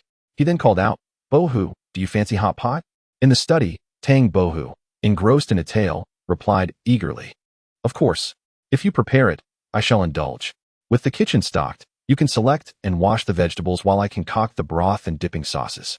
How does that sound?" Li Qing suggested, settling for a compromise. "Deal." With that, Tang Bohu chuckled as he emerged from the study, teasing, "You aren't planning to leave me to do all the work again, are you?" Such a petty mindset. With the hot pot simmering and the wine warming, the 2 friends sat by the fire, engaging in light-hearted conversation. Tang Bohu remarked, "I intend to wander a bit after the new year. I've rested long enough. While my health permits, I wish to explore more." "Where to? Jiangxi?" "Not Jiangxi." Tang Bohu shook his head, muttering, "I have no desire to cross paths with Prince Ning and enact a tragic tale. I do not wield the Bawang Chang, the overlord's spear, nor wish to Enchu Shang, light the autumn fragrance." Li Qing couldn't help but chuckle. That is merely cinematic fiction, not history. As for the historical interactions between Tang Bohu and Prince Ning, I am unaware. He assumed Tang Bohu was interested in discussing heart studies with Xiao Yun. Since Tang Bohu lacked such intentions, there was no need to press the matter. "Where are you planning to go?" Li Qing asked as he added vegetables to the bubbling broth. "I'm not quite sure yet. I certainly can't continue lying around," Tang Bohu self-deprecatingly remarked. "Unlike you, if I were to lounge for a few more years, I would surely face physical decline." Such exaggeration. Li Qing laughed and shook his head. "Just don't wander too far. Later, I will prepare a few commonly used prescriptions for you. Should you experience any discomfort, you may choose accordingly." Tang Bohu nodded with a smile, lifting a delicate, succulent slice of lamb, blowing on it before savoring its flavor as he asked, "And you? What are your plans?" "What plans could I have?" Li Qing chuckled. "I have yet to tire of this life. I am not going anywhere." "Indeed. Li Laoho and Li Laofuren are in decent health. You could embark on a leisurely boat trip," Tang Bohu suggested. "Traveling by water is not exhausting. And with your medical prowess, there is nothing to fret about." His words sparked some interest in Li Qing, who pondered before responding, "After the new year, I shall inquire about their thoughts." Pausing, he added, "Perhaps it is wise to wait until the results from the capital are announced." "Results?" Rather. Until we receive the emperor's decree," Li Qing clarified. "Regardless of whether a son is born, he yearns for certainty. Otherwise, he finds himself devoid of motivation." Li Qing's understanding of the historical Emperor Jingde is rather superficial, knowing distinctly 2 things. He was playful and childless. The present Zhu Houzhao indeed retains a love for amusement, yet he has shown remarkable restraint. Aside from that last time he slipped away privately, he has largely refrained from allowing his playful nature to hinder his governance. Yet, One might argue that even that last escapade was not purely for pleasure. The first flaw can be amended, and Li Qing believes the second can be changed as well. Li Qing cheerfully suggested, "Why don't we join together?" "No, I prefer not to intrude upon your time. Besides, I wish to enjoy some solitude and take a leisurely stroll." "Very well." Li Qing did not press the matter further and advised, "Don't linger too long. When you tire, return to rest. Only then will you be able to truly relish your outings." "Understood." Tang Bohu smiled as he raised his cup. After a hearty meal and drink, they each held a storybook, leisurely passing the time in a delightful manner. While Li Qing's eyes were fixed on the illustrations, his mind was preoccupied with the dual outcomes of that explosive event. Was it a prince or a princess, after all? Chapter 153. Hu Isn't an Emperor. On the first day of the new year in the 14th year of the Jingde reign, the branches of the fruit trees in the small courtyard were adorned with red lanterns. As dawn broke, Tang Bohu began setting off firecrackers once more. The sudden and rapid crackling of the firecrackers jolted Li Qing awake. When he finally emerged from his sleepy haze into the courtyard, he found Tang Bohu yawning and announcing his intention to catch up on sleep, insisting not to be disturbed at noon, his face displaying a mischievous satisfaction. "It's fortunate it's the new year," Li Qing mused to himself, feeling somewhat vexed. Li Hong and Zhu Wanqing spent the New Year's day at home, not out of unwillingness to visit, but at Li Qing's request. However, Li Hao and Li Shuer did come by, seeking their red envelopes. 20 taels in exchange for a happy new year brought Li Qing great joy. He settled beneath the eaves, facing the golden sun, comfortably squinting his eyes and propping up his legs, reveling in the moment while also contemplating future plans. Now, he felt like a once impoverished man transformed into a nouveau riche. The luxurious lifestyle he once dared not dream of had become his new norm, losing its former rarity. So much so that he found the new year to be rather pleasant, already scheming where to travel after the festivities. It echoed the saying, "Once content, one seeks even more contentment." Not too far. I must consider their health, and the duration cannot be too lengthy. Let us say 3 months? Li Qing languidly murmured to himself, "Then let us go to Suzhou and Hangzhou. Heaven above, and Suzhou and Hangzhou below, so settled it shall be." If Zhu Houzhao were to see him in such indulgence, he would surely lose control of his emotions. In truth, Li Qing did not merely indulge in life's pleasures. Amidst his enjoyment, he also accomplished certain tasks, such as the simplification of Chinese characters. However, influenced by Zhu Wanqing, Tang Bohu, and others, he no longer aimed for perfection all at once. Instead, he merged the existing simplified characters and further simplified those that were overly complex to write. Naturally, he abandoned the notion of multiple uses for a single character. With nearly 500 characters being commonly used, this number paled in comparison to the totality of Chinese characters. Yet in the context of daily application, it was indeed significant. Li Qing had always favored a compromise approach. Now, faced with his own circumstances, he had no choice but to strike a balance. Could this be a case of poetic justice? Li Qing chuckled at himself. As the day of the lottery draws near, the mere birth of a son would suffice to present this simplified character proposal to the capital. Li Qing mused that the arrival of a national heir would significantly alleviate the relationship between the sovereign and his ministers. For Zhu Houzhao, the birth of a prince would equate to an additional political bargaining chip. Who wouldn't he wish to be close to the national foundation? Such proximity must be cultivated with sincerity. Li Qing indulged in luxurious thoughts. Twins might not be the best, but a pair of dragon and phoenix twins would be ideal. He wished fervently for such an outcome. If fortune favored him with dragon and phoenix twins, he would offer thanks to the 3 pure ones. No, he would reserve such gratitude for his own family, rather than yielding to outsiders. Master, manifest your presence, and you too, dear Fourth, show your spirit. There are so many practitioners of your teachings at Wudong Mountain. We must not let the incense offerings go to waste. On the second day of the new year, a time for visiting relatives and friends, the couple was busy yet managed to carve out time to extend their New Year greetings. Li Qing spoke of his plans for leisure, which greatly intrigued them, and they agreed to visit Suzhou and Hangzhou for a delightful break. In the twilight of their lives, while still capable of movement, they yearned to take a respite and create cherished memories with those they held dear. After a brief conversation, Li Qing urged them to depart, encouraging them to attend to their obligations and social engagements, promising that they could visit again when time allowed. In this era, the festive season lingered long. Traditionally, The new year was not considered complete until after the Lantern Festival, when the celebratory atmosphere would gradually fade. However, the impatient Tang Bohu could hardly wait to indulge in Tang Yuan and hastily set off on his adventures. Li Qing found this both amusing and a bit exasperating. Yet he was pleased. It was good that he still possessed the vigor for such escapades. Li Qing had amassed considerable wealth. Although two close friends had departed, he still had his godson, his niece, as well as Xiao Hao and Xiao Shuer. The departure of his friends had not left him in want. Each day remained vibrant and joyful, and the anticipation of the lottery heightened his appreciation for life. He spent his days sipping tea, playing chess with his niece, reminiscing with his godson, and occasionally imparting lessons to the younger generation. Such a life was truly indulgent. As spring blossomed, the verdant landscape was awash with fragrant blooms, teeming with vitality.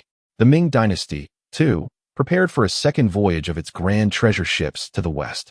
Li Qing made a special trip to the Yangtze River port to witness the majestic vessels setting sail, a sight most spectacular. It was said that even the ballast had been replaced with porcelain, filled with tea leaves. One could only speculate how much silver this journey would yield. Li Qing estimated that a single voyage could potentially match the total fiscal revenue of the Ming dynasty for 2 years. This was, of course, facilitated by the court's absorption of numerous civilian goods, with the Li family contributing approximately 20%, filling 5 colossal treasure ships. Such a venture would deplete the Li family's productive capacity for nearly 2 years.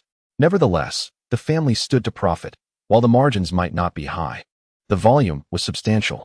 Following this trajectory, the next merchant fleet's return could see the treasury's silver reserves soar into the hundreds of millions. Not even accounting for Zhu Houzhao's private treasury, Li Qing felt a surge of exhilaration. From the grand scale of nations to the intimate realm of individuals, finance invariably reigns supreme. Fear of poverty is a shared concern, both for people and for nations. Even a single coin can thwart a hero. And the same holds true for a country. Among the myriad factors leading to the fall of the Ming dynasty, the most widely acknowledged was the dire state of the imperial finances. Had there been ample wealth and provisions, how could Chongzhen have faced an irreversible decline? Li Qing, lost in his musings, pondered the efficacy of the forthcoming dual cannonade. As May unfolded, he awaited eagerly for another letter from Zhu Houzhao. By the time the flowers had withered, Li Qing nearly snatched the letter from Li Shuer's hands. He tore open the envelope with uncontainable excitement, and the 8 grand characters that greeted his eyes sent a shiver down his spine. The conclusion was clear. 2 sons. Excellent, excellent, Li Qing exclaimed, his words tumbling forth in a flurry of excitement, his hands trembling with the letter, nearly overwhelmed with tears of joy. The frivolous nature of his past had been reined in significantly, and the woes of lacking heirs had dissipated. He truly felt as though destiny was favoring him in this new existence. Everything seemed to be unfolding in the direction he had envisioned, as if the heavens themselves were reluctant to toy with this traveler from another time. So accustomed to unexpected twists, Li Qing found the smoothness of his fortune nearly surreal. Those 8 characters were worthy of a magnifying glass, and he gazed at them intently for a quarter of an hour before continuing to the rest of the letter. Good news. I have been blessed with 2 sons. Bad news. Zhu Ziwei and Zhu Ziwu are not usable. Alas, I truly suffer because of the founding emperor. The letter opened with Zhu Houzhao's lamentations, eliciting genuine laughter from Li Qing. He could easily picture the near middle-aged Zhu Houzhao cradling his newborns, sighing deeply, and stamping his feet in frustration. As for the generational characters, that's one thing. But I must also consider the 5 elements and avoid names previously used by the vassal kings. Isn't this just cruel? I've been racking my brain over this for quite some time. Thankfully, the children are still young, so there's no rush. Li Qing, help me think this through. I'm quite troubled. Oh, I've suddenly had a brilliant idea. Tell me if it's feasible. This letter was evidently a spontaneous outpouring from Zhu Houzhao, lacking any coherent logic. One moment he was lamenting, and the next he had proposed a solution for himself. Li Qing chuckled and shook his head, continuing to read. I am associated with fire, and according to the theory of the 5 elements, fire generates earth. Therefore, my 2 sons should bear the element of earth. Which sounds quite earthy. After a few more ramblings, Zhu Houzhao finally got to the crux of the matter. I'll add earth to the character Wei, and also to Wu, which will yield Wei Wu. What do you think? That sounds fine. Characters are merely constructs of humanity, aren't they? If others can create them, why can't I? Moreover, Didn't Ti Wu Zetian's character Zhao arise from her own creation? If she could do it, why can't I? Haha.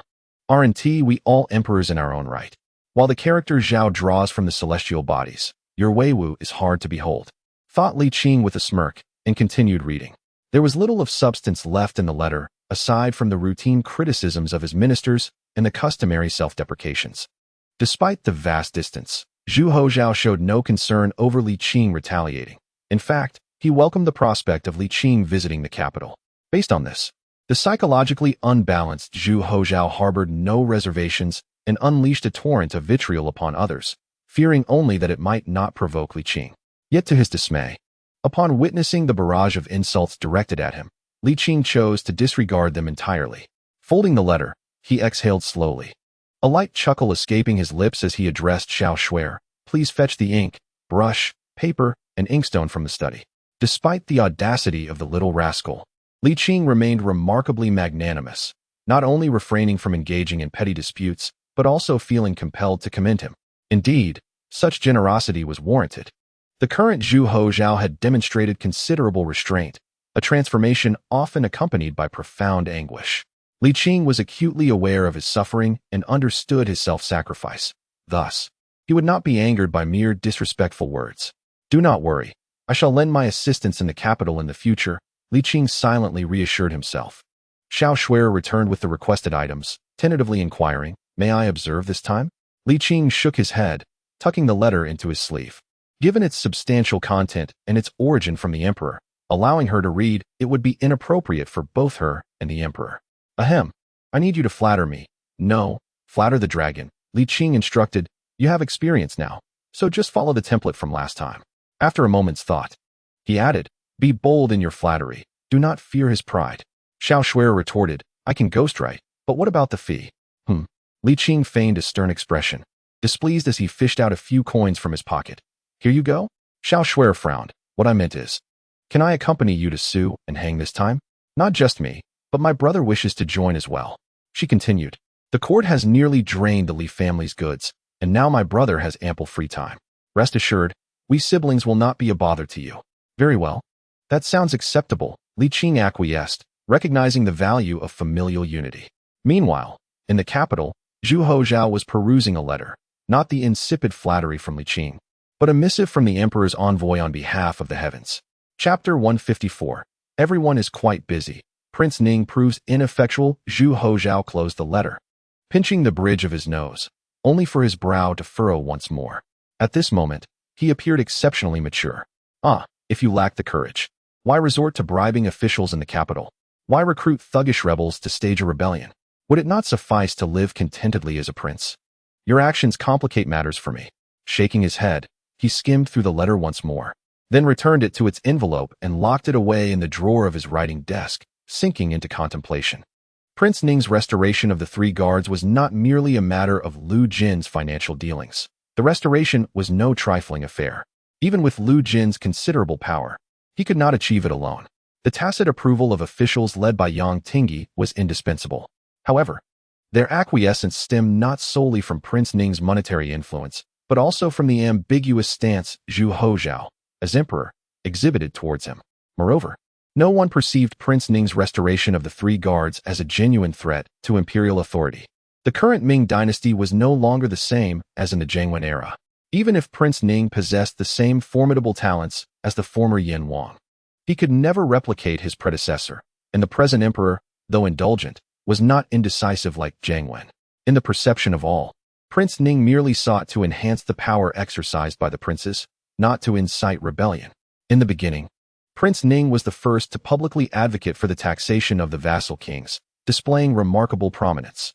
The emperor held him in high regard for this, especially since he had provided financial support, and the rampant banditry in Nanchang further contributed to Prince Ning's successful restoration of the three guards.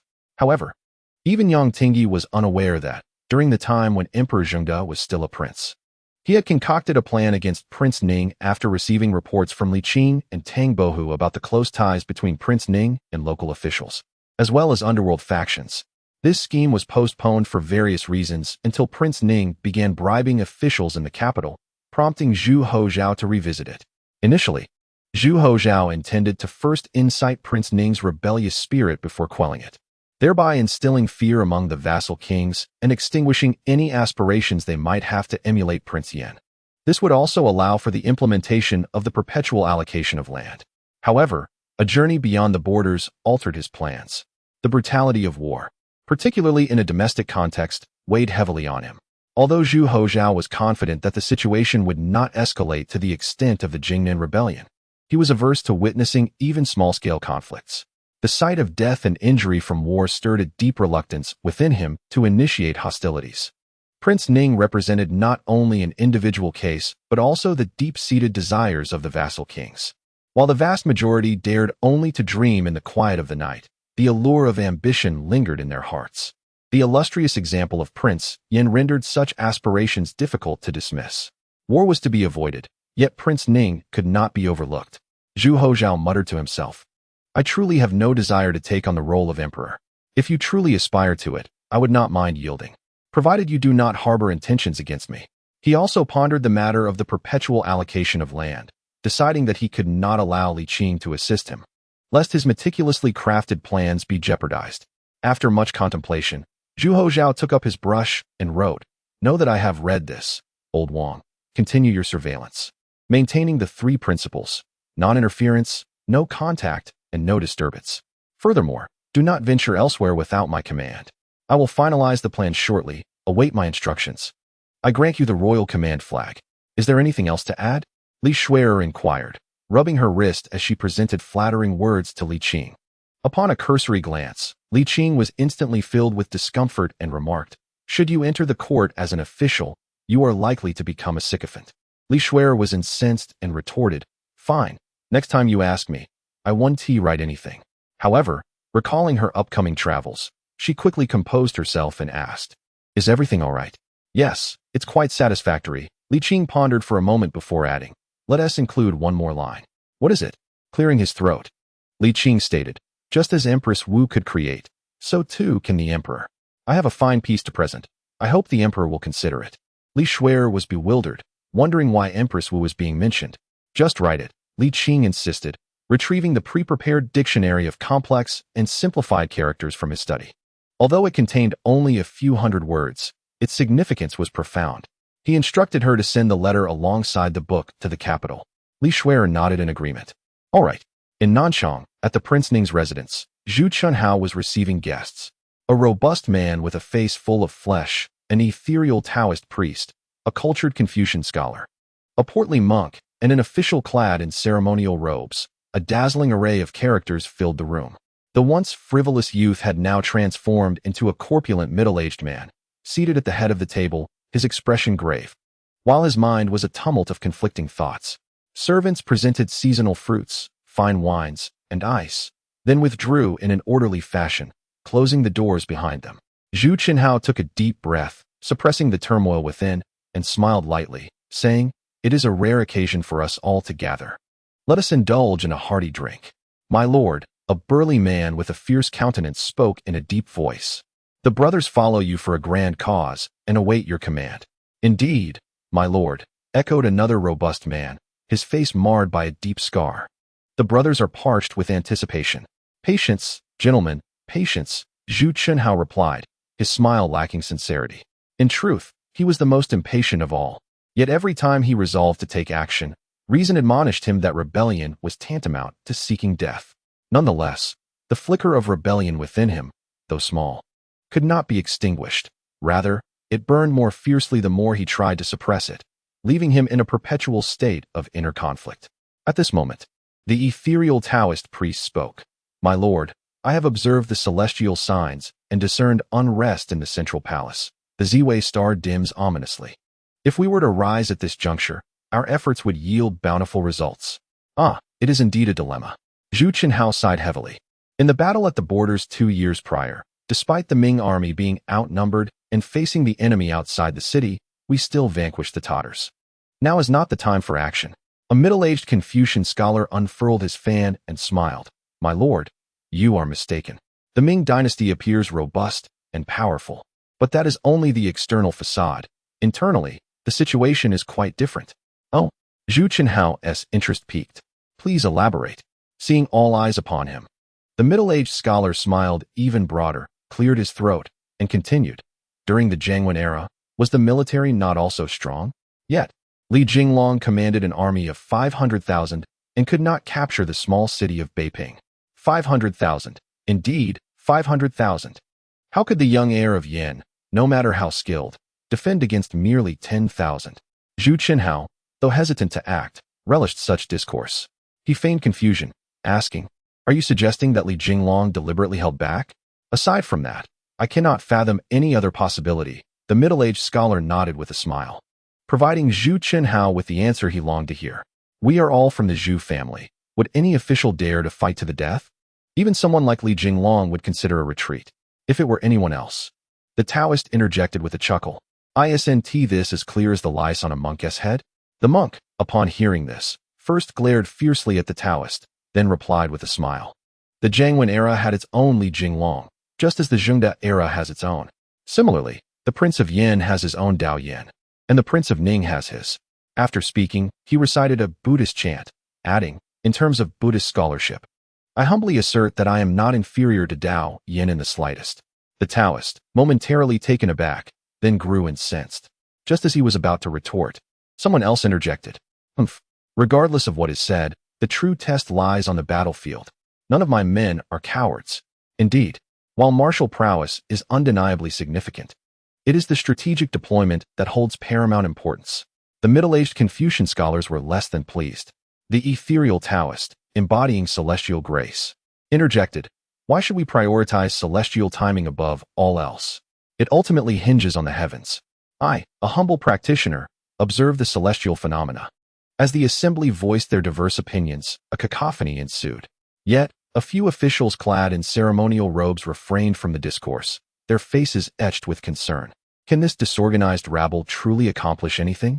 They hailed from the esteemed ranks of the imperial examination system and had ascended to their current positions through merit. Unlike this arrogant and oblivious crowd, unaware of the stakes at hand.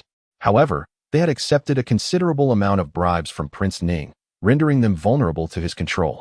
Even a betrayal would not guarantee their safety. Having boarded a pirate ship, how easy is it to disembark? "Your Highness, Wang Shoren, on a celestial inspection, is currently in Jiangxi. We must remain vigilant." Upon hearing this, the previously raucous assembly fell silent, while the fervent flames of Zhu Houzhao's ambitions dimmed and his spirit waned. "Let us postpone this matter for later discussion. Today, we shall indulge in wine," he chuckled. The officials exchanged wry smiles, acknowledging that if they truly wished to achieve great undertakings, they ought to have decisively advanced towards the capital while the emperor was away. Although the likelihood was still slim, it was infinitely preferable to their current predicament. At that time, Prince Ning still had 3 guards, and news of the emperor's absence had yet to spread. Launching a surprise offensive under the pretext of loyalist intentions would offer at least a 20% chance of success. Now, with the emperor firmly in the capital, any talk of rebellion seemed utterly reckless. Alas, they had no other options. They could only hope that Prince Ning would not dare to take decisive action. Fortunately, he remained the same Prince Ning. Though whimsical, he was aware of his limitations and ultimately did not disappoint them, merely intimidating them enough to quell their rebellious thoughts. Meanwhile, Wang Shoren was inspecting the military garrisons under the guise of a celestial inspection, preparing for the worst regarding the daily drills of the Ming army. At the same time, Zhu Houzhao pondered the most diplomatic resolution to the growing tensions. Meanwhile, Li Shuer had just departed from her small courtyard, carrying a flattering letter and a dictionary of simplified and traditional characters, while Li Qing was formulating a travel strategy for the journey to Suzhou and Hangzhou. A few days later, the family embarked on their journey aboard their own vessel. Li Hao was far from cheerful. In fact, he felt utterly disenchanted. He had planned to revel in his freedom while his parents were away, indulging in a carefree lifestyle. However, with the court seizing nearly all of their products right off the production line, save for a meager quantity of Yongqing-branded finished garments, they left nothing behind. The authorities had even dispatched dedicated officers to oversee operations, preventing the Li family from hoarding goods. This left Li Hao both exasperated and at ease. Upon hearing that Qing Yi intended to take their parents on a trip to Suzhou and Hangzhou, he felt a joy surpassing that of a wife returning to her family. After all, a wife could not impose restrictions on him, unlike his parents and Qing Yi, who were ever ready to instill a sense of propriety in him. Alas! Oh, my reckless life. Li Hao sighed deeply, and upon seeing his sister enter, he lamented, "You have truly brought me to ruin." "Enough of that," Li Shuai retorted with a smirk. "I've been keeping your extramarital affairs under wraps. That should count for something." "Li Hao, do you know what it means to embody the essence of a man? You are despicable." Li Hao slumped back into his chair, feeling a surge of frustration. When suddenly he sat up straight and declared, "Sister, you cannot defeat me." Li Shuai assumed he was about to take his anger out on her and immediately clenched her fist. "No, this is a serious matter." Li Shuai paused for a moment, then sat opposite him and said, "Let me make it clear first. I cannot assist you with business matters. There are few who are more adept in that regard than I. It concerns the inheritance of family assets." Li Hao explained, "As an observer, I need your advice." "Dear sister," Li Shuai, puzzled, replied, "Did you not already make a decision? You even claimed to have his consent. Why the sudden change of heart?" "It's not so much a change of heart. I was merely contemplating." Li Hao sighed deeply, stating that my initial plan was to leave the family fortune to the eldest son, while the other sons would receive a 5% share in dividends. However, last time your nephew returned, he did not agree? Li Shuai raised an eyebrow. "Not at all. He was quite supportive." Li Hao lamented. "He insisted that when it comes time for him to divide the inheritance, he too wants to ensure that all sons, apart from the eldest, receive that 5% share. Goodness, if this continues for just a few generations, the Li family will surely decline into obscurity." Li Shuai chuckled. "You worry for your son, and your son worries for his son. Ah, how reasonable. But this cannot stand. Is it permissible for the officials to set fire while the common folk cannot even light a lamp?" Li Shuai scoffed. "This is merely your one-sided wishful thinking. Either do not divide the assets and only provide a sum for settling down, or divide it down through the generations. There is no third option." Li Hao sighed. "I understand this logic, yet I am presently unable to decide." "Then you should not be consulting with me. I am not a man and cannot partake in the division of family wealth," Li Shuai retorted with a huff. "What? You wish to claim a share of the inheritance?" Li Hao glared. "Hee, if you are willing, I would not refuse." "Enough of this jesting." Li Hao took a deep breath and said, "Qing Yi can sometimes be overly sentimental. If I were to voice my thoughts, he would likely agree to a generational division of the inheritance." Li Shuai interrupted. "But you already have a sense of this. Why bother discussing it with me further? It's not that I am certain. It's just, sigh, sister, I am quite conflicted at present." Li Hao lamented. "I wish for the Li family to thrive in prosperity for generations to come. If that is the case, the wealth must be concentrated and inherited. Yet I fear that a powerful Li family may provoke the emperor's jealousy, leading to a purge, as you know. Qing Yi is always impartial when it comes to significant matters." Li Shuai laughed. "In the end, you are merely afraid that the Li family will decline through division, yet also fear the family being harvested and thus decline, correct?" "Indeed." Li Hao smiled wryly. "This seems almost unsolvable. In truth, there is a solution." "Haha. Are you suggesting returning the family assets to Qing Yi?" Li Hao scoffed. "Do you think I am unwilling?" "No, he has no intention of taking it on. All his energy is focused on the Ming dynasty and he wouldn't bother with the complexities of family business. Furthermore," Li Hao blushed and admitted, "I fear he might donate it. Yes, I confess, I am selfish, but who among us is free from self-interest? I believe I have been quite dutiful to the court, consistently paying taxes in full, and I have never been stingy even with taxes that could be evaded. I have always actively cooperated with the court's policies. You are also a member of the Li family. The younger generation is my progeny, and they are also yours. As their aunt, you cannot stand idly by." Li Hao sighed. "Your mind is sharper than mine. Please help me think of a solution." Li Shuai teased. "Is that why you didn't consult him?" Li Hao felt a flush of embarrassment and retorted, "We are siblings, bound by blood." "Oh, so now we're bound by blood?" Li Shuai mocked. "Wasn't it you who nearly jumped out of your skin when I mentioned sharing? Hello, how much do you want? Can you take it all?" Li Hao fumed. "Is this some kind of rebellion?" "Humph." Li Shuai scoffed. "Let me ask you, upon my demise, to whom will my estate belong?" Li Hao was taken aback, only to see Li Shuai speaking earnestly. "I'm not joking. I had intended to discuss this with you. I wish to claim a portion, say, 30%. You genuinely want to divide the inheritance?" Li Shuai chuckled. "Oh, brother, times have changed. Can't you think a bit more innovatively and keep up with the trends?" "What do you mean?" "I ask you, what has fundamentally driven the rise of the Li family?" "Business, of course." Li Hao replied, and I have contributed the most. No, fundamentally, it relies on production, on productivity. Commerce is merely the transformation of productive value. Li Schwetter stated, with the advent of the Patent Act, the future landscape will shift. Take the steam engine, for example. Once coal prices drop, it can be applied in myriad ways, significantly boosting productivity. Not to mention the patent fees, the first to innovate will reap immense rewards. Wait, Li Hao interrupted, feeling overwhelmed. Leaving aside that the steam engine can only pump water, coal prices are not likely to drop to that extent. Li Schwetter smiled. How do you know the steam engine can only pump water and cannot be used for mining? How can you be certain that if a mining steam engine were invented, its efficiency wouldn't reach astonishing levels?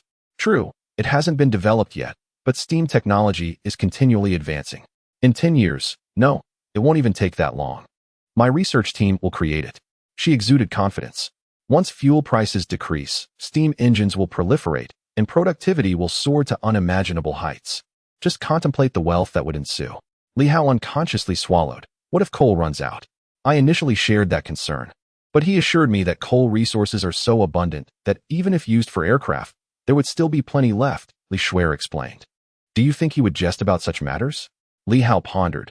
That may be true, but even if everything unfolds as you envision, how can we ensure that the Li family won't incur the emperor's suspicion when it grows too powerful? Li Schwetter replied, as long as the Li family maintains a united front with the emperor, we will never face adversity. You are too idealistic. Li Hao shook his head. Qing Yi is formidable, but he is not omnipotent.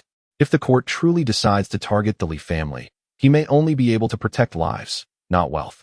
He has acknowledged this himself. This is why I say you are slow-witted, unable to keep pace with the times. Li Schwetter clicked her tongue, then lowered her voice. By then, imperial power will have waned. What? Li Hao exclaimed, astonished. Li Schwetter asserted, this is inevitable. The growth of capital will surely challenge imperial authority. And that is a fact. How could it not be so? Would Lord Qing simply watch this situation unfold without taking action? He has labored tirelessly for the glory of the Ming dynasty. His affection lies with the realm, not the Zhu family, and certainly not the emperor of the Ming. Li Schwetter inquired, do you truly believe he is a loyal subject? Li Hao was momentarily taken aback, and after a pause, he chuckled bitterly. My dear sister, after going around in circles, are you ultimately seeking financial support from Brother Zhao? Indeed, Li Schwetter admitted candidly. I require funds, substantial amounts. To expedite the advancement of steam engine technology, it demands significant investment. Her tone was earnest and resolute as she stated, the more we invest, the greater the returns. You are quite confident, Li Hao observed. Li Schwetter sighed. The patent legislation has only recently emerged. For now, it is not regarded with much importance. Securing a first-mover advantage could mean a lead of 20 years, my brother. After a moment of contemplation, Li Hao asked, how much do you need? In the realm of millions of taels. Li Schwetter replied, with ample funds, I can expand the research base, enhance the artisans' wages, and recruit more talent. Li Hao scrutinized her before calmly stating, as siblings, we must be clear about the terms. I am willing to invest, but we must formalize this in writing. Such as? She inquired. The amount invested, the tasks to be accomplished, and if they are not met, you will repay me with both principal and interest. Li Hao declared. Li Schwetter furrowed her brow. You know I do not have much money. I shall take a 1/10 share of the Li family's assets as capital, Li Hao replied coolly. If it fails, I will reclaim all your endeavors and manage them myself. Upon my return, I will inspect your research facility and establish a development timeline. Li Hao stated with businesslike formality. Li Schwetter hesitated, then nodded. Very well. Well then, it's settled. You may go now. Li Schwetter responded, displeased. Li Hao glared. I am now the primary party here. Do you understand? If not, consult Lord Qing. The primary party is akin to a father, a forebear. All right, esteemed forebear, Li Schwetter acquiesced, lowering her gaze in resignation. Chapter 156. Empowering the people with arms. Li Qing and Li Hong were engaged in a game of chess, with Zhu Wanqing providing companionship and engaging in conversation. Uncle Li, do you think the emperor will agree to the proposal for simplifying characters? Zhu Wanqing mused, idly toying with the captured piece of her husband, frowning as she continued. Although most of the simplified characters derive from existing ones, they are primarily used in calligraphy and formal occasions, especially in memorials. I doubt the emperor or the esteemed scholars in the court would accept them. Li Qing replied, initially. There will certainly be resistance. They may perceive it as lacking seriousness or being trivial. However, once they become accustomed to its usage over time, they will be reluctant to revert back. The law of irresistible appeal applies here. No one can escape it, although beginnings are often challenging. If the emperor staunchly promotes the use of these simplified characters, they can indeed be implemented. Li Qing contemplated. Among the nearly 500 simplified characters, more than 300 are derived from existing ones, and none are overly complex. The resistance from the ministers should not be overwhelming. What follows the implementation of simplified characters? Zhu Houzhao unobtrusively repositioned the captured piece back on the board and asked, the goal of introducing simplified characters is to enhance educational accessibility without proper integration. The significance of simplification would be greatly diminished. Li Qing pretended not to notice and nodded slightly. That indeed poses a challenge. After a moment of contemplation, she chuckled softly and said, why not share your perspective? In terms of political insight, Zhu Houzhao was no less formidable than the established elites. She pondered briefly and replied, the proliferation of education and the increase in literate individuals will make it more challenging to succeed through the imperial examination. The sudden influx of competitors will undoubtedly incite significant discontent among those who already hold power, including not only the offspring of noble families, but also numerous scholars from humble origins. A single misstep could lead to a surge in conflict. Houzhao's reasoning was sound. Li Hong, employing his resurrected piece, captured one of his godfather's pawns and concurred, the court does not possess an abundance of vacancies. How then shall we accommodate this influx of scholars? Li Qing interjected with a smile. Actually, there are ways to arrange them. If official posts are unavailable, we can place them in clerical roles. Having received an education and being literate, they can execute public duties more effectively. Moreover, they could also be redirected to grassroots education, perhaps as teachers. Zhu Houzhao furrowed her brow and responded, without even considering whether such arrangements would be accepted. If everything were to unfold according to Uncle Li's vision, eventually, we would still be unable to accommodate so many individuals. After a moment of hesitation, she added, Uncle Li, there is something I am uncertain whether I should express. Speak freely. The imperial examination is the cornerstone of the dynasty. Should it falter, it would spell disaster for the Ming dynasty, potentially leading to turmoil. Zhu Houzhao stated gravely. To be blunt, illiterate commoners are often more compliant and easier to manage than their educated counterparts. Li Qing replied, I do not dispute that, yet times are changing, and the national system must evolve accordingly. As he spoke, he captured another piece of Li Hong's. When the founding emperor established the nation, he instituted a household registration system to ensure stability among the populace and facilitate governance. Yet what was once an effective system has become outdated with the passage of time, thus becoming a burden. He sighed, contemplating. Currently, all appears well within the Ming dynasty, yet beneath this veneer of prosperity lie numerous issues, such as the rapid economic ascent, which inevitably breeds corruption. We cannot continue to deceive the populace. Perpetuating the existing system may lead to greater wealth for the dynasty, but the common people will become increasingly impoverished. Li Qing's gaze was intense. It was time for the people to wield power. He paused, clarifying that wielding power did not imply causing harm, but rather ensuring self-preservation. The lower ranks can easily be deceived, and those in power often focus solely on their own interests, for the cost of deception is low while the rewards are substantial. However, if the populace becomes harder to deceive, officials and even the court will have to consider the repercussions of misleading the people. His tone was somber, a smile playing on his lips, yet devoid of mirth. He continued, capturing yet another piece with a nonchalant air.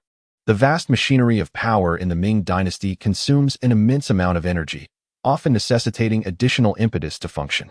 It is cumbersome, and to propel it forward, one must give it a nudge. Zhu Houzhao was taken aback, exclaiming, Uncle Li, is that not excessively perilous? Indeed, he replied with a chuckle. If we persist in deceiving the populace, when irreconcilable conflicts arise, it will be real weapons that are drawn. Li Qing asserted, maintaining class struggle and the balance of power is the only true path to stability. Otherwise, the weaker side will face repeated defeats and ultimately resort to rebellion. However, Zhu Houzhao had the desire to refute, yet found no words to begin.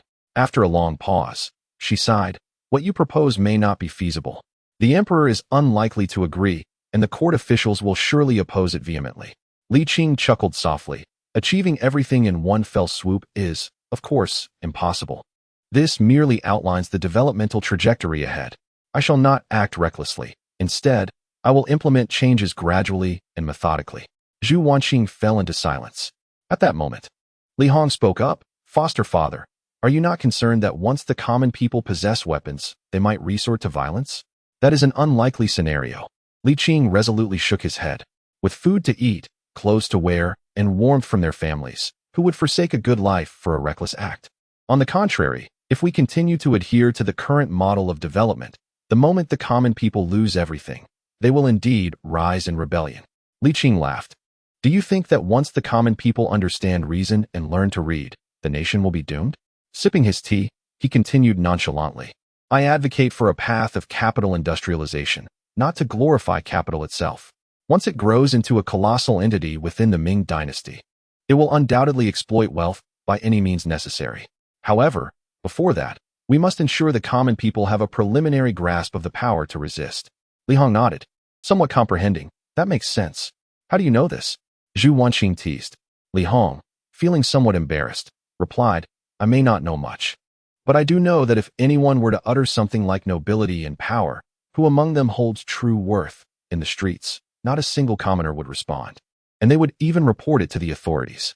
Since the common people are unlikely to rebel simply because they can read and write, what is there truly to fear? Li Qing smiled. That statement strikes at the heart of the matter. Zhu Wanqing pondered seriously for a while, and also concluded that the common people would not rise in rebellion merely due to literacy. In the capital, after a thorough analysis, Zhu Houzhao arrived at a disheartening conclusion. Despite the numerous grave offenses committed by the Ning Wang, tantamount to treason, he would never openly revolt or raise an army. Of course, he could still be prosecuted for treason based on existing evidence, and confiscating his property and executing him would not be unwarranted. Yet, the impact would be significantly diminished. The Ning Wang cultivated relations with local officials and bribed court officials. Claiming to rebel would not be unfounded. Yet it would be hard to garner public support. The regional princes might believe it was merely the court's attempt to diminish their power, seeking a pretext. The best scenario would be for the Ning Wang to raise an army, as that would absolve the court of any suspicion of undermining his authority. It is time to present some challenges to the Ning Wang. Zhu Houzhao murmured. Yes, it is time to give him a nudge. Come here. June. The summer sun blazed overhead. Zhu Qinhao reclined under a pavilion, his mouth agape as he savored chilled grapes, peeled and delivered to him, followed by a small cup of ice-cold wine.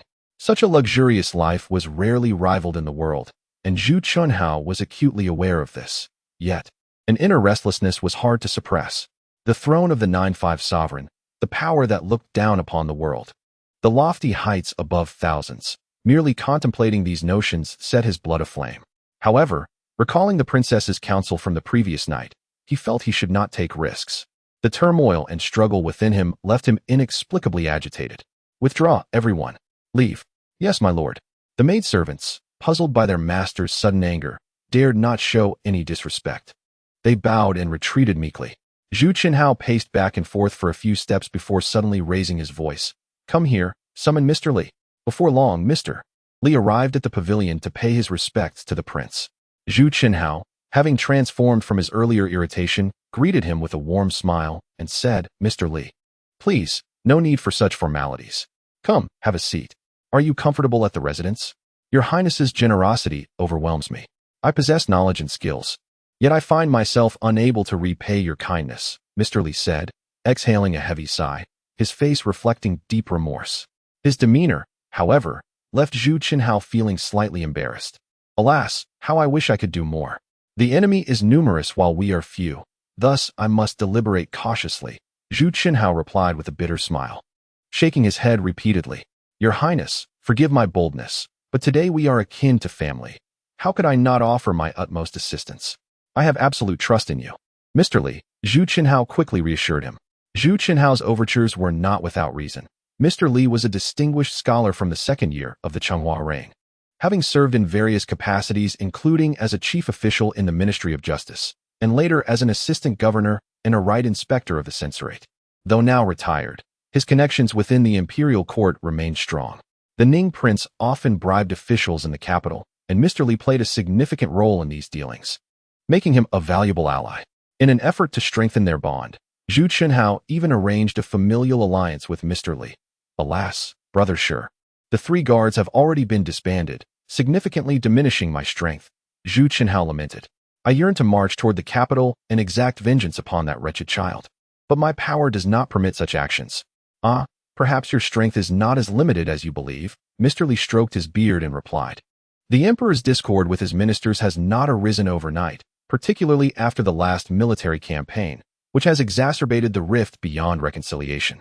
Oh, Zhu Houzhao exclaimed, a spark of hope igniting within him. Did we not emerge victorious in battle? Indeed, we did win, yet the losses among the Ming soldiers were significant. The extravagant emperor hastily allocated 5 million taels for compensation, funded by the Ministry of Revenue. Though Li Qing was eventually removed, much of his wealth has already been siphoned into the imperial treasury. Can one expect the officials not to be incensed? Mr. Li remarked with a cold smile. The officials have long suffered under the emperor's rule. With a resounding thud, Zhu Houzhao slammed his hand on the table, a fiery passion igniting within him, causing his countenance to flush. At that moment, the steward of the residence rushed in, breathless, and exclaimed, Your Highness, the imperial envoy is here. You must go at once. What? Zhu Houzhao gasped, momentarily frozen in shock. Is Wang Shuren here? Chapter 157. An inevitable confrontation. Zhu Houzhao felt a twinge of apprehension toward Wang Shuren, stemming from an unpleasant previous encounter when he attempted to win him over. During that meeting, he had been humiliated, leaving him powerless. Suddenly, Zhu Houzhao's mind raced with thoughts. Wang Shuren had indeed visited Jiangxi before. Why would he return? Could it be that he is coming for me? This thought sent a chill down his spine. However, he soon heard the steward clarify, Your Highness, it is an envoy from the capital, a eunuch. As the chief steward of the prince's residence, he was somewhat aware of his lord's undertakings, though not entirely informed. He was acutely aware of his master's restless ambitions. Consequently, he felt a wave of trepidation, knowing that the Ning prince would not grant him any freedom. Not Wang Shuren. Zhu Houzhao exhaled in relief, though his anxiety deepened as he stammered. An envoy from the court? Your Highness, please remain calm. Li Qing suddenly issued a soft admonition, rousing the dazed Prince Ning from his stupor. He took a breath, slightly adjusting his demeanor, and commanded, Take me there. I, Zhu Houzhao, humbly beseech your majesty's peace. Just moments ago, Zhu Houzhao had boasted of his intent to slay Zhu Houzhao, yet now, he stood with utmost decorum, graciously welcoming the imperial envoy. Your majesty's health. Zhang Yong proclaimed these 3 words with a proud bearing, only to suddenly appear deflated, bowing deeply with a smile. Your Highness, please rise. I, Zhang Yong, pay my respects to Prince Ning. As the imperial envoy, he was not obliged to perform grand gestures, merely offering a respectful salute. As Zhu Houzhao gradually rose, he recalled that Zhang Yong was the head of the Directorate of Ceremonial, the emperor's most trusted eunuch, as Li Qing had informed him. Oh, esteemed eunuch, you are too courteous, no need for such formalities. Reassured by the other's politeness, Zhu Houzhao felt at ease and promptly bowed with great respect. I humbly await your orders. Zhang Yong smiled. Without a royal edict to be proclaimed, the emperor has penned a confidential letter for Prince Ning. Your Highness need not be so formal. Is that so? Zhu Houzhao began to rise but hesitated, realizing that the emperor's handwritten note was, in essence, a decree, and it would be improper to receive it while standing. As he spoke, he raised both hands. The emperor's confidant stood before him, and Prince Ning dared not show the slightest impropriety. Zhang Yong stifled a chuckle, cleared his throat, and solemnly produced the letter, placing it in the palm of Zhu Houzhao's hand. Zhu Houzhao accepted the letter and slowly rose. May I inquire, esteemed eunuch, if the emperor has any further instructions? Zhang Yong shook his head. Once Prince Ning has read the letter, a response is all that is required. Very well. Zhu Houzhao nodded, then added with a smile, Eunuch, you have traveled far.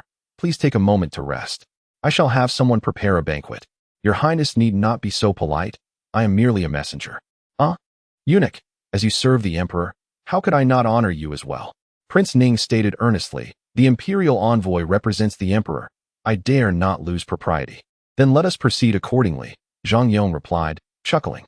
Indeed, let it be so, Zhu Houzhao responded, beaming as he gestured for Zhang Yong to lead the way. The two exchanged pleasantries as they made their way to the inner courtyard. Zhu Houzhao arranged for a fine guest room for him and summoned maidservants to attend, then excused himself under the pretext of preparing for the banquet, heading towards the pavilion in the third courtyard.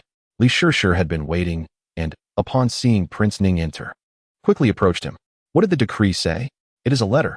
Zhu Houzhao, devoid of the earlier buoyancy, sat at the table and retrieved the wax-sealed letter. Here it is. Li Qing's gaze was intense, silently urging him on. Zhu Houzhao inhaled deeply, his heart heavy with trepidation as he slowly tore open the envelope. Li Qing felt an urge to rise and take a look, but restrained himself, knowing that Prince Ning would not conceal anything from him.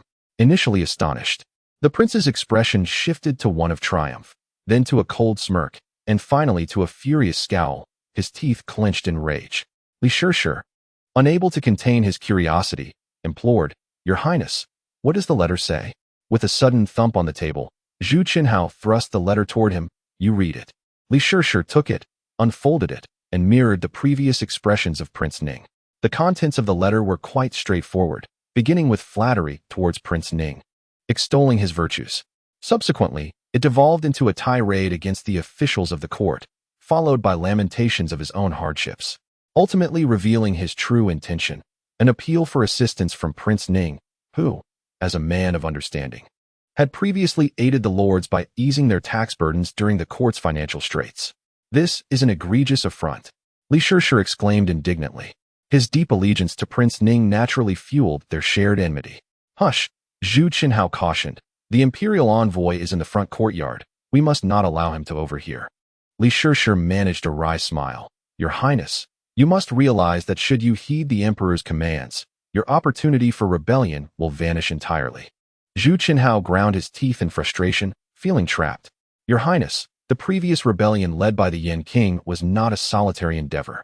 The other princely houses did not merely stand by. I am well aware," Zhu Houzhao retorted, his temper flaring. "It was my efforts that helped the Li Qing ascend to his position, and yet that wretch turned his back on me afterward." "Lower your voice, Your Highness. The imperial envoy is right outside," Li Qing interjected, attempting to calm him. After a lengthy pause, Prince Ning finally managed to regain his composure. "This petition must not be submitted. Otherwise, Your Highness, you would sever ties with the other princes. If you were to rebel in the future, they would certainly believe you would act with even greater severity once in power, rather than aiding you as they did during the Li Qing's rebellion. They might hinder you or even support the court against you. I understand this." Zhu Houzhao clenched his teeth. "That wretched brat is truly devious. By the heavens, once I enter the capital, I shall have his skin." Once his fury subsided, concern took its place. "But, sir, the imperial envoy is within the palace. How shall I proceed?" After a moment's pause, he added, "The envoy is none other than Zhang Yong, the trusted eunuch of the emperor." "Is it him?" Li Qing was taken aback, his expression turning grave. "Zhang Yong is indeed the emperor's most loyal confidant. 2 years prior, when the emperor ventured beyond the palace, he was the sole companion he took." After a moment of contemplation, Li Qing proposed, "We must delay him for now. Delay for a time, but not indefinitely." Zhu Houzhao lamented, "It may take 10 days or even a month. Do your utmost to stall him. If necessary, employ force." Li Qing spoke coldly. "If he is wise, treat him well. If not, kill him." Zhu Houzhao interjected. No need for such extremes. Merely confine him," Li Qing replied with a smirk. "This envoy, being of imperial stature, could still be of use to us." After a brief pause, he continued, "Your Highness, we can no longer afford to hesitate. Time waits for no one. We must act swiftly. We have but 1 month." Li Qing emphasized, "If Zhang Yong does not return to report within a month, the emperor will undoubtedly grow suspicious and send others to ascertain the situation. At that point, the truth shall be inescapable." Panic gripped Zhu Houzhao as he stammered. "Are you suggesting we raise an army immediately? Do we have any other choice?" Li Qing countered, "Your Highness, you have already offended the other princes once. If you submit another petition like this, even if you wish to remain a mere prince, that too may become impossible." Li Qing sneered. "The emperor clearly intends to ensnare only you. In the future, the princes will be incensed and unite against you. Do you think the young emperor might sacrifice you to quell the public outrage? My lord, those in the court only seek fortune together. They will not share in calamity.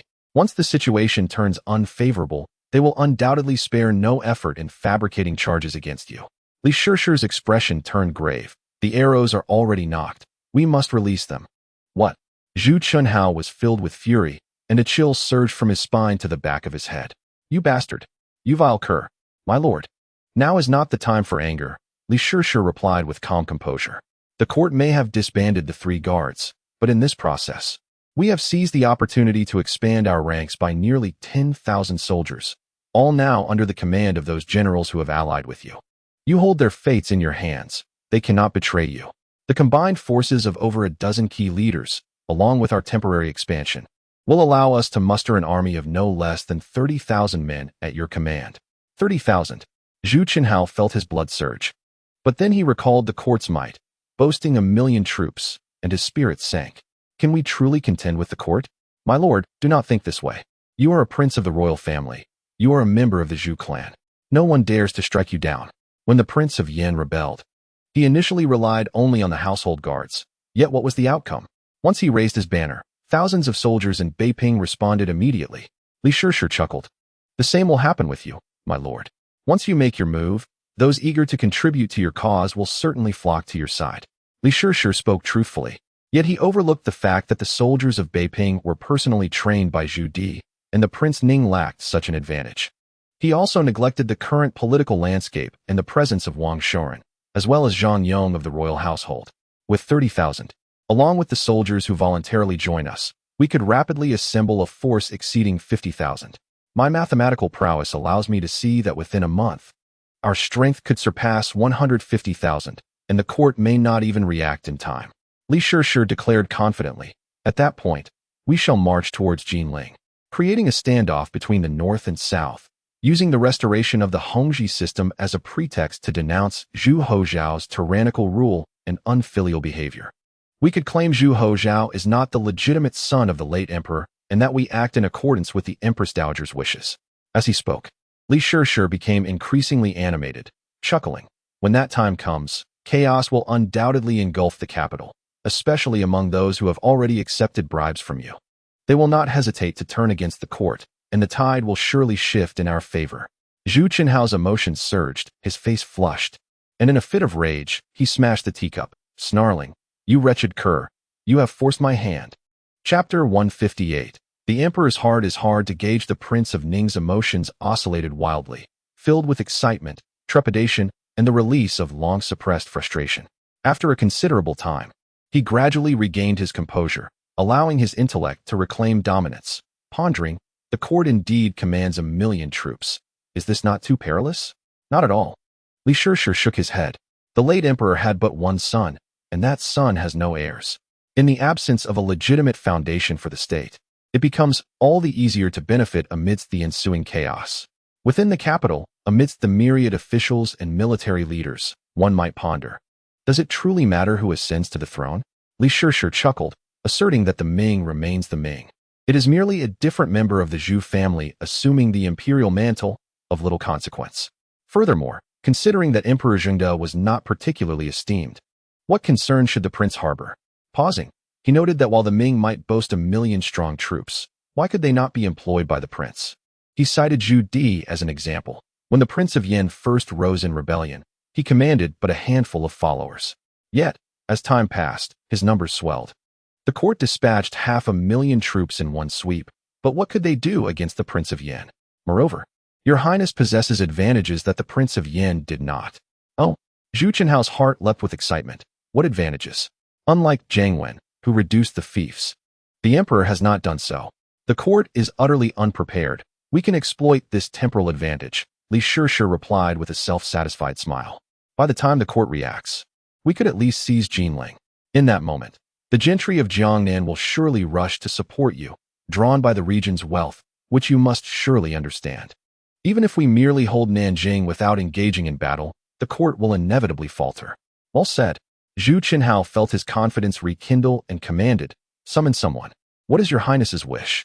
Zhu Qinhao stated, as the saying goes, man proposes, but heaven disposes. I wish for Taoist Lu to consult the heavens and select an auspicious day. My lord, in this critical moment, time waits for no man, Li Shirshi urged, feeling a sense of urgency. Furthermore, We are staging a rebellion, not orchestrating a wedding. We need not dwell on such matters.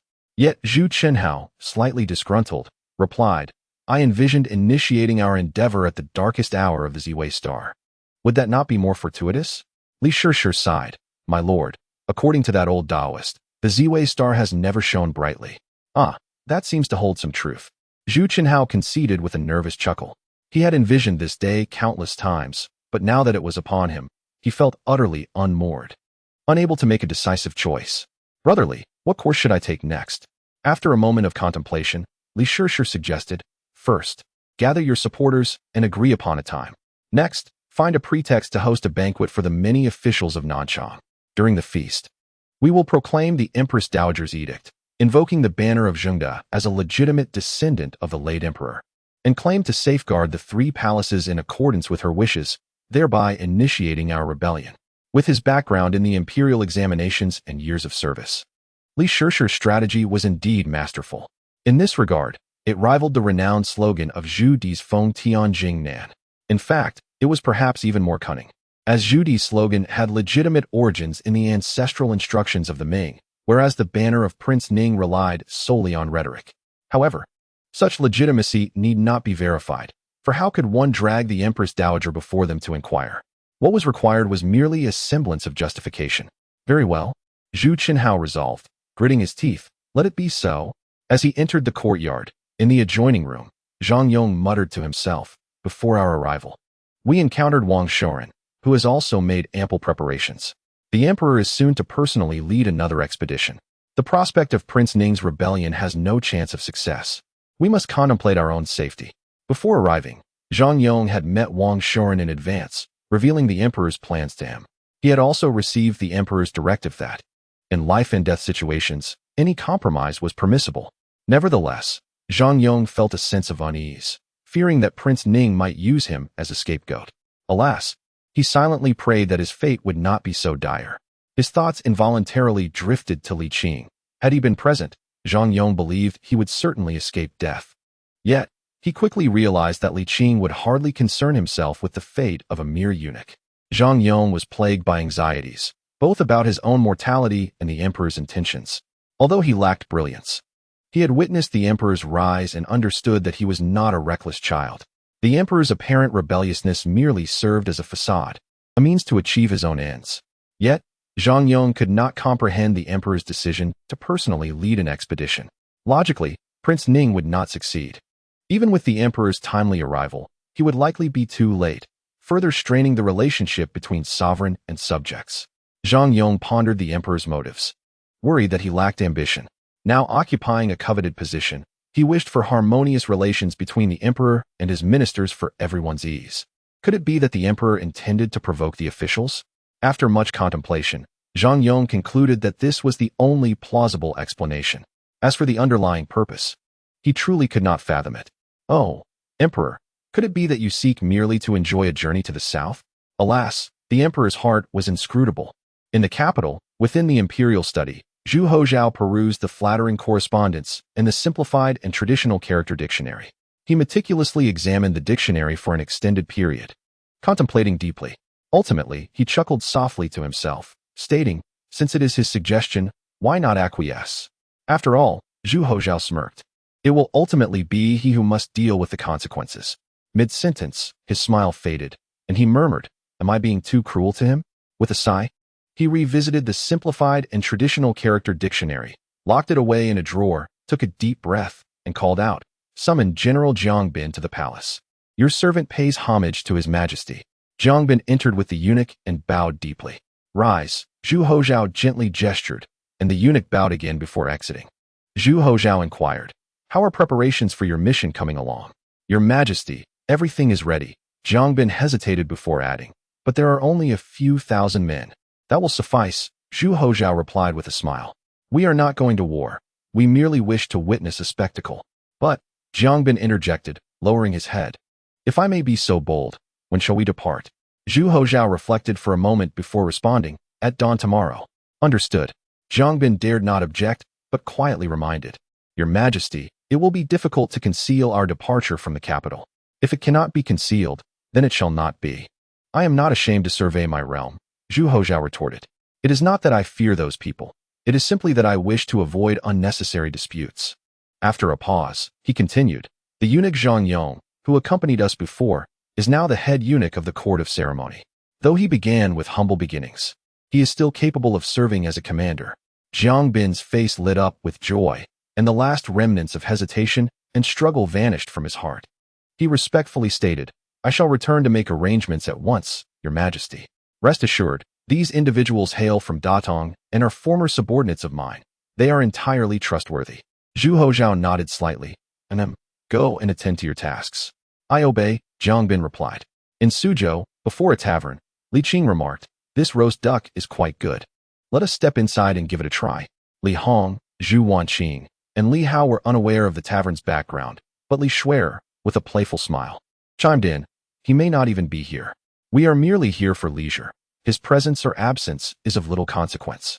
Li Qing chuckled and stepped in first. The others turned to Li Shuer, who explained softly, and they soon understood, entering the tavern with a sense of curiosity. The tavern retained much of its original charm, lacking only the owner and now featuring 2 new attendants. Li Qing reminisced about the dishes he had previously ordered with Zhu Jinshan and replicated the order. The attendants welcomed them warmly, diligently wiped the table, and invited them to take a seat. However, Li Qing insisted, we shall sit at this table. The attendant's lips twitched. As you wish, esteemed guest. Once seated, Li Hao teased, Qing Yi, do you realize that your behavior makes you susceptible to trouble? Li Qing smiled and replied, I simply dislike changing seats frequently. Li Hao suddenly understood and curiously inquired, who did you sit with last time? Your uncle. Li Hao paused, recalling who his uncle was. When was that? Quite a while ago. It was when your cousin had just assumed his position. Li Qing pointed ahead, at that time. Bo Hu was still a young man, and the wedding ceremony was held right there. Did he have white hair then? Li Hao asked with curiosity. A head full of thick black hair, Li Qing said, momentarily envisioning that spirited, elegant young gentleman, leading his newlywed bride, her face flushed beneath a bright red veil. As he toasted to the guests, after a brief pause, Li Qing sighed and remarked, he did not have white hair by nature. It was merely the result of unfortunate circumstances. I see, Li Hao chuckled awkwardly, quickly shifting the topic. Why don't we retrace the steps you and uncle took last time? Zhu Wanqing nodded in agreement. I share the same sentiment. What about you? Li Qing turned to his godson. Li Hong glanced at his wife, threw up his hands. Does my opinion even matter? Zhu Wanqing frowned. Your comment suggests I am being overly assertive. No, not at all. I originally intended the same. Li Hong cleared his throat, affirming, yes, that's it. It's all for fun. We can enjoy it however we wish. Heh. Li Qing nodded, amused, as the attendants presented the food and drink. Zhu Wanqing realized they were not in the backyard of the Ho residence or in a small courtyard, and it was inappropriate to bicker with her husband. She hastily changed the subject. Uncle Li, he should have received the message by now. Do you think he will agree? Li Qing shook his head slightly. To be frank, I am not overly confident. The issues you discern, he will likely perceive as well. It seems we may have to negotiate, and I shall need to make another trip to the capital. Then, with a smile, he added, but let us not dwell on that. This time is meant for enjoyment. Any matters concerning the capital can wait until we return to Jinling. Li Qing was confident in his ability to persuade Zhu Houzhao. He felt rather jovial. With a son now, surely the little rascal would no longer act recklessly, wouldn't he? Chapter 159. The emperor has fled again in the Wenyuan pavilion. Yang Yiqing, while deliberating, sighed deeply. Why was it so difficult to retire and return home? If given another chance, he would surely have bribed Li Qing, as he harbored serious doubts that the latter had not said something to the emperor. Otherwise, his path to retirement should not be this arduous. This fellow was truly something. Yang Yiqing felt a pang of frustration. At that moment, Yang Tingyi strode in, his face ashen, waving his hand. Stop, stop. Well, today, this Yang seems rather irritable. Yang Yiqing remarked, surprised. What has happened? Something has occurred. He has fled. Yang Tingyi shouted in exasperation. He has run away again. Several grand scholars looked bewildered. And so did Yang Yiqing. Who has fled? Who was absent from court today? Everyone was present. Only the emperor was unwell. Yang Yiqing suddenly froze, then rose in alarm. The emperor has fled? Who else could it be? Yang Tingyi gritted his teeth. Enough of this. Quickly, follow me to stop him. Yang Yiqing hurriedly inquired. Where has the emperor gone, and why did he flee? He was utterly perplexed.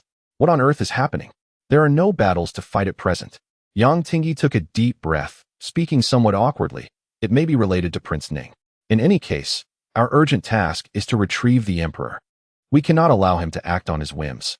The sovereign of a great nation cannot behave in such a manner. At the city gates, thousands of soldiers gathered. Jiang Bin raised the bright yellow imperial edict in his hand, declaring, "I am executing the emperor's orders. Those who obstruct will face severe penalties." In an era where imperial authority reigned supreme, no one dared to falsely proclaim an edict. The gatekeeper had no reason to doubt, nor dared to question further, and promptly ordered the gates to be opened. Thus, Zhu Houzhao exited the city smoothly. After traveling a short distance, he glanced back and quietly instructed, "The two with the surname Yang will likely pursue us. We are numerous and carry some supplies, so our march will be slow. You must leave a portion of the men to block them. Yes, you personally should take charge of that." Jiang Bin felt somewhat troubled, but realizing they had already exited the city, he had no choice but to comply. "I shall obey your command." However, considering that they were being pursued by powerful cabinet officials, even Jiang Bin, who was unafraid of battle, couldn't help but feel trepidation. The higher one's rank, the heavier the burden, and these were figures standing atop the political pinnacle of the Ming dynasty. Although the emperor held greater authority, Jiang Bin felt a nagging doubt about the emperor's reliability, fearing he might betray him later. Yet, the emperor's command was paramount, and he could only brace himself for what lay ahead. As expected, Jiang Bin had barely waited for a quarter of an hour when he saw Yang Tingyi and Yang Yiqing galloping towards him. Contrary to his fragile appearance, their equestrian skills were quite commendable. The group approached swiftly, reining in their horses in unison, the animals' front hooves rising dramatically before they halted, creating a striking spectacle. "Where is he?" Yang Tingyi demanded urgently, while Yang Yiqing's expression was grim. "Hurry, lead us to him." Who are you referring to?" Jiang Bin feigned ignorance, aware of their intent, but choosing to remain ambiguous. "Less talking," Yang Tingyi sternly remarked. "You must understand that should anything happen to him, it would be enough to annihilate your entire clan." Jiang Bin, feeling disgruntled, retorted, "I am merely following orders. Please allow me to proceed." Yang Yiqing, already seething with anger, was incensed by the audacity of such a minor guerrilla general. In a fit of rage, he commanded, "Jiang Bin, given your valiant efforts at the border, we shall overlook your transgressions if you lead us to him immediately. Otherwise," Jiang Bin recoiled slightly, stammering, "if I let you pass, I too will be in trouble. I implore you to understand my position. What are you even worth?" Yang Tingyi thundered, "Do not dare to negotiate further." Jiang Bin, a soldier of rough temperament, had only recently tempered his behavior upon being summoned back to the capital by the emperor. Now, humiliated in front of his subordinates, his rebellious spirit flared. He scoffed. "And if I refuse, what then? How bold?" Yang Tingyi exploded. "Will you let us through or not?" "And if I do not?" Jiang Bin defiantly countered. "Very well." Yang Tingyi conceded, realizing that he was at an impasse with this insolent fool. "Let us depart." "Depart where?" Jiang Bin was relentless, waving his hand dismissively. The soldiers, indifferent to rank or circumstance, swiftly surged forward and unseated the group. Except for Yang Yiqing, who offered slight resistance, the others surrendered as if bound. In an instant, several prominent figures, accustomed to wielding power, were subdued. Yang Tingyi, consumed by indignation, felt on the verge of expelling blood from sheer rage. Cursing, "You have ruined your future." "I assure you," Jiang Bin, with a disdainful smirk, replied, "as if letting you through would preserve my future." Led their horses away, he instructed, "Leave a few brothers to keep an eye on them, and have the rest follow the main force." The several scholars could only watch in disbelief as Jiang Bin galloped away, exchanging glances filled with frustration and helplessness. "Minister Yang, what shall we do now?" one asked. "At our age, are we to chase after them without horses?" Yang Yiqing sighed and replied, "Let us return. The emperor is merely surveying the territory, not engaging in battle, so there is no danger." Yang Tingyi, still brimming with resentment, muttered, "We shall appeal to the Empress Dowager for justice." Yet, Yang Yiqing privately scoffed, pondering how effective the aged Empress Dowager could be in delivering justice. "Well, at least we need not worry about retreating now, for that concern has become irrelevant." Yang Yiqing lamented inwardly, "There is no choice but to rely on that scoundrel." He resolved silently, "I may not be able to deal with you, but someone else will. Just wait, I shall write to him." "Excellent." Zhu Houzhao expressed his admiration for Jiang Bin's actions, asserting, In this vast realm, the emperor is paramount. Your future is determined by my decree. Jiang Bin felt a surge of joy and quickly showered the emperor with flattery. Your Majesty, will Prince Ning truly rebel? He inquired quietly. Zhu Houzhao chuckled. That rogue has never been trustworthy. It is for the best.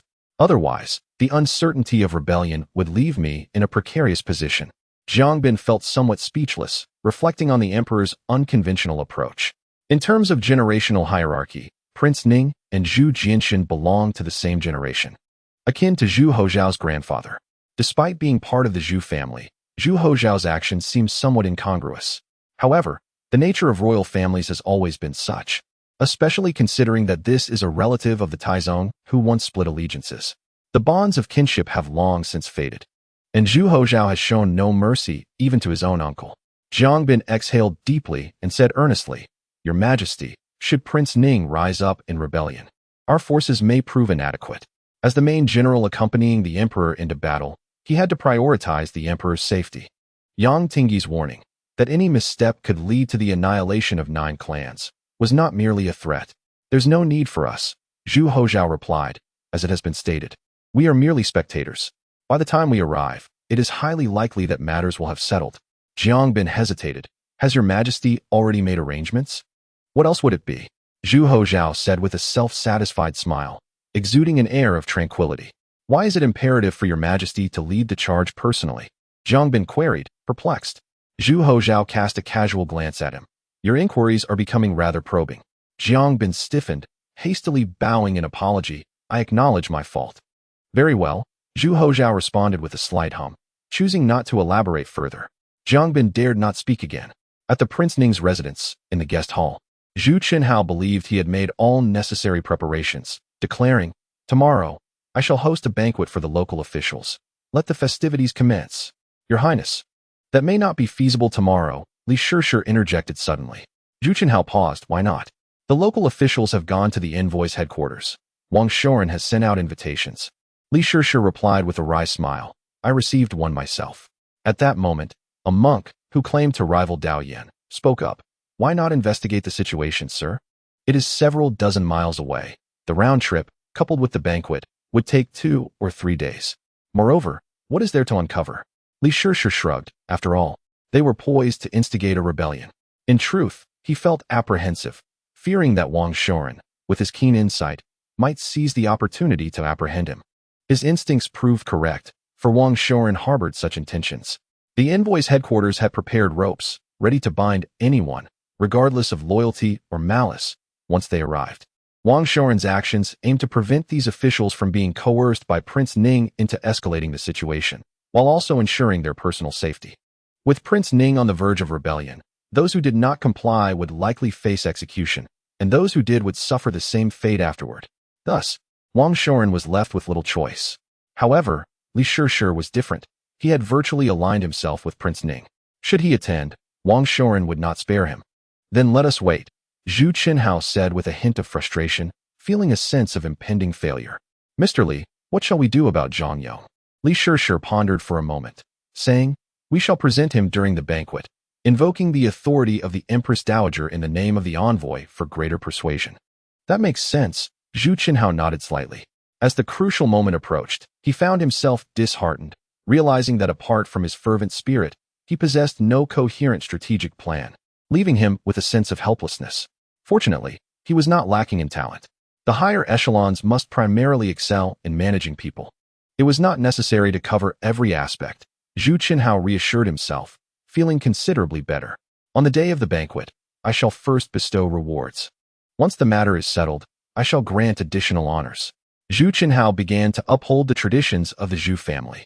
In a certain wing of the courtyard, Zhang Yong quietly contemplated. Our family has been here for several days. Wang Shoren must have summoned all the local officials by now. I suspect the emperor is also on his way. Everything seems to be in place. Yet the question remains, what should we do? After much analysis, Zhang Yong sorrowfully realized that he seemed to be trapped. Oh, Emperor, you have truly put your servant in a dire predicament, Zhang Yong lamented, overwhelmed by a strong premonition that he would soon be called to the front lines for a flag-raising ceremony. This is bad. It seems they are coming for me. Heaven have mercy. I am but a mere eunuch. Chapter 160. The rebellion of Prince Ning Zhongyong's inner thoughts perhaps resonated in the cosmos. For just as his musings ceased, there came a knock at the door. "This prince has words for you, eunuch." Zhongyong was taken aback. "What?" The door creaked open, revealing the beaming face of Prince Ning, which only heightened Zhongyong's anxiety. He forced a smile and rose, bowing respectfully. "I am honored, Your Highness." "Eunuch, no need for such formalities. Please, sit, do not be so restrained." Zhu Houzhao took a seat unceremoniously. "Are you still comfortable, eunuch?" "Thank you, Your Highness, for your hospitality. I am rather accustomed to it," Zhongyong replied, his smile tinged with bitterness. "However, with the Emperor's command upon us, we should not keep him waiting. I wonder what Your Highness has contemplated." Zhu Houzhao merely smiled, a grin that made Zhongyong feel uneasy. He quickly added, "If it is inconvenient to speak openly, a letter would suffice, and I shall convey it to the Emperor." Sighing, Zhu Houzhao's expression shifted to one of sorrow and anger. "Surely, there are matters you remain unaware of?" Zhongyong's heart raced. "What? Could it be that you are about to reveal something significant?" His anxiety deepened, rendering him unable to maintain his composure. "Your Highness, please do not hesitate to speak plainly." "Very well, I shall be direct," Zhu Houzhao said gravely. "I have received the Empress Dowager's decree. The Emperor is not the biological son of the late Emperor." Zhongyong was taken aback. Even in a life-or-death situation, he could hardly contain himself. What madness is this? What woman would claim her son is not her husband's? Zhu Houzhao realized his phrasing was inappropriate and quickly added, "The wet nurse brought her own child into the palace and swapped him with the true crown prince." Zhongyong was at a loss for words, left in stunned silence before hesitantly asking, "And what of the true crown prince?" Zhu Houzhao found himself at a loss for a suitable response. After a moment's reflection, he thought, given the current situation, there was no need for deception. That is of little importance. What matters is that the impostor Emperor Zhengde has been exposed and poses a threat to the Empress Dowager. Zhongyong's mind raced. It was as he thought. Zhu Houzhao had indeed revealed his hand. "Eunuch, eunuch." "Ah, yes." Zhongyong forced a smile, more pained than joyful. "Your Highness, this is truly unfathomable." I understand." Zhu Houzhao interjected, "but the situation does not allow for delay. Please, eunuch, act with righteousness." His tone shifted abruptly. "Everything must be for the glory of the Ming dynasty. But I am merely a eunuch." Zhongyong felt tears welling up. Were it not for being on Prince Ning's territory and fearing the disruption of the Emperor's plans, he might have considered ending Zhu Houzhao's life. In the confines of the room, with just the two of them present, Zhongyong felt confident in his ability to eliminate him. Should he take Prince Ning hostage?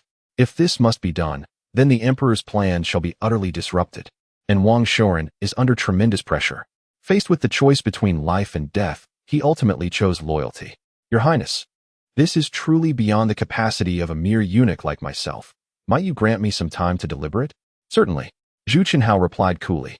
"But time is of the essence. You must decide swiftly." With that, he departed with an imposing air, leaving Zhongyong in a daze. As night fell, Zhongyong attempted to escape, yet dozens stood guard, leaving him with no choice but to retreat to the latrine. After relieving himself, he obediently returned to his room. Days passed. Zhu Houzhao's invitation had yet to be sent. It was not due to his reluctance, but rather because the local officials had gone to the envoy's headquarters and had not returned, as though they had vanished into thin air. Li Qing decisively stated, "Time waits for no man. If we delay any longer, we shall lose our advantage." Although Zhu Houzhao felt a tinge of anxiety, he understood the preciousness of time. Gritting his teeth, he declared, "We shall not wait for them any longer. Gather the people, for great matters shall unfold today." Summon the banquet. In the front yard of the Ning Wang residence, 30 tables were set, hosting scholars, Taoists, monks, and a multitude of brawny individuals wielding weapons. Radiating a fierce aura, they indulged in their baser instincts, feasting heartily while making lewd advances towards the palace maids, their words laced with crude innuendos, nearly causing Zhu Houzhao to lose his composure, though he managed to restrain himself. As the banquet progressed, Zhu Houzhao stood up, delivering a few polite remarks before shifting the conversation, declaring that Zhengde was not of the former emperor's bloodline, and that the Empress Dowager had been imprisoned. He then summoned Zhongyong, compelling him, as the envoy, to read the Empress Dowager's decree. Zhongyong, clutching the counterfeit edict, wore an expression of resistance, yet had no choice but to comply, murmuring, When the late emperor's consort gave birth to the crown prince, she fell into a deep slumber due to excessive weakness. Although she later noticed discrepancies in the crown prince's appearance, she harbored no suspicions. His voice dwindled to a near whisper. "Read. Speak loudly." Zhu Qinhao coldly interjected. "Read. Speak up." Zhang Yong, resigned, closed his eyes and proclaimed loudly. "Zhengde is not the offspring of the former emperor, and he has cruelly slain the true crown prince.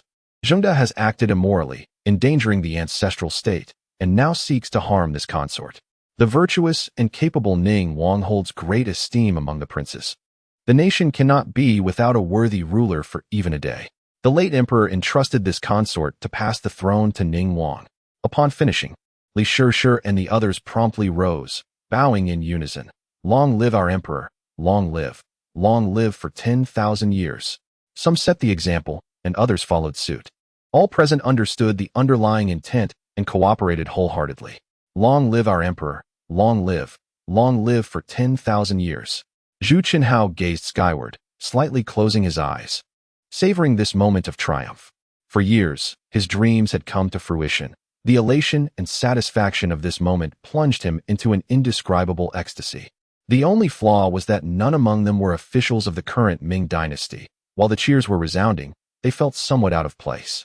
Nevertheless, this mattered little, for Zhu Qinhao believed that soon there would be those eager to pledge their allegiance. After a while, Zhu Qinhao slowly opened his eyes, executing a grand turn as he seated himself upon the chair, proclaiming with authority, "All ministers, rise." "Thank you, Your Majesty." A crowd of people suddenly rose, their eyes ablaze with fervor as they turned to him. Zhu Qinhao's lips curled in a subtle smirk, his tone nonchalant. "Li Qing, heed the decree." "I shall heed the decree," Li Qing replied, excitement flooding him as he bowed once more. "From this day forth, you are appointed as the left prime minister. I humbly thank Your Majesty for your grace." Zhu Qinhao continued. "Lu Yangzhong, heed the decree." "I shall heed the decree," he responded. "You are appointed as the right prime minister." The news of Prince Ning's rebellion spread swiftly to the imperial envoy's headquarters, located several dozen miles away. Upon receiving the intelligence, Wang Shouren immediately dispatched messengers to announce that Prince Ning had committed numerous transgressions, and the court was already aware of his intentions to rebel. His Majesty the Emperor had assembled an army of 200,000, which would arrive within half a month. Simultaneously, Wang Shouren loosened the restraints of certain officials, permitting them to utilize governmental resources to appease the populace. He then took command himself, leading the guards to quell the rebellion. Zhu Qinhao was not idle either. At the first sign of insurrection, he sought to consolidate his previously amassed armed forces. These forces had been recruited during his restoration of the 3 guards and were maintained with the wealth of the royal house, all for this very moment. With this armed contingent under his command, and with the official forces incorporated within 5 days, a formidable battalion of 30,000 would take shape.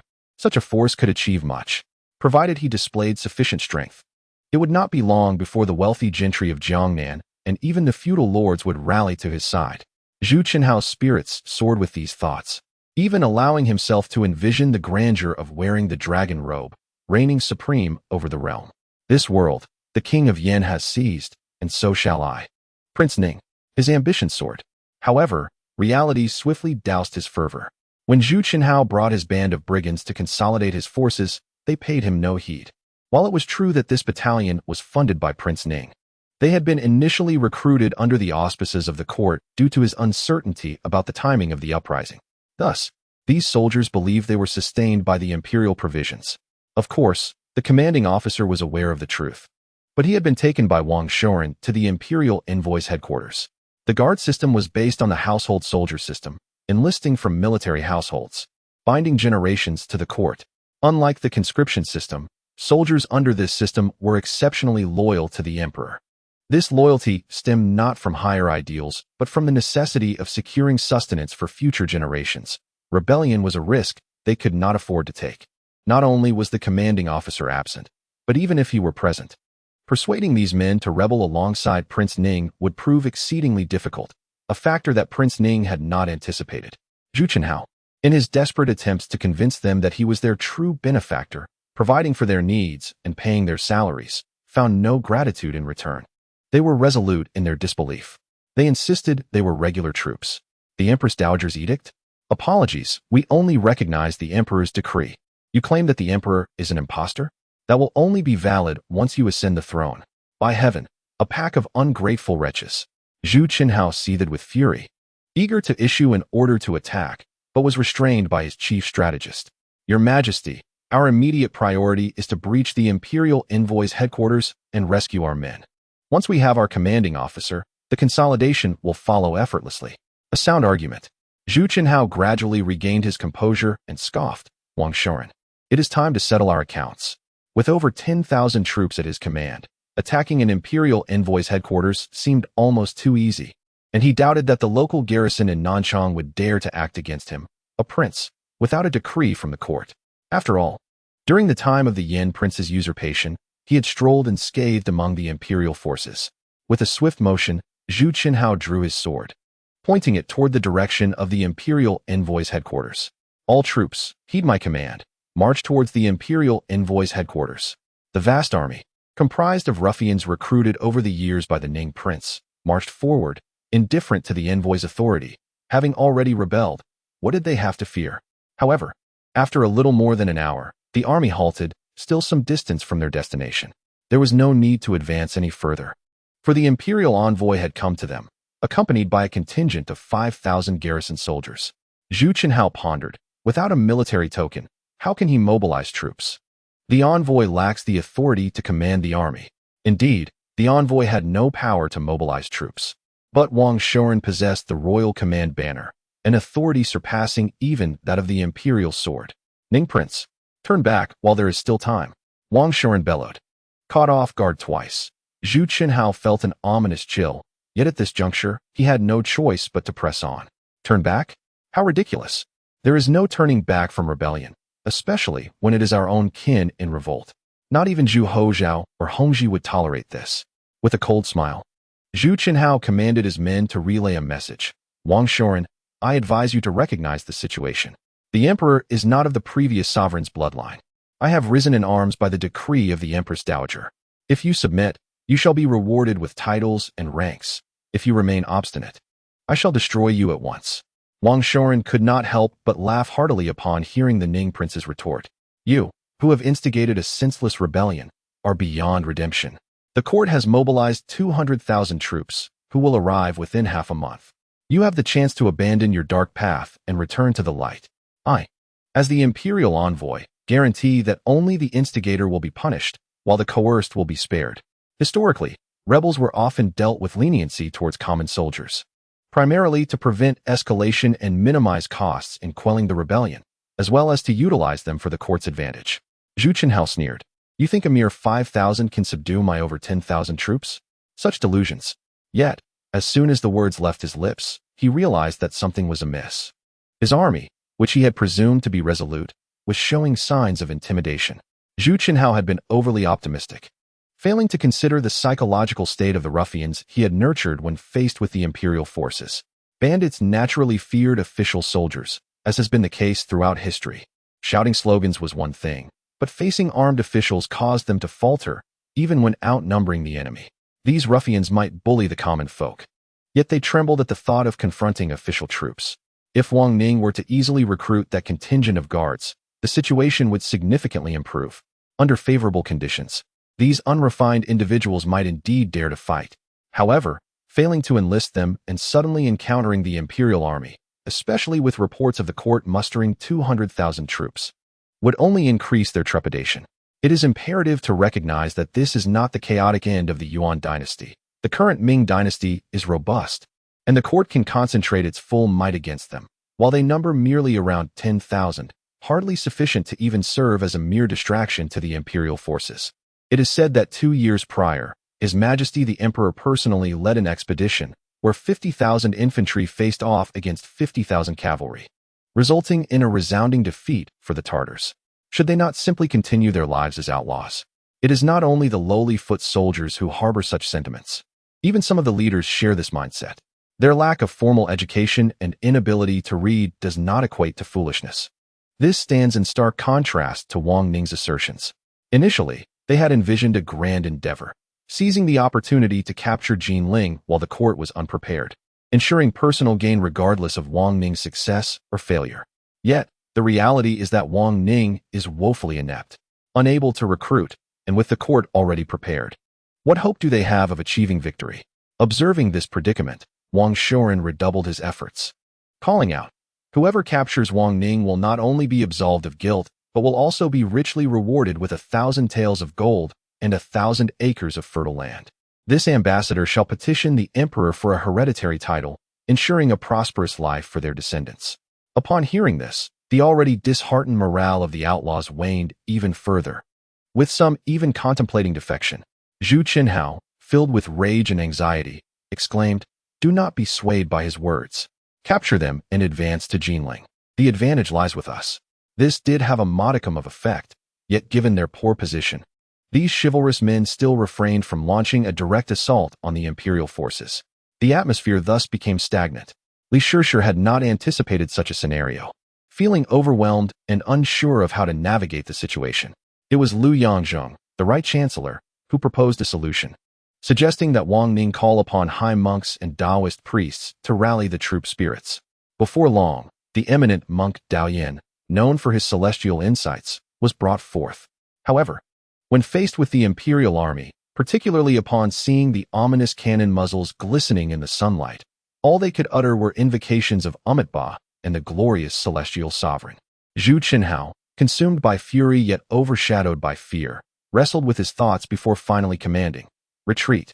Combat is no longer feasible. Even if I were to issue a forceful order, it is likely no one would heed it. Prolonging this standoff serves no purpose. Wang Shoren's persuasive words pose a significant risk of inciting rebellion among our ranks. Your Excellency, should we pursue?" inquired a captain. "Not necessary," Wang Shoren replied with a smile. "Stalling benefits us. The enemy is numerous, and we must not press too hard. Meanwhile, the cavalry will spread word in Nanchang about Wang Ning's rebellion, while the court's forces swiftly arrive to quell the uprising and reassure the populace. After promoting our narrative in Nanchang, we shall proceed to Jinling, Suzhou, and Hangzhou, ensuring that the citizens of these prosperous regions are mentally prepared. In the event that Wang Ning does indeed break free from Nanchang, these affluent territories will undoubtedly become prime targets for rebellion, as there is no turning back for a prince who has revolted, and insurrection requires ample funding." After issuing his orders, Wang Shoren commanded, "Now, let us proceed to assimilate the military forces nurtured by the Prince of Ning." Upon his return to the prince's residence, Zhu Houzhao immediately presented a substantial sum of money to placate the populace. Faced with the unfortunate circumstances of an ill-fated expedition and wavering morale, he felt compelled to resort to monetary persuasion. With no possibility of retreat, he lamented that this rebellion bore a striking resemblance to childish play. However, the court would not indulge in such frivolity. A defeat would indeed lead to the loss of his head, and not only his own but the entire lineage of the Prince of Ning would face execution. Haunted by the dire consequences of failure, Zhu Houzhao was in a state of extreme anxiety, his head nearly bursting with worry. Fortunately, once he distanced himself from the battlefield, his strategists regained their intellectual dominance, articulating their plans with fervor. Ultimately, they reached a consensus, a direct assault on Jinling. While Zhu Houzhao rationally agreed with this strategy, emotionally, he hesitated to abandon his stronghold. Venturing beyond his territory posed a grave risk. A single misstep could lead to his utter demise, leaving him without any capacity for resistance. "Your Majesty, given the current circumstances, we must seize the opportunity to fight," Li Qing gravely remarked. "Remaining in Nanchang will only lead to our gradual extinction. We must advance to harbor any hope. The Emperor Zhengde has no heirs, and the officials have suffered under his reign for too long." Zhu Houzhao's face twisted with malevolence as he gritted his teeth, declaring, "Wang Shoren, when I ascend to the throne, I shall have you executed in the most brutal manner." "That should suffice," the languid Zhu Houzhao interjected suddenly. Jiang Bin appeared bewildered, questioning, "What do you mean, Your Majesty?" "The time has come," Zhu Houzhao replied. "Quickly dispatch cavalry to announce the rebellion of the Prince of Ning, and inform the populace that the imperial forces are en route to quell the uprising, so they may mentally prepare themselves, especially in Jili, Suzhou, and Hangzhou." He paused, adding, "Leave 1,000 men to continue the march. We shall proceed ahead." Jiang Bin was taken aback, then tremulously said, "Your Majesty, if the Prince of Ning truly rebels, you must not take to the battlefield. He had witnessed firsthand during the battle beyond the pass how the emperor nearly lost his life, and even now, the memory filled him with dread. With the formidable Mr. Li absent this time, should a conflict arise, their limited forces would be unable to adequately protect the emperor. Your Majesty, having made prior arrangements, there is no need for such haste, Jiang Bin suggested with a forced smile. The Prince of Ning is destined to fail. It would be prudent to prioritize safety. Zhu Houzhao shot him a sidelong glance, retorting, "What? Do you dare to defy my command? I would never presume to do so." Jiang Bin replied. In Suzhou, the news spread. The Prince of Ning has rebelled. The imperial court has mobilized its forces to quell the insurrection. On the bustling streets, several swift horses galloped past, stirring up clouds of dust and leaving the citizens astonished. Among those equally perplexed was Li Qing's family. The Prince of Ning rebelling? Li Hao murmured. How could that possibly be? Li Shui'er questioned. Could it be that someone is orchestrating a conspiracy to frame the prince?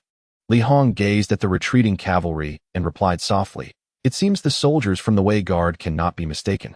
Although he too doubted the prince's rebellion, he understood that neither the officials nor the local dignitaries would dare mock a princely figure, especially under the auspices of rebellion. Li Qing's brow furrowed in thought. Deep down, he too struggled to believe the prince would revolt, yet he acknowledged his foster son's words held truth. No one would risk such a jest. "Aunt Zhu, are you going to Nanchang?" Zhu Wanqing inquired. Li Qing pondered for a moment, then shook his head, stating, "Let us observe the developments." Xiao Yun was situated within the territory of the Ning Wang, and Li Qing did not believe that the Ning Wang could stir any significant upheaval. If the Ning Wang truly ascended to power, it was likely he would march towards Suzhou and Hangzhou. Pausing briefly, he inquired, "Honger, you command the naval forces in Jiangnan. Is there any news from Suzhou?" Li Shui'er quickly responded, "My eldest nephew is currently a captain in the Suzhou Navy." "What do you mean, my eldest nephew?" "That is my son," Li Hao retorted, visibly displeased. At that moment, Zhu Wanqing interjected, "With the news of the Ning Wang's rebellion reaching us, could it be that he has already captured Jinling?" Li Qing was taken aback. Li Hong and Li Shui'er also changed their expressions, realizing the possibility was not far-fetched. "This is terrible. Our enterprises," Li Hao exclaimed, gripping Li Qing's shoulder and urgently declaring, "We must return at once." At his insistence, Li Qing's already tumultuous thoughts became even more chaotic. He could not fathom why the Ning Wang would dare to rebel, let alone how he could muster the audacity to do so. Was this not akin to courting death? Moreover, how could the Ning Wang have seized Jinling so swiftly? That was in the heart of the direct administration. Yet, the military forces indeed hailed from the garrisons. Li Qing felt overwhelmed, as if the surreal had suddenly morphed into reality, devoid of any logical foundation. At such a critical juncture, concerns about their possessions seemed trivial. "We must hasten to the naval camp," Li Hong decisively stated. Even if the Ning Wang had truly taken control of the direct administration, he would not succeed. "It is not merely our wealth. Our family is at stake," Li Hao exclaimed, his anxiety palpable. Li Hong furrowed his brow, gritting his teeth. "If it comes to that, what use is it for us to return alone? Leading our forces back is the only viable course." Li Qing replied slowly, "I will heed your counsel, Honger." Finally, they arrived in Suzhou. Zhu Houzhao, weary from travel, said, "Let us proceed to the naval camp and transfer to warships for Jiangxi." Chapter 162. The young Li Qing is truly young. At the naval camp, Li Qing and Li Hong halted early, exchanging solemn glances that reflected the gravity of the situation. The naval forces were engaged in pre-battle mobilization. Li Hong spoke slowly, "Godfather, in your current state, no one would recognize you. Let me go ahead and ascertain the situation." "Very well, I shall await your return." Li Qing nodded in agreement. Zhu Wanqing and her two daughters did not accompany them, as they were not officials of the court and could offer no assistance. Instead, they found an inn in the city to stay. Li Qing instructed, regardless of the circumstances, "Return and inform me." "Understood," Li Hong affirmed, swiftly departing. As the general of the Jiangnan naval forces, Li Hong held a position of such high esteem that even retired dukes would tread carefully around him, despite his current status of retirement. Li Qing's expression remained grave. He still could not comprehend the unfolding events. Logically, the Ning Wang should not have rebelled, and even if he did, it would be difficult to incite significant turmoil. However, the swift reports and the Navy's response undeniably indicated that the Ning Wang had indeed rebelled, and the situation was far from trivial.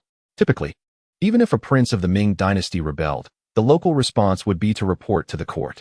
The only explanation for the armed forces in distant Suzhou taking such actions was that the Ningguang's insurgents posed a threat to Suzhou. He could not understand why the Ningguang possessed such audacity, nor could he fathom how he had acquired such capabilities. In the present day, Ningguang, once a mere dandy, does not resemble the fourth prince at all. Li Qing murmured anxiously, waiting. Minutes felt like years as he endured the passage of time. After an indeterminate duration, he spotted his godson approaching briskly, his expression exceedingly complex. Li Qing hurried forward, inquiring, "What is the situation?" "Godfather, the emperor has arrived," Li Hong replied with a serious yet helpless tone, as he was currently at the naval camp. "What?" Li Qing was initially taken aback, then astonished. How did he know? It dawned on him suddenly, and in a moment of clarity, he set aside his anger and urged, "Quick, take me there." "Godfather, temper yourself. We are in a military camp, and no one knows your true identity." "I am aware." Li Qing nodded. "Lead me." "Very well," Li Hong acquiesced, guiding Li Qing toward the military encampment. On their way, Li Hong hurriedly remarked, "The emperor has no heirs, and with his repeated personal campaigns, the court is bound to be in turmoil. I shall arrange a moment for you to speak with the emperor privately. Perhaps you can persuade him. I forgot to mention. The emperor sent a letter." Li Qing suddenly halted, coming to a standstill.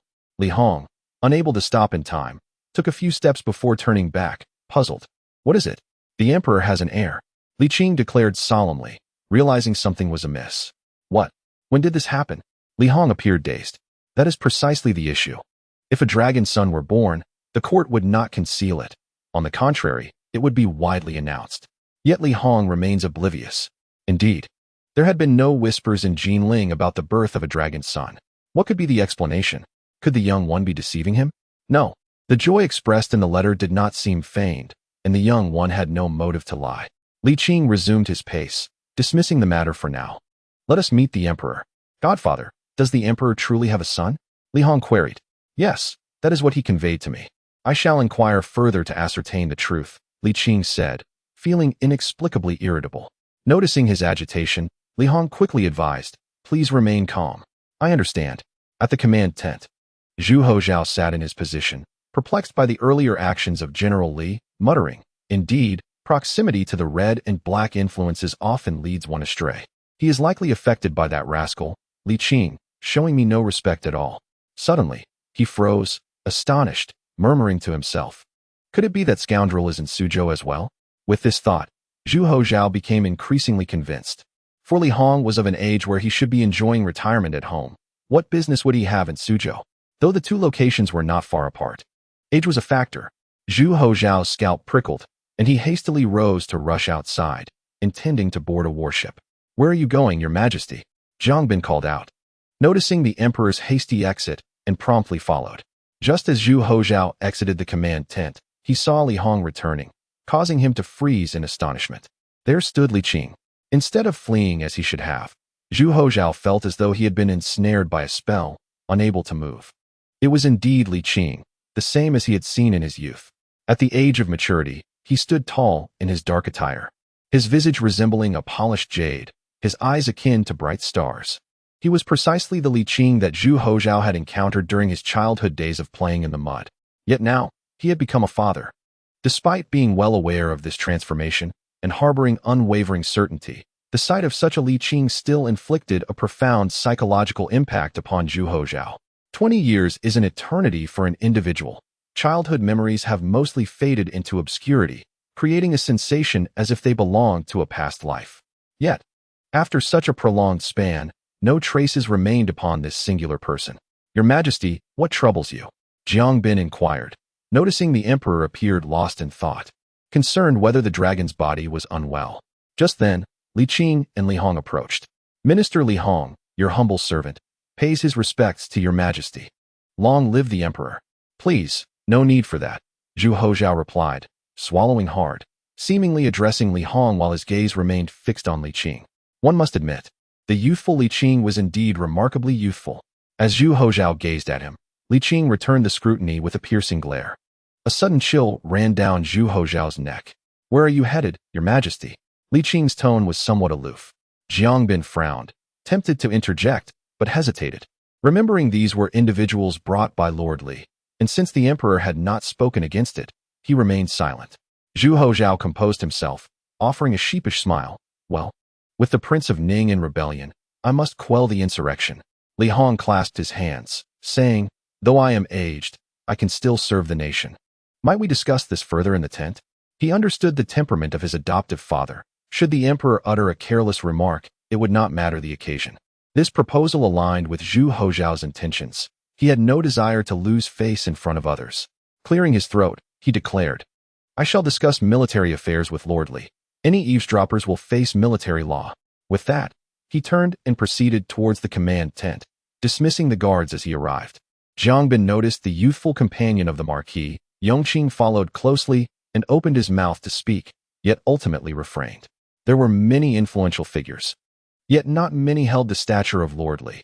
Jiang Bin was acutely aware that offending a grand scholar might not be dire, but crossing a general like Li could lead to complications.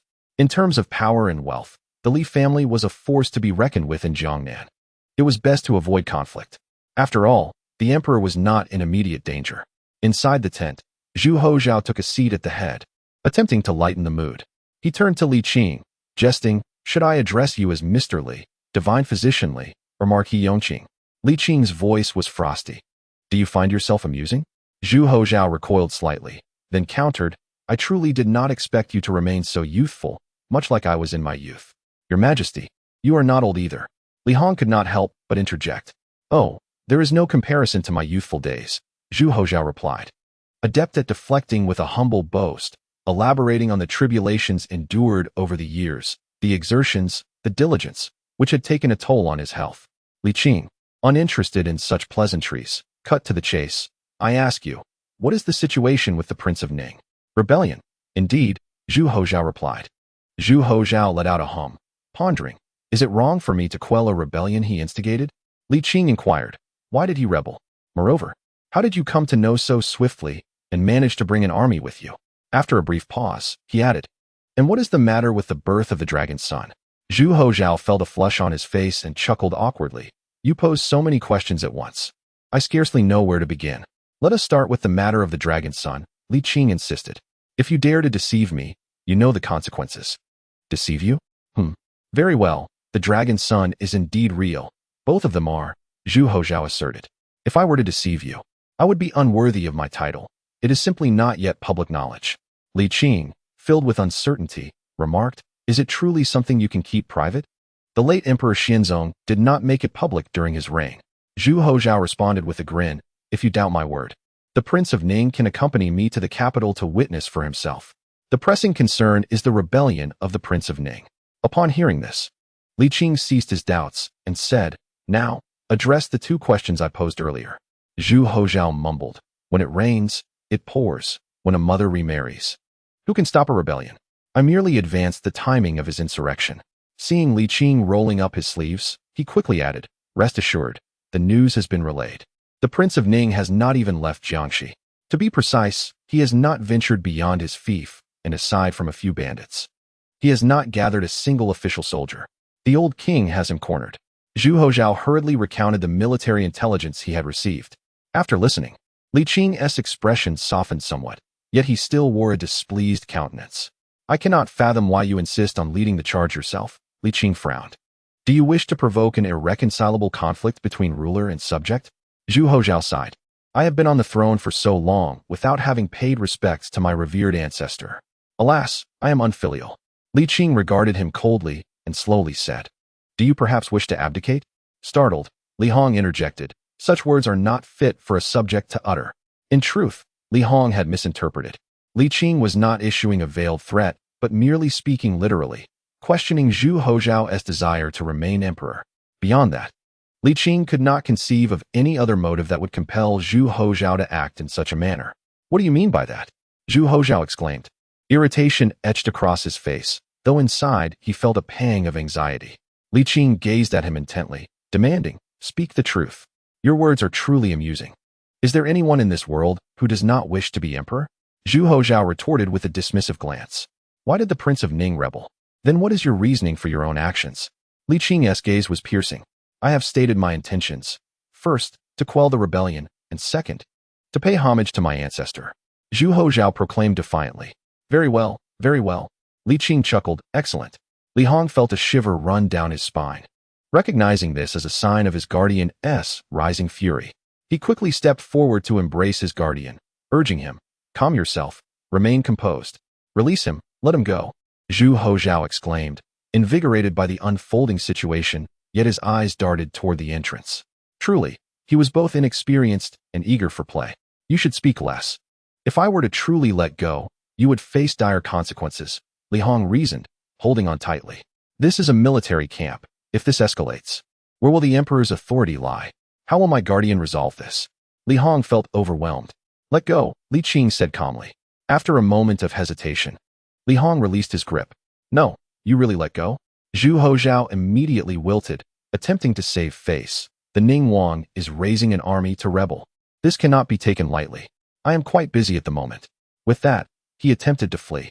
Li Qing swiftly positioned himself in front of him, maintaining a stoic expression, and commanded, write an imperial edict for me, using bright yellow silk. Zhu Houzhao, caught off guard and unprepared, fumbled in his robes. Here, take this. He then dashed away. Li Qing looked down to find the 4 characters as if I were present, which Zhu Houzhao had brought along to represent himself in quelling the rebellion, anticipating a potential escalation. Seizing the opportunity, Li Hong remarked, Godfather, the Ning Wang remains within his fiefdom, indicating that the situation is not dire. There is no need for concern. Li Qing nodded silently, inhaling deeply, and declared, let us depart. All right. Li Hong was astonished. Godfather, are we not accompanying the emperor to suppress the rebellion? Not at all. We shall first return to Jinling. Li Qing replied, at your age, can you truly lead troops into battle? I will escort you back, and you will still arrive in Nanchang before the emperor. Li Hong refrained from being obstinate, contemplating for a moment, then stated, in that case, I shall return on my own. The Ning Wang has not left his fief, so we shall encounter no danger on our journey. Li Qing pondered for a moment and agreed, very well, but be cautious on your way back. I will head to Nanchang immediately. Why do you not accompany the emperor? Afraid I might lose my composure. Ah, that makes sense, Li Hong chuckled awkwardly. The news of the Ning Wang's rebellion had reached them, yet he had not even left his fief, which suggested he lacked the capability to stir up trouble. With Xiao Yun around, Li Qing was not overly anxious. However, Zhu Houzhao's unusual behavior instilled a degree of concern in him. Li Qing understood that while Zhu Houzhao had many admirable qualities, he was also quite headstrong. Although there was a certain apprehension towards him, it was not born of true fear. It was akin to a mischievous child. One may fear punishment, yet altering their nature is a formidable task. He hoped that Zhu Houzhao merely sought some amusement. Given Zhu Houzhao's previous frustrations during the last imperial expedition, Li Qing was reluctant to impose further. If pressed too hard, the young man might act irrationally. After locating Zhu Wanqing and her companions, explaining the situation, and ensuring their safe passage onto his vessel, Li Qing set forth towards Nanchang. Nanchang, Ning Wang's residence. Zhu Chenhao was on the brink of despair. He yearned to strike out, yet his subordinates proved disappointingly inept.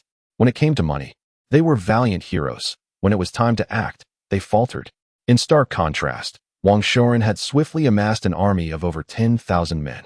It was rumored that he had even funded a troop equipped with firearms and cannons. Though none had been fired, his mere presence intimidated Zhu Chenhao's incompetent followers. Even with a numerical advantage, they were too frightened to engage. With equal numbers, conflict was even less likely. Zhu Chenhao felt his frustration mounting, yet he found himself powerless. He wished to fight, but was denied the opportunity by Wang Shoren. Though the Ning Wang had not yet succumbed to despair, he recognized that his prospects were far from optimistic. Oh dear, what shall I do? Zhu Chenhao lamented, utterly exhausted. This was nothing like he had envisioned. Rebellion was indeed a formidable challenge. As I began to focus solely on emulating the Prince of Yan, I soon realized that thus far, there has only been one such individual who achieved notable success in opposing the court while still in the guise of a vassal king. Ah yes, there was also Emperor Taizong Li Shimin, but he triumphed through a coup. Zhu Chenhao, in a fit of agitation, paced restlessly until a sudden thought struck him. He exclaimed, Zhang Yong, summon Zhang Yong to see me. Shortly thereafter, Zhang Yong was brought forth under guard. Zhang Gonggong, Zhu Chenhao fumed. Wang Shoren has audaciously defied the Empress Dowager's decree. What do you propose we do about this? Are you jesting? Zhang Yong was taken aback. Setting aside the fact that you are instigating rebellion, he is merely quelling insurrection. Even if everything you claim is true, in times like these, it is the one with the mightiest fist who dictates terms. You expect a mere eunuch to seek justice for you? You truly are something else. To be honest.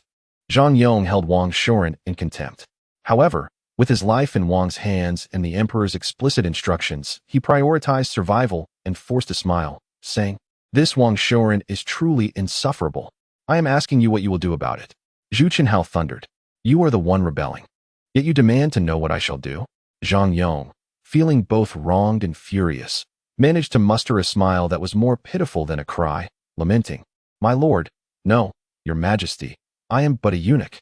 Zhu Houzhao, seething with rage, found himself at an impasse. Indeed, Zhang Yong was merely a eunuch. Zhu Houzhao, in a state of despair, slumped into his chair, his gaze vacant. At that moment, the left chancellor Li Qing hurried in, his face etched with anger. "Your majesty, calamity has struck. Someone has defected." "What?" Zhu Houzhao exclaimed, his face paling. "Did I not just bestow bountiful rewards upon the army? How could they betray us?" Li Qing, with a look of grave sorrow, gritted his teeth and replied, "Wang Shoren's eloquence is most persuasive. Even the monk Dao Yin has fled." Zhang Yong's lips twitched, but he suppressed his reaction. Just then, a series of thunderous booms echoed in the distance. The already fragile nerves of Prince Ning were nearly frayed to the breaking point. He sprang to his feet, drawing his sword with great determination. "Is it Wang Shoren who has come to our doorstep? Very well. Let us engage him in battle." With that, he strode purposefully towards the exit. Li Qing attempted to intervene, but was unsuccessful. Zhang Yong's mind raced as he followed suit. "Your Excellency, shall we truly engage in combat?" "There is no need for such confrontation," Wang Shoren replied with a light smile. As the military adage states, to besiege a city is to engage in lower tactics, but to conquer the heart is to attain the higher ground. The opposing force consists of mere ruffians. They lack the courage to engage in true battle with the imperial troops. However, should we corner them, while we may not fear, the common folk will suffer. Let us bide our time. They will not endure for long." "Very well," the leading officers expressed their regrets. Observing their reactions, Wang Shoren continued, "Once Prince Ning is captured, I shall petition the emperor on your behalf for merits. Although he is a traitor, the edict from the court has yet to be delivered. It is prudent for us to remain calm. Let us fire a few more shots to instill fear." Upon reflection, the officers agreed. After all, he was a vassal king, and if he were to meet his end amidst the chaos, it would likely incite the court's ire. Ultimately, the military merits of suppressing the rebellion would be indisputable, and if they could achieve this without losing a single soldier, it would be all the better. "We are grateful for your Excellency's guidance," they expressed. The generals clasped their hands, and one voice rang out, "Fire a few more cannons." Boom, boom, boom. Wang Shoren gazed into the distance, silently lamenting, "Oh, Prince Ning, why must you rebel when you could simply enjoy your salary in the moonlight?" At that moment, a guard galloped over, dismounted, and knelt with one knee on the ground, reporting, "Your Excellency, a special envoy wishes to see you. He claims his name is Li Qing." "Oh," Wang Shoren exclaimed with delight. "Quickly, bring him here." Before long, Li Qing arrived at the front line. "You have come rather swiftly," Wang Shoren smiled. "Did you not just receive my letter?" "I was in Suzhou and did not receive your letter," Li Qing hurriedly interjected. "What is the situation?" "Still stable," Wang Shoren replied. "Prince Ning remains within the confines of his palace." Li Qing was taken aback. Did he not rebel? To his astonishment, not only had Prince Ning failed to leave the province, but he had not even stepped out of the palace. This evoked memories of a departed friend. "Are you truly a special envoy?" one of the generals inquired, with a hint of suspicion, as he was neither a eunuch nor an elder. Li Qing, with no alternative, produced the token. "Hiss. We respectfully wish for your majesty's peace." Li Qing uttered a formal expression, stowing the token away, and asked Wang Shoren, "Have you made contact?" "Not yet." Wang Shoren gently shook his head, pondering for a moment before suggesting, "Why not attempt a probing attack tonight? The psychological warfare has progressed sufficiently, and under the cover of darkness, the enemy may find it easier to escape." He paused, adding at that time, "I will dispatch a portion of our forces to pursue them, to prevent them from harming the common folk." Li Qing nodded slowly, a commendable strategy. "Let us speak further." "Very well." The two men retreated to a relatively secluded area, where Li Qing inquired, Are you aware that the emperor is personally leading the charge? Yes. Zhang Yong informed me. Wang Shuren acknowledged. Prince Ning harbors rebellious intentions, yet such a hasty rebellion suggests the emperor is instigating him to act. He has no choice but to respond. How do you mean? The emperor sent a letter to Prince Ning. I am unaware of its content, but it must contain something provocative, Wang Shuren explained. According to Zhang Yong, as soon as the emperor departed, he prepared to lead his troops into battle, indicating that even if the letter does not provoke Prince Ning, the news of the emperor's expedition reaching the palace will compel him to rebel. Wang Shuren laid out all the information and his deductions. Well, this lad truly has no intention of backing down. Li Qing confirmed the young envoy's intentions. By the way, are you aware that the emperor has a son? I was not aware that the emperor had a son. Wang Shuren exclaimed, astonished yet elated. If he is not deceiving me, then yes. Li Qing nodded, adding, there would be no reason for him to lie. Wang Shuren mused, if that is the case, then the emperor should no longer provoke the officials. The young dragon prince is too juvenile. Even if the national foundation were established, what do you mean? I have seen him. He is on his way here and will arrive shortly. Li Qing responded, when the time comes, let us find an opportunity to converse, and you shall join us. Wang Shuren solemnly nodded. This seemed utterly inconceivable, yet with Zhu Houzhao as the subject, it was not entirely impossible. After so many years as classmates, Wang Shuren understood Zhu Houzhao well. Chapter 164, From Arrogance to Deference. That night, Zhu Qinhao, after much difficulty, finally succumbed to slumber, only to be abruptly roused by the cacophony of gunfire. He had no time to don his shoes as he dashed out of his chamber, greeted by a tumultuous uproar outside. Kill. The court has truly taken decisive action. Brothers, flee swiftly. It is all over. Despair enveloped Zhu Qinhao as he collapsed onto the ground, his spirit crushed. He had sensed the inevitability of his failure, yet he had not anticipated such a catastrophic defeat. The impending consequences of failure loomed ominously. No. Zhu Qinhao screamed in a frenzy. I have not yet lost. I refuse to accept defeat. Suddenly, darkness enveloped him as he fell forward, and at that moment, Zhang Yong, brandishing a wooden club and wearing a fierce expression, emerged. Zhang Yong, with a derisive smile, coldly proclaimed, the rebellion of Prince Ning has ended in utter defeat. Who dares to entertain thoughts of insurrection again? You. Li Shishir exclaimed in fury. You eunuch? How dare you come here? Who dares? Zhang Yong roared. Indeed, no one dared. The servants of the Wangfu quaked in fear, their faces etched with terror. Observing the scene, Zhang Yong's heart finally found respite. He pointed at Li Shishir, declaring, I am an imperial envoy, representing His Majesty. Find him. I grant you clemency. Who dares? Li Shishir's bravado was laced with profound fear. Likewise, no one dared to lay a hand on him. Having resided in the Wangfu for an extended period, Li Shishir commanded a certain authority, and the servants, overwhelmed by dread, were paralyzed into submission, neither daring to resist nor to heed any commands. You filthy eunuch, I shall fight you, Li Shishir threatened. In response, Zhang Yong grinned maliciously. Do you truly believe I fear you? He swiftly advanced, swinging his club with great force, aiming a crushing blow to Li Shishir's face, far heavier than the previous strike against Prince Ning, clearly intent on inflicting lethal harm. With a resounding crack, the blow transformed Li Shishir's visage, causing him to uncontrollably open his mouth as his teeth shattered and blood streamed from his nose. He collapsed to the ground, convulsing, breath shallow, teetering on the brink of death. At that moment, the Right Chancellor and several military strategists, having received word, rushed to the scene. Upon witnessing the unfolding chaos, they immediately charged at Zhang Yong. They understood the urgency. Capturing this imperial envoy might allow them to leverage the situation against the Ming army, though the chances were slim. One must strive to ascertain their fate. Seeing the throng of pursuers, the ferocity on Zhang Yong's face vanished, and he took flight, shouting as he ran. I am merely a eunuch. If you had any courage, you would confront the Ming army. If not, flee swiftly. Why trouble me? Yet, these men would not heed his pleas. At this juncture, escape was impossible. The Ming army had already encircled the Wangfu, leaving only this eunuch, who could represent the emperor, as their sole avenue for survival.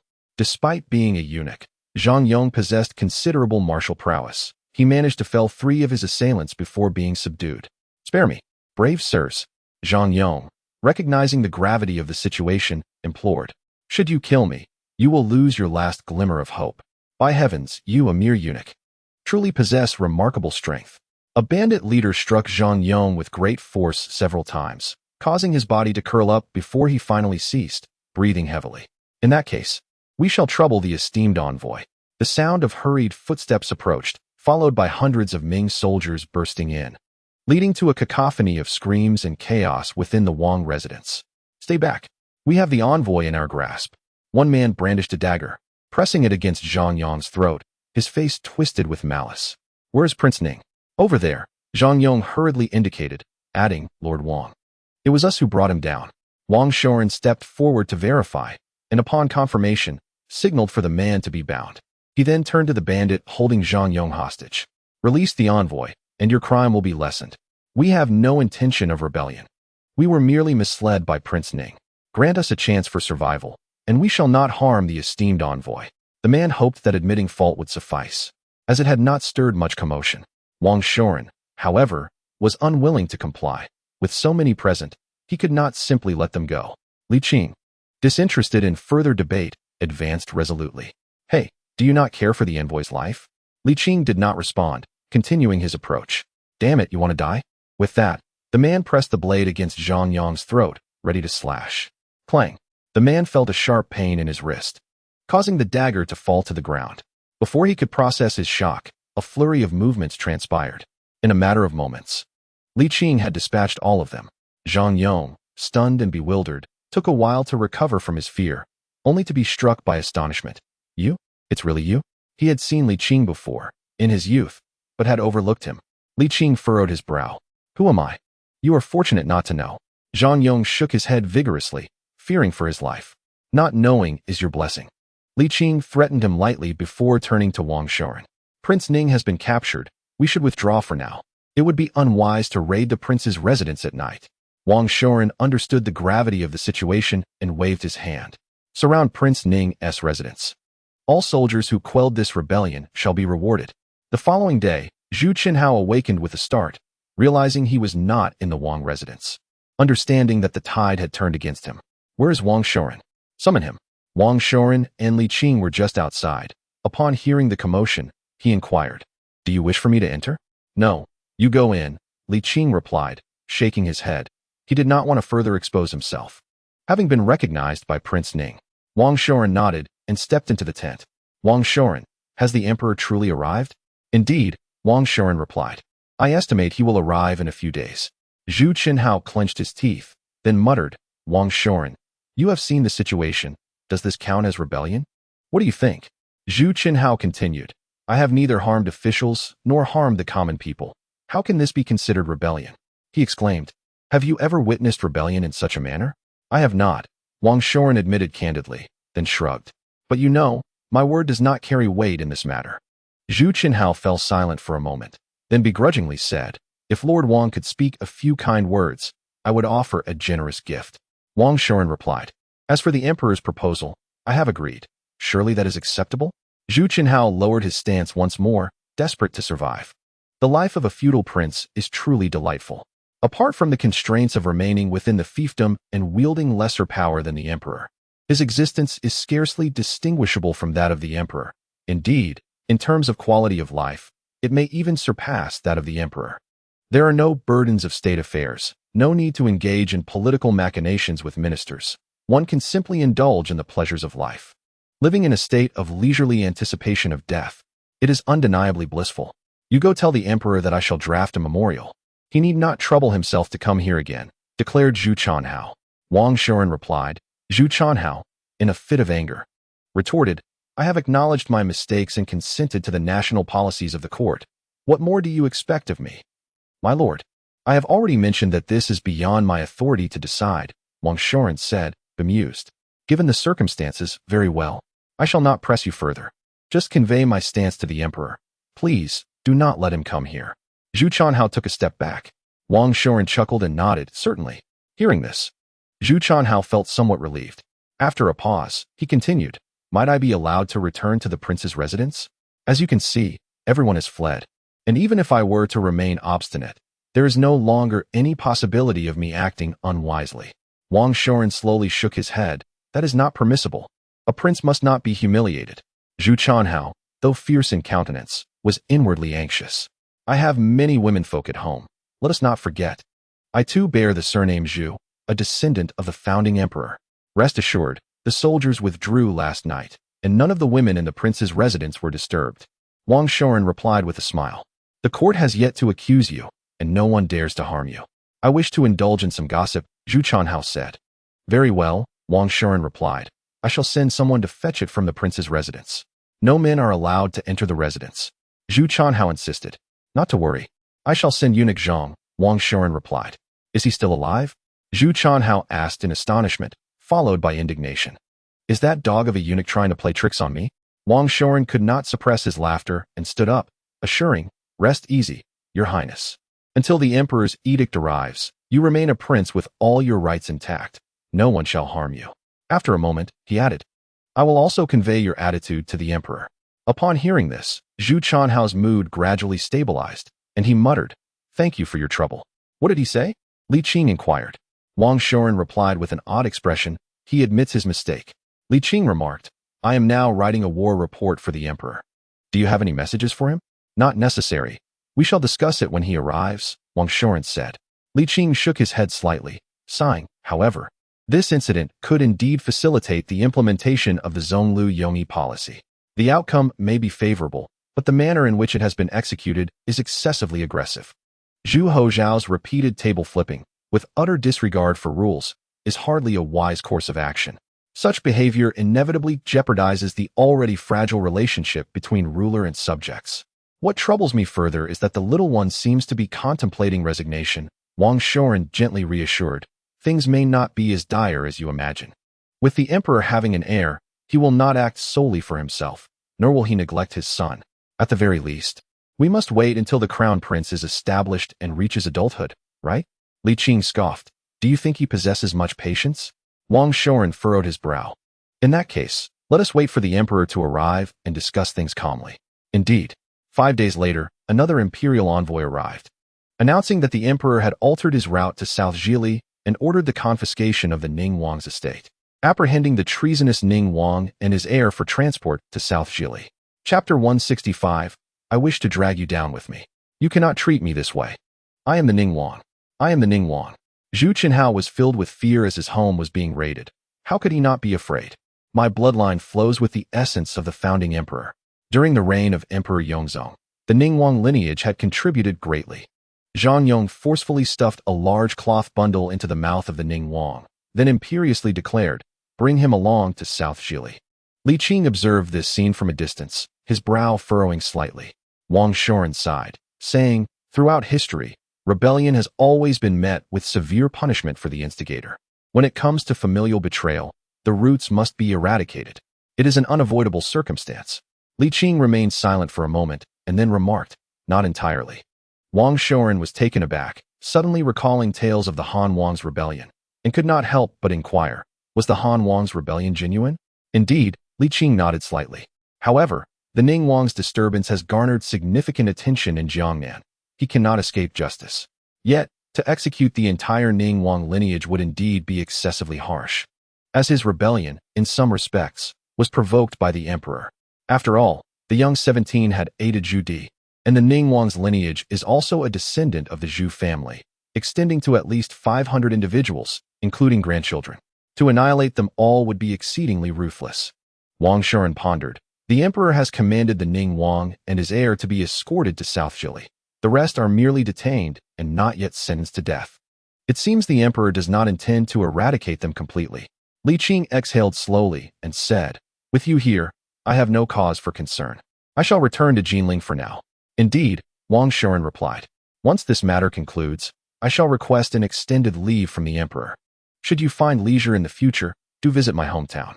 After years of toil, it is time to take a well-deserved rest. Li Qing smiled lightly and nodded, promising to visit if time permits, stating, I will await you in Jinling. Excellent. In Jinling, Li Qing informed the Ho residents of his return before heading back to his small courtyard. As for Zhu Houzhao, he was presently in the palace, receiving tributes from officials of the 6 ministries of South Jili, extremely occupied and unable to attend to lessons at that moment. After a day of rest, the couple finally arrived, having heard that the Ning Wang's rebellion had been quelled and that he was on his way in custody, which relieved their worries. Zhu Houzhao muttered.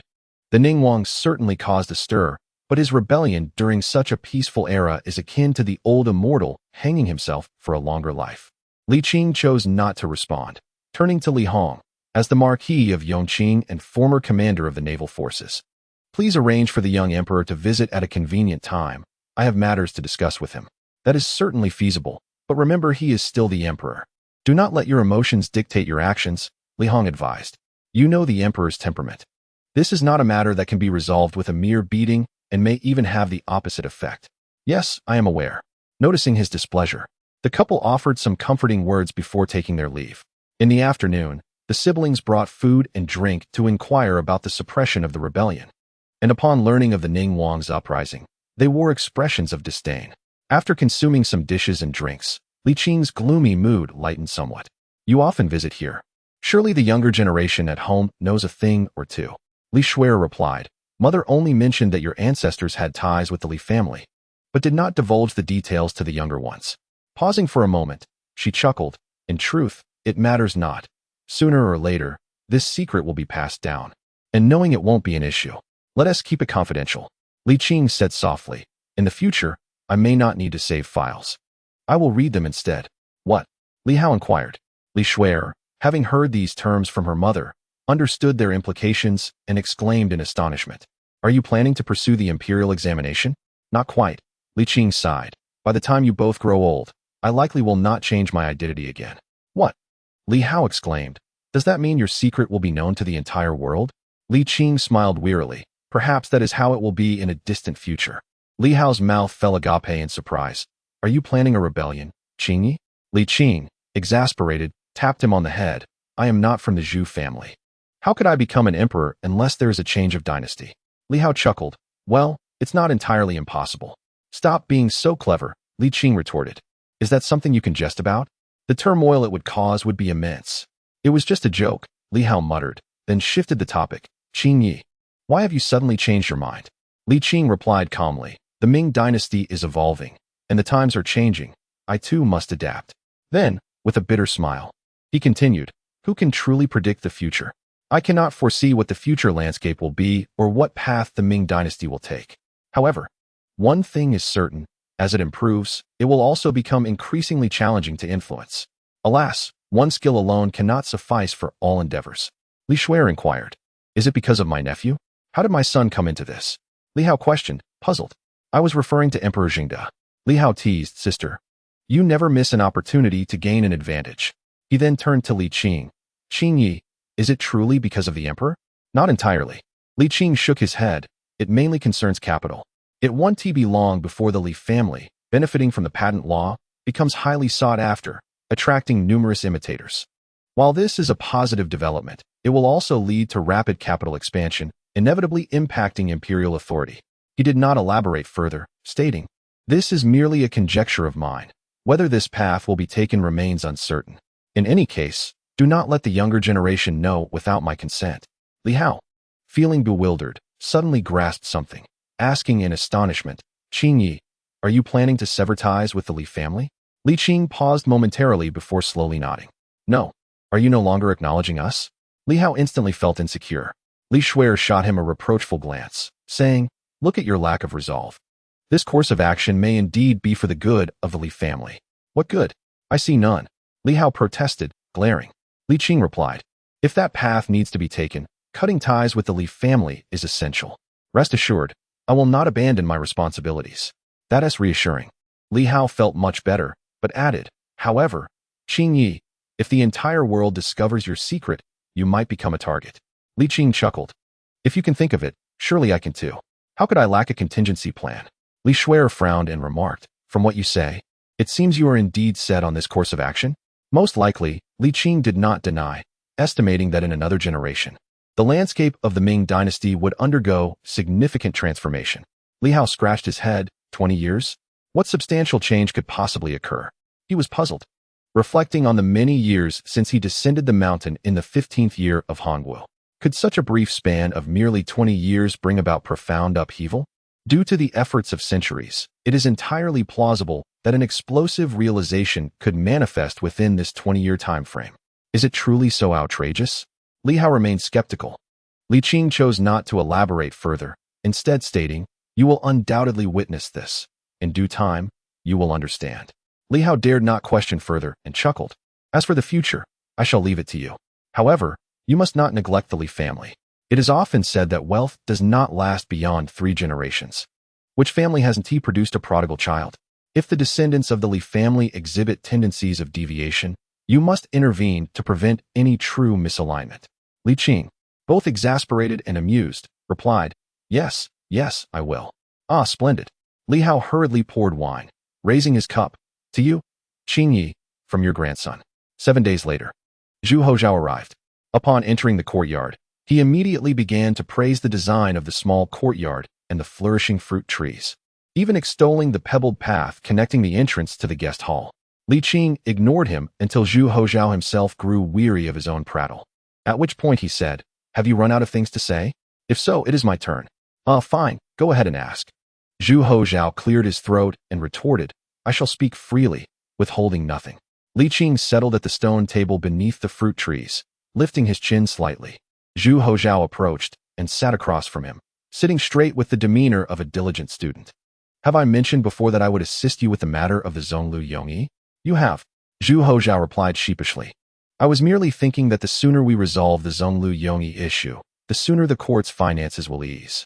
Furthermore, all officials are wholeheartedly in favor of it. Why must you be so concerned?" "Very well. Let us not speak of the matter of forcing the Ning Wang into rebellion, nor of resorting to violent means to implement the Zhonglu Yongyi." Li Qing interjected, "But why do you insist on personally leading the expedition? Would the officials not also support this initiative?"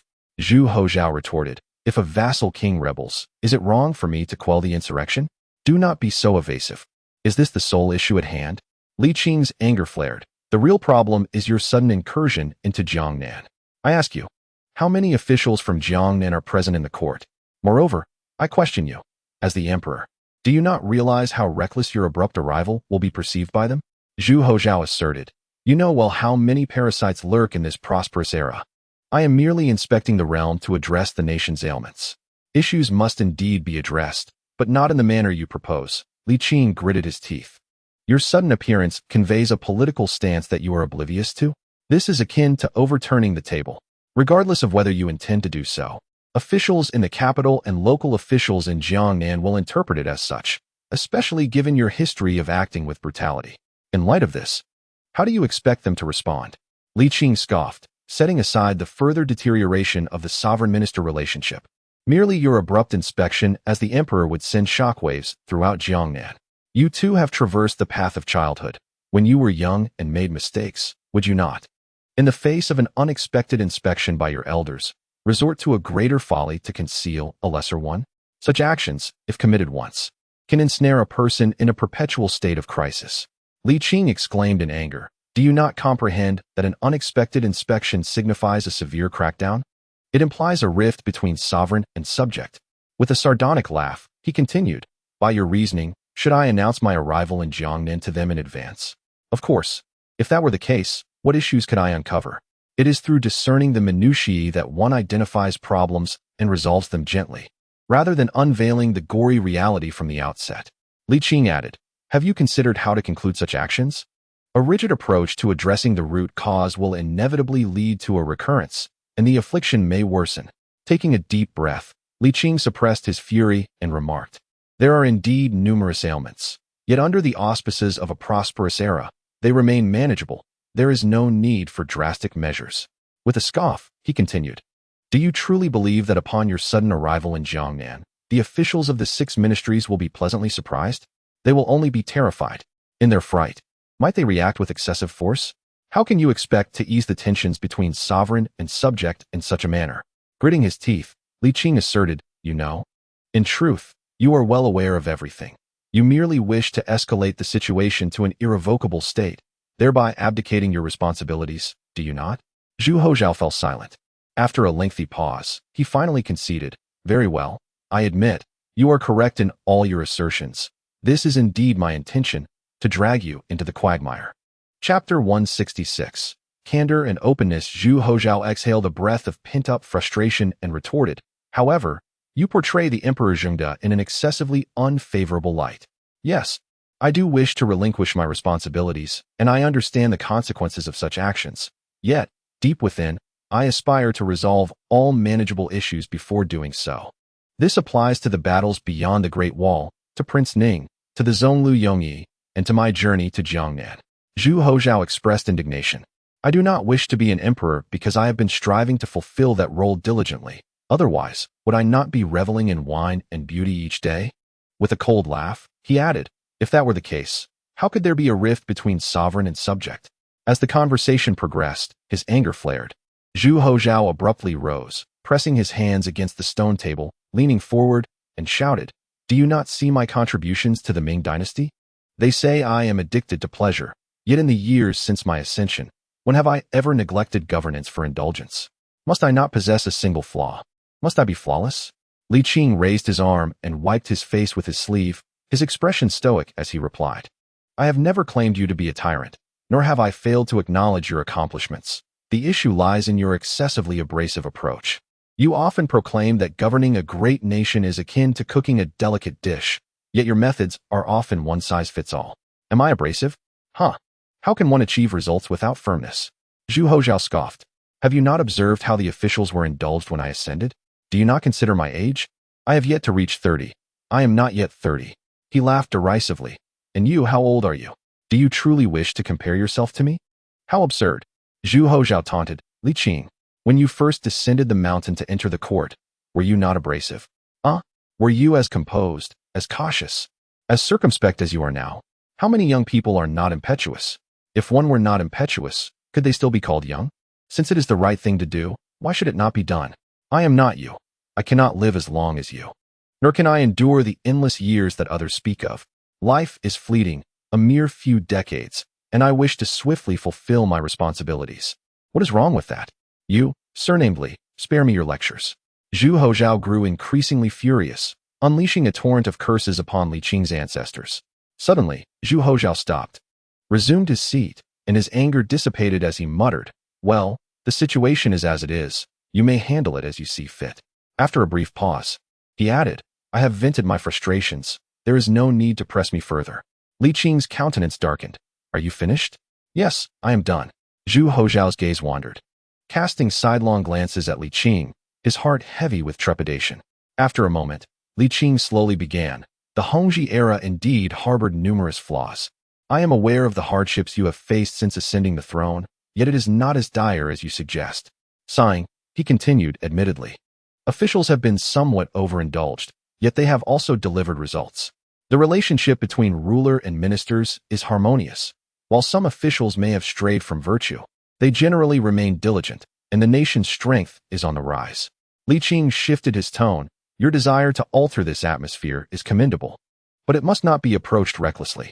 Previously, I spoke of compromise and subtlety. My anger does not stem from your foolishness. On the contrary, you possess great intelligence and could very well be a wise ruler. My frustration lies in your comprehension of the principles, yet your refusal to apply them. With a voice tinged with sorrow, Li Qing lamented, you only see your own struggles. Why do you not consider your ancestors? Were any of them at ease? You tell me to manage the situation, yet. Zhu Houzhao fell silent, his demeanor reflecting a sense of resignation, as if he believed discussing this was futile. The two men were enveloped in a prolonged silence. How do you plan to resolve the matter of the Ning prince? By stripping his title. Zhu Houzhao declared, rebellion is unforgivable. The Ning prince and his heir must perish. The Ning prince shall be stripped of his power. What of the others? Li Qing inquired. From the Ning prince's lineage, spanning over a century, will you kill them all?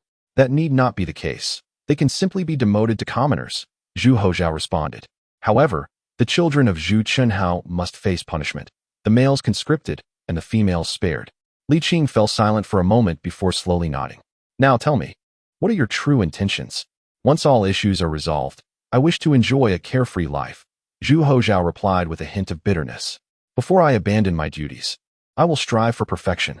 Can a child govern the realm? Zhu Houzhao remained silent for an extended period before stating, if I myself do not wish to be emperor, how could I possibly allow my son to take on that role? Li Qing had anticipated this, yet was still exasperated. How would your father feel, were he to witness your actions? In truth, My father did not relish being emperor either, Zhu Houzhao reminisced.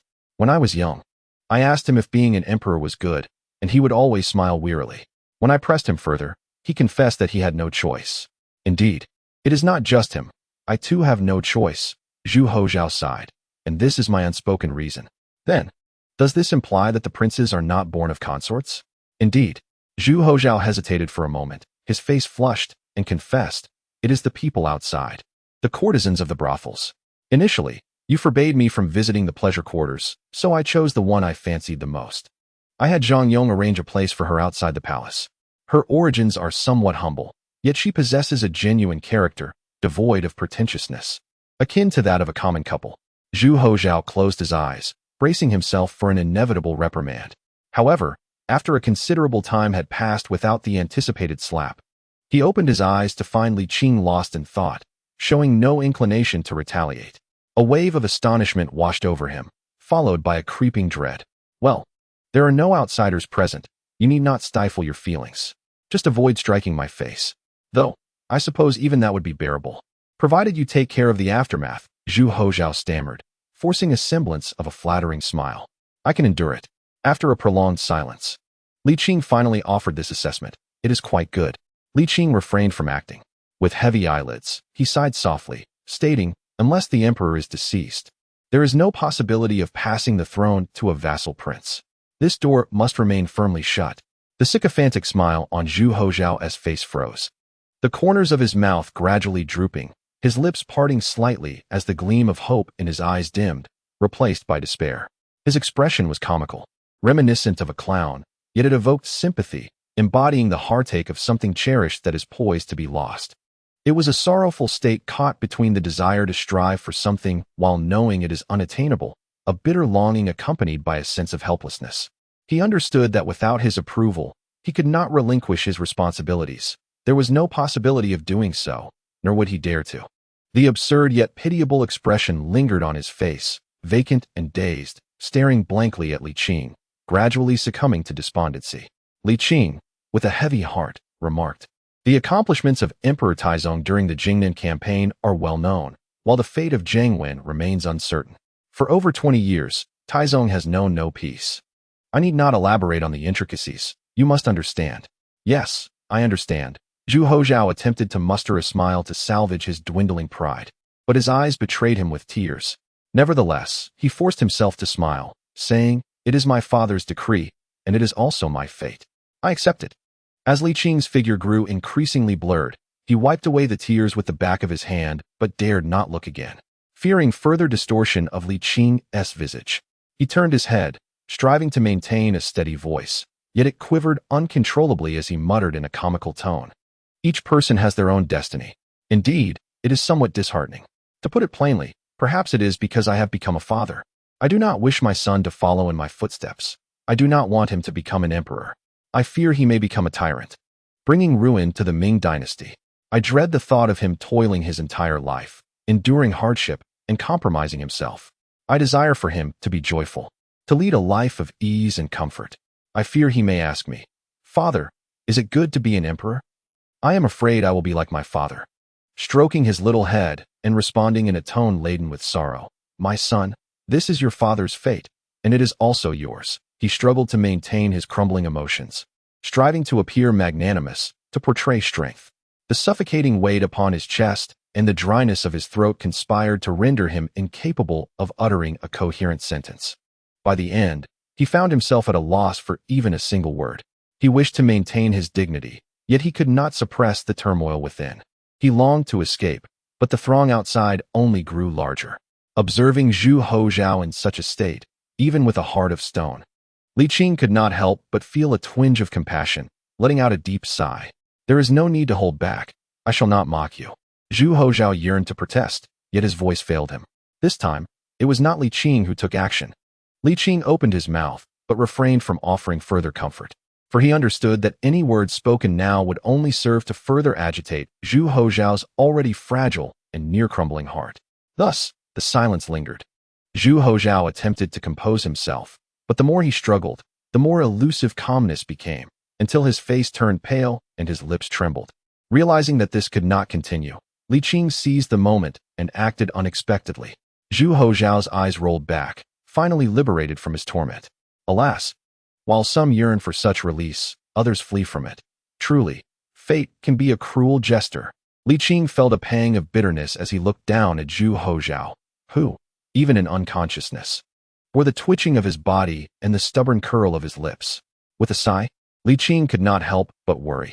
Could such a Zhu Houzhao still reign as emperor? When a person harbors an intense aversion to something, it becomes nearly impossible for them to excel in that regard. This is almost an inevitability. Zhu Houzhao had restrained himself, suppressed his true nature, all for the sake of this day. Yet today he had shattered his own hopes. Could he ever return to his former self? And was this not excessively cruel? Chapter 167.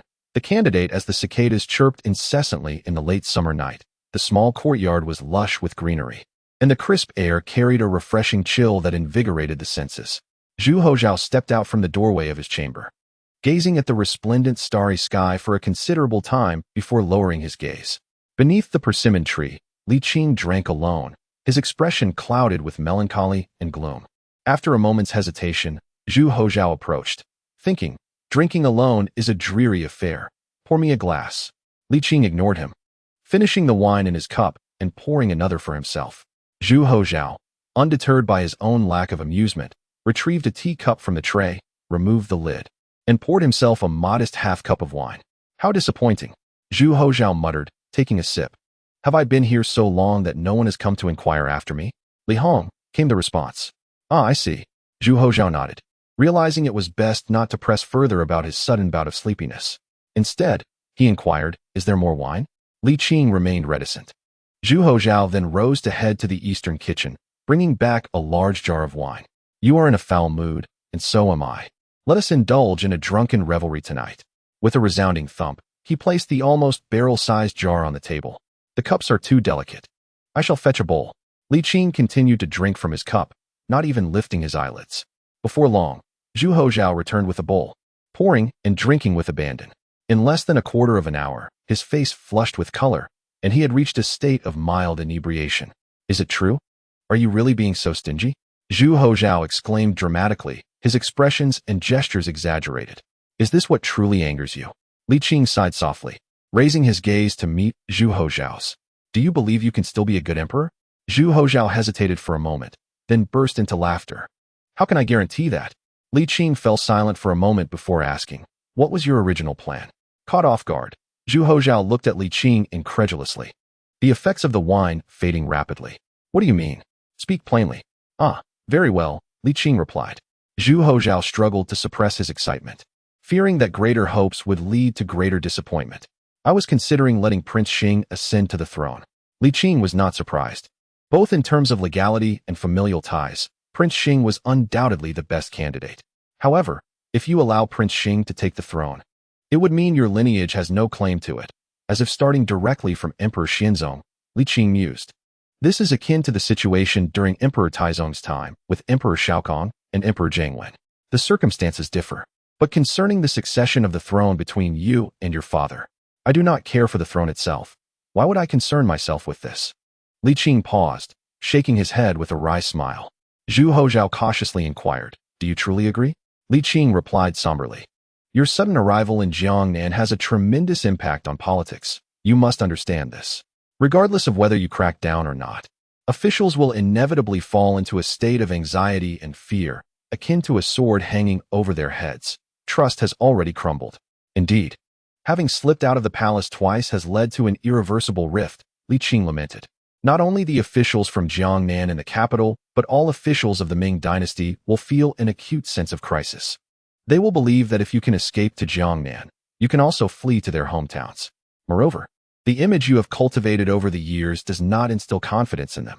The tense relationship between ruler and ministers has left no room for reconciliation after your reckless actions.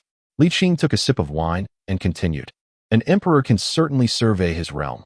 Throughout history, there have been emperors embarking on grand tours. But these are conducted openly and with great fanfare. What is the purpose?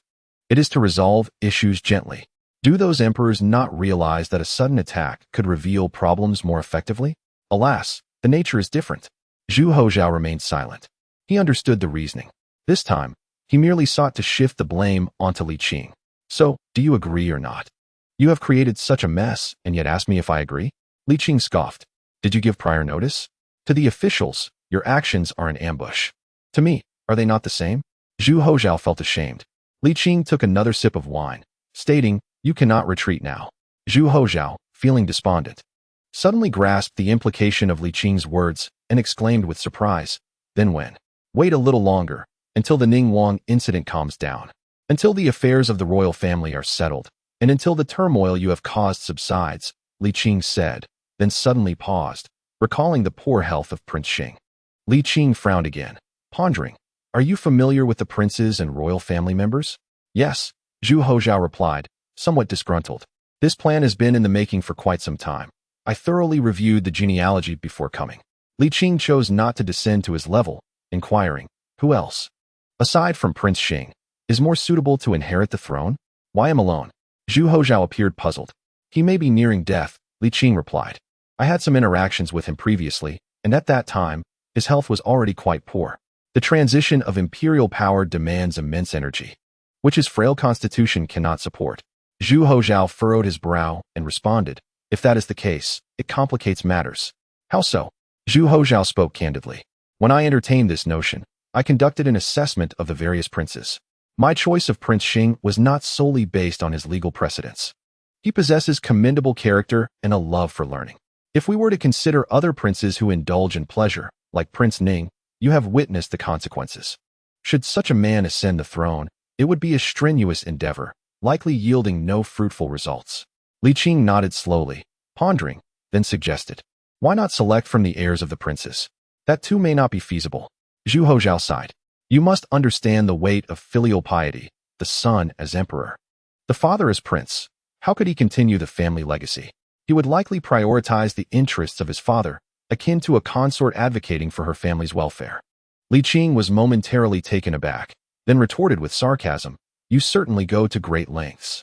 Though I may not wish to continue, I cannot simply abandon my responsibilities. Zhu Houzhao muttered awkwardly. Then let us prolong your tenure. Li Qing suggested gently, perhaps until your son comes of age. By then, I could reside in the capital. Zhu Houzhao replied gloomily, as you noted earlier, the rift between sovereign and minister has become irrevocable. Can I truly endure much longer? Moreover, I lack the will to persist. He drank a bowl of wine and confessed, to be frank, my previous efforts were fueled by a desire to please you, hoping for your sympathy. After a pause, he continued, as you said, the animosity between us is palpable. While I have accomplished much, I have also alienated them, leading to their inevitable passive resistance. Should a new emperor emerge, they would undoubtedly treat him differently. As he uttered the latter half of his statement, he seemed to lose confidence, lowering his head in shame. Li Qing contemplated for a moment, then proposed, what if I were to adopt a nephew for you? But he is far too young. Zhu Houzhao lamented. He is still an infant. Do you believe he could be of any use? Very well, Li Qing sighed and remarked, according to the ancestral teachings of the Ming, the son inherits upon the father's death, and the brother succeeds upon the brother's demise. Among your cousins, is there a suitable candidate?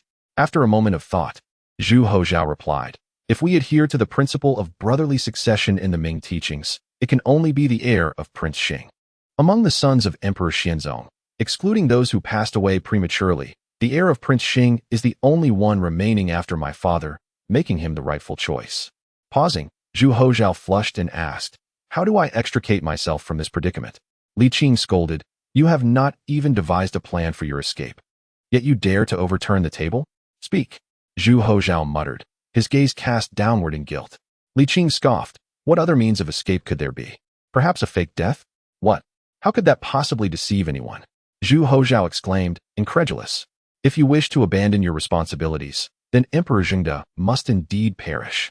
Well, I trust you, Zhu Houzhao replied.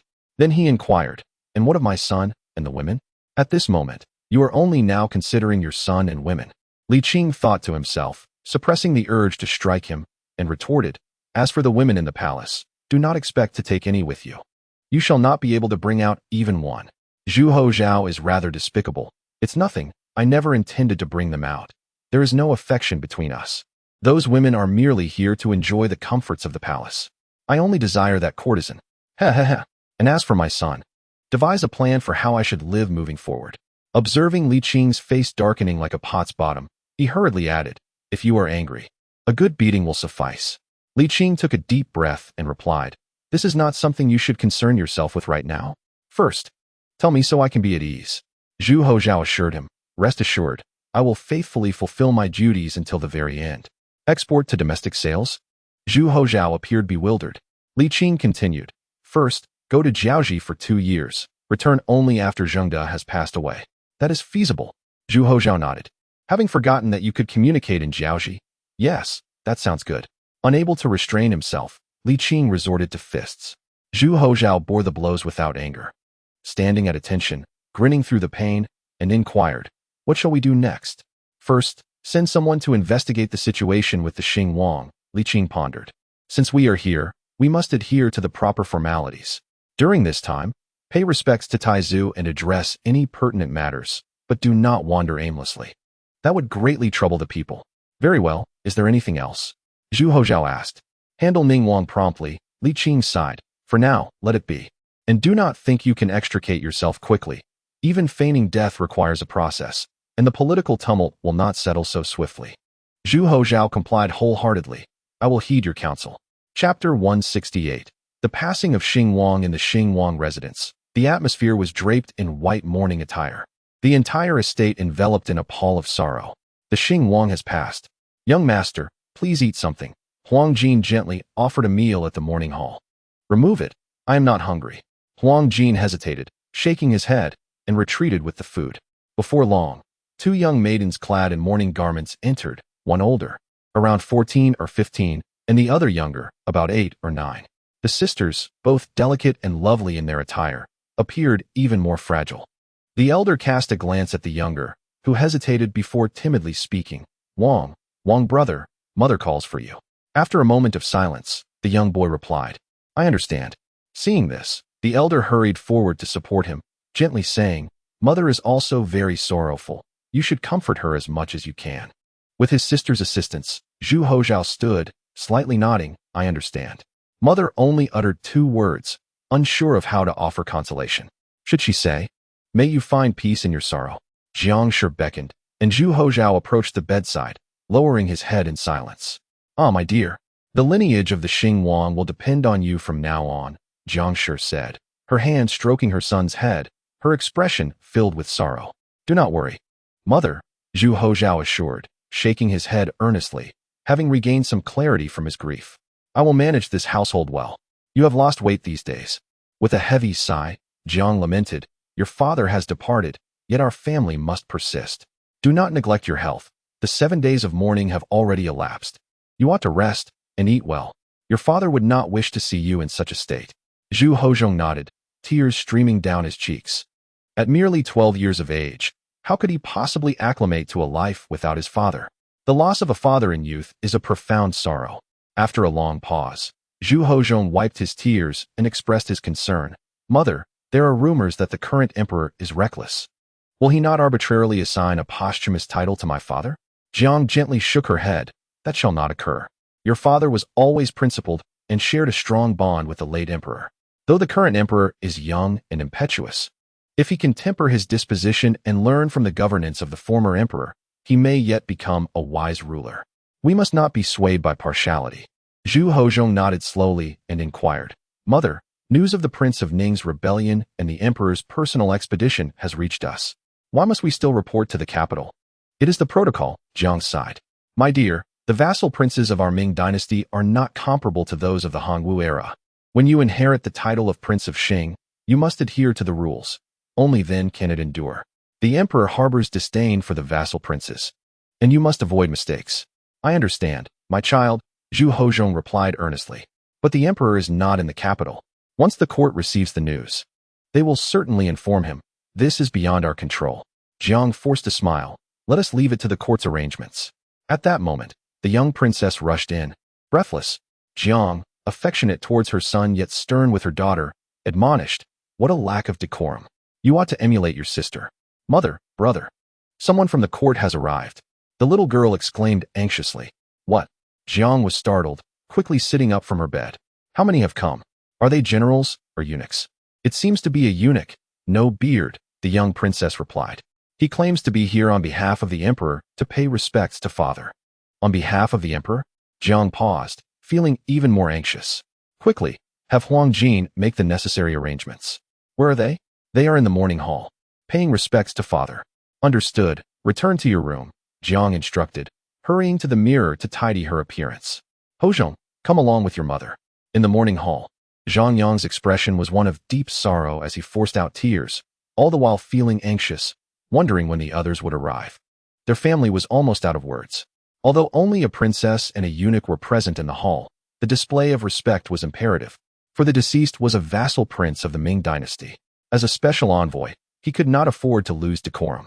Fortunately, before his patience wore thin, the princess of Qing and her son arrived in haste. Zhang Yong, understanding the situation, stepped outside as the mother and son exited the morning hall to pay their respects in the courtyard.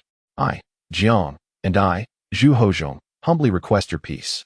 May your health be well, Zhang Yong responded with pride, then quickly gestured for them to rise.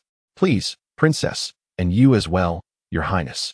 After a brief pause, he inquired, when did the prince of Qing pass away? Jiang wiped her tears, subtly enhancing the somber atmosphere. It has been 17 days since his departure. Indeed, it is a lamentable fate that seems to conspire against the truly gifted. Zhang Yong sighed, elucidating that among the princes, the prince of Qing shared the closest bond with the late emperor. Upon the emperor's arrival in Jiangnan, he had specifically dispatched our family to pay a visit to the prince of Qing, but alas, this remark further incited the ire of the Jiang family, prompting her to conceal her face within her sleeves and weep softly for a moment before mustering her strength to inquire, "Pray tell, esteemed envoy, what command does the emperor have?" A sense of unease gripped her heart, sensing that the visitor bore ill tidings. The emperor has issued no commands. He merely sent us to extend condolences to the prince of Qing, realizing he had arrived at an inopportune moment. Zhang Yong resolved to expedite matters. Turning to raise his voice, bring forth the emperor's gifts. Soon, numerous boxes were carried in. The mother and son hastily bowed in gratitude for the imperial grace, allowing their hearts to settle somewhat. After a brief interlude, Jiang spoke, "Esteemed envoy, after your arduous journey, please take a moment to rest. There is no need for Huang Jin." In response, Zhang Yong promptly stated, "The passing of the prince of Qing is a grave matter. We must swiftly inform the emperor. We shall return at once." Upon hearing this, the mother and son felt a surge of emotion. "Please wait a moment," Jiang insisted, signaling her son with a glance. Zhu Houzhao understood and hurried towards the treasury of the royal residence. Zhang Yong was aware that this was a customary arrangement, a tacit understanding of the rules of engagement. Whenever an imperial envoy arrived, unless it was for punitive measures, a token of appreciation was customary. However, Zhang Yong was not driven by greed. He simply smiled and replied, "The matter at hand is of utmost importance. We shall not linger." With that, he performed a respectful bow and turned to leave. As Zhang Yong exited, he politely declined further delay, mounting his horse at the threshold and departing. By the time Zhu Houzhao returned with the silver notes, the envoy's retinue had already made their exit. "That eunuch truly possesses a kind heart," Zhu Houzhao remarked softly. "Indeed, it appears the emperor still harbors fond memories," Jiang reflected, feeling a sense of relief. "This way, the emperor will soon learn of your father's posthumous title." She turned to her son and said, "Houzhao, shortly the imperial edict will be issued. Are you prepared to assume the role of the prince of Qing?" The child, Zhu Houzhao, shook his head slightly, expressing uncertainty about how to proceed. "Not knowing is precisely as it should be," Jiang advised. "You need only to revel in the splendors of wealth and comfort. Indulge yourself as you see fit, and do not concern yourself with anything else. In a few years, take several wives and bear many sons." "But I enjoy studying," Zhu Houzhao replied, his cheeks flushed.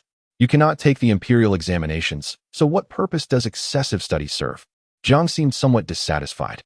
"Your father, in his pursuit of knowledge, exhausted his health. The more one knows, the greater the burdens one bears. It is far better to remain blissfully ignorant." Zhu Houzhao did not agree but refrained from arguing, having been raised under his mother's teachings to embrace a life of indulgence. Meanwhile, in the southern Jili, Zhu Houzhao had dealt with the Prince of Ning and, after completing the ancestral rites, resided in the royal palace to manage state affairs and attend to the sentiments of the populace. Since he was present, he felt compelled to fulfill his duties. However, he was acutely aware that strolling through the streets might cause significant disturbance to the local citizens. It seems that venturing into the streets would subject one to stringent scrutiny. Yet, he could not withstand the pangs of solitude. Prior to his arrival in Jiangnan, he languished in the imperial palace, and now, even after coming to Jiangnan, he remained confined within its walls. Was that not a futile endeavor? However, to openly roam the streets would be inappropriate. It would disturb the populace and provoke that ruffian Li Qing into a fit of rage. Disguised visits were not feasible either, as the officials in southern Zhili were eager to keep a watchful eye on him. Aware of his own shortcomings towards Li Qing and wishing to avoid further aggravation, Zhu Houzhao contemplated a visit to the Yongqing Marquis's residence. Even if Li Qing were to find out, he would have no grounds for anger. After all, is it not commendable to cherish his godson? Moreover, the Li family shared an intricate yet discreet connection with the Zhu family. Zhu Houzhao was privy to the knowledge that Lady Li was, in fact, his grandaunt, and a familial visit seemed acceptable. The officials of Zhili would harbor no objections to the emperor visiting the Yongqing Marquis's estate, as long as he refrained from wandering aimlessly. The Yongqing Marquis had held significant influence for quite some time, and they had grown accustomed to it. At the Yongqing Marquis's estate, the early autumn air still bore a hint of warmth, with the greenery in the courtyard flourishing and the distant chirping of cicadas lingering in the air. Zhu Houzhao remarked on the superior climate of Jiangnan compared to the north, pondering whether the winters here were equally mild.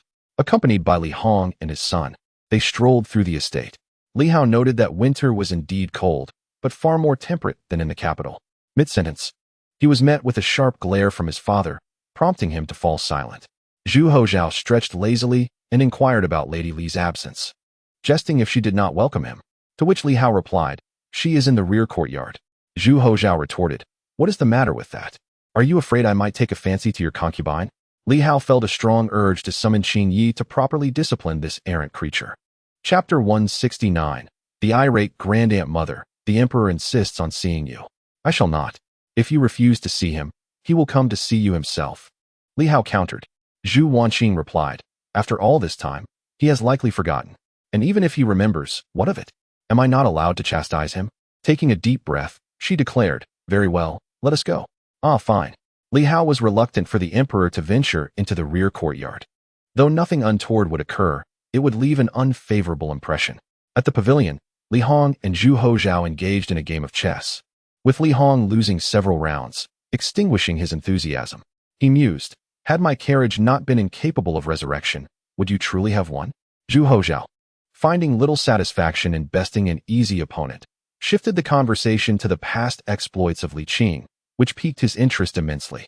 As Zhu Houzhao was privy to secrets concerning his godfather, Li Hong felt no need to withhold information, delighting in Zhu Houzhao's enthusiastic reactions. Just as they were engrossed in their lively discussion, Li Hao and Zhu Wanqing approached. Long live our emperor! Zhu Wanqing called out from a distance, offering her respects. Do not stand on ceremony, Zhu Houzhao instinctively replied, only to realize they still had some distance to cover.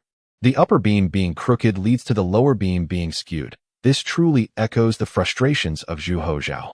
Upon reflection, the root of the issue lies within his old Zhu family.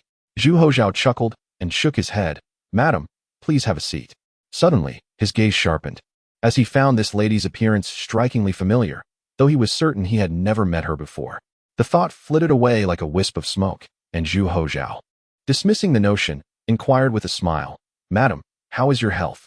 Quite well, able to eat and drink, replied Zhu Wanqing, displaying a certain disdain towards her grandnephew.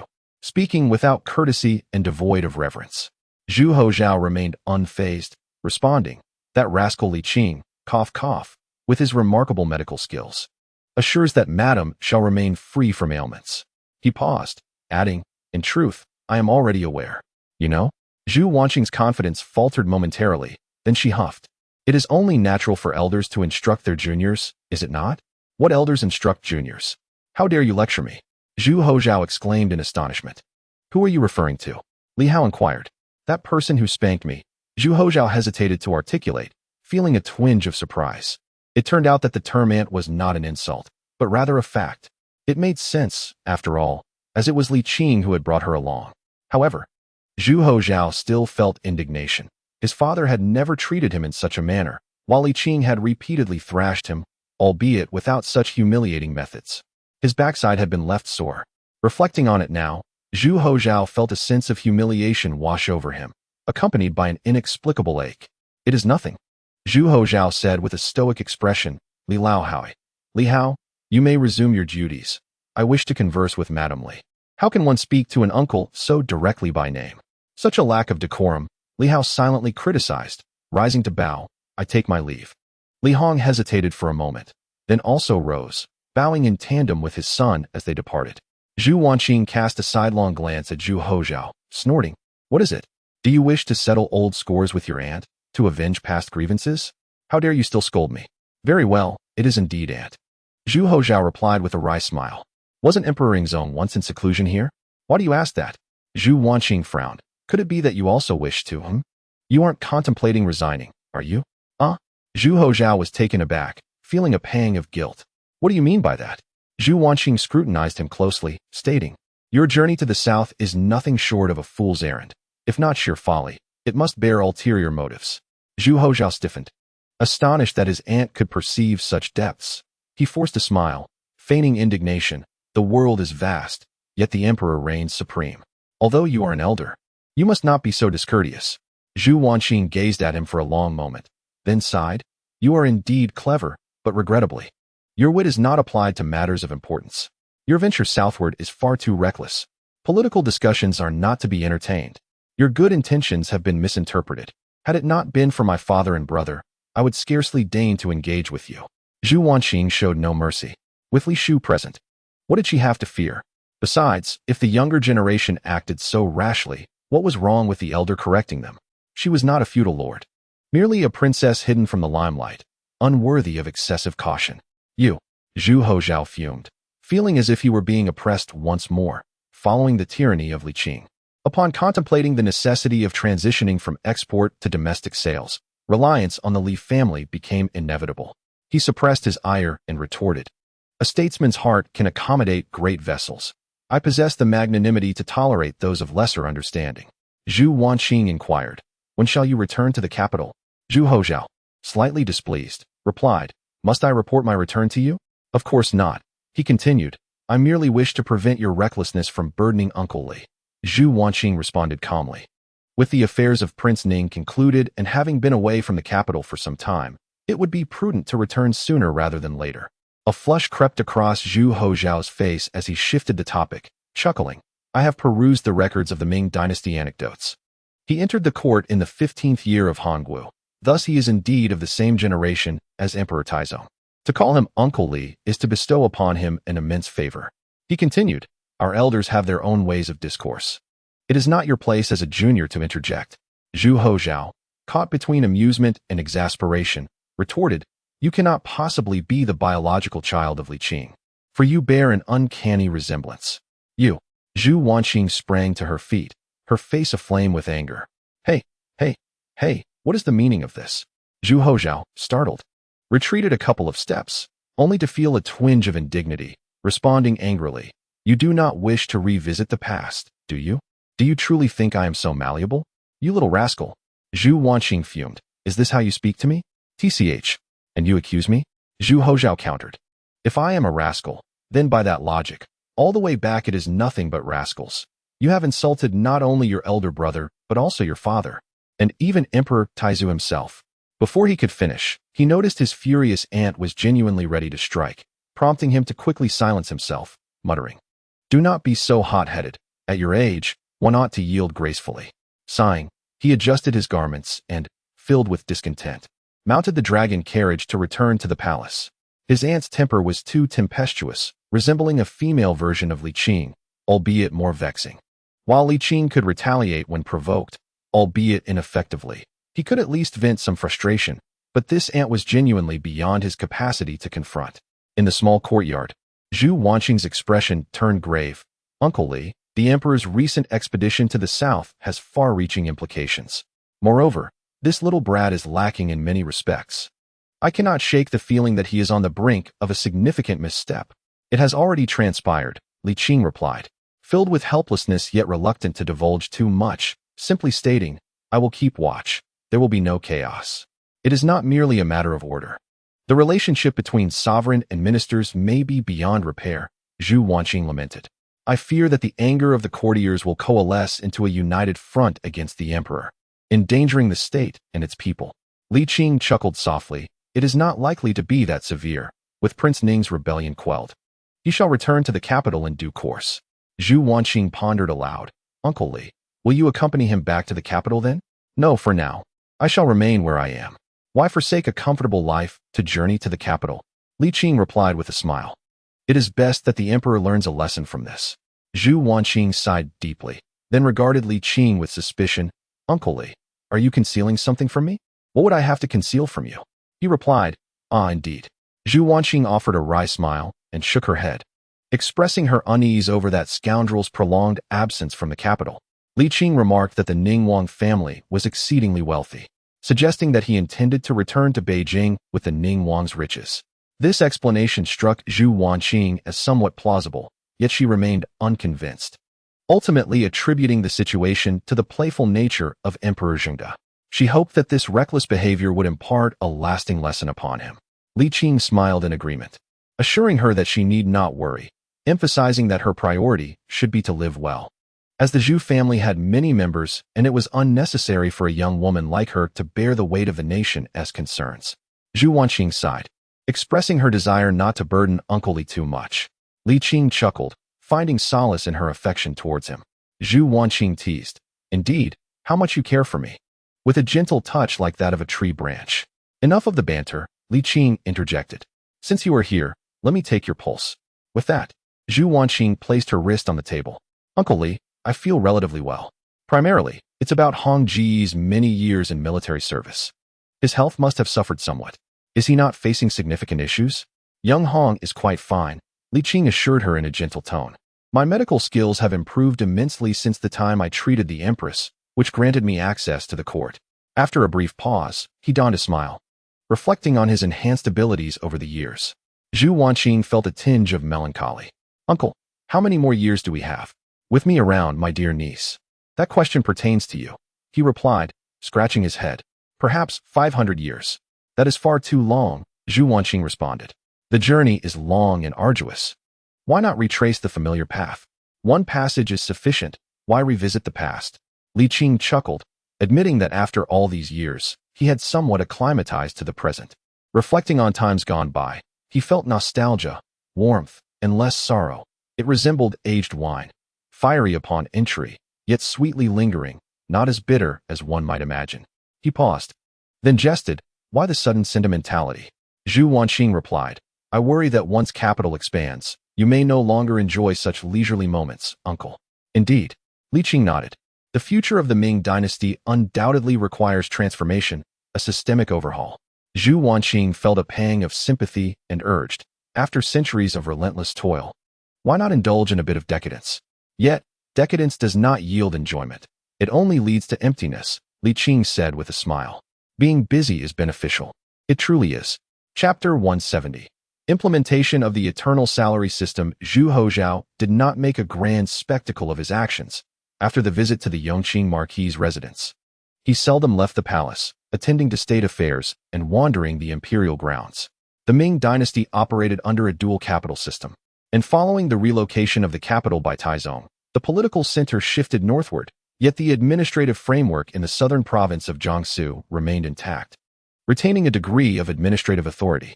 The vegetable garden established by Taizu still existed, and when Zhu Houzhao found himself idle, he would occasionally take up a hoe to weed and till the soil, indulging his nature.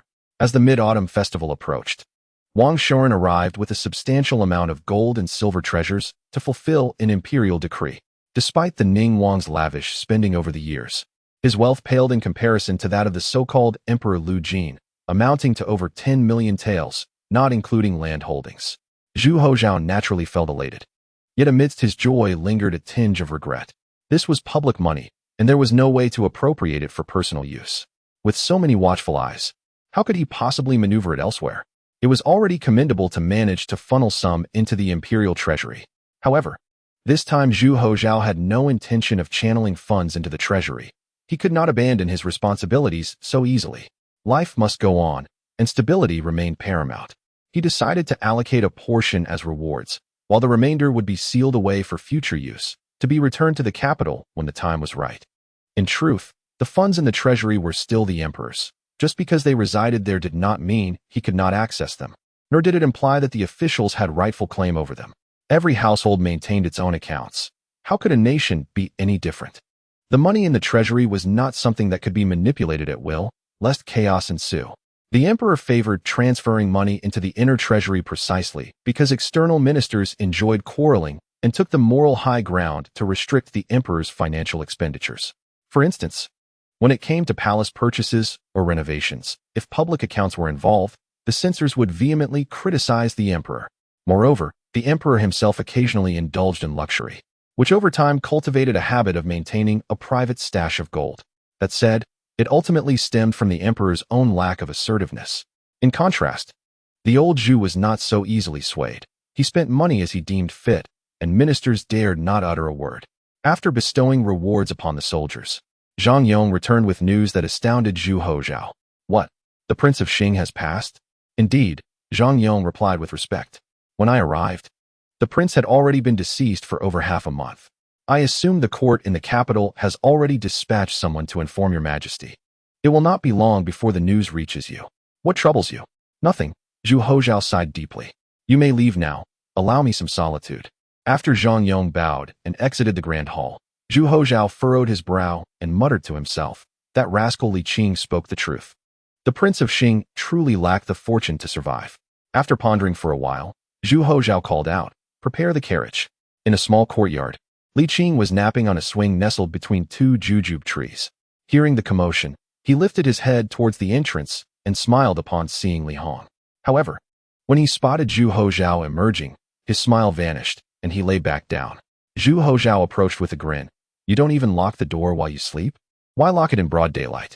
Li Qing turned on his side. I heard the assets of Prince Ning have been delivered. You ought to return soon, no? Yes. I shall return in a couple of days. I have matters to discuss with you, Zhu Houzhao replied, casting a glance at Li Hong. Li Hong thought to himself, at my age, what are you still guarding against? However, given the emperor's stance, he felt it inappropriate to linger, so he said, I shall retire to my quarters for a while. Just call for me when you need me. Zhu Houzhao nodded, and once Li Hong had entered his room, he continued, the Prince of Qing has passed. He has passed. Just like that? Li Qing exclaimed, abruptly sitting up from the swing, astonished. He is gone? Do you think I would deceive you? Zhu Houzhao replied gloomily. Zhang Yong just returned. The prince has been gone for over half a month. Li Qing shrugged. Then you may carry on as you wish. It is fate, and I cannot intervene. Zhu Houzhao grew anxious, swiftly grasping Li Qing's back to prevent him from reclining again. In fact, I believe this is for the better. For the better? How so? Consider this. With the passing of the father, the son is liberated from the constraints of filial piety. Setting aside other matters, the lineage of the Yongyi will undoubtedly not be extinguished. Zhu Houzhao remarked that although the heir to the Qing Wang is quite young, it is precisely this youth that renders him disconnected from the princes, let alone any emotional ties. Li Qing furrowed his brow, questioning whether the heir to the Qing Wang was truly the only option. With the ancestral edicts of the Ming dynasty looming over them, there was no alternative. Zhu Houzhao nodded, musing briefly before continuing.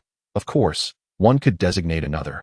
Yet none would possess the legal persuasion that the heir to the Qing Wang commands.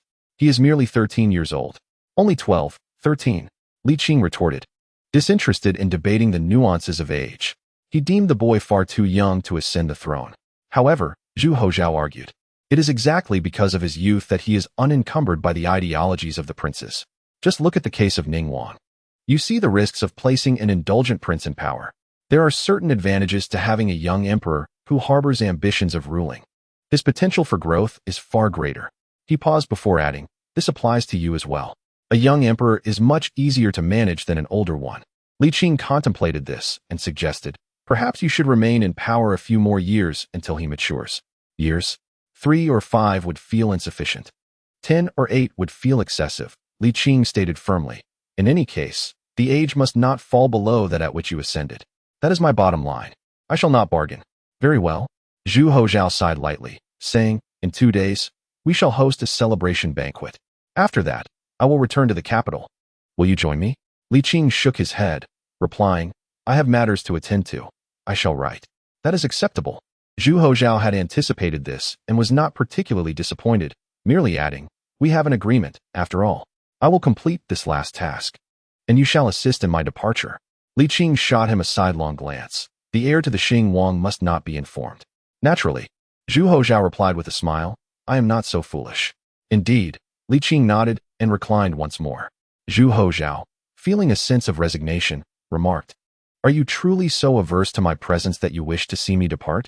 It is merely that you overestimate your own importance, Li Qing said softly. You must consider carefully. Once you step down from the dragon throne, there is no returning. I am well aware of that, Zhu Houzhao nodded. Li Qing chose not to elaborate further and closed his eyes for a midday nap. Zhu Houzhao let out a gentle sigh and roused the drowsy Li Hong. And together, they exited the small courtyard. Days later, Emperor Zhengde returned to the capital, and the officials from southern Jiangsu and the entire Jiangnan region felt an immense sense of relief. At last, he has departed. After the emperor's exit, the city of Jinling buzzed back to life. The streets were noticeably more crowded and no longer suffused with tension. The common folk roamed freely, vendors called out boldly, and the government's control relaxed significantly, allowing everyone to unwind. The court has its own regulations, but adhering strictly to them in every instance can be a torment for both officials and citizens alike. The current state of affairs is quite satisfactory. Li Qing strolled along the streets, observing the renewed ease and liveliness, and his previous gloom began to lift. The rebellion of Ning Wang had stirred considerable unrest, yet it was quelled rather swiftly. As soon as the emperor departed, the fervor dissipated, and even the gossip that once accompanied it became stale. For the common people, their primary concerns revolved around their daily meals, seeking warmth and sustenance. The affairs of the state were far from their minds. After Wang Shoren completed his duties, he took an extended holiday and arrived at the courtyard, carrying wine and delicacies. Beneath the bountiful persimmon tree, the two engaged in conversation while sipping their drinks. How long is your holiday? Li Qing inquired, taking a sip of wine. 2 years. Li Qing exclaimed in astonishment. The young emperor is indeed generous this time. Wang Shoren chuckled. I have been serving as the celestial envoy for over 10 years. The emperor recognizes my hard work and has granted me an additional year off. This is beneficial in 2 ways. It allows me to rest and also enables me to fulfill my filial duties. During this time, I plan to share insights on heart learning in my hometown. That sounds splendid, Li Qing replied with a smile. One day, when I find a moment of tranquility, I shall visit your hometown. You are always welcome, Wang Shoren nodded with a smile. By the way, has the emperor exhibited any peculiar behavior this time? Haha. You should know his temperament. After I gave him a good talking to, he has been much more subdued. It's not that I doubt Xiao Yun, but given the gravity of the matter, the fewer who know, the better for our safety. Although the little one often vexed him, she indeed accomplished much. Wang Shoren reflected, recalling how Zhu Jianxin had once held a favorable view of the Xing Wang, but had to abandon it due to the need for a legitimate heir. He mused that if Zhu Jianxin had directly passed the lineage to the Xing Wang, things might have been different. What are you pondering, sir? Nothing much. Li Qing replied, raising his cup and savoring a slice of marinated pig's head, chuckling, there's no rush to depart. Allow me to treat you for a while. The Mid-Autumn Festival is approaching, and since you won't make it back in time, why not enjoy some mooncakes here? Wang Shoren nodded, then I shall impose upon you. When did you become so courteous? Li Qing teased, let us drink to that. At the Xing Wang residence, the court had sent officials to handle the necessary arrangements, ensuring that the funeral expenses were not diminished. Emperor Zhengde even conferred a commendable posthumous title, Xian. While the family mourned, they were also sincerely pleased with this honor, recognizing the emperor's generosity towards the Xing Wang lineage. There were those who rejoiced and those who despaired. In the capital, upon Zhu Houzhao's return, the ministers erupted in uproar, seemingly intent on drowning him in a torrent of criticism. Explanations were offered, and the assets of the Ning Wang were to be transferred to the state treasury. Yet this did little to quell the minister's fury. Yang Tingyi even pressured him to issue a self-criticism edict. Naturally, Zhu Houzhao refused, thinking it absurd. He had not yet completed his final watch. How could he admit fault? He steadfastly denied any wrongdoing and brought the matter of the ancestral wealth to the forefront. The ministers, surprisingly, did not oppose this and even seemed somewhat pleased, believing that the members of the old Zhu family had become too complacent.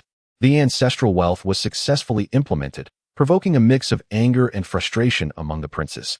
However, with the recent misfortunes of the Ning Wang in mind, they dared not rebel against the emperor, not acknowledging it. Let us see how a rebellion fares. Chapter 171. Steam Excavator. While the ancestral wealth was indeed enacted, the relationship between the emperor and the ministers had not been mended by this show of unity. On the surface, there was a semblance of respect, but in reality, there was a growing rift. Since the establishment of the Ming dynasty, there had been 10 emperors, each causing their share of distress among the officials. Yet none were quite like Zhu Houzhao. The times of the founding emperors, Taizhu and Taizong, were another matter. One was the founder of the dynasty, while the other had fought to restore it. One could hardly complain when faced with such formidable figures.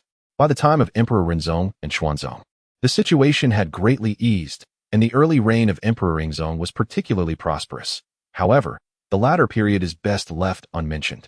Emperor Zhongzong was relatively composed, causing little disturbance, whereas Emperor Xianzong emerged as a significant source of concern, following in the footsteps of his predecessors, Taizhu and Taizong. Yet, he employed strategy rather than reckless abandon. Indeed, in the eyes of the ministers, Zhu Houzhao was seen as unruly, for he had a propensity to overturn tables and disregarded established protocols, an intolerable behavior for many. Zhu Houzhao, however, paid little heed to these conventions, acting as if oblivious to any wrongdoing. The ministers were infuriated but dared not confront the emperor directly. Instead, they turned their frustrations towards Yang Tingyi, the Grand Secretary. After all, he was the foremost minister of the cabinet, and with the cabinet's authority having surpassed that of the Ministry of Rights, who else could they approach but him? With immense pressure upon him, Yang Tingyi sought out Zhu Houzhao, urging him to acknowledge a mistake so that all parties might step back from the brink. Zhu Houzhao naturally refused, not out of pride, but because he believed that admitting fault would only embolden the minister's arrogance. While the capital remained in turmoil, Jinling was serene and harmonious. Wang Shouren, though not in the best of circumstances, diligently engaged in self-care and exercise, mitigating significant issues. After a period of recuperation under Li Qing's guidance, he returned to his hometown to rest. Li Qing, in turn, resumed his leisurely life, fully aware that his tranquility would not last long. The transition of imperial power heralded a dynasty's most vulnerable phase, and he could not remain aloof. Furthermore, Li Qing harbored a strong premonition that the crown prince of the Qing dynasty might indeed be Jiajing. It was no coincidence. In the absence of an heir from Emperor Jingde, the crown prince of Qing was the most qualified to inherit the throne. If Jiajing truly is Jiajing, Li Qing muttered to himself, then again, if it truly is him, it does not necessarily imply chaos. Having desires is not inherently detrimental. It merely suggests that my leisurely days may be numbered. However, it was premature to speculate. The truth remained uncertain, and even if it were the case, it might not unfold as he anticipated. History, after all, can be deceiving, Li Qing reassured himself. It was not that he was unwilling, but the circumstances no longer permitted Zhu Houzhao to continue as emperor, and more importantly, Zhu Houzhao himself had no desire to persist in that role. Forcing the issue would only yield adverse outcomes. Let tomorrow's worries be faced tomorrow, Li Qing sighed, rising to stretch lazily. Muttering that while he still had the luxury of free time, he ought to indulge, he decided to listen to some melodies to lift his spirits. As time passed from autumn to winter, Zhu Houzhao's letters arrived monthly, conveying the state of affairs in the capital with an undertone of urgency. Li Qing's only response was to advise patience. Wait a little longer. Time continued its relentless march. In May of the 15th year of Jingde, a momentous occasion finally alleviated Li Qing's dismal mood. A breakthrough had been achieved with the steam engine. Thanks to Li Schweder's substantial financial investment and the tireless efforts of the artisans, another variant of the steam engine had been constructed. To be precise, it was a steam-powered excavator. The rough design was conceived by Li Qing, while the intricate details were meticulously crafted by the artisans. It was grand in scale, retaining the aesthetic of an excavator but far larger and appearing rather cumbersome. Nevertheless, it indeed possessed the capabilities of an excavator. In a driving cabin, instead of tracks, there was a platform made entirely of solid iron. Beneath this platform, precision-engineered steel wheels were installed for mobility. The excavator featured a single bucket and 2 chimneys, with the front emitting white smoke and the rear exuding black smoke. While its efficiency could not compare to that of future excavators, it far surpassed human labor in productivity. Li Qing observed this marvel for quite some time, even ascending into the driving cabin to relish the experience. Ultimately, he inquired about the costs, energy consumption, and production capacity. Li Shui replied, "Considering the current coal prices, the costs are substantial. At this stage, only the court can afford such expenses. What about the manufacturing costs?" Li Qing asked. Li Shui smiled. "Over the past 2 years, we have invested a considerable amount of money, yielding significant returns. The iron smelting techniques have made remarkable progress, yet the initial costs remain exceedingly high. Excluding research and development expenses, the mere fabrication of one excavator requires over 10,000 taels of silver." "Such a high figure?" Li Qing responded. "There's no alternative. The components like the mechanical arm, iron chains, buckets, and steam engine cylinders demand exceptional metal quality and rigorous smelting standards." Li Shui noted, "However, subsequent costs will surely decrease, though I cannot predict to what extent." "Is that so?" Li Qing gazed at the excavator and asked, "Is it convenient to move?" "Not particularly," Li Shui sighed. "The type of excavator you envision is currently unattainable. This is the maximum we can achieve. It is feasible to transport it via waterways using large ships, but overland transport necessitates well-maintained official roads and must avoid inclement weather. It could be managed with a considerable number of livestock, albeit with difficulty." Li Qing nodded slowly, expressing a wistful sigh. "It's a pity I lack knowledge in metal smelting. Still, I shall draft a letter to the emperor, advocating for its implementation." Must we rush?" Li Shui replied awkwardly. "Is there something unspeakable?" Li Qing chuckled. "Every endeavor begins with challenges. You have made great strides, yet it's worth discussing." Li Shui hesitated. "It tends to malfunction frequently." "Frequent malfunctions?" Li Qing laughed heartily. "That's quite normal. Initial stages often involve more faults which are unavoidable." "Well, it can be repaired, can it?" "It can be, but it requires time," Li Shui explained. "Currently, it cannot wholly replace human labor." "Not a concern," Li Qing said with a grin. "We can sell the excavator along with the technical personnel. If it breaks down, we simply fix it." Li Shui grimaced. "The time and financial investment required to train a technician capable of repairs is substantial. Just selling it is not feasible. They are merely workers, not slaves. How can we sell people?" Li Qing chuckled. "What I meant was after-sales service. We sell the service, not the individuals.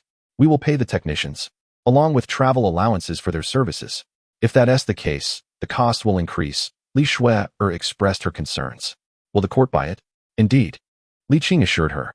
Li Shui recalled Li Qing's standing before the emperor and ceased her worries, asking, "Shall we sell it now?" "Let us begin with the next one," Li Qing replied. "Very well, but the next one will take at least 3 months, Li Shui noted. "Primarily due to the issue of metal materials. It requires not just money, but also time to gather." Li Qing pondered for a moment and remarked, "We should focus on the smelting process. Refining it to perfection will ensure a steady supply of metallic materials. However, merely discussing it is far simpler than putting it into practice." Li Shui replied, "This is likely not a challenge that can be conquered swiftly." "I understand. There is no need for haste. We shall proceed gradually," Li Qing smiled. "Now, you should attend to your tasks while I experiment with this steam excavator." With that, Li Qing ascended the ladder to the cab and commenced operation. The efficiency, sensitivity, and range of motion of the steam excavator paled in comparison to the excavators of the future, demanding a high level of skill. After consuming several hundred pounds of coal, he finally grasped some of its intricacies. However, as Li Shui had pointed out, it was quite fragile. Just as Li Qing was becoming accustomed to it, the machine malfunctioned. Fortunately, the technicians had accumulated experience and swiftly repaired it. After continuing to dig for a while, Li Qing descended from the excavator, stating, "We must document all repairs to avoid similar issues in future constructions." "Indeed," Li Shui nodded and inquired, "What price would be suitable for selling it to the court? What is the cost price?" "It is difficult to pinpoint precisely. If all goes smoothly, 9,000 taels should suffice, but if not, it may exceed 10,000 taels." Li Shui replied, "Then let us sell it for 20,000 taels." Li Qing exclaimed, "With 3 years of free maintenance. Isn't that a bit steep?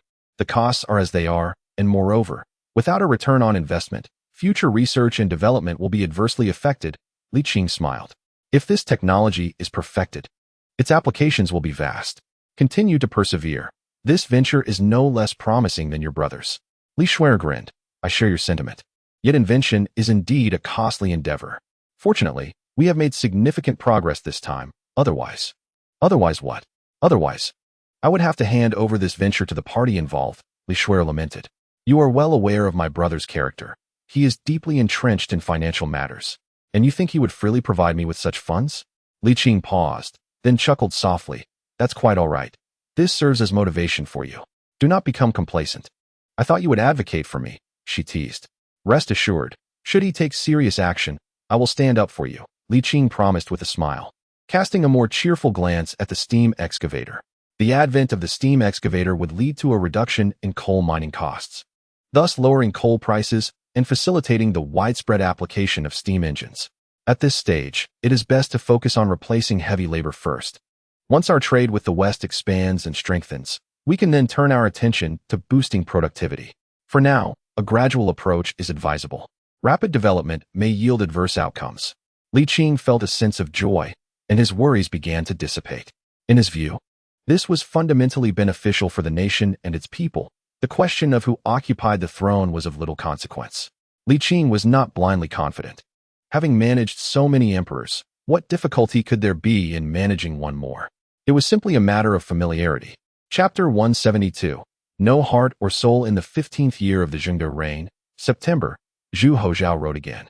Conveying some rather unfortunate news, the promotion of simplified characters had failed. In this regard, Li Qing was not particularly surprised. Given the current relationship between the sovereign and his ministers, such a situation was entirely foreseeable. Fortunately, Zhong Lu Yongyi remained unscathed. Li Qing wrote back, advising him to proceed methodically, and mentioned the steam excavator, stating that the second machine had been assembled and its failure rate had significantly decreased. Thus it could be preliminarily put to use in the capital. Upon receiving Li Qing's correspondence, Zhu Houzhao developed a keen interest in the steam excavator, longing to journey south to witness it firsthand. However, he managed to restrain himself this time. Given the present circumstances, another trip south would surely incite an uproar among his officials, and it was likely that even the two elderly Yangs would resign in protest. What a pity. Zhu Houzhao sighed, casually locking the letter away in his drawer, leaning back in his chair to contemplate his next plans. It had been a year since his last journey south, and while the relationship between the sovereign and his ministers had lost some of its previous tension, it had not improved significantly. The current state was as good as it could get. Did this imply that he could prepare for a future escape? Since gaining Li Qing's tacit approval, Zhu Houzhao felt that each day dragged on interminably, yearning to cast off the shackles of emperorship and wander freely across the land. The implementation of those several hundred simplified characters seemed unlikely, and he resolved to leave it to Li Qing to handle when the time of imperial succession came. He could do no better, Zhu Houzhao murmured to himself. Yes, it was time to strategize. After a moment of contemplation, Zhu Houzhao took up his brush and wrote, I have received your letter. The court will soon send someone to procure the steam excavator and transport it to the coal mine for use, with the expenses covered by the imperial treasury. The ministers may grumble about wastefulness, but they will not obstruct it too much. Please make time to visit the capital soon. The Empress Dowager's health is quite poor, and I would appreciate your assistance. When Li Qing received the letter, the weather had turned decidedly colder. I have indeed become the imperial physician for the emperor and empress. Perhaps they should simply disband the Imperial Medical Bureau and grant all the salary to me, Li Qing lamented with resignation. Nonetheless, he had grown accustomed to it. The couple were in reasonably good spirits, and after a session of energy cultivation, he set off for the capital. By the time he arrived, snow had begun to fall. The snow of the 15th year of Zhengde arrived slightly earlier than that of the previous year. Zhu Houzhao had been considerate enough to prepare the small courtyard in advance, ensuring that all daily necessities were in pristine condition, allowing for immediate occupation. With the early winter snowfall, temperatures had plummeted. Upon waking in the morning, he found icicles hanging in rows beneath the eaves, the courtyard cloaked in a dazzling white, the landscape desolate and stark. Li Qing washed his face with warm well water, donned a disguise before the mirror, and then set out for the palace. Frankly, he believed his medical skills to be quite adept, yet he harbored no confidence in his ability to heal the Empress Dowager, having never succeeded in such a feat before. In the Palace of Heavenly Purity, the two had not met for over a year. Zhu Houzhao appeared largely unchanged, though slightly weary. Since he was already there, Li Qing took the liberty of checking his pulse, finding no notable ailments. After a brief exchange, Li Qing said, Please take me to the Empress Dowager first. We can discuss other matters later. Very well, follow me, Zhu Houzhao replied, rising to lead the way to the palace of earthly tranquility. After a thorough pulse diagnosis, Li Qing instinctively furrowed her brows, yet Ji displayed an air of calmness, or perhaps indifference. Before Li Qing could analyze the pathology or propose a treatment, Ji interjected, "Is there any hope for recovery? This humble subject has exerted all efforts. This implied that you lack the ability to cure her?" Ji sighed and remarked, "The imperial physician is at a loss, and even divine physician Li has no solution. In that case, let us not squander further energy. I no longer wish to endure that bitter medicine." "How can that be?" Zhu Houzhao interjected urgently. "Your Majesty, I promised, Father." "You also vowed to be a good emperor," Ji retorted sharply. "Yet look at the state you're in." Ji's anger flared. "Leave, all of you. Do not provoke me further." Zhu Houzhao, fearing her wrath, hastily commanded, "Withdraw, everyone." After casting a glance at Li Qing, he reluctantly exited the chamber. Li Qing chose to remain, and Ji did not dismiss him. After a prolonged silence, Ji slowly spoke. "There is no need to trouble divine physician Li any longer. I have no desire for treatment. Alas, I am 70 years old, bereaved of both husband and child." She sighed despondently. Living has long since lost its meaning. Death would be a relief. Li Qing pondered for a moment. "Do you not wish to see your Majesty's great-grandchild?" As a healer, he had always advocated for life, not death. Ji bitterly responded, "There are few in this world as unworthy as he. I have long been disillusioned. Let him be." Li Qing found it hard to argue, from Ji's perspective. Zhu Houzhao indeed lacked compassion. "Very well, divine physician Li, you may return," Ji lamented softly, "as I approach the twilight of my life. It would be better to seek release sooner rather than later." Li Qing felt disheartened. "Then was my journey in vain." "Return," Ji sighed, pausing before adding, "By the way, after the passing of Prince Xing, concubine Xiao, his mother, was utterly devastated, crying until she lost her sight. If you could treat her." With that, Ji turned her back, seemingly unwilling to utter another word. Li Qing felt helpless. In the Qianqing palace, he looked intently at Zhu Houzhao and inquired, "After you depart, will you miss her? Will you miss your mother?" "Why ask that?"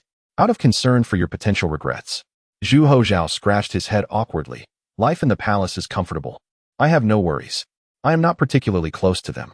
Li Qing pressed on, "What has the Empress Dowager said to you?" "She remarked that I have no heart." Zhu Houzhao was taken aback, then asked, "How is her health?" "Very poor. She refuses treatment," Li Qing replied. "She believes life has lost its meaning." At this, Zhu Houzhao fell silent. After a long pause, he asked, "If she does not receive treatment, how long can she survive?" "At most, until the new year," Li Qing stated. "Her illness has persisted for quite some time. I have no effective remedies." Zhu Houzhao pondered. "If you were to exert your utmost effort in treating her, perhaps until March after the new year," Li Qing replied. "The prolonged illness and her advanced age make recovery unlikely. In that case, let us heed her wishes." Zhu Houzhao spoke quietly. "In truth, do you think I am quite a beast?" Li Qing responded candidly. "On the surface, it appears so. However, this indeed reflects her desires. Objectively speaking, it is a form of filial piety, yet you are undeniably quite beastly." Zhu Houzhao forced a smile and remarked, "I am merely trying to bring her some joy in the twilight of her life." Li Qing retorted, "And what of your mother?" Zhu Houzhao slowly shook his head and sighed. "Her heart does not belong to the Zhu family. It resides with her own kin. In her eyes, her son pales in importance compared to the Empress Dowager. My status as emperor is of no consequence to her." Li Qing was at a loss for words. After a prolonged silence, he said, "You are quite reminiscent of your great-grandfather. Did he lead the army in person?" "No, it was merely a discord between mother and son."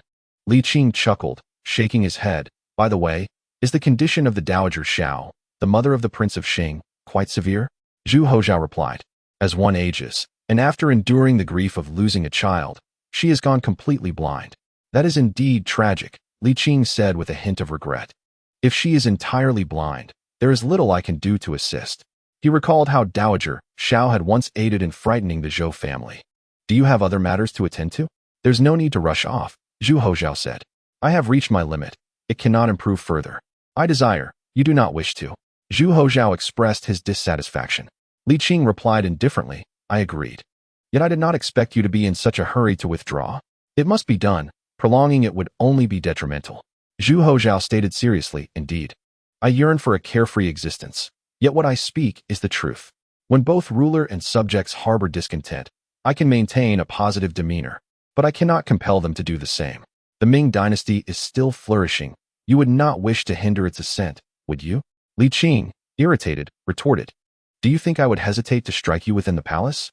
This is not about whether I fear being struck. You must understand, it is merely the reality. Zhu Houzhao sighed. I have previously mentioned that youth holds its own advantages, being more malleable and easier to guide. However, he is already 15, no longer a mere child. Li Qing laughed in disbelief. What? Do you wish to outshine your grandmother? Not quite. I merely contemplate entering a stage of preparation, Zhu Houzhao replied awkwardly. One cannot simply declare an end without a process, can they? Li Qing fell silent for a time and finally said, Then you may continue your preparations. Wait. Do not leave. Without you. Zhu Houzhao hurriedly exclaimed. If you depart now, you might find yourself returning before the year concludes. Li Qing paused for a moment and replied helplessly, I will not leave. I must fill a pit. What pit? Zhu Houzhao inquired, but Li Qing did not respond. Exiting the hall directly, Zhu Houzhao sat down, feeling somewhat disgruntled, and refrained from uttering any remarks about being excessively tyrannical. The grave of Lady Wan, Li Qing mused. I truly am digging my own pit to fill. Does this count as self-inflicted suffering? The Ji family had little time left, and after their passing, they would surely be interred alongside Emperor Xianzong. If the passage were to be discovered, it would certainly cause an uproar. Therefore, it was imperative to block the entrance for now, and once the burial was completed, it could be reopened. Fortunately, only the entrance needed to be sealed, which was not a monumental task. Li Qing swiftly blocked the opening, simultaneously aging the materials, estimating that by the time of the Ji family's burial, no anomalies would be detected. Li Qing clapped his hands softly and murmured to himself, Rest assured, I shall return to resolve this matter another day. Chapter 173. Political bargain. On this snowy day, Li Qing found himself disinclined to move, nestled comfortably in his bed, staring vacantly at the ceiling. Knock, knock. The front door was rapped upon, soon followed by the voice of Yang Yiqing. Is the gentleman at home? Li Qing turned over, feigning ignorance. He was well aware of Yang Yiqing's purpose for visiting. I know you're inside. The door is bolted from within, so cease your pretense. At this hour, you ought to be awake, Yang Yiqing called out, his knocking escalating to a desperate thumping.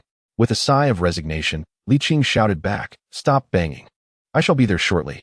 He approached the door and opened it to find Yang Yiqing, one hand carrying mutton and the other laden with flour and sweet syrup concoctions. His nose reddened from the cold. Nearby stood a frail sedan chair. Li Qing, surprised, inquired, Why, in such frigid weather, did you not take a warm chair? Such a question is akin to asking why one does not feast on rich delicacies, Yang Yiqing retorted stubbornly. After all, I am a man of martial lineage. I can endure this chill. Li Qing chuckled. At your age, it would be wise not to feign strength. If you catch a chill, it would be a loss indeed. Taking a deep breath, Yang Yiqing pressed. Will you not invite me in for a moment? Come in then, Li Qing replied. Yang Yiqing's expression softened as he turned back to his companions, instructing them to seek refuge from the cold in the chair.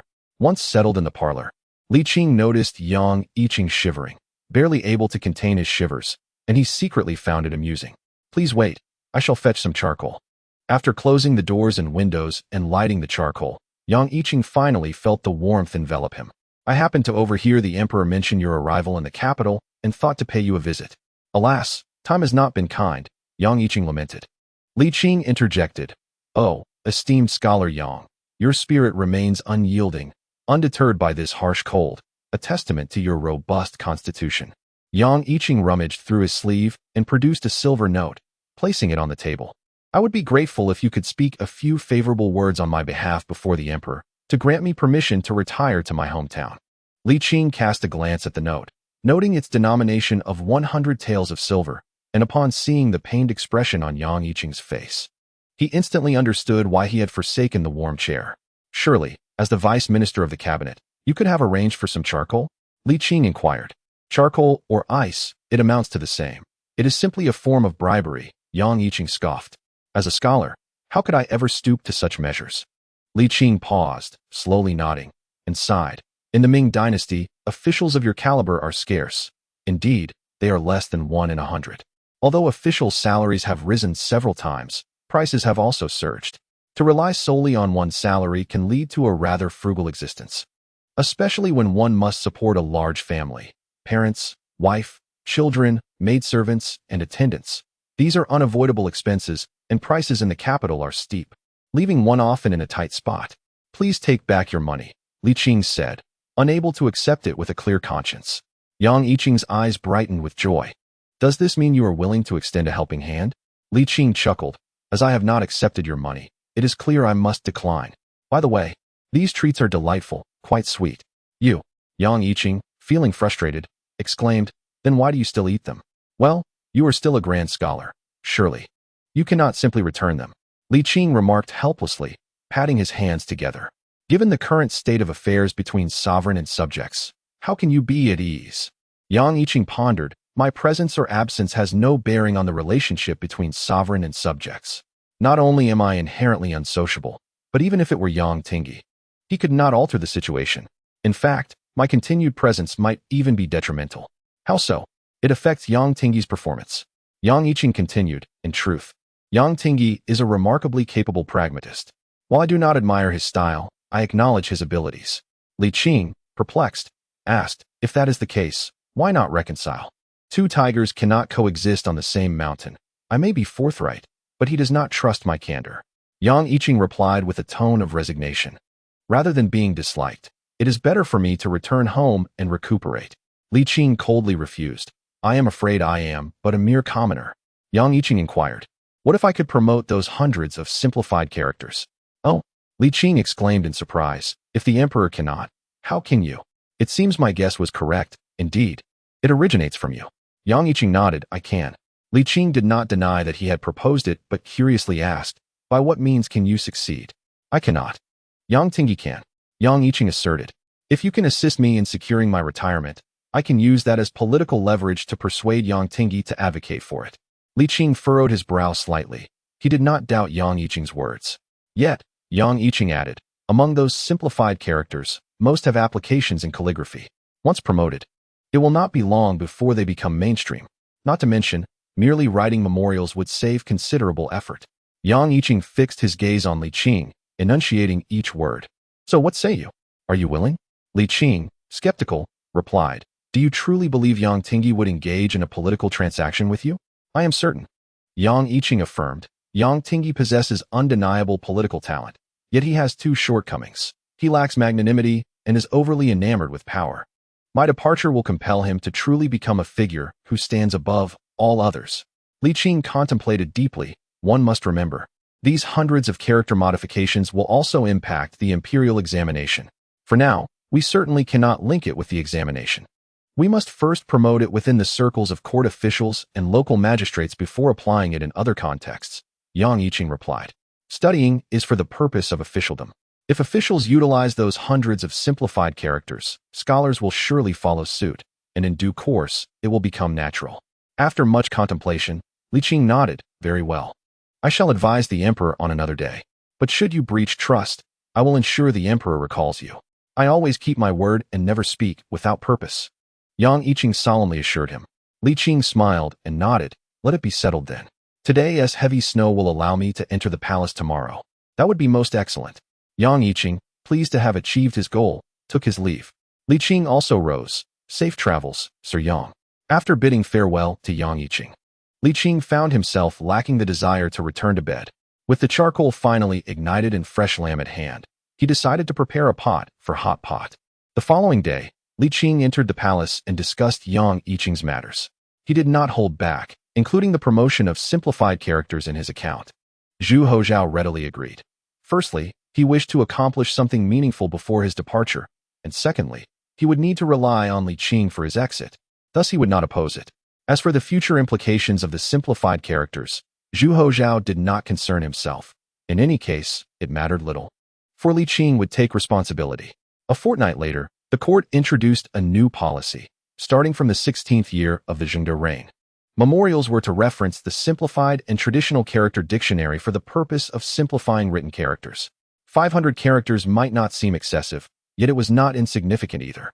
Naturally, the officials expressed their grievances. However, Chancellor Yang had always been reasonable, and since the policy only pertained to the writing of memorials without affecting other areas.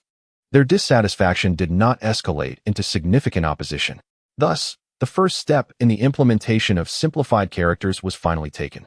Strictly speaking, this did not equate to widespread adoption. Nevertheless, Li Qing found it quite agreeable. As Yang Yiqing had remarked, if officials employed simplified characters, scholars would inevitably follow suit, leading to a natural progression over time. The condition of the Ji family, unwilling to accept treatment, deteriorated day by day. Yet, Li Qing still prescribed medication, fulfilling his duty as a physician. As for the patient's choices, that was beyond his influence. He also attended to the Xiao family. Indeed, the elder had lost her sight, and not only that. Her time was drawing near, likely just a year or two away. Unlike the Ji family, the Xiao matriarch was not afflicted with physical ailments, but rather faced mental distress. This was hardly surprising. Having lost her husband, confined to the depths of the palace, and with her son far away in a fief, she faced the sorrow of losing a child in her twilight years. Fortunately, her condition had not yet reached the severity of madness, although it was undeniably pitiable. Time, after all, is relentless in its aging of individuals. After all, Zhu Jinshan had departed many years ago. Both the Xiao and Ji matriarchs had reached an advanced age. A rarity in this era, nearing the point of joyous mourning, leaving little room for regret. Li Qing could empathize with Ji's choice. Faced with a life of withering and ailments, the early deaths of her husband and son, and having a grandson of questionable disposition, her existence was indeed a torment. On the 23rd day of the 12th lunar month, known as the Little New Year, Ji passed away. In her final moments, Zhu Houzhao whispered in her ear, revealing the existence of a son and the fact that she had a great-grandson. Ji departed without regrets, knowing her lineage would endure, and peacefully closed her eyes. Witnessing this farewell, Li Qing did not feel sorrow but rather reflected on the merciless passage of time, which, regardless of one's former brilliance, leads all to decay. He recalled his first visit to the Annal Hall when Ji was still a young bride, delicate and demure, her eyes filled with dreams of her children. Regrettably, her children had not been able to provide for her in her twilight years. Li Qing was not an official in the court and thus had no obligation to participate in the mourning rites, opting instead to retreat to his small courtyard. He understood that the real issue lay with the Zhengde emperor. With his experience in treating both Emperor Xianzong and Emperor Xiaozong, he knew he could not easily depart. Although the officials harbored disdain for Zhengde, they still wished for the Ming dynasty to endure. In light of Zhengde's lack of heirs, should anything untoward occur, the court's dignitaries would be loath to witness such an outcome. In the realm of governance, the rise and fall of emperors directly influenced their ministers. If a son were to inherit his father's throne, it would be acceptable, as it would afford some semblance of dignity to these elder statesmen. However, should a princely heir ascend to the throne, the implications would be uncertain. Both for public and private reasons, they wished to avert systemic risks for the Ming dynasty. Hence, Li Qing, the esteemed physician, could not easily abandon the capital. As he had anticipated, Zhu Houzhao, under the guise of filial piety, wept incessantly, dramatically succumbing to illness through his excessive lamentation.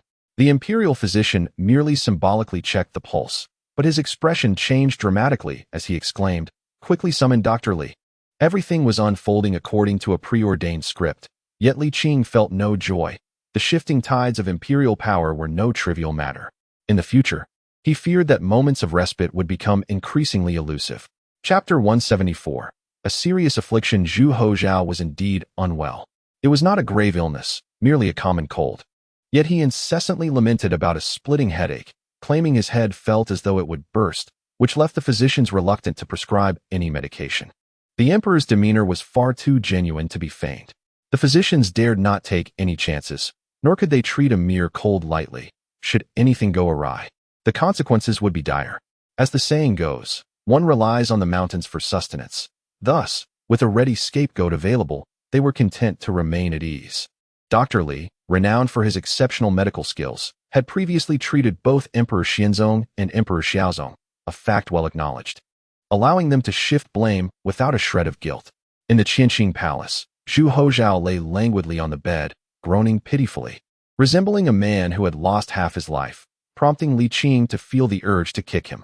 The officials from the 6 ministries and the Grand Secretariat appeared as if they were facing a formidable enemy, their expressions grave, with the emperor having no heirs. Any misfortune could not be taken lightly. Dr. Li, how is the emperor's health? Dr. Li, what ailment afflicts his majesty? The esteemed dignitaries of the court, who once exuded calm confidence, were now in a state of utter panic. Zhu Houzhao groaned. Assist me to sit up. I must attend to state affairs. Your Majesty, please rest. Your health is paramount. If the sovereign is burdened, what purpose do we, your humble ministers, serve? Your Majesty should focus on recuperating and must not overexert yourself. In this moment, it was truly a case of a wise ruler and capable ministers. Had Li Qing not been aware of the true circumstances, he might have been moved by their concern. Very well, Zhu Houzhao replied weakly, turning to Li Qing. What is the nature of my affliction? At that moment, Li Qing found himself at a loss for words, countering with, Your Majesty, could you please elaborate on your discomfort? My head feels as if it will explode. Pierced by countless needles, I experience shortness of breath and bouts of palpitations. Zhu Houzhao gasped. My entire body aches, devoid of any energy, accompanied by a sense of nausea. From Zhu Houzhao's description, one could easily assume he was on the brink of following the late Empress Dowager to the afterlife. The officials were struck with horror, feeling as though the world were spinning around them. Was this sudden turn of events not suspicious? Surely the emperor could not be feigning illness. He had appeared perfectly fine just before the Empress Dowager's passing. How could he now be in such a state? Yet, upon reflection, it seemed implausible that the emperor would resort to such deception. Surely he had no motive to elicit sympathy. That was not his character. Had he understood the intricacies of subtlety and compromise, he would not find himself in this predicament. Furthermore, in the absence of heirs, the emperor would not dare to reveal any genuine illness for fear that none of his ministers would even be permitted into the Qianqing palace. The dignitaries exchanged glances, ultimately arriving at a shocking conclusion. The emperor was indeed unwell, and gravely so.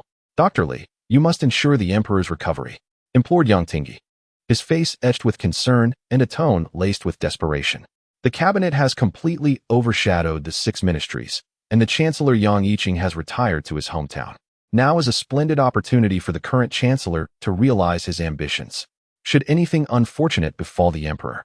Although the Ming dynasty would not be on the brink of collapse, the change of ruler at such a critical juncture, especially when the successor is not a direct descendant of Jingde, would be unacceptable to Yang Tingi.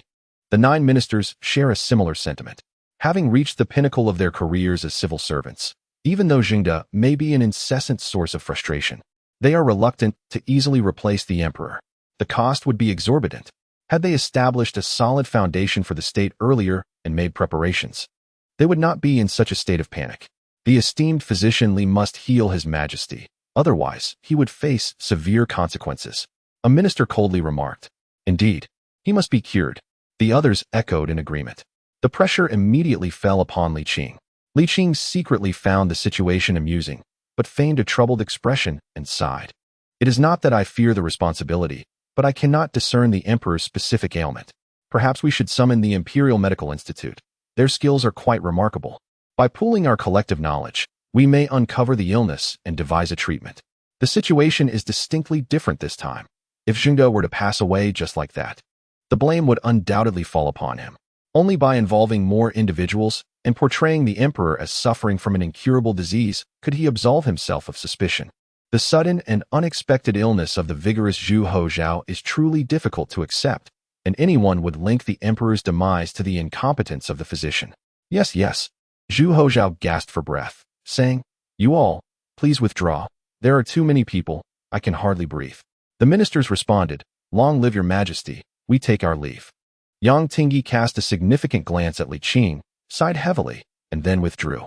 Once outside the palace, the prominent officials began to whisper among themselves. Sir Yang, could it be that the emperor is feigning illness to prepare for a discreet visit? One person raised a doubt. Yang Tingi firmly replied, How could that be? The Empress Dowager's remains have not yet been interred. Even if the emperor were reckless, he would not create a disturbance at such a juncture. Ah, indeed. The individual nodded sheepishly and then sighed. It seems the emperor's illness is quite serious. Alas, what shall we do? I hope we can turn this crisis into safety. Sir Lu, please be mindful of your words. How could this be a crisis? Indeed, you do have a talent for acting, Li Qing teased. What do you mean acting? I am genuinely unwell. Zhu Houzhao retorted, feeling speechless. I know that. Li Qing nodded and began his examination. In truth, simply administering medication would suffice. But to prevent the imperial physicians from collectively shifting blame, Li Qing refrained from prescribing any medicine. Instead, he utilized his vital energy to dispel the cold and simultaneously disrupted Zhu Houzhao's pulse to perplex the physicians. Afterward, Li Qing inquired, "How do you wish to die?" "Do not jest. You must indeed genuinely bring about my demise," Zhu Houzhao replied, rolling his eyes in frustration. After pondering, he said, "The new year is approaching. Once the Empress Dowager is buried, I shall feign a worsening of my condition. Let us set it for March." Li Qing contemplated. "So, it shall be Zhu Houzhao? With the father deceased, the son inherits. With the brother deceased, the younger brother succeeds. The crown prince of the Qing dynasty possesses the greatest legal priority." Zhu Houzhao chuckled. "You have perused the genealogy. Is there truly a more advantageous choice?" Li Qing fell silent. In terms of bloodline and familial lineage, indeed, Zhu Houzhao was the most qualified to inherit the throne. Moreover, being fatherless, Zhu Houzhao would not be constrained by paternal expectations, though he was somewhat younger, having just turned 14 or 15 by the traditional count. Making him slightly younger than Zhu Houzhao was at his ascension. However, replacing him with an aging prince, who had languished in idleness for years, might not yield favorable outcomes. Youth embodies vigor, while age may succumb to lethargy. The daily life of a prince is often characterized by extravagance, accustomed to indulgence. How could one withstand the burdens of governance and the intrigues of court? Such a figure would likely only exacerbate the existing opulence. With a gentle sigh, Li Qing nodded. "Very well, but now is not the time for public acknowledgement." "That is understood," Zhu Houzhao replied with a chuckle. "I have long been aware." Li Qing shot him a glance. "Who knows you have a son? Besides you, only Zhang Yong remains." Zhu Houzhao, intrigued, inquired, "You haven't disclosed my fatherhood to anyone else, have you?" Flushing slightly, Li Qing confessed, "Li Hong and Xiao Yun are aware." "What?" Zhu Houzhao exclaimed in indignation. "How could you be so careless?" "It is of little consequence," Li Qing reassured. "I merely mentioned it in passing, and I have not divulged your abandonment of duties, so there should be no complications." "Very well," Zhu Houzhao conceded with a resigned nod, "but my grand-aunt is truly extraordinary. When I was in Jiangnan, she harbored suspicions. Is that not a concern?" Li Qing subtly shook his head. "Keep your worries to yourself." "That is good." Zhu Houzhao relaxed. "In a few days, on the first day of the new year, should I send them red envelopes again?" "Indeed," Li Qing laughed. "Just remember to be generous. This way, when the annals of the Zhengde era are penned, they may write favorably." Li Qing retorted, "If your son does not ascend, and you remain as irksome as ever, how do you suppose they will depict you? But you are still here as my witness." Zhu Houzhao responded with a grin. "What do I have to fear? He, I am neither a Hamlin scholar nor an emperor. The recording of history does not pertain to me, and the final drafts are not for me to decide. What role could I possibly play?" Li Qing scoffed. "Do you truly believe the new emperor and the old ministers will hold you in esteem?" "You have a point," Zhu Houzhao admitted, dejected. "Li Qing, be honest. Am I a competent emperor?" "Mediocre at best," Li Qing replied. "What do you mean by mediocre?" Zhu Houzhao protested. "I find myself quite capable." Li Qing laughed derisively. "Having relinquished your duties, do you still have the audacity to claim that? That is a separate matter." "It cannot be separated," Li Qing retorted coldly, rising. "By the way, Zhang Yong will not disclose anything, will he? Can he be trusted?" "He can be trusted," Zhu Houzhao affirmed. Li Qing ceased further discussion. "If so, continue your charade. As long as your performance is convincing, everything will unfold as it should." "But wait, are the imperial physicians truly unable to discern anything?" Zhu Houzhao grumbled. "I feel as though I have recovered." "Your feelings are of no consequence," Li Qing huffed. "With my vital energy interfering, they cannot detect any pulse. You merely need to feign illness." "Your words are quite harsh," Zhu Houzhao nodded. "Very well, I shall not see you off." On the first day of the new year in the 16th year of the Zhengde era, Zhu Houzhao, enveloped in a thick layer of bedding, generously distributed red envelopes to his courtiers this year, the bounty being notably more substantial than the previous year, doubling in amount. While the officials expressed their joy, a tinge of embarrassment lingered among them, particularly as they gazed upon the emperor's demeanor, which inevitably evoked feelings of guilt and concern. Some felt pity, while others experienced headaches. The court physicians found themselves in a dilemma. How peculiar, how perplexing, indeed, was this pulse. Chapter 175. a sudden turn of events. The physicians were in a state of distress. They wished to shift the blame, yet the renowned physician Li, known for his extraordinary medical skills, found himself at a loss this time. In truth, he was merely an ordinary man, while they were officials reliant on the court for their sustenance. True, the court physicians held official titles and received monthly stipends. But how could they pass the buck in this situation? In the side hall of the Qing palace, the physicians tugged at their beards, brows furrowed, each sighing heavily, their faces etched with concern. The noble-hearted Li was of little help this time, leaving them in a quandary. Accustomed to comfort, they suddenly bore the weight of the physician's responsibilities. Causing their minds to become muddled, they could hardly maintain composure to study the pathology. It must be noted, they had never encountered such a pulse before. They had not studied it.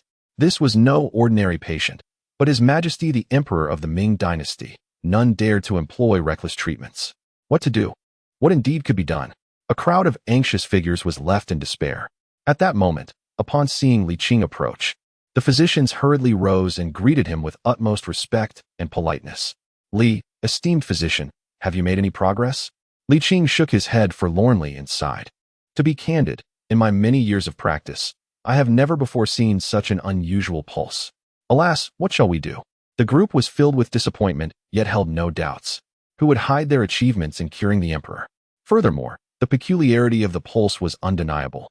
They prided themselves on their medical prowess, believing they lacked only the courage, not the skill. If so many of them could not discern the issue, it was understandable that Li Qing could not either. After a moment's hesitation, one physician mustered the courage to inquire, Li, esteemed physician, is the emperor's condition grave? Li Qing slightly shook his head. How can one determine the severity without identifying the cause? However, should the cause remain elusive, the prognosis is indeed dire. Upon hearing these words in the frigid air, the physicians broke into a cold sweat. Being in this profession, they naturally grasped the implications of his statement. Li, you are a physician of remarkable skill. Surely you can think of a solution. One blushing figure flattered, followed by a chorus of praise. Li Qing harbored disdain in his heart. This group of physicians was truly remarkable, as they were quick to consider how to deflect blame at critical moments. In reality, when it came to medical expertise, they were not lacking, but their fear of accountability rendered them hesitant to treat. When pushed to the brink, they resorted to merely nourishing the patient with herbal remedies, which sufficed for minor ailments, as the effects of the medicine, combined with the patient's own resilience, often led to recovery. Yet, when faced with serious illnesses, such an approach would only prolong the inevitable, rendering the condition untreatable. Nevertheless, during this period, it would give the impression that the physicians had exerted their utmost efforts, for after all, it was only after such a time that a condition could be deemed incurable. Conversely, it must be acknowledged that numerous ailments indeed lack effective remedies, and it cannot solely be attributed to the physician's shortcomings. Furthermore, certain conditions cannot be treated with aggressive measures.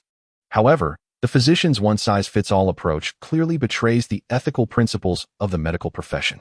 In summary, the practice of medicine has been tainted by excessive bureaucratic influence. Li Qingtuan clasped his fists together and remarked mildly, concerning the emperor, I dare not be negligent, but if you all place your hopes solely on me, does that not seem somewhat presumptuous? The other physicians exchanged awkward glances, rendered speechless. Then, how about you, divine Dr. Li, propose a solution? Someone suggested. Subsequently, the group began to shift blame, inciting Li Qing's ire to the point where he wished to chastise each one of them. Nevertheless, upon reflection, he understood their apprehension. After all, the patient was the emperor, and each of them had families to consider, making it a matter of significant concern. May I request that you all bring forth the medical texts? We shall peruse them day and night. Perhaps we may uncover a method of treatment, Li Qing proposed. Oh, splendid. Divine Dr. Li indeed possesses wisdom and foresight. The others praised him, and in a flurry, they dispersed, leaving Li Qing standing there in astonishment. Damn it. They still expect me to make the decisions, and later, they'll shift the blame onto me, Li Qing muttered, feeling a mix of frustration and amusement. Indeed, once embroiled in such a convoluted situation, few could maintain their integrity. Most merely considered the implications of gain and loss. As the instigator of this predicament, Li Qing did not harbor excessive anger. On the 21st day of the first lunar month in the 16th year of the Zhengde era, Empress Dowager Ji was laid to rest. On this day, Emperor Zhu Houzhao, despite his frail condition, personally bore the coffin to Maoling. Yang Tingyi and others wished to prevent Zhu Houzhao from carrying the coffin due to his illness, but filial piety superseded all, as scholars of Confucian teachings. They found themselves unable to deter him. Ultimately, a compromise was reached, persuading the emperor to carry the coffin for only 1 hour, merely to fulfill the formalities. Nevertheless, by the time they arrived at Maoling, Zhu Houzhao's pallor had visibly worsened. As the coffin was interred in the underground palace, Li Qing remained on high alert until the lid was firmly sealed, at which point he finally relaxed. However, contemplating the future, he mused that should the crown prince inherit the throne, upon the eventual passing of concubine Xiao, she too would need to be interred alongside Emperor Xianzong, implying yet another repetition of this sorrowful event. Alas, what a troublesome thought, Li Qing reflected. Little Shenshun, having spent ample time with Sister Wan, do take this opportunity to compensate Miss Ji during this period. Once your concubine Xiao has passed, we shall re-establish our connection. Should you have any objections, feel free to voice them. I am not one to dismiss counsel. Zhu Jinshan acquiesced to Li Qing's suggestion, for he remained silent. After the interment of Ji, Zhu Houzhao did not hasten to depart. Instead, he insisted on paying homage to his ancestors.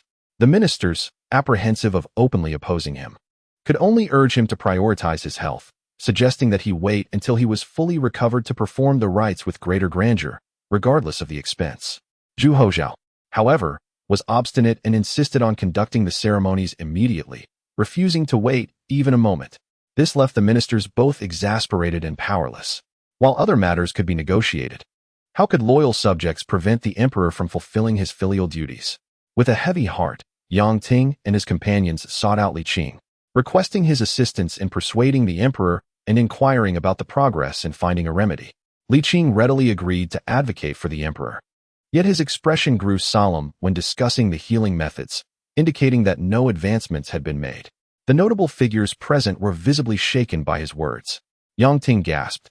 Is it truly impossible to ascertain what ailment the emperor suffers from? The mysteries of the human body, particularly the brain, Li Qing sighed. The world is rife with enigmatic ailments. If there were solutions for them all, they would not be deemed perplexing. The assembly of dignitaries was struck with a profound realization of the gravity of the situation. Yang Ting, in disbelief, questioned, is it truly this dire? At present, I possess no remedy, Li Qing acknowledged with a gentle sigh. I am but a mere commoner. Perhaps you might consult those in the Imperial Medical Institution, for they may hold answers. Yang Ting felt a surge of frustration, but recognized the futility of his anger. Indeed, those individuals were not officials of the court. To put it bluntly, they were merely practitioners from the streets. How could he expect one individual to bear the responsibility for such a grave matter? Just how severe was the situation? His voice trembled with anxiety. Li Qing shook his head. It is difficult to ascertain. I have not encountered this illness before. How can I judge its severity? What is the worst-case scenario? The worst could transpire swiftly, within a month or two, Li Qing replied. What? How could this be? Just last year, he was in good health. How could it deteriorate so rapidly? The dignitaries were agitated, pacing anxiously as they bypassed Li Qing to inquire further from the accompanying physicians. Although they had previously suspected the emperor's illness might worsen, they had not anticipated the situation to be this dire, especially considering the emperor had no heirs. What would become of the succession of the throne? They were unable to accept such a grim reality. Li Qing did not follow them. However, when he next encountered Yang Ting and the others, none remained composed. Some were shocked, others furious, and many were overtaken by a whirlwind of emotions. Ultimately, Zhu Houzhao insisted on conducting the ancestral rites. From Chongling onward, he performed the ceremonies with utmost respect and solemnity, a stark contrast to his usual levity. Day after day passed, and after 7 days of paying homage at the royal tombs, Zhu Houzhao commanded a return to court. Yet en route, he suddenly coughed up blood and fainted on the spot. In an instant, horror engulfed everyone present, and Yang Ting and the others were left in a state of shock. Upon the dragon carriage, the emperor's complexion was ashen, the vivid bloodstains alarming, and the carpet beneath him was drenched, evoking sheer terror.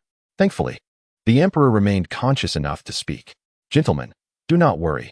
Let us return to court first. Seeing that he could still articulate his thoughts, the ministers felt a slight reprieve, yet their hearts remained heavy with dread, aware that calamity loomed near. A wave of intense unease surged within each individual, with those of higher rank feeling it more acutely. Indeed, they held significant grievances against Zhu Houzhao, yet all wished for him to temper his ways. None desired his demise. The absence of an heir was a primary concern. Without a crown prince, the stability of imperial succession was compromised, and both for personal and political reasons. They wished to avert such a fate. Even if Zhu Houzhao were to leave behind a 3-year-old child, they would not be in such a state of panic. Alas, upon returning to the palace, Zhu Houzhao decreed, "The court assembly is to be suspended. The cabinet shall oversee affairs, and any unresolved matters may be presented to me for review." This time, the ministers dared not utter any words of refusal. Each one was exceedingly respectful. Their attitudes markedly improved. They could only hope that the emperor would ride the wave of fortune and navigate this crisis, subsequently producing an heir. How terrifying! Have you truly thought this through? Indeed. Li Qing ceased further trivialities and stated that for a brief period, the Ming dynasty would face a situation without an emperor. And at this critical juncture, it was imperative that someone step forward. Have you considered the candidate? Zhu Houzhao replied, "It can only be Yang Tingi." Sighing, Li Qing responded, "Very well. Let us wait a while longer to finalize pressing matters, and then I shall take you away." "All right." Zhu Houzhao nodded, suppressing his joy. Li Qing pondered, "Does Zhang Yong know the truth? He wouldn't betray you, would he?" "No." Zhu Houzhao asserted confidently. "He is very loyal, and betraying me would bring him no benefit." Li Qing slowly nodded. "Then it is settled. I will make preparations, and you should do the same, such as drafting the Edict of Succession." Chapter 176. If the emperor cannot be healed, you shall all accompany him to the grave. "Zhao, are you all right?" The Empress Dowager, Lady Zhang, was filled with worry, her eyes brimming with tears, trembling with anxiety. Zhu Houzhao sighed. "Mother, I fear I may not have long to live." Beside him, Lady Xia wiped her tears and discreetly pinched her daughter, causing the little princess to wail. "Do not cry, do not cry. Alas, one cannot defy fate." Zhu Houzhao lamented bitterly. The relationship between the mother and son was strained, especially following the incident involving the uncle. They scarcely exchanged words for a month, and he felt little affection for his official wife. However, he still cherished his daughter. Zhu Houzhao magically produced a rattle from beneath the covers and gently said, "Here, a gift from your father." "Thank you, father." The little girl's sorrow dissipated instantly. Zhu Houzhao smiled. "Go and play." The little girl glanced at her grandmother and mother, noting their lack of response, before nodding her head, "All right."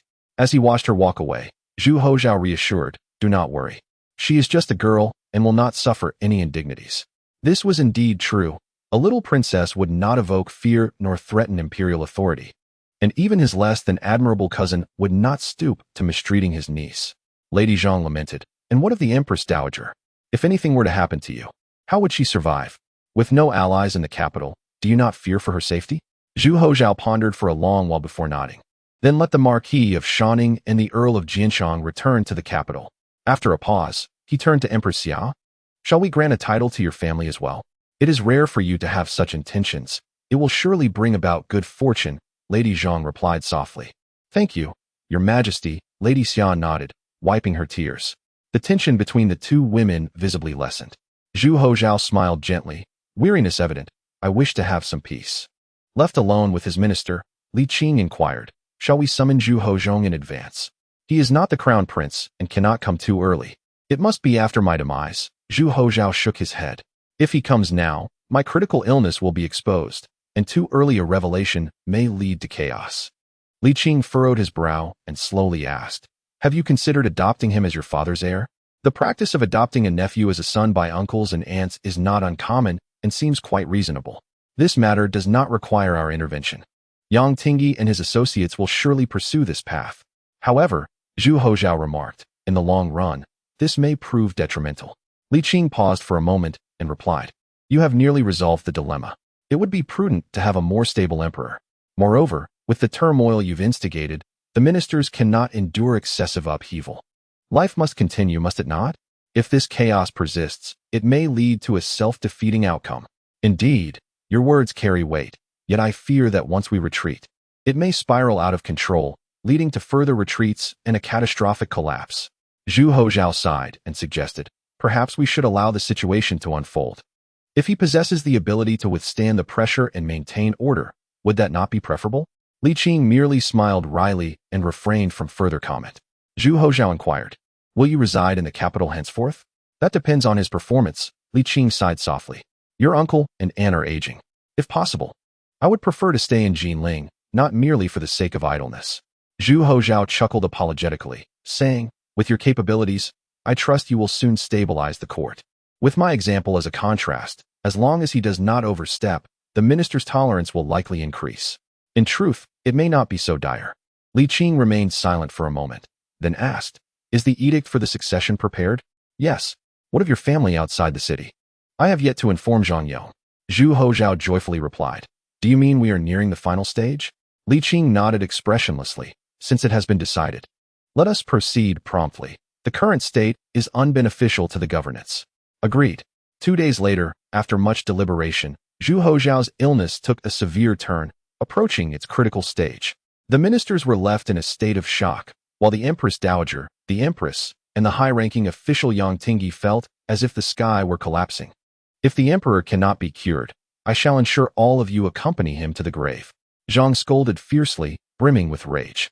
Li Qing touched his nose, feeling an uncanny familiarity with her words, though he could not recall where he had heard them. As for the many physicians in the Imperial Medical Institute, their faces turned ashen. They understood this was no jest. The Emperor Xianzong had a divine physician, as did the Emperor Xiaozong, leading many physicians to believe they would never encounter such a situation in their lifetimes. Who could have anticipated that the ailing Emperor Zhengde would ultimately face such dire consequences? "Forgive us, Your Highness. We beg for mercy." The group of physicians was at a loss, pleading desperately, for they had genuinely failed to identify the cause of the illness. "How can one treat what cannot be diagnosed?" they lamented. "What a pack of inept fools. What use are you?" Yang Tingyi exclaimed in outrage. "What purpose does the court as support serve if you cannot fulfill your duties? Do you honor the court or the emperor?" Many officials echoed, "If you do not exert yourselves wholeheartedly, we shall see you executed." Li Qing interjected, "Are you including me in this accusation?" "Count it," murmured Zhu Houzhao weakly from his dragon throne. "Fate has its own course. There is no need to add to the bloodshed. Withdraw, and allow me some peace." "Your Majesty." The ministers trembled in fear, their hearts racing. They wished to protest that this was not the time for tranquility, yet dared not voice their concerns. Their gazes inevitably shifted back to Yang Tingyi. Yang Tingyi felt a twinge of apprehension, yet the current circumstances allowed no room for retreat. Taking a deep breath, he declared, "Your Majesty, I have a petition to present." He hesitated momentarily and continued, "I humbly request that Your Majesty dismiss the attendants." Yang Tingyi spoke earnestly. Zhu Houzhao responded with a faint smile, raising his hand weakly and gesturing for everyone to leave. Although Zhang was somewhat uneasy, she understood that in such matters, her presence as a woman, even as Empress Dowager, was unwarranted. After all, her son was no mere mama's boy. Soon, the grand hall fell silent. With even Li Qing exiting, Yang Tingyi exhaled deeply and solemnly stated, "Your Majesty, the illustrious legacy of our Ming dynasty must not be neglected." Zhu Houzhao nodded gently. Struggling to speak, "Yang Qing, help me sit up." Yang Tingyi hurried forward, cautiously assisting him into an upright position and placing a pillow behind his back, his expression grave. Zhu Houzhao took a labored breath and inquired, "Yang Qing, among the princes and royal family, who do you think is most suitable to inherit the throne? Speak freely." Zhu Houzhao added with a gentle sigh, "Given my condition, what is there that cannot be said? Then I shall speak boldly." "Your Majesty," Yang Tingyi replied softly, "the ancestral teachings of the Ming state dictate that a legitimate heir must be established, and in absence of one, the eldest son shall succeed. If the father passes, the son inherits, and if the brother dies, the younger brother shall take his place. Should Your Majesty be unable to overcome this crisis, and in the absence of an heir, we must revert to the late emperor's firstborn, whose younger brother has passed, and the late emperor's third son, the Prince of Xingxian, is the only viable candidate, being the sole son of the late prince." Zhu Houzhao remained noncommittal and asked, "Will he be accepted by the people?" "By law. This should naturally garner acceptance," Yang Tingyi affirmed, though he hesitated before adding, "However, Your Majesty could also adopt a cousin to inherit the throne." "Oh!" Zhu Houzhao exclaimed in surprise. "Do you mean the eldest grandson of the Prince of Yi?" "Indeed," Yang Tingyi confirmed. "Do you find him suitable?" Zhu Houzhao probed further. Yang Tingyi fell silent, letting out a soft sigh. The lineage of the Prince of Yi is thriving, and the elder prince is still alive. However, his eldest grandson is merely 5 years old, far too young, and there are many elders to contend with.